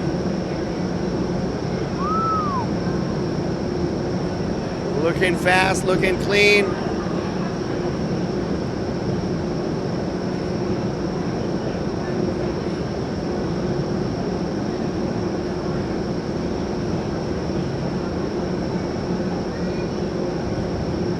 They are keeping that so tight. Are they allowed to wear magnets in their suits? Oh, that was a little trip on the net, but did not phase Kaylee at all. Wow, these guys are fast. They're at 40 seconds right now on their third page. Nice classic, really clean. That's mixed circles, and then they are out. What a great job. Raw time of just under 60 seconds. We have 58 seconds on that as the raw time, no busts. That is definitely the team to beat so far. Yeah, that is going to be a tough one. 58 seconds raw time. No busts. Looks like they're very happy with that. They're going to watch the video right now.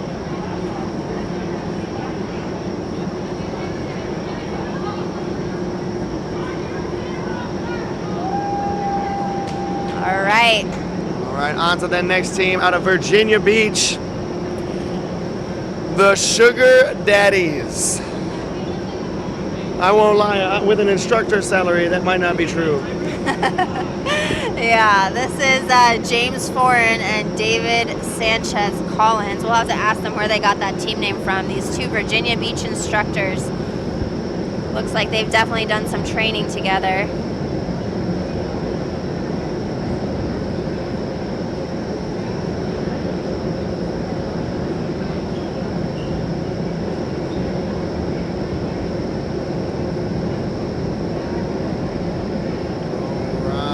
Page 2. They are flying fast. I think that was a center line bus. Sideline is hard to read from our angle. We're kind of just off the sideline.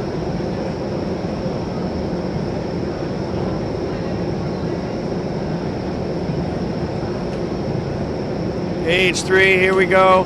These guys are doing a great job. 2 busts so far. There's another one.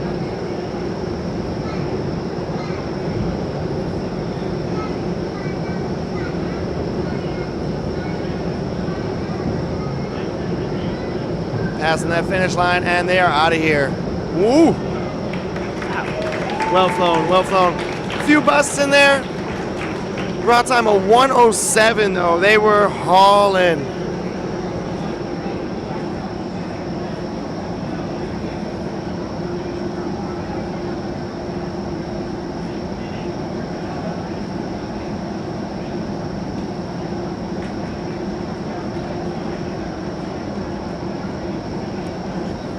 All right. This is my favorite team. This is Ben Roan and Nia Dixon. It's probably because of Nia, right? It's because of Nia. She is my favorite flyer. Has nothing to do with Ben Roan. He's cool, but Nia's cooler. Yeah, he's all right. He's pretty cool. All right, and this team name is Ya. I'll explain later. It's kind of a cute play on her name. It's a play on her name, and also a play on Ben loves how Australians always say yeah, nah. Yeah. You know? So is it yeah or nah? It's how they say no. They always put a yeah in front of it. Midwesterners do that as well. Oh, do they? I do it all the time. Yeah, I say no. yeah before a lot of things. I've worked really hard to not do that in my life. These guys are flying so fast, though. That's a beautiful, beautiful switching snake. Ooh, Nice yeah. classic.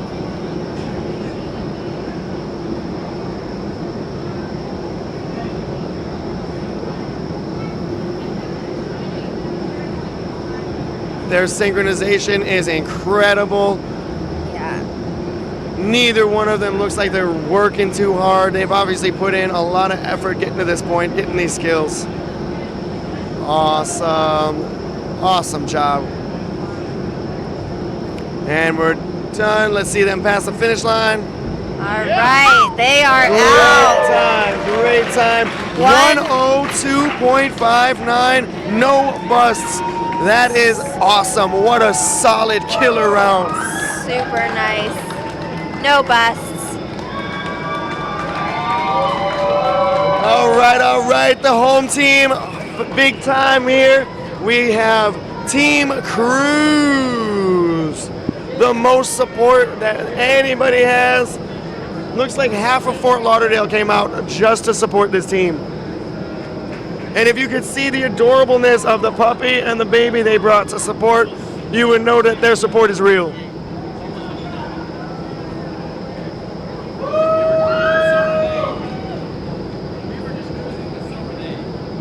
Awesome, they're in there. Right, this is definitely the crowd favorite. Yeah, it's crowd for favorite. Lauderdale locals. And They are got that flying home court smooth. advantage. They're flying clean. That was definitely a ring bust.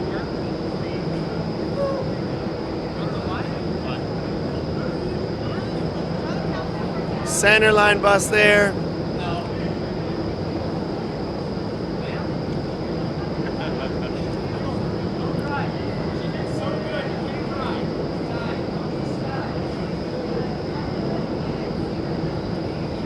Ooh.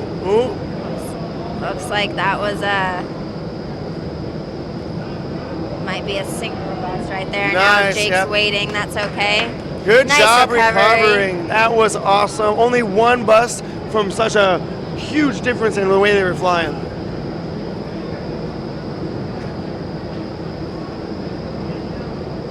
Great job flying that classic through.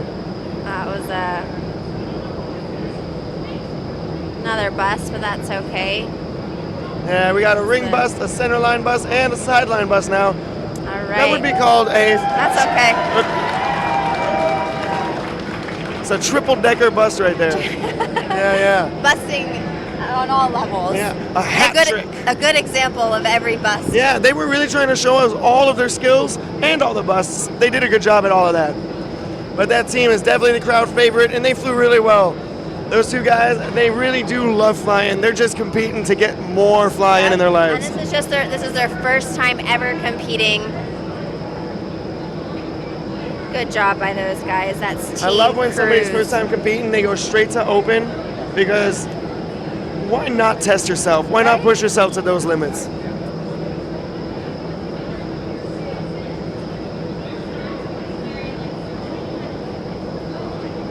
So this is the Wrath of Coriana. Probably a combination of Corbin and Kiana. Yes, Team Wrath of Coriana from iFLY Denver. Got the lead instructor from iFLY Denver, Corbin Pope. And Kiana Adamson, just 13 years old. She's been flying for almost 5 years now, but she has just recently been getting into dynamic. I think her focus previously was freestyle. Almost exclusively freestyle. Yep, yeah. and she's only been training dynamic for, just under 8 months in two-way and then only a few months in four-way, so. But she's leading that four-way team. She's leading the four-way team and has only been flying four-way dynamic for a few months. She's definitely a smart cookie. You see her out there planning, making moves. She's awesome.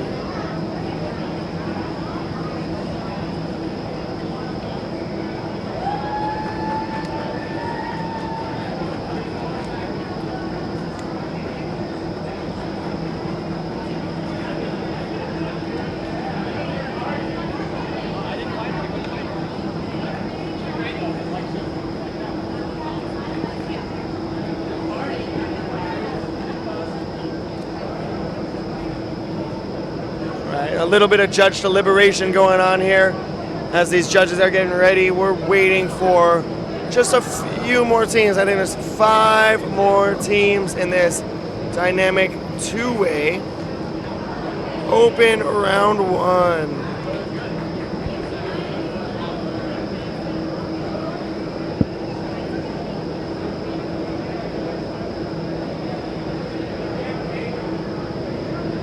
All right. Kiana and Corbin are in. They are flying. Ring bust right swing, there, yeah. coming up with the knees through the ring.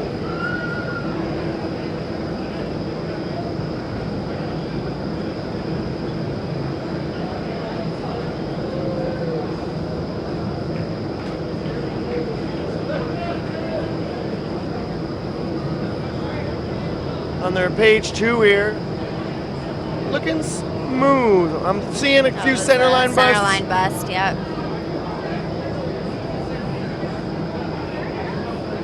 Going into the mixed circles.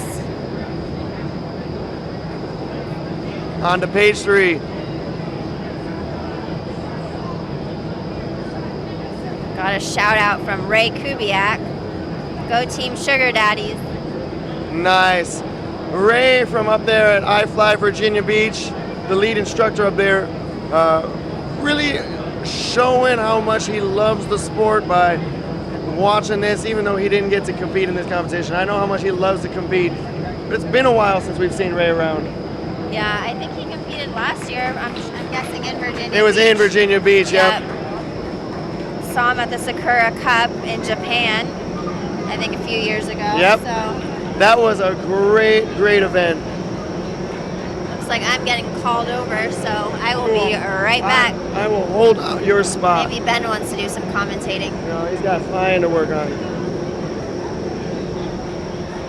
What's up? Hey Ben, how did that go for you? It was good. We flew really chill. It was super chill. You guys look great in there. The first round, we're just flying smart, no bus, getting a feel for the competition, and then, we'll see where we are from there. Excellent. I really like it. It looks like you guys are so comfortable with each other. It's awesome. I've coached Naya quite a bit, so we've flown together quite a bit, but in this capacity, as far as two-way dynamic, we're more or less a pickup team. That's even cooler to hear. Yeah, Awesome, man. we've flown together a lot, but in this format, two-way dynamic with her leading, we have a couple hours, like maybe 2 hours. Awesome. So Well, you guys look great in there. I mean, she's a machine. She's awesome. She really So is. I just get to get in there and smile and have fun. Awesome. Thanks, man. Yeah, you're welcome. All right, so now we have Team Icaro in there, which is Nico and Chris. These guys are tearing it up, doing a great job. Ooh. Cutting things a little close.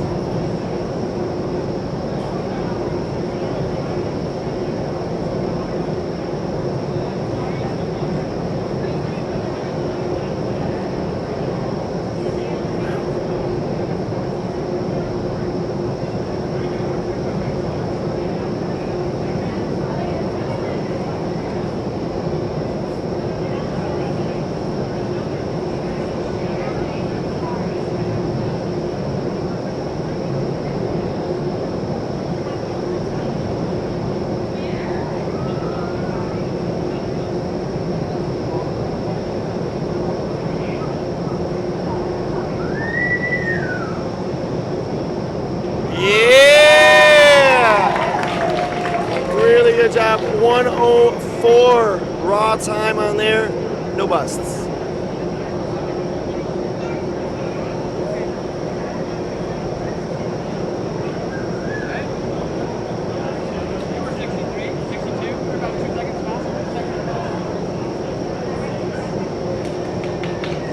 Great job from Team Icaro there. Now we're on to the soup kitchen. So Dave Retzlaff and Dave Retzlaff and Jesse Jaber. These guys are awesome. Been around a while. They've helped a lot of other people fly. Really picked themselves up in the sport. So Team Soup Kitchen. I know Dave has something to do with the name if it's ridiculous.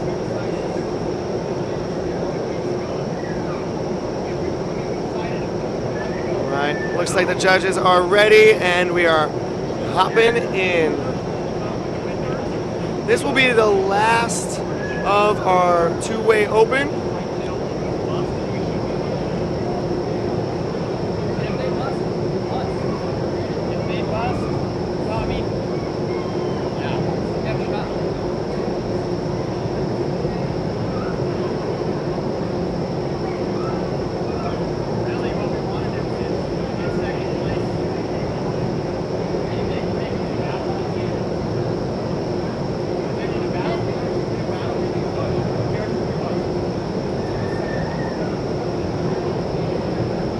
And these guys are looking really good in there. Dave and Jesse keeping great pace. No bust so far, flying really, really smooth. There it is. One center line bust.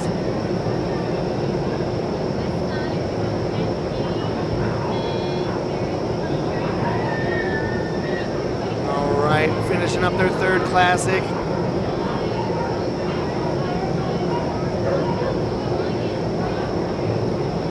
Head down circles, and that's it. Nice job, guys. Nice job, Team Soup Kitchen. Yeah, the one center line.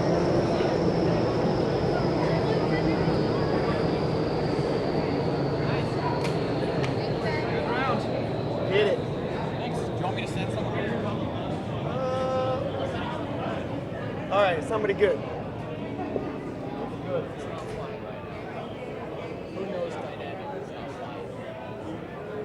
Awesome. Time for these four-way dynamic flyers up, and there's the four-way dynamic open category. Meme this up first. They've been struggling a little bit, but we got to remember this team was put together late last week, day or two before the competition.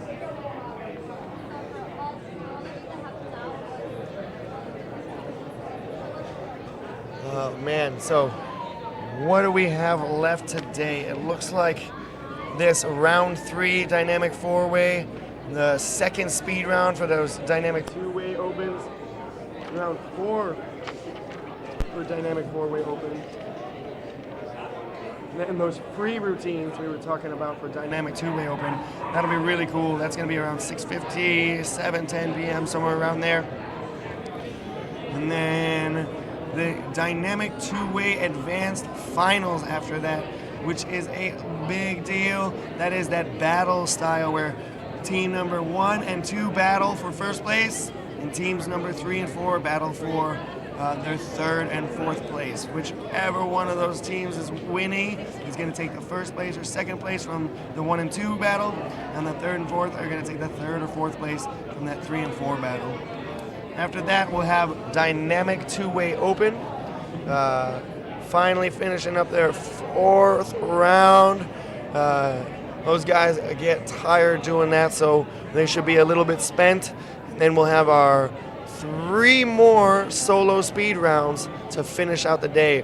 Remember those solo speed rounds from yesterday? We did 3 yesterday, we'll do 3 today, and we'll do 3 again tomorrow. That solo speed is really fun to watch. You don't have to know too much about what's going on. It's what I like to introduce people in when they say, you compete, and I show them these solo speed competitions. Everybody kind of gets it. They understand that it's about speed, it's about accuracy, it's about knowing how to fly and what's expected of you when somebody says to fly a certain way. So Meme This is about to hop in there. We're doing a little bit of judge deliberation. Everybody here is pumped up. The energy is palpable. I could drink it with a cup. So if you guys want to come down and join this energy, awesome. If you can't make it, feel free to comment online. Let us know you're watching. Let us know you're supporting this. You guys are awesome. Awesome, awesome, awesome.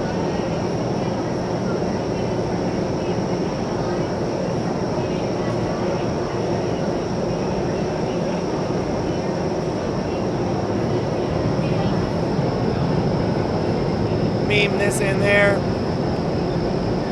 Head up switching snake to start off this round. Into a classic.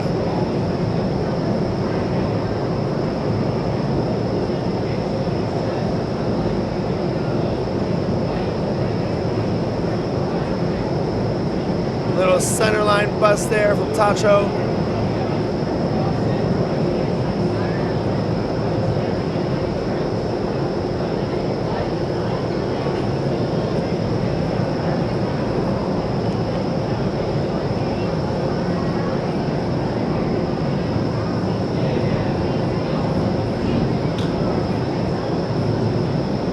Into these mixed circles. So one of the big differences between the two-way dynamic and the four-way dynamic is how much space you have to make for the next person. Anytime you're flying on your own side, when it separates into two halves of the tunnel, you really aren't just flying on your own side, you're sharing that side with somebody else. So communication is key, both from the front to the back of the line as well as across the line. We're making sure that everybody in there is where they need to be and knows where everybody else is. The amount of awareness required to pull together a good four-way dynamic team is incredible. And that amount of awareness was shown just there by those guys. That's their best round yet. They're doing a great job. That was a good job for them. Remember again, Meme This just put together less than a week ago as a pickup team. And how many of those guys have been flying on a team recently? Not many. They're all just here for the fun. Great job from them. Now we get to see anemone. How many syllables can we add in there by the end of the night? I'm not sure. So Team Anemone is going to hop in for their third round, and they are about to kill it. We got James Rogers in there and Nia Dixon, and then the two Wittenbergs, Kaylee and Noah. This is definitely the fastest team here today. We want to see them really even better their own times, their own scores. Great job from them. So happy to see them. Happy to be able to be here in person watching this team fly. They are the new legends. They haven't been created. Instant vintage.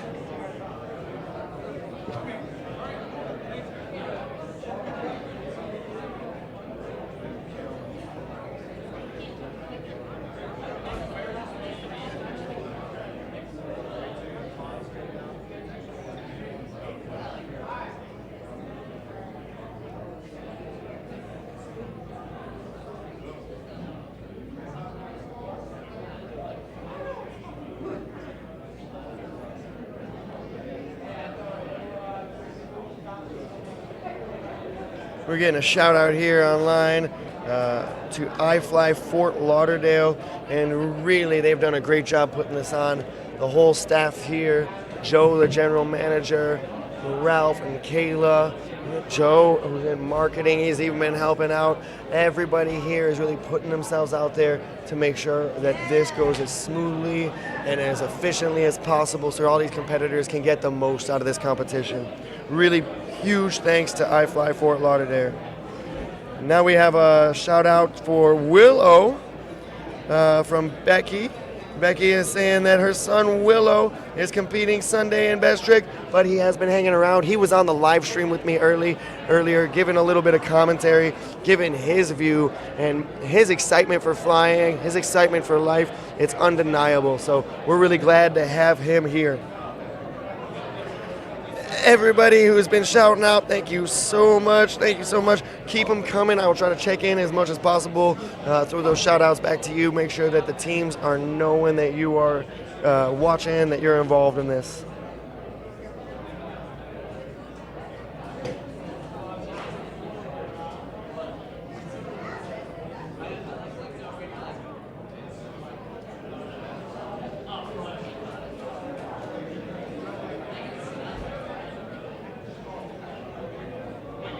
All right, thanks Hunter for mentioning my commentary.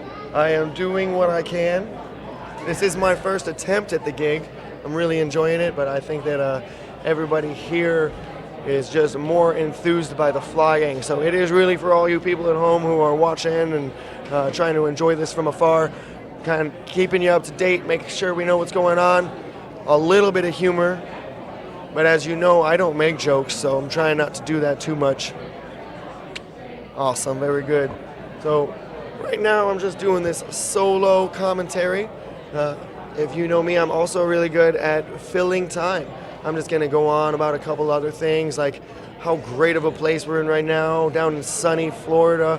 All you people who are living the cold life, yeah, come visit us. You don't even have to come for Nationals. This is over tomorrow, but we're here for the rest of the winter. You can always come hang out. Time to begin. Team Anemone, and they are about to go fast. Remember not to blink, everybody. Remember not to blink.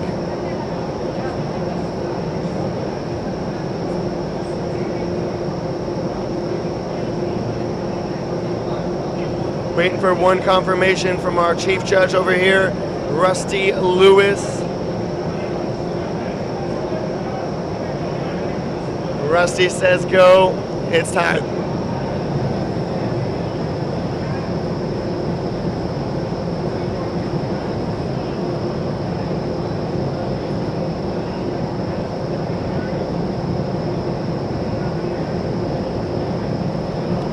Really clean flying going on, really fast flying from this team. Near flawless execution on a lot of these maneuvers.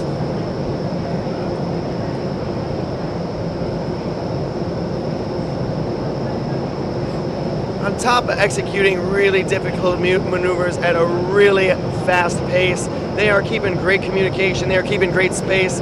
Their proximity to each other is pretty much right where you would want it on your four-way team. Their chemistry is incredible. You can see it, you can feel it. Everybody here is just enthralled with how much talent there is in that tunnel right now. A little pause, a little waiting, maybe giving some of the other teams a little bit of a chance to catch up. They're doing great though. You wouldn't even notice they were waiting. Finish those 3 pages in record time. That's a 1:13. What a killer round from Team Anemone.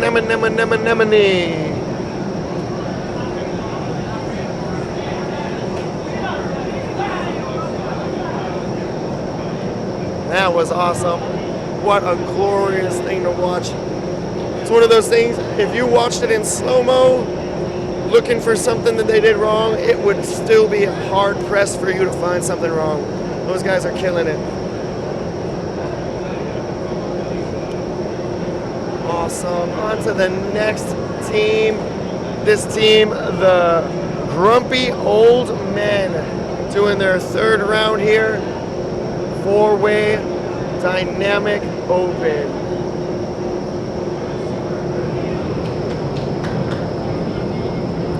It's a head-up switching snake, looking really good. Nico's just a great leader. He flies with such confidence.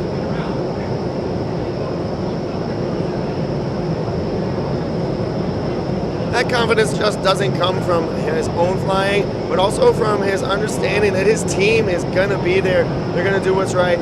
Had a little bust there. Looked like a ring bust to me.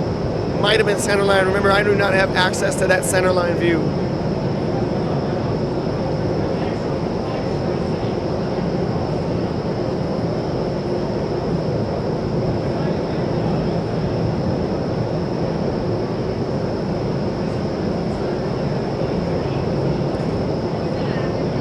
And now back to that head up switching snake, top of page 3 here.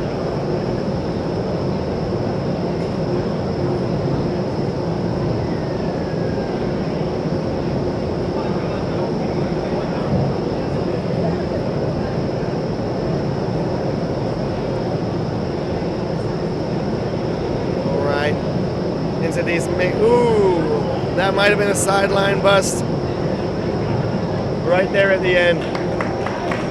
Busts, 1 minute and 20 seconds though. Those guys were flying really well. Sometimes I'm talking about here on the commentary, these are raw scores. These are not the judges' scores. These are raw times coming from out here in the audience, passionate members of the flying community.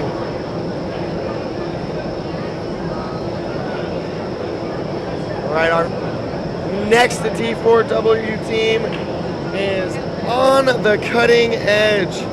And this is that team led by Kiana, who is only 13.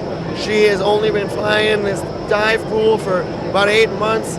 Really, really doing something impressive here to be leading this team and leading them really well. She's a true athlete, taking everybody in for these switching head-up snakes. Just awesome. The confidence and the composure coming from such a young athlete. Made those classics, Evan, those half barrel rolls.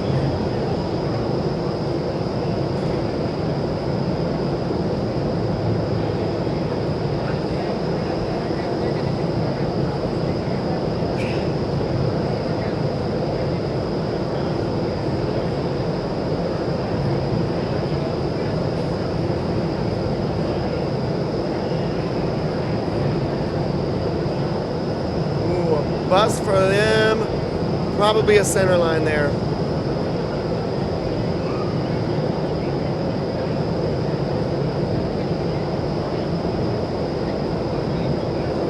All right, on to the next page. Looking good, looking good. Into the layout section. They do this half barrel roll, coming back into another layout. So specific things like the way they turn and where they turn are important to whether or not they are busting. So presentation is not something that they are being judged for, but there are performance rules that they do need to abide by when they're doing some of these tricks and some of these maneuvers.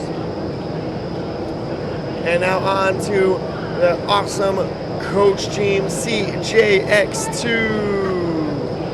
All these guys started in Atlanta. John's down here in Fort Lauderdale now, but the rest of the team came down from Atlanta, and they are doing awesome. They're in there having a great time, really pushing their limits. These two little shredders definitely have taken their coaches for a bit of a ride, showing them that speed is something they're not worried about at all. They go so fast.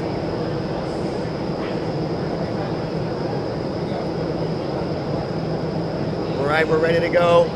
Corey leading. Corey Schimpf in the lead, followed by James Raymer, John Jaworski, and Cody Hendricks.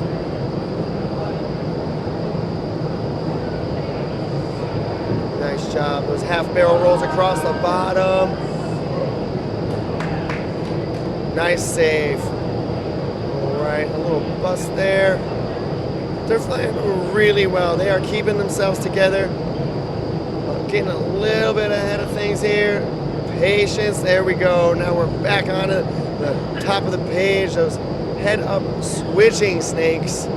Right into this layout section. These barrel roll 180s. Half barrel roll across the bottom. 180 across the top.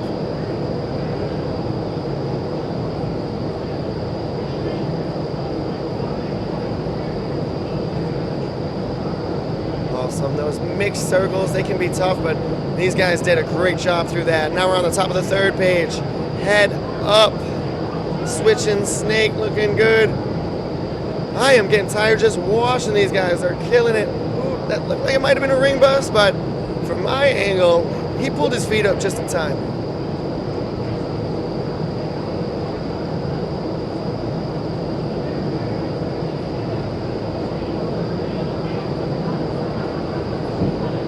Nice job, nice job. Two busts.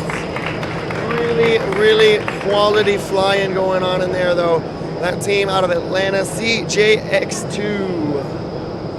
And that's the end of our D4W round 3. We got one more of those rounds coming up in a little bit. So those guys are not done. They are on to dirt dive the first, or the round 4 before they have to get in. They're gonna go practice all of that stuff that they're gonna have to do so that when they get in, they are prepared for it. Remember, all of these rounds are predetermined and they are handed out or determined right before the competition starts so that nobody has an advantage. They tend to practice each round right before they fly it, putting the effort they need in to make sure they know where they need to be. How do they know what is in a round? Well, all of the pieces of those rounds, every part of every page is practiced beforehand so that they end up getting in there knowing what is expected from them. Sweet deal. Time for D2W, dynamic two-way, and this is round 2, which would be their speed round, their second speed round.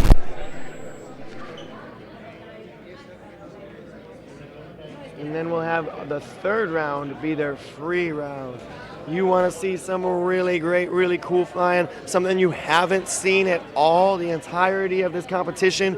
You want to tune in for that dynamic two-way free round. And that's going to be coming up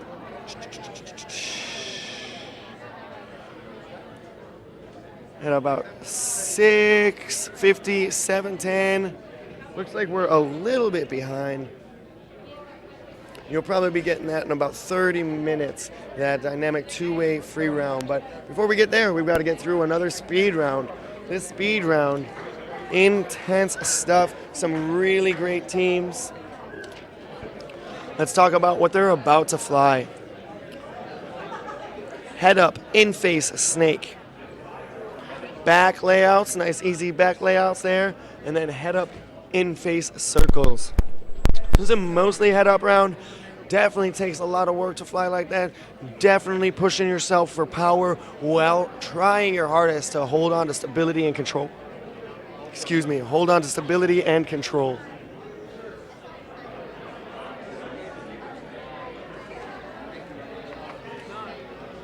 Right, so we are pushing the limits of what we expected to see at Nationals. We're seeing a lot of people really come out there and fly their hardest, and it is impressive to see all these teams coming up against each other, shaking off the nerves, getting in there, and really performing. So it's about time for the two-way to start, but we gotta sort out some of those four-way discrepancies at the judges table. That judges table is awesome. We talked about Randy Lewis. We talked about Garrett Bloodworth. We talked a little bit about Tyler Romer, but we also got Justin Hope. He's an instructor here in Fort Lauderdale, and he's a great dude. He loves coaching. He loves skydiving. He really loves flying. And then also Brad Hunt. If anybody knows Brad Hunt, you know he's got a lust for life like nobody's business, and dude just smiles anytime he hears that there's going to be wind or flying involved in his life. Nalini.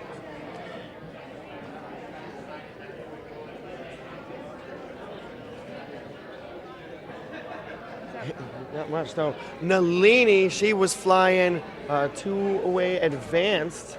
Open. Oh, two-way open on the VFS. Yeah, two-way advanced on the VFS with Cam. How long have you guys been flying together, working on stuff? Because last time I was down here, he was teaching you some of those grips, actually.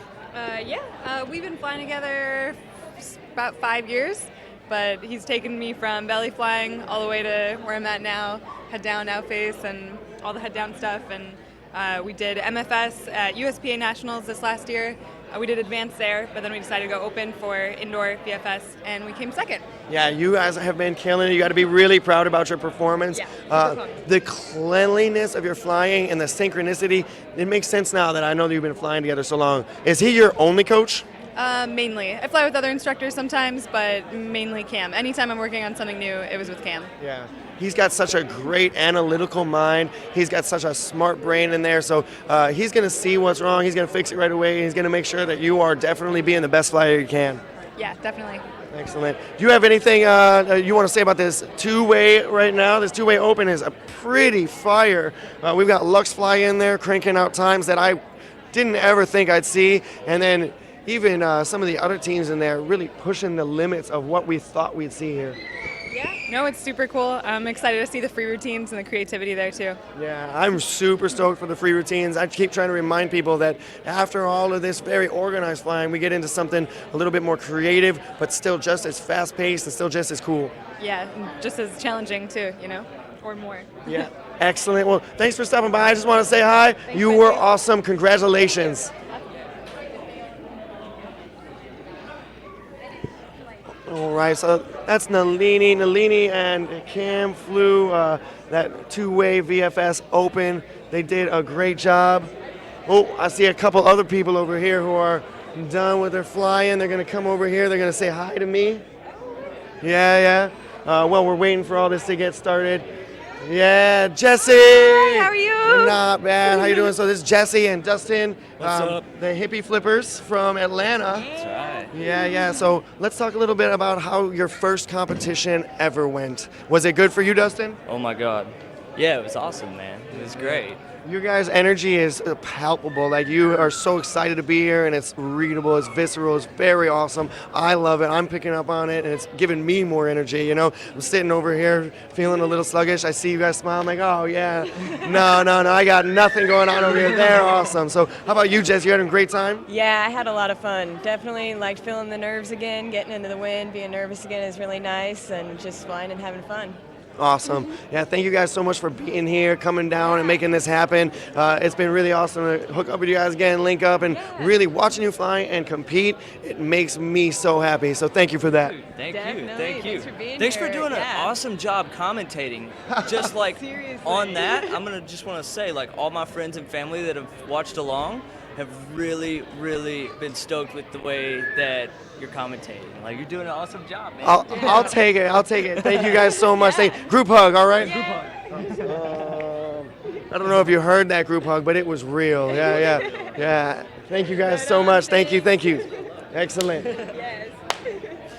All right. So that's about as much time as I can kill.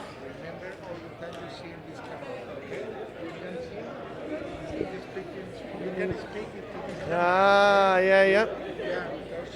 This camera is coming too. Okay, you can speak about it. Earlier was facing the other way. And if you want to make other interview, maybe you can turn and speak. Awesome. Cool. Yeah. So I'm finding out that we could maybe get a little bit more FaceTime in here, but I know nobody really cares to see my face. You guys want to see some flying.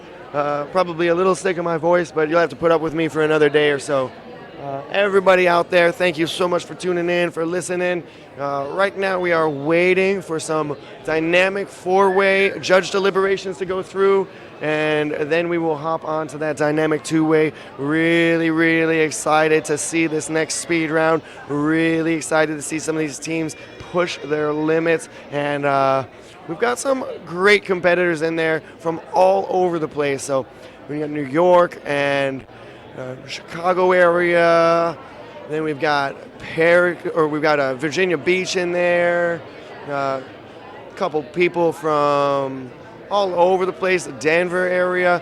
It's pretty cool to see everybody flying. All these people who've been flying for a long time, putting their best foot forward at the USIS Nationals here. 2020, Florida, Fort Lauderdale. Feeling warm, feeling good, feeling all the love. Excellent.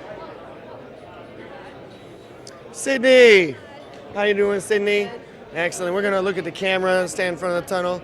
You know the whole gist. Yeah. Yeah, excellent. So Sydney, you having a good time? Yes, I am having a very good time. Excellent. This is Sydney Kennett. Sydney Kennett, current U.S. Freestyle World Champion, Junior. Not worlds yet. Oh, so U.S. Junior Champion, yeah? Oh, wow. And that's an impressive feat considering how tough that field is. Yeah. There's a lot of young people out there flying really well. Yeah.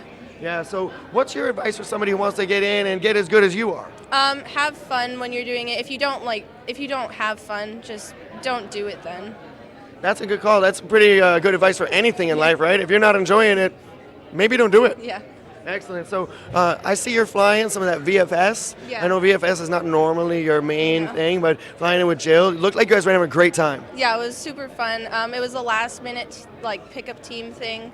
because I had to fill in for her partner, but I was having like so much fun doing it. Yeah, one thing I noticed with you, you're always having fun, just Yeah. like you said, and that's a huge part of what we're doing. So you planning to be out at the Worlds in Belgium? Yes. Yeah, excellent. So I can't wait to support you while you're out there. Thank you. Excellent. You have anybody you want to shout out to? Or Hello, Denver. yeah, all of Denver. Yeah, excellent. And if you're not watching Denver, you're missing out on your girl. This is your girl. Excellent. So thanks for stopping by. Thank you so much. Yeah, awesome. Cool. We're almost set here, ready to get into that D2W Open second round. All those competitors are getting a little antsy. We're almost ready, though. We're almost ready. I'm not 100% sure what those judges are deliberating, but it looks serious. Probably nothing to joke about, but let's speculate as to what weird stuff they might be deliberating over there. Do you think that they saw somebody maybe waver a little bit in there, do a head shake, throw the judges a nasty eye? I don't think they can take points off for that. I don't think that they can add time. That's not a bust. But I don't blame anybody. These judges have been not blinking, so they almost look like they're giving everybody the death stare. Right now, it seems to be on the Centerline TV. Oh, nope, they're watching another screen, which is the overall view. So we'll see what they end up coming up with, how they're going to sort those scores out. All right, so we're going to do a quick little 2-minute break. I'm going to refresh my water, and we'll go on from there. We'll be right back.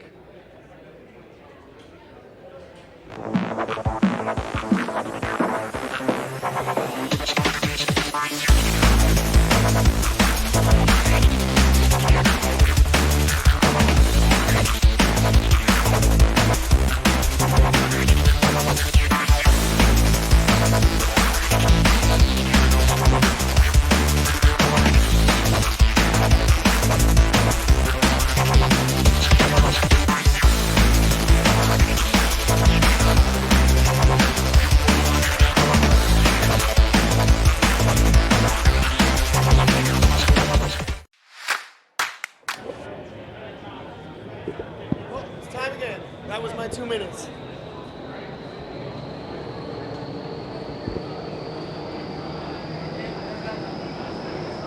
All right, well, that was the fastest 2 minutes of my life. What a quick break. All I should do is put down the microphone and they'll get going again, apparently. I've learned my lesson now, but we are ready. D2W Open, starting with the Allcocks out of the West Chancellor Tunnel. I am super pumped. I am super pumped to see this round get started. All of these competitors, all of these teams. And we're really excited to watch them.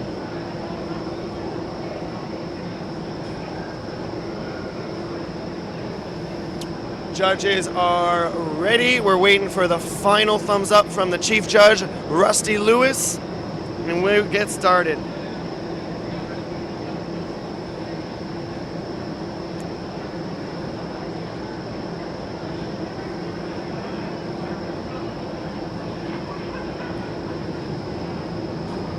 Here we go, this D2W.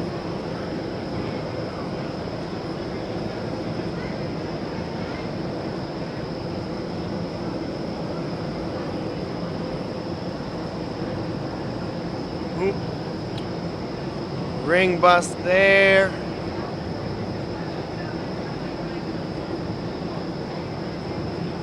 They are smiling, they are having a great time. We're at the top of this second page. This head up snake.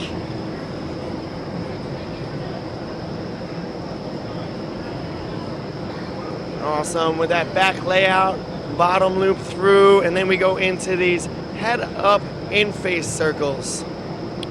Ooh, center line bust. Allcocks still having a great time, flying their best and loving it.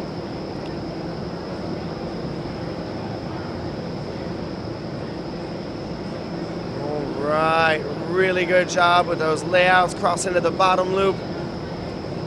They are looking good.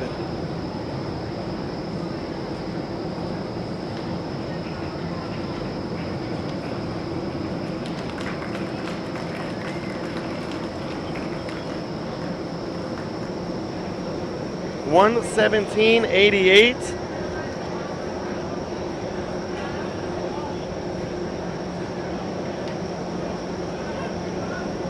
As a raw time for them. So really good job coming from them. Really good job. On to Team LuxFly. Let's see what LuxFly's got. They have so far had the top times on the first 2 rounds. So round 3, we'll see what they can do. Head up, switching snake. Really tight. Great flying coming from them. Awesome. The butterfly's looking good.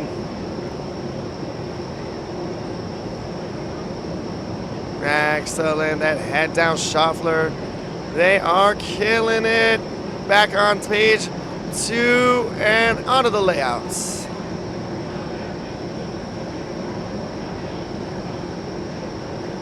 All right. There we go. On to page 3. Wow, they are cranking that time out.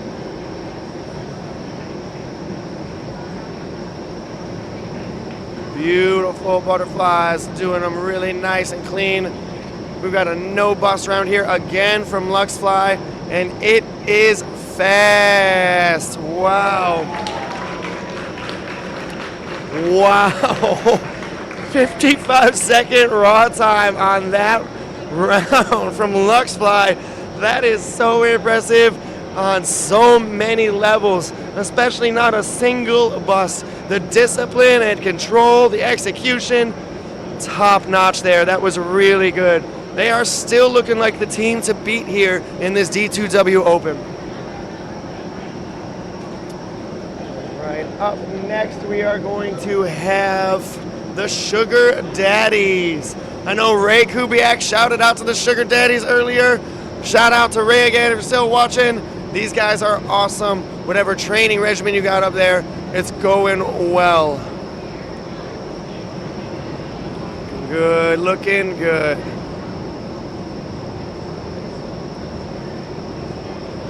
Yeah, that head down shuffler. Looked like maybe a center line, probably a sideline actually on that bust.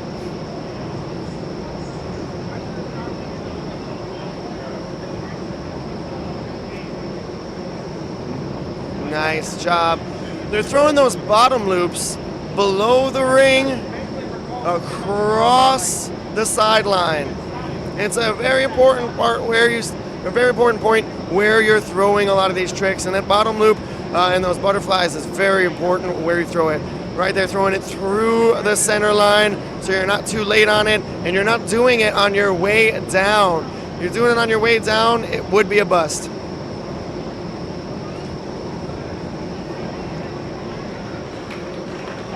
Got 106.87, almost 107 looking like from that team, the Sugar Daddies. Couple busts. 2 busts. So 2 busts from those guys, but really great job, nice performance. I like what we're seeing here. So now we got Yeah Nah and Naya. Yeah Nah Naya. And that's Naya Dixon and Ben Roan. Apparently they really haven't been practiced too much of this dynamic 2-way, but they both have a lot of practice flying this dynamic 2-way with other people, just not each other. So it's really cool to watch them get in there and just be so comfortable with each other. When you fly with somebody as much as they've flown with each other on any discipline, whatever discipline you fly, you kind of have a telepathic level of communication. That is looking good. This is real fast. This is real clean. We are looking at a great round from this team right now. Oh yeah. Awesome job, awesome job. Oh, great. Into these head down shuffling. Really good. Coming back out to page 3. Nice job, nice job. cranking it out. There we go into the butterfly. Classic butterfly right there. It is not a classic, it is a butterfly, but that move is classic as far as I'm concerned. So excellent, checking it out. Whoop, there we go, and we're done. What a time. 101, no busts. Really cranking it out, super impressive. They were awesome. Crowd favorite, Team Cruise. Everybody's loving them, putting their vocal cords to the test. Let's see if we can't get that energy into the tunnel, get their time a little faster. They've been pretty clean though. This is their first ever competition together. They are doing a great job. First ever competition for either of them actually. I really love what I'm seeing. Their energy level is awesome. Where's Law now?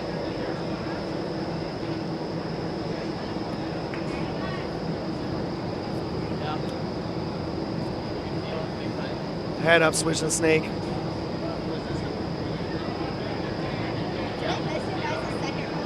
Yeah, you did.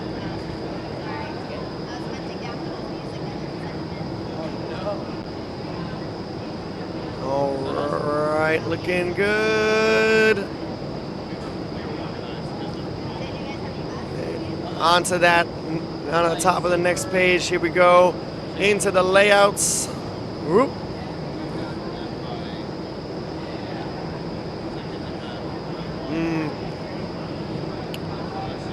That ring will get ya. Ooh, a little bit of a collision there. No, oh, with a bust, with a bust. All right, now we're on page 3. They want to fly this page clean, but they are still smiling so much. They're loving being here at this competition. It's fantastic.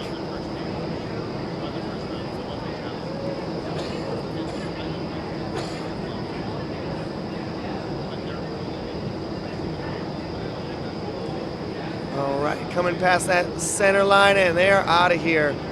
3 busts, 1:17. They did a great job in there. First competition, going straight into the open category. Really performing, I like it.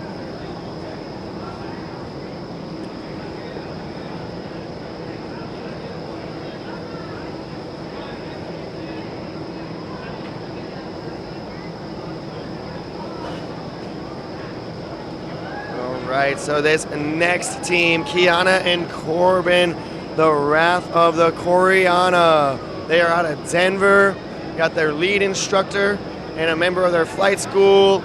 She is 13 and she is awesome. Just really, really shining here at this competition in pretty much every event that she is in, which is pretty much every event. Head up, switching snakes there, looking really nice. Then we get into this butterfly crossing layouts with a bottom loop. Awesome, awesome, awesome.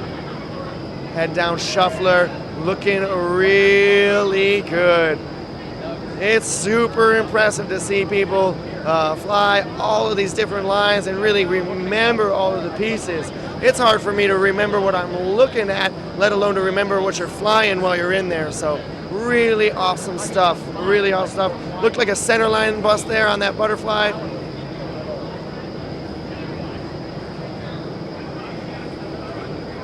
On to page 3.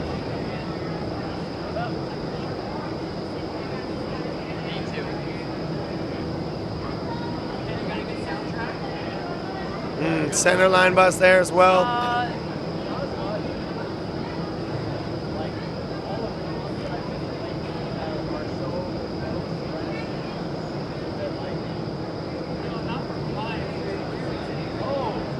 Great job from the Wrath of the Koreana. Those two have really put themselves out there, but especially Kiana flying everything she can while she's here and showing her best face, putting her best foot forward.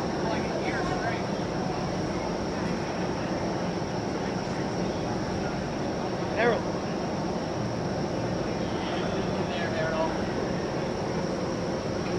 Look at that.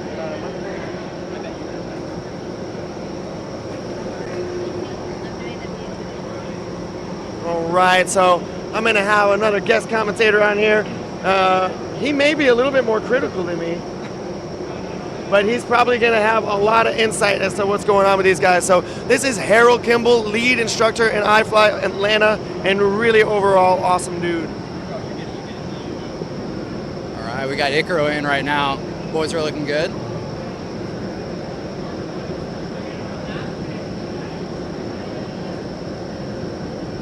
Yeah, so this is Chris Andrade, his teammate Nico. They're out of San Diego now.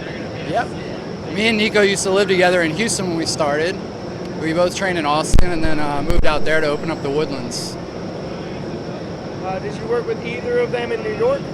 Yeah, so Nico came up to New York a few months after I was up there, and then Andrade actually took my old apartment when I moved to Atlanta. Small world, right? Yeah. Or big world, small circles. And it's, speaking of circles, it's kind of come full circle.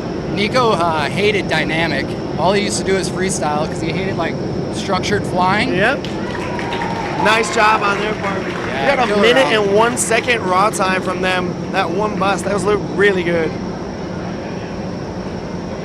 Yeah, so he only wanted to freestyle? That's it. Like I tried making him learn the dynamic lines when he first started, and he wasn't having it, and he would just do freestyle, and he like did enough to get his level 4, and like that was kind of it. And yep. Now he's a beast. Yeah, he is a beast, and him and Chris, they complement each other so well. Yeah, they're the same size. They fly really well together. They have a good tempo. So tempo is huge, rhythm is huge. It's big. If you get ahead of somebody, it can really throw off the entire dynamic that's going on here, right? Yeah, for sure. And it's a bust if you're not on the same page as your teammate. And it's really easy to do in two-way. That synchro bust will get you. Yeah.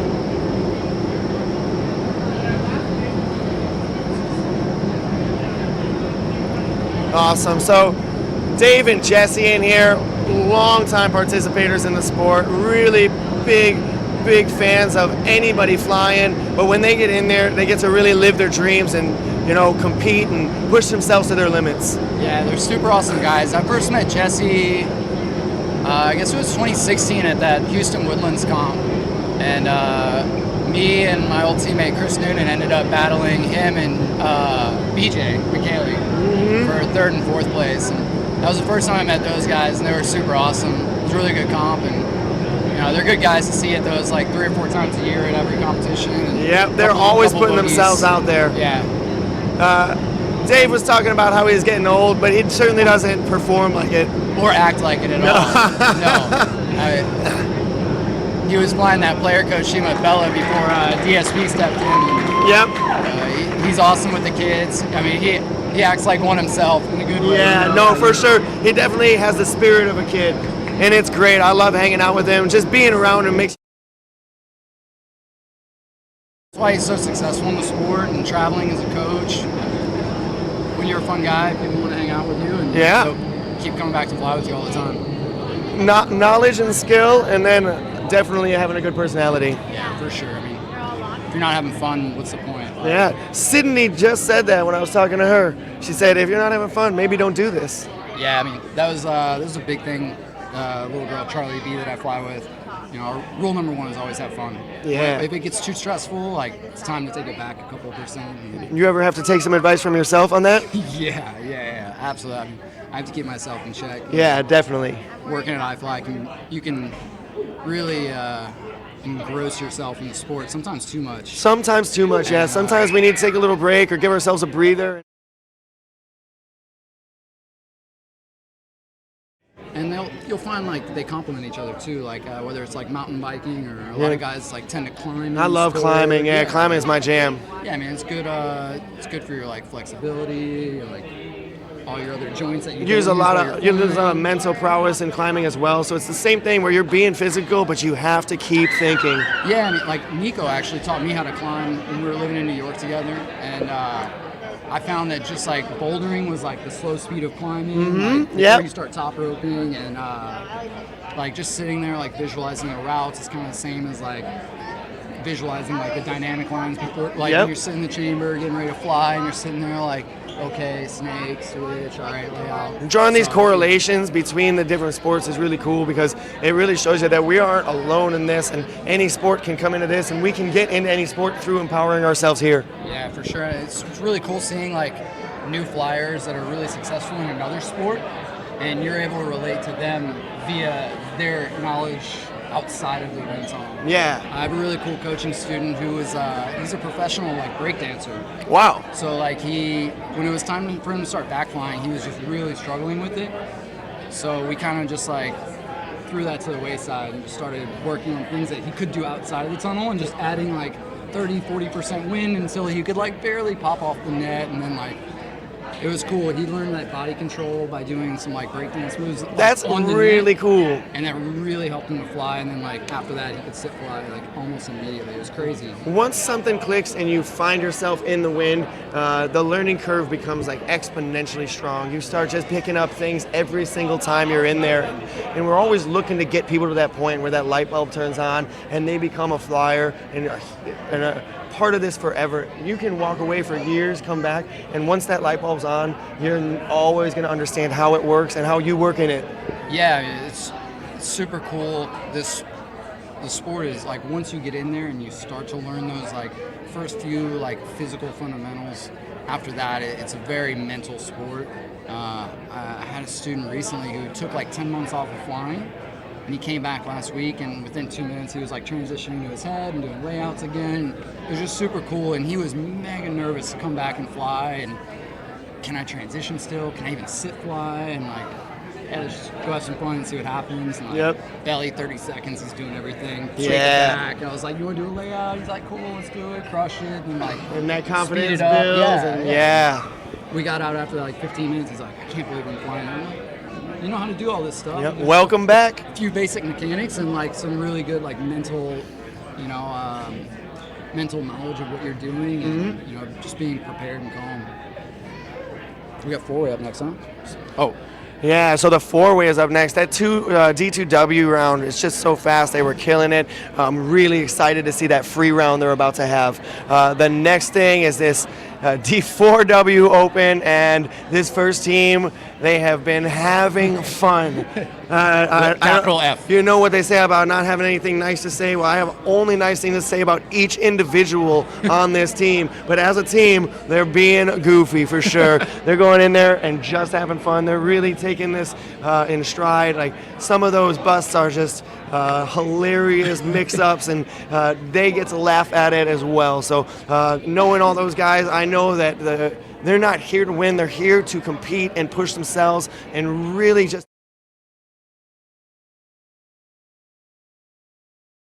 I'm glad that they did a pickup team so that we had a little bit more to watch here. We had a little bit more to understand that it's not as easy as you think.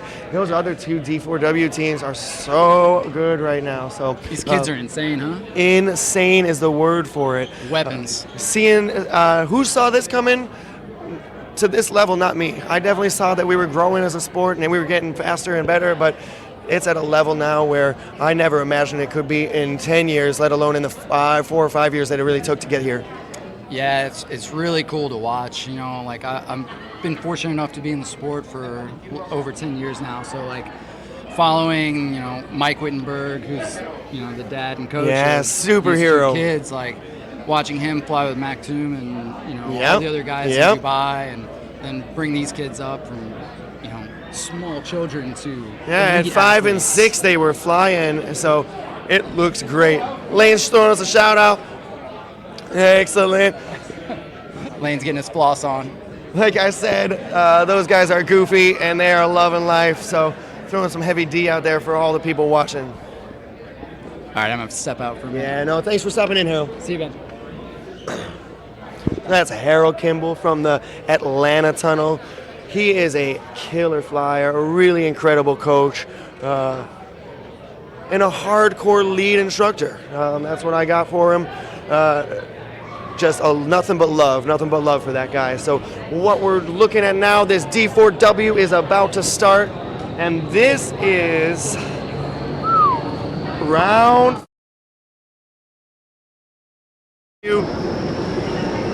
This is meme this. We got a head down in-face snake, butterfly with bottom loops, and then a head down in-face circles. So this is a mostly head down round. But there's a lot going on. There's a lot going on here.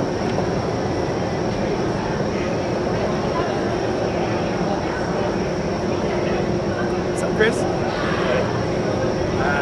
Just like making sure you know the schedule.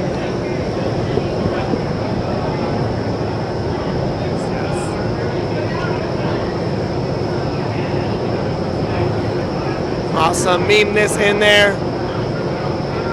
Doing pretty good. A little bust there, but they are looking way tighter, way more enthused to be in the tunnel.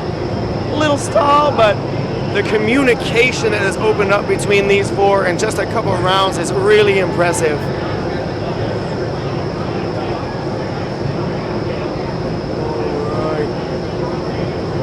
Those butterflies with the bottom loops, they're tough in two-way. In four-way, there's so much patience required, so much understanding of where the person in front of you is, where the person next to you is. They're doing a great job.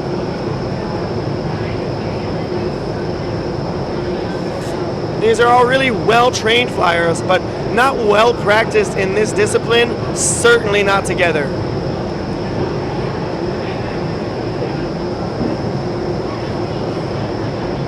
Nice job, nice job.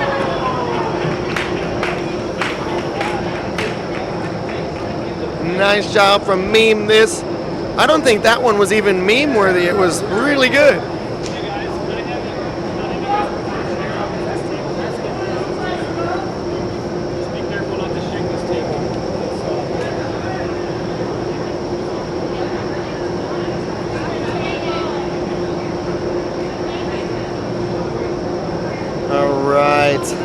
Teen Anemone is about to hop in.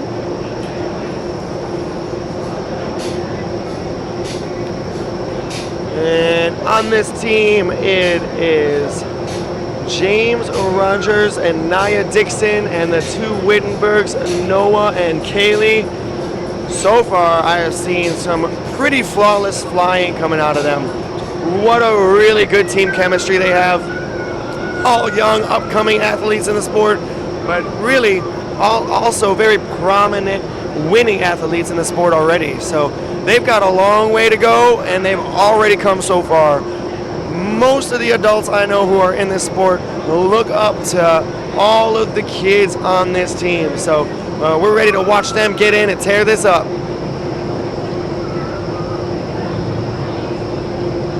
So head down, in-face snake looking real good. Now we got that bottom butterflies with the bottom loop, really good.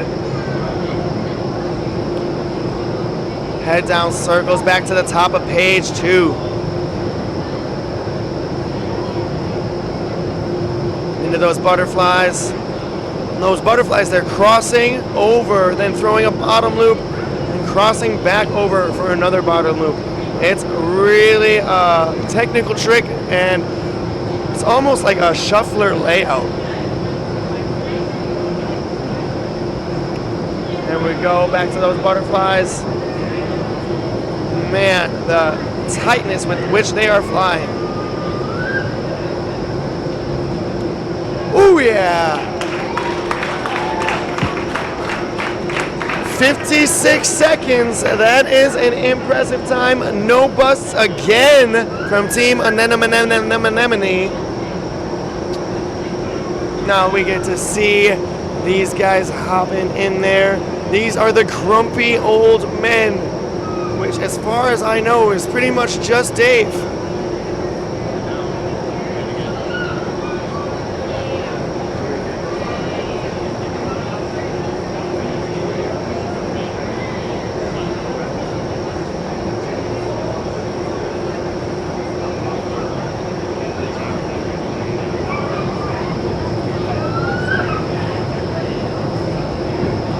So the grumpy old men are in there looking ready for this. They are pushing themselves. They're flying nice and big, using that tunnel to make sure they are not getting those busts, but still flying so fast. The amount of power in those bodies as they push themselves to these limits is incredible. If they were to cork out, one of these guys would be up in the tunnel in a second. So It's really awesome, awesome, awesome to watch them fly with such accuracy and control.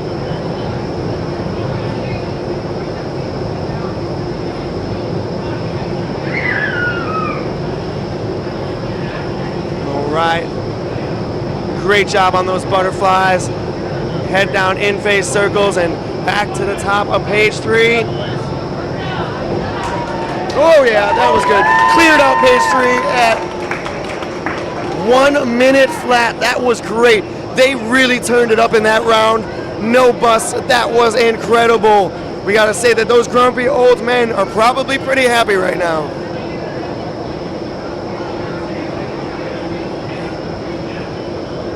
Next up, we have the cutting on the cutting edge. Team out of Denver, led by Kiana Adamson. She is young, but she is awesome.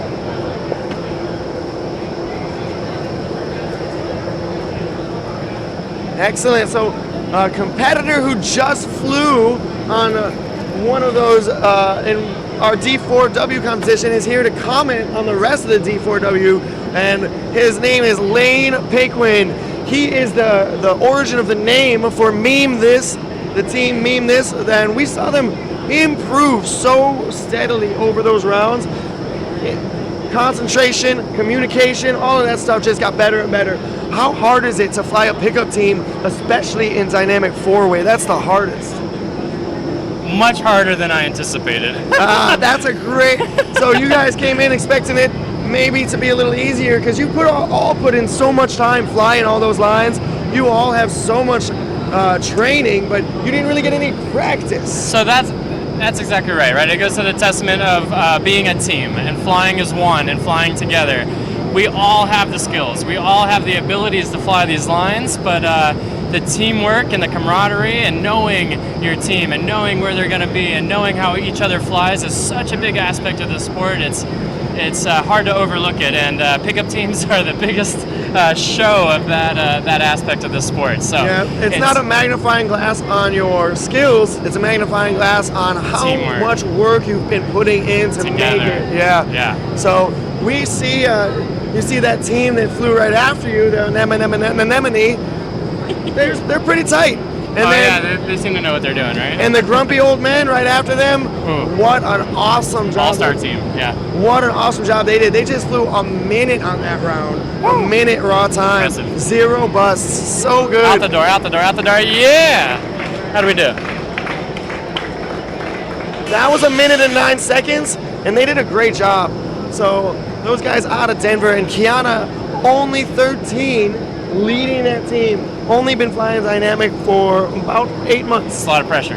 A lot of pressure, but she doesn't seem to feel it. She's a true athlete. No, that's what's awesome to see, and I love to see coaches that are pushing their students to lead. Yeah. Versus the coach leading, For sure. So it's awesome to see it, and I hope to see more of it. Excellent. So this will be our last D4W team, and these guys are all out of Atlanta, although John's working down here now. And those two little shredders there, Corey and James. They're leading, right? They're leading, and they are tearing it up.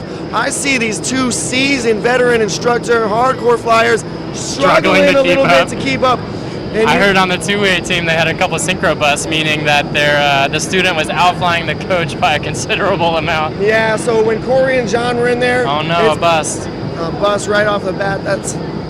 So that's the other aspect of this discipline is the live judging. We're using the lights as reference points while we're flying through the tunnel, and when those lights turn red, you can't help but notice, and it gets in your head a little bit, especially if you're depending on those lights to be a certain color, and you come around for the move, and all the lights are red, and you're like, wait, I was supposed to turn towards the blue light, but none of them are blue, they're all red right now. So it's important for all the flyers to be that heads up and to know which way they're supposed to be going, no matter what color the lights are, no matter if their teammates are in the wrong spot or anything, but that live judging, that on the spot, oh no, we busted, it gets in your mind and you're like, okay, we have to fly clean, we have to fly faster, we have to fly better. And we're seeing, I think, a little bit of that right now. Yeah, I think the lights had thrown them off because they got them right off the bat. Out the door! Oh! and they all get out the door. Good job, guys. Good job. Well, luckily, all those guys are great friends, and no amount of mistakes is ever going to change that. No. Speaking of great friends, Benji and I are great friends. Benji and I both started at iFLY Orlando together. I started 7 or 8 years ago. Benji, I think a little bit before that. Just over 8 years ago, yeah. You were about 6 months later than I was. So it's super fun to be here with you, buddy. It's awesome, yeah. I love seeing all my friends, all my family, all the people that I've really gained in my life from this sport and from this experience. So it's awesome to have you all here. I'm so glad you came down, you got to compete. Really put your best foot forward, literally, and it's not what you expected, huh? No, it's not what I expected, but it's everything I hoped for. Yeah. And certainly everything we needed out here. We needed a little bit of a goof.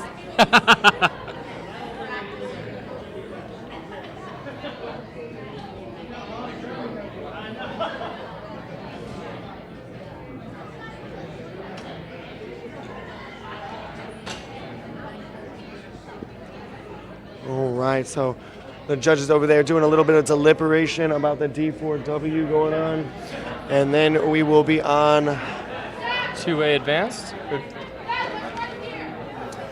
Dynamic two-way advance. Nope, dynamic two-way open. Open. Yep. So this is going to be their free round. Yes, free routine is my favorite for this event.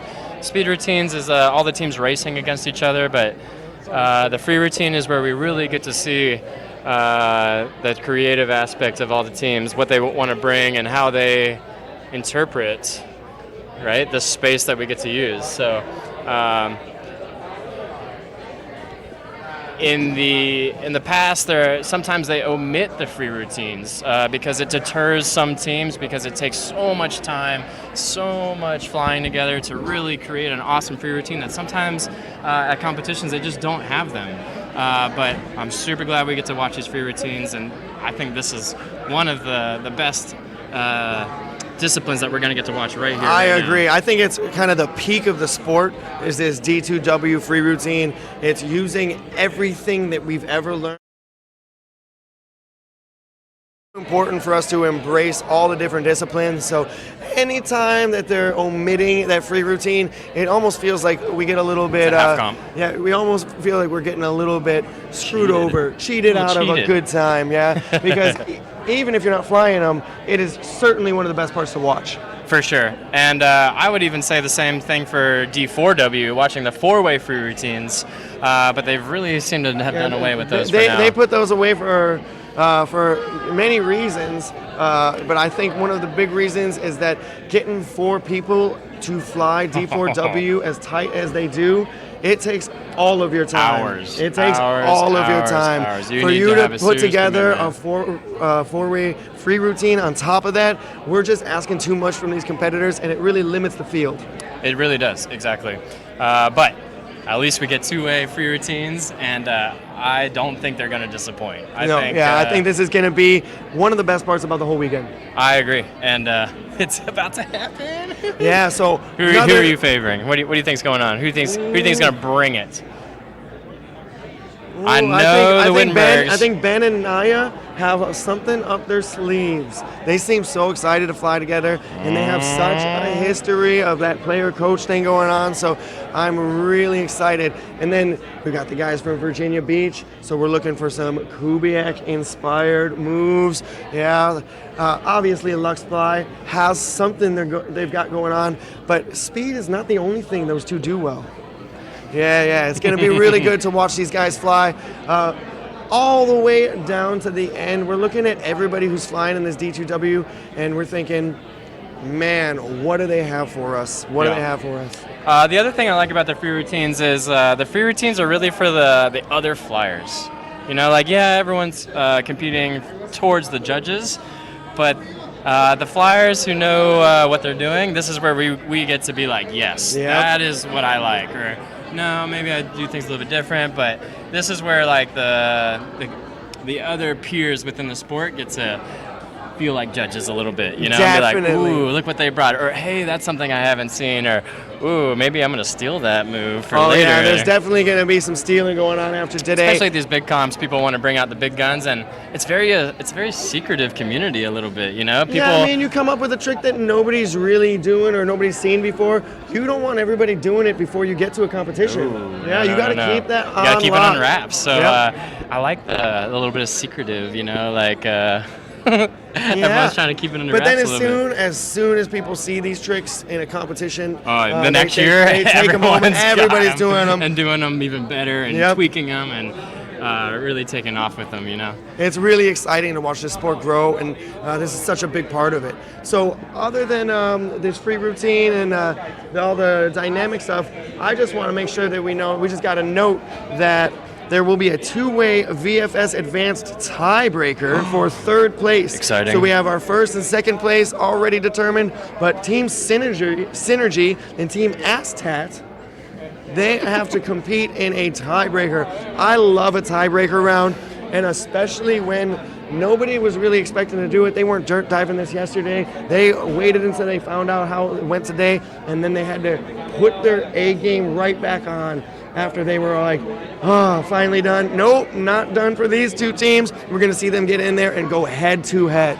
That's right.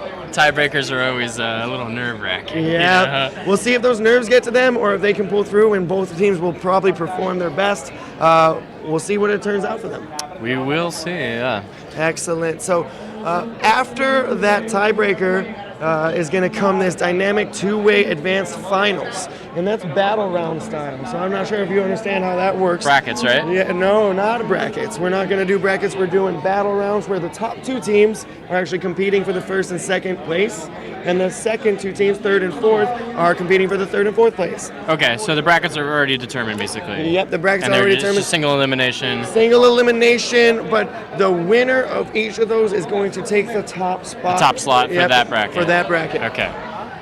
All right. Yeah, I think it's an interesting way to go about it, and I think it'll be really cool. Right now, the top two slots are battled between Vanta Black and Hydrodynamics. So that's Corey and Cody.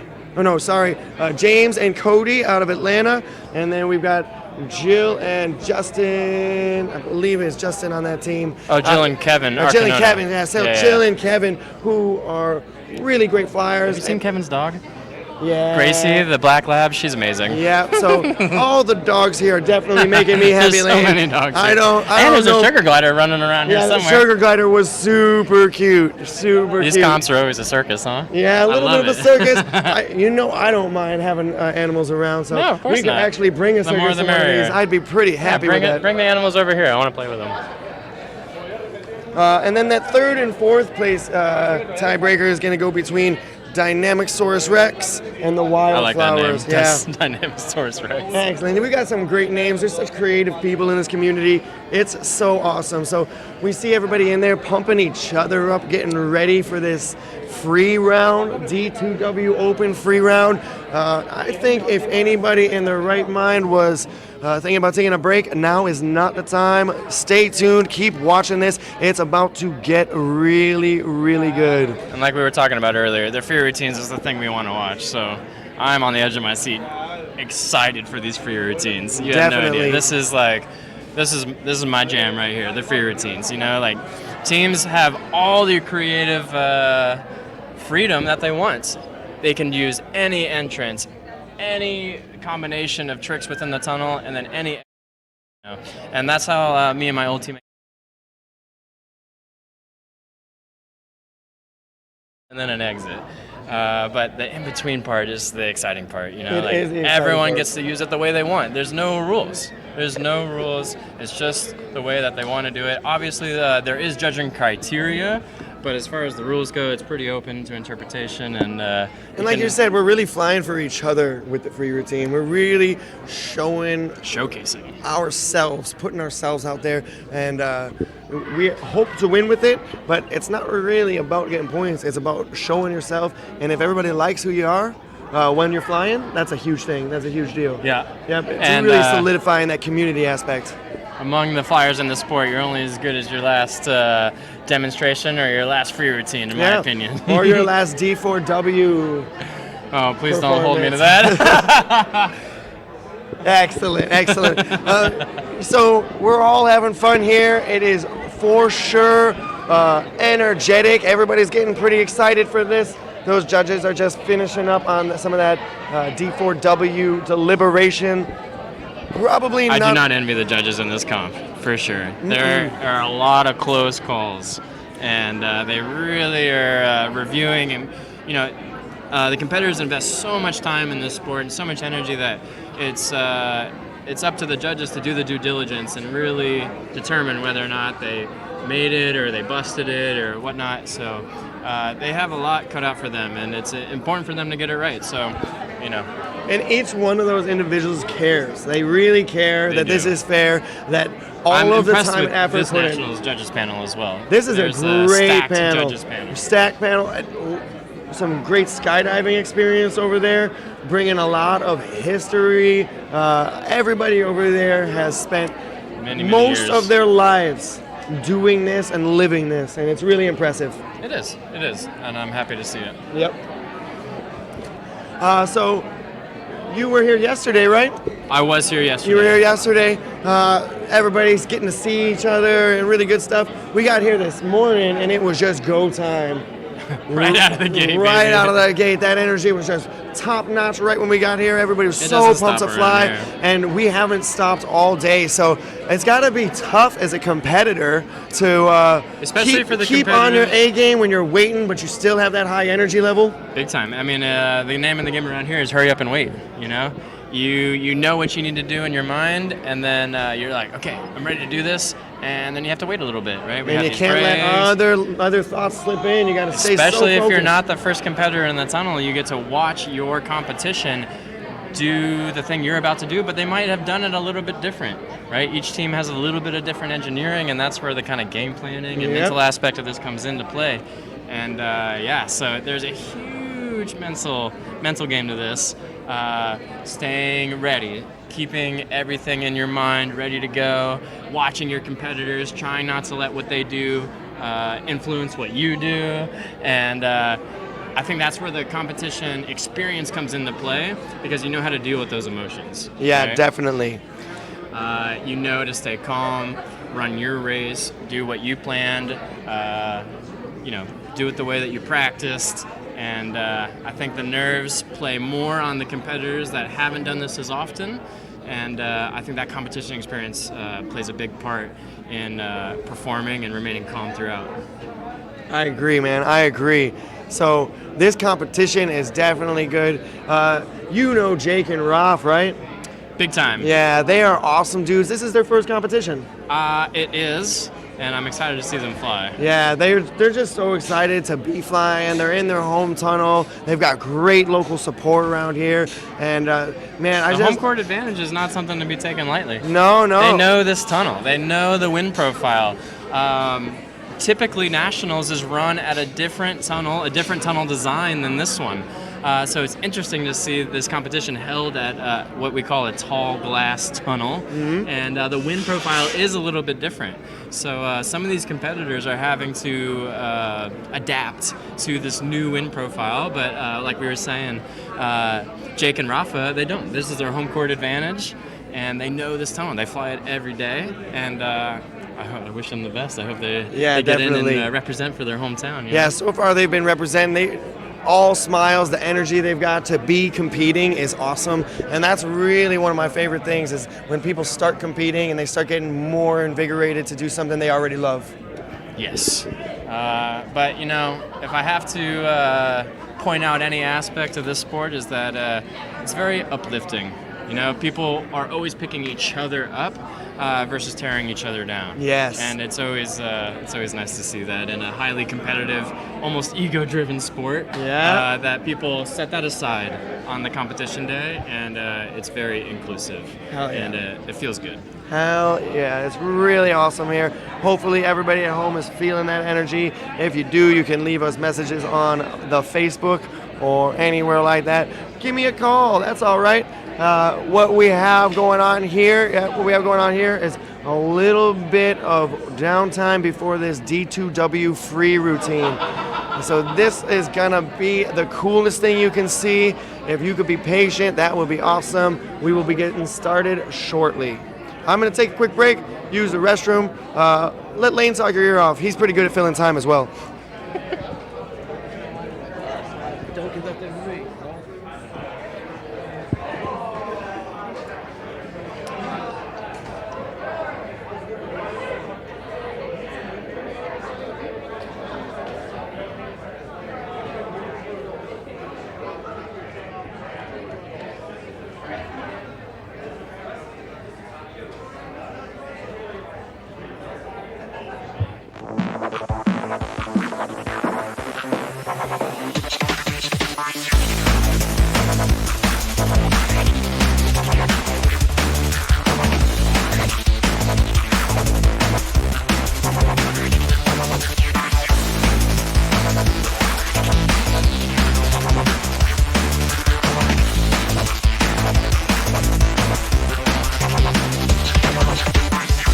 This is where the competitors get to showcase their creative abilities within the tunnel. I'm super excited to watch this. This is my favorite event right here, the free routines, and let's see what the competitors have for us.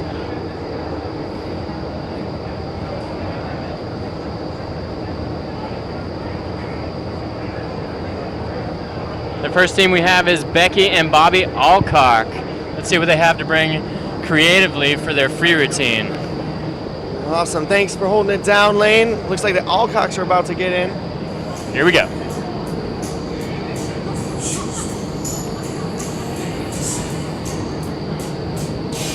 Yeah, using some of this space in the tunnel. Yeah, good use of space so far. Staying synchronized. Synced and smooth. So how are you coming up with these free routines? They're doing some of these almost like a page, but they're changing it to be something that they wanted to fly. That's right. They're using some of the framework of the dynamic lines that we've been seeing, but again, just getting more and more creative with it as they go along. Again, good use of the tunnel so far. So I've definitely flown some free routines. Very rarely do I put enough planning in to be competitive on that front. It takes a lot, man. It is, it's no joke. I would be willing to bet that these teams have spent a considerable amount of time flying the exact same routine over and over and over and over again. But that's what it takes to put something together that you're proud of, that you're willing to showcase, and fly clean and smooth, you know? Yeah. That was a nice little performance from the Alcocks. They definitely are having a great time in there. All smiles, smooth, synced flying. I'm impressed. It's always cool to see a husband and wife duo anyway. Yeah, definitely. That connection they have, that communication, it's undeniable. Yeah. Sometimes when you want to fly with your significant other, it becomes very frustrating. Well, some people refuse to coaching. coach. Yeah. Some people refuse to coach their significant other because it gets hostile. It can be aggressive. It can be aggressive. I've even coached your mom for Yes, that you reason. have. Yes, I will not. That is true. I've coached Benji's mom because he goes, Lane, I don't know what to do with her. I think you should work with her. And I was like, if you trust me with your mom, Benji, I would love to work with her. That's amazing. And your mom did great. It was She's awesome. Yeah, she's your awesome. Your mom is so cool. Yeah, Mom, if you're listening, that is the real reason why I stopped coaching you. All right, Lux Fly's about to hop in, and we know they fly fast. This is the brother-sister duo. Let's see them get creative. Oh, Mike Winberg standing up, getting pumped. Here we go. And they're in. Ooh, nice. These kids have so much experience flying together. That is some synchronized flip twisting. All the way over the diffuser, really spread themselves out. Yes! That is crazy. Everyone that knows what they just did just cringed. That was amazing. That is like a bear hug grip. I've never seen anybody commit that far to that. That was wild. Diving towards the net, peeling out the last second. Look how synchronized they are. And right back into that synchronization as if that dive didn't phase them. Such a technical routine. Really good. the way they're crossing back and forth over each other, you never know who's really leading. They're both just showing really good prowess in the Their tunnel. use of space and their Side, technical side, abilities. 360s, 720s. We've got it all going on in here. Wow. Speechless. Impressive. Wow. If you're not clapping at home, you should be. You just watched magic. That was a special round to be a part of, watching them fly like that. On to these guys from the Virginia Beach Tunnel. We have James Foran and David Sanchez. Collins. Yeah, they might be a little nervous after watching what I just did, but like you said, you got to stick to what you know and stick to your guns and fly your best. It's a tough act to follow, but you can't let anyone get in your head. That's true. I don't even like watching the competition, to be honest. When I'm competing, I really just try to entertain the people in the antechamber and not pay attention to what's going on in the tunnel, because I don't want anything going on to influence my train of thought. Yep. Yeah, that's a good mentality to have. Don't be distracted by competition. No. Run your race. So typically, the U.S. national competition has been run at the home tunnel of these next competitors. Yeah, 3 years running they did it. 3 years they had the competition at their tunnel, and now they don't have the home court advantage. So let's see what they bring. Right, looking good so far. Flying mixed orientation, mixed headings.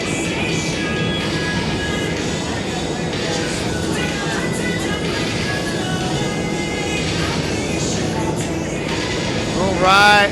Let's see what they got for tricks. Ooh, I like this. Yeah. Nice. Nice. Oh! Side fly serpent. That might be a first. That was a nice combination they had there. Let's see how they finish this. Really good stuff so far, and out.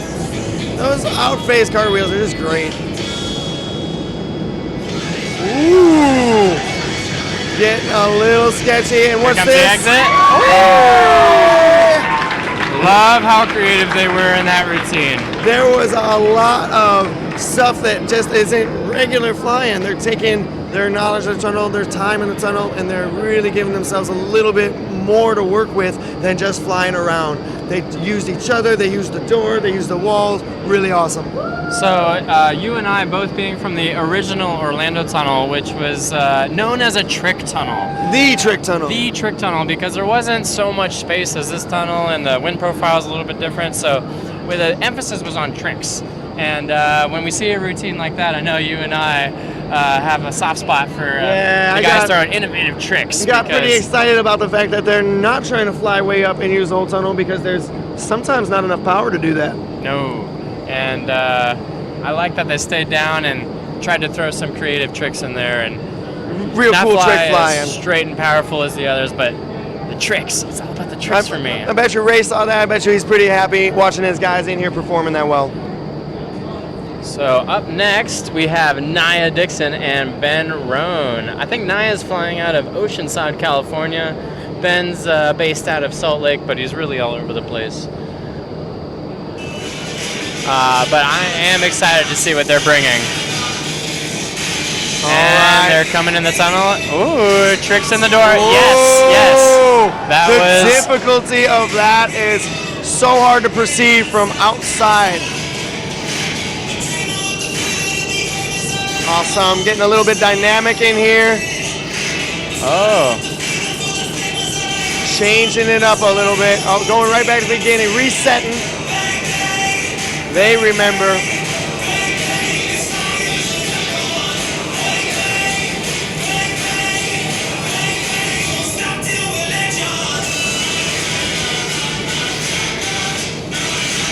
Yeah. What's also interesting is the age difference between these flyers. They got to be 15 years difference in age, right? At least. Nia's only been flying for a couple of years, but she has progressed on a crazy accelerated path. Wow. And Ben has a lot to do with that. Now that they found their groove. Oh, that was a good weave. They are looking good. Nice. Even though the music has matched up ended, they want to sync. finish this routine the way they practice. Oh, that was good too. Yeah, that's really great stuff. A blind grip to flip. Yes. Oh That man, was- their that trust was in impressive. each other was definitely exhibited there. That great was a flying, lot great flying. of Little time hiccup at the invested. little hiccup at the beginning, but I think getting back in there and showing that they are going to power through anything is a huge deal there. I agree. That's awesome. What cool tricks we're seeing already. Still got a few more teams to pop in there, and That blind grip that they made and then flip that around, that was you have to practice that a impressive. nearly infinite number of times to know you're going to get it in competition. Yeah, and Nia threw it blind. She just threw that hand up Yep. there and was like, Ben, I hope you find this hand because it's out there, and I hope you grip it and we make this A happen. lot of trust, a lot of communication without having to see each other. A lot of good stuff going on there. Really great. I think that's one of the coolest aspects of the sport too, is once we're in the wind, there's not much talking to be done. You can't just say, hey, you were a little long or a little short or a little fast or a little slow. All that debriefing gets done outside the tunnel, and when you're inside the tunnel, it's nothing but a flow state. Yeah. You know, you're just reacting, and You can speak with your eyes, maybe, if you have eye contact, but that's about the only communication if you you have. have eye contact. But we're seeing a lot of blind to blind movements from these advanced teams, and you're just going off your training, you know. Here's Ralph and Jake, hometown, local flyers from the Fort Lauderdale tunnel. Everybody's been excited to see them every time they get in the tunnel. Nice, using some high fly technique there. Oh! Kickflip. Yeah. Okay. I'm liking the tricks. Nice I'm liking stuff. the tricks. Really using each other, using their tunnel flying prowess, opening this up for something a little different. They're linked now. Flying is one. It's not easy to do. You have to be perfectly synchronized, and they switched grips to front layouts. Nice job, guys. Looking Install really the back good. layouts, bottom loops to separate. Yeah. Ooh, that's an interesting combination right there. Really takes a lot to depend on your partner to do those things at the right time.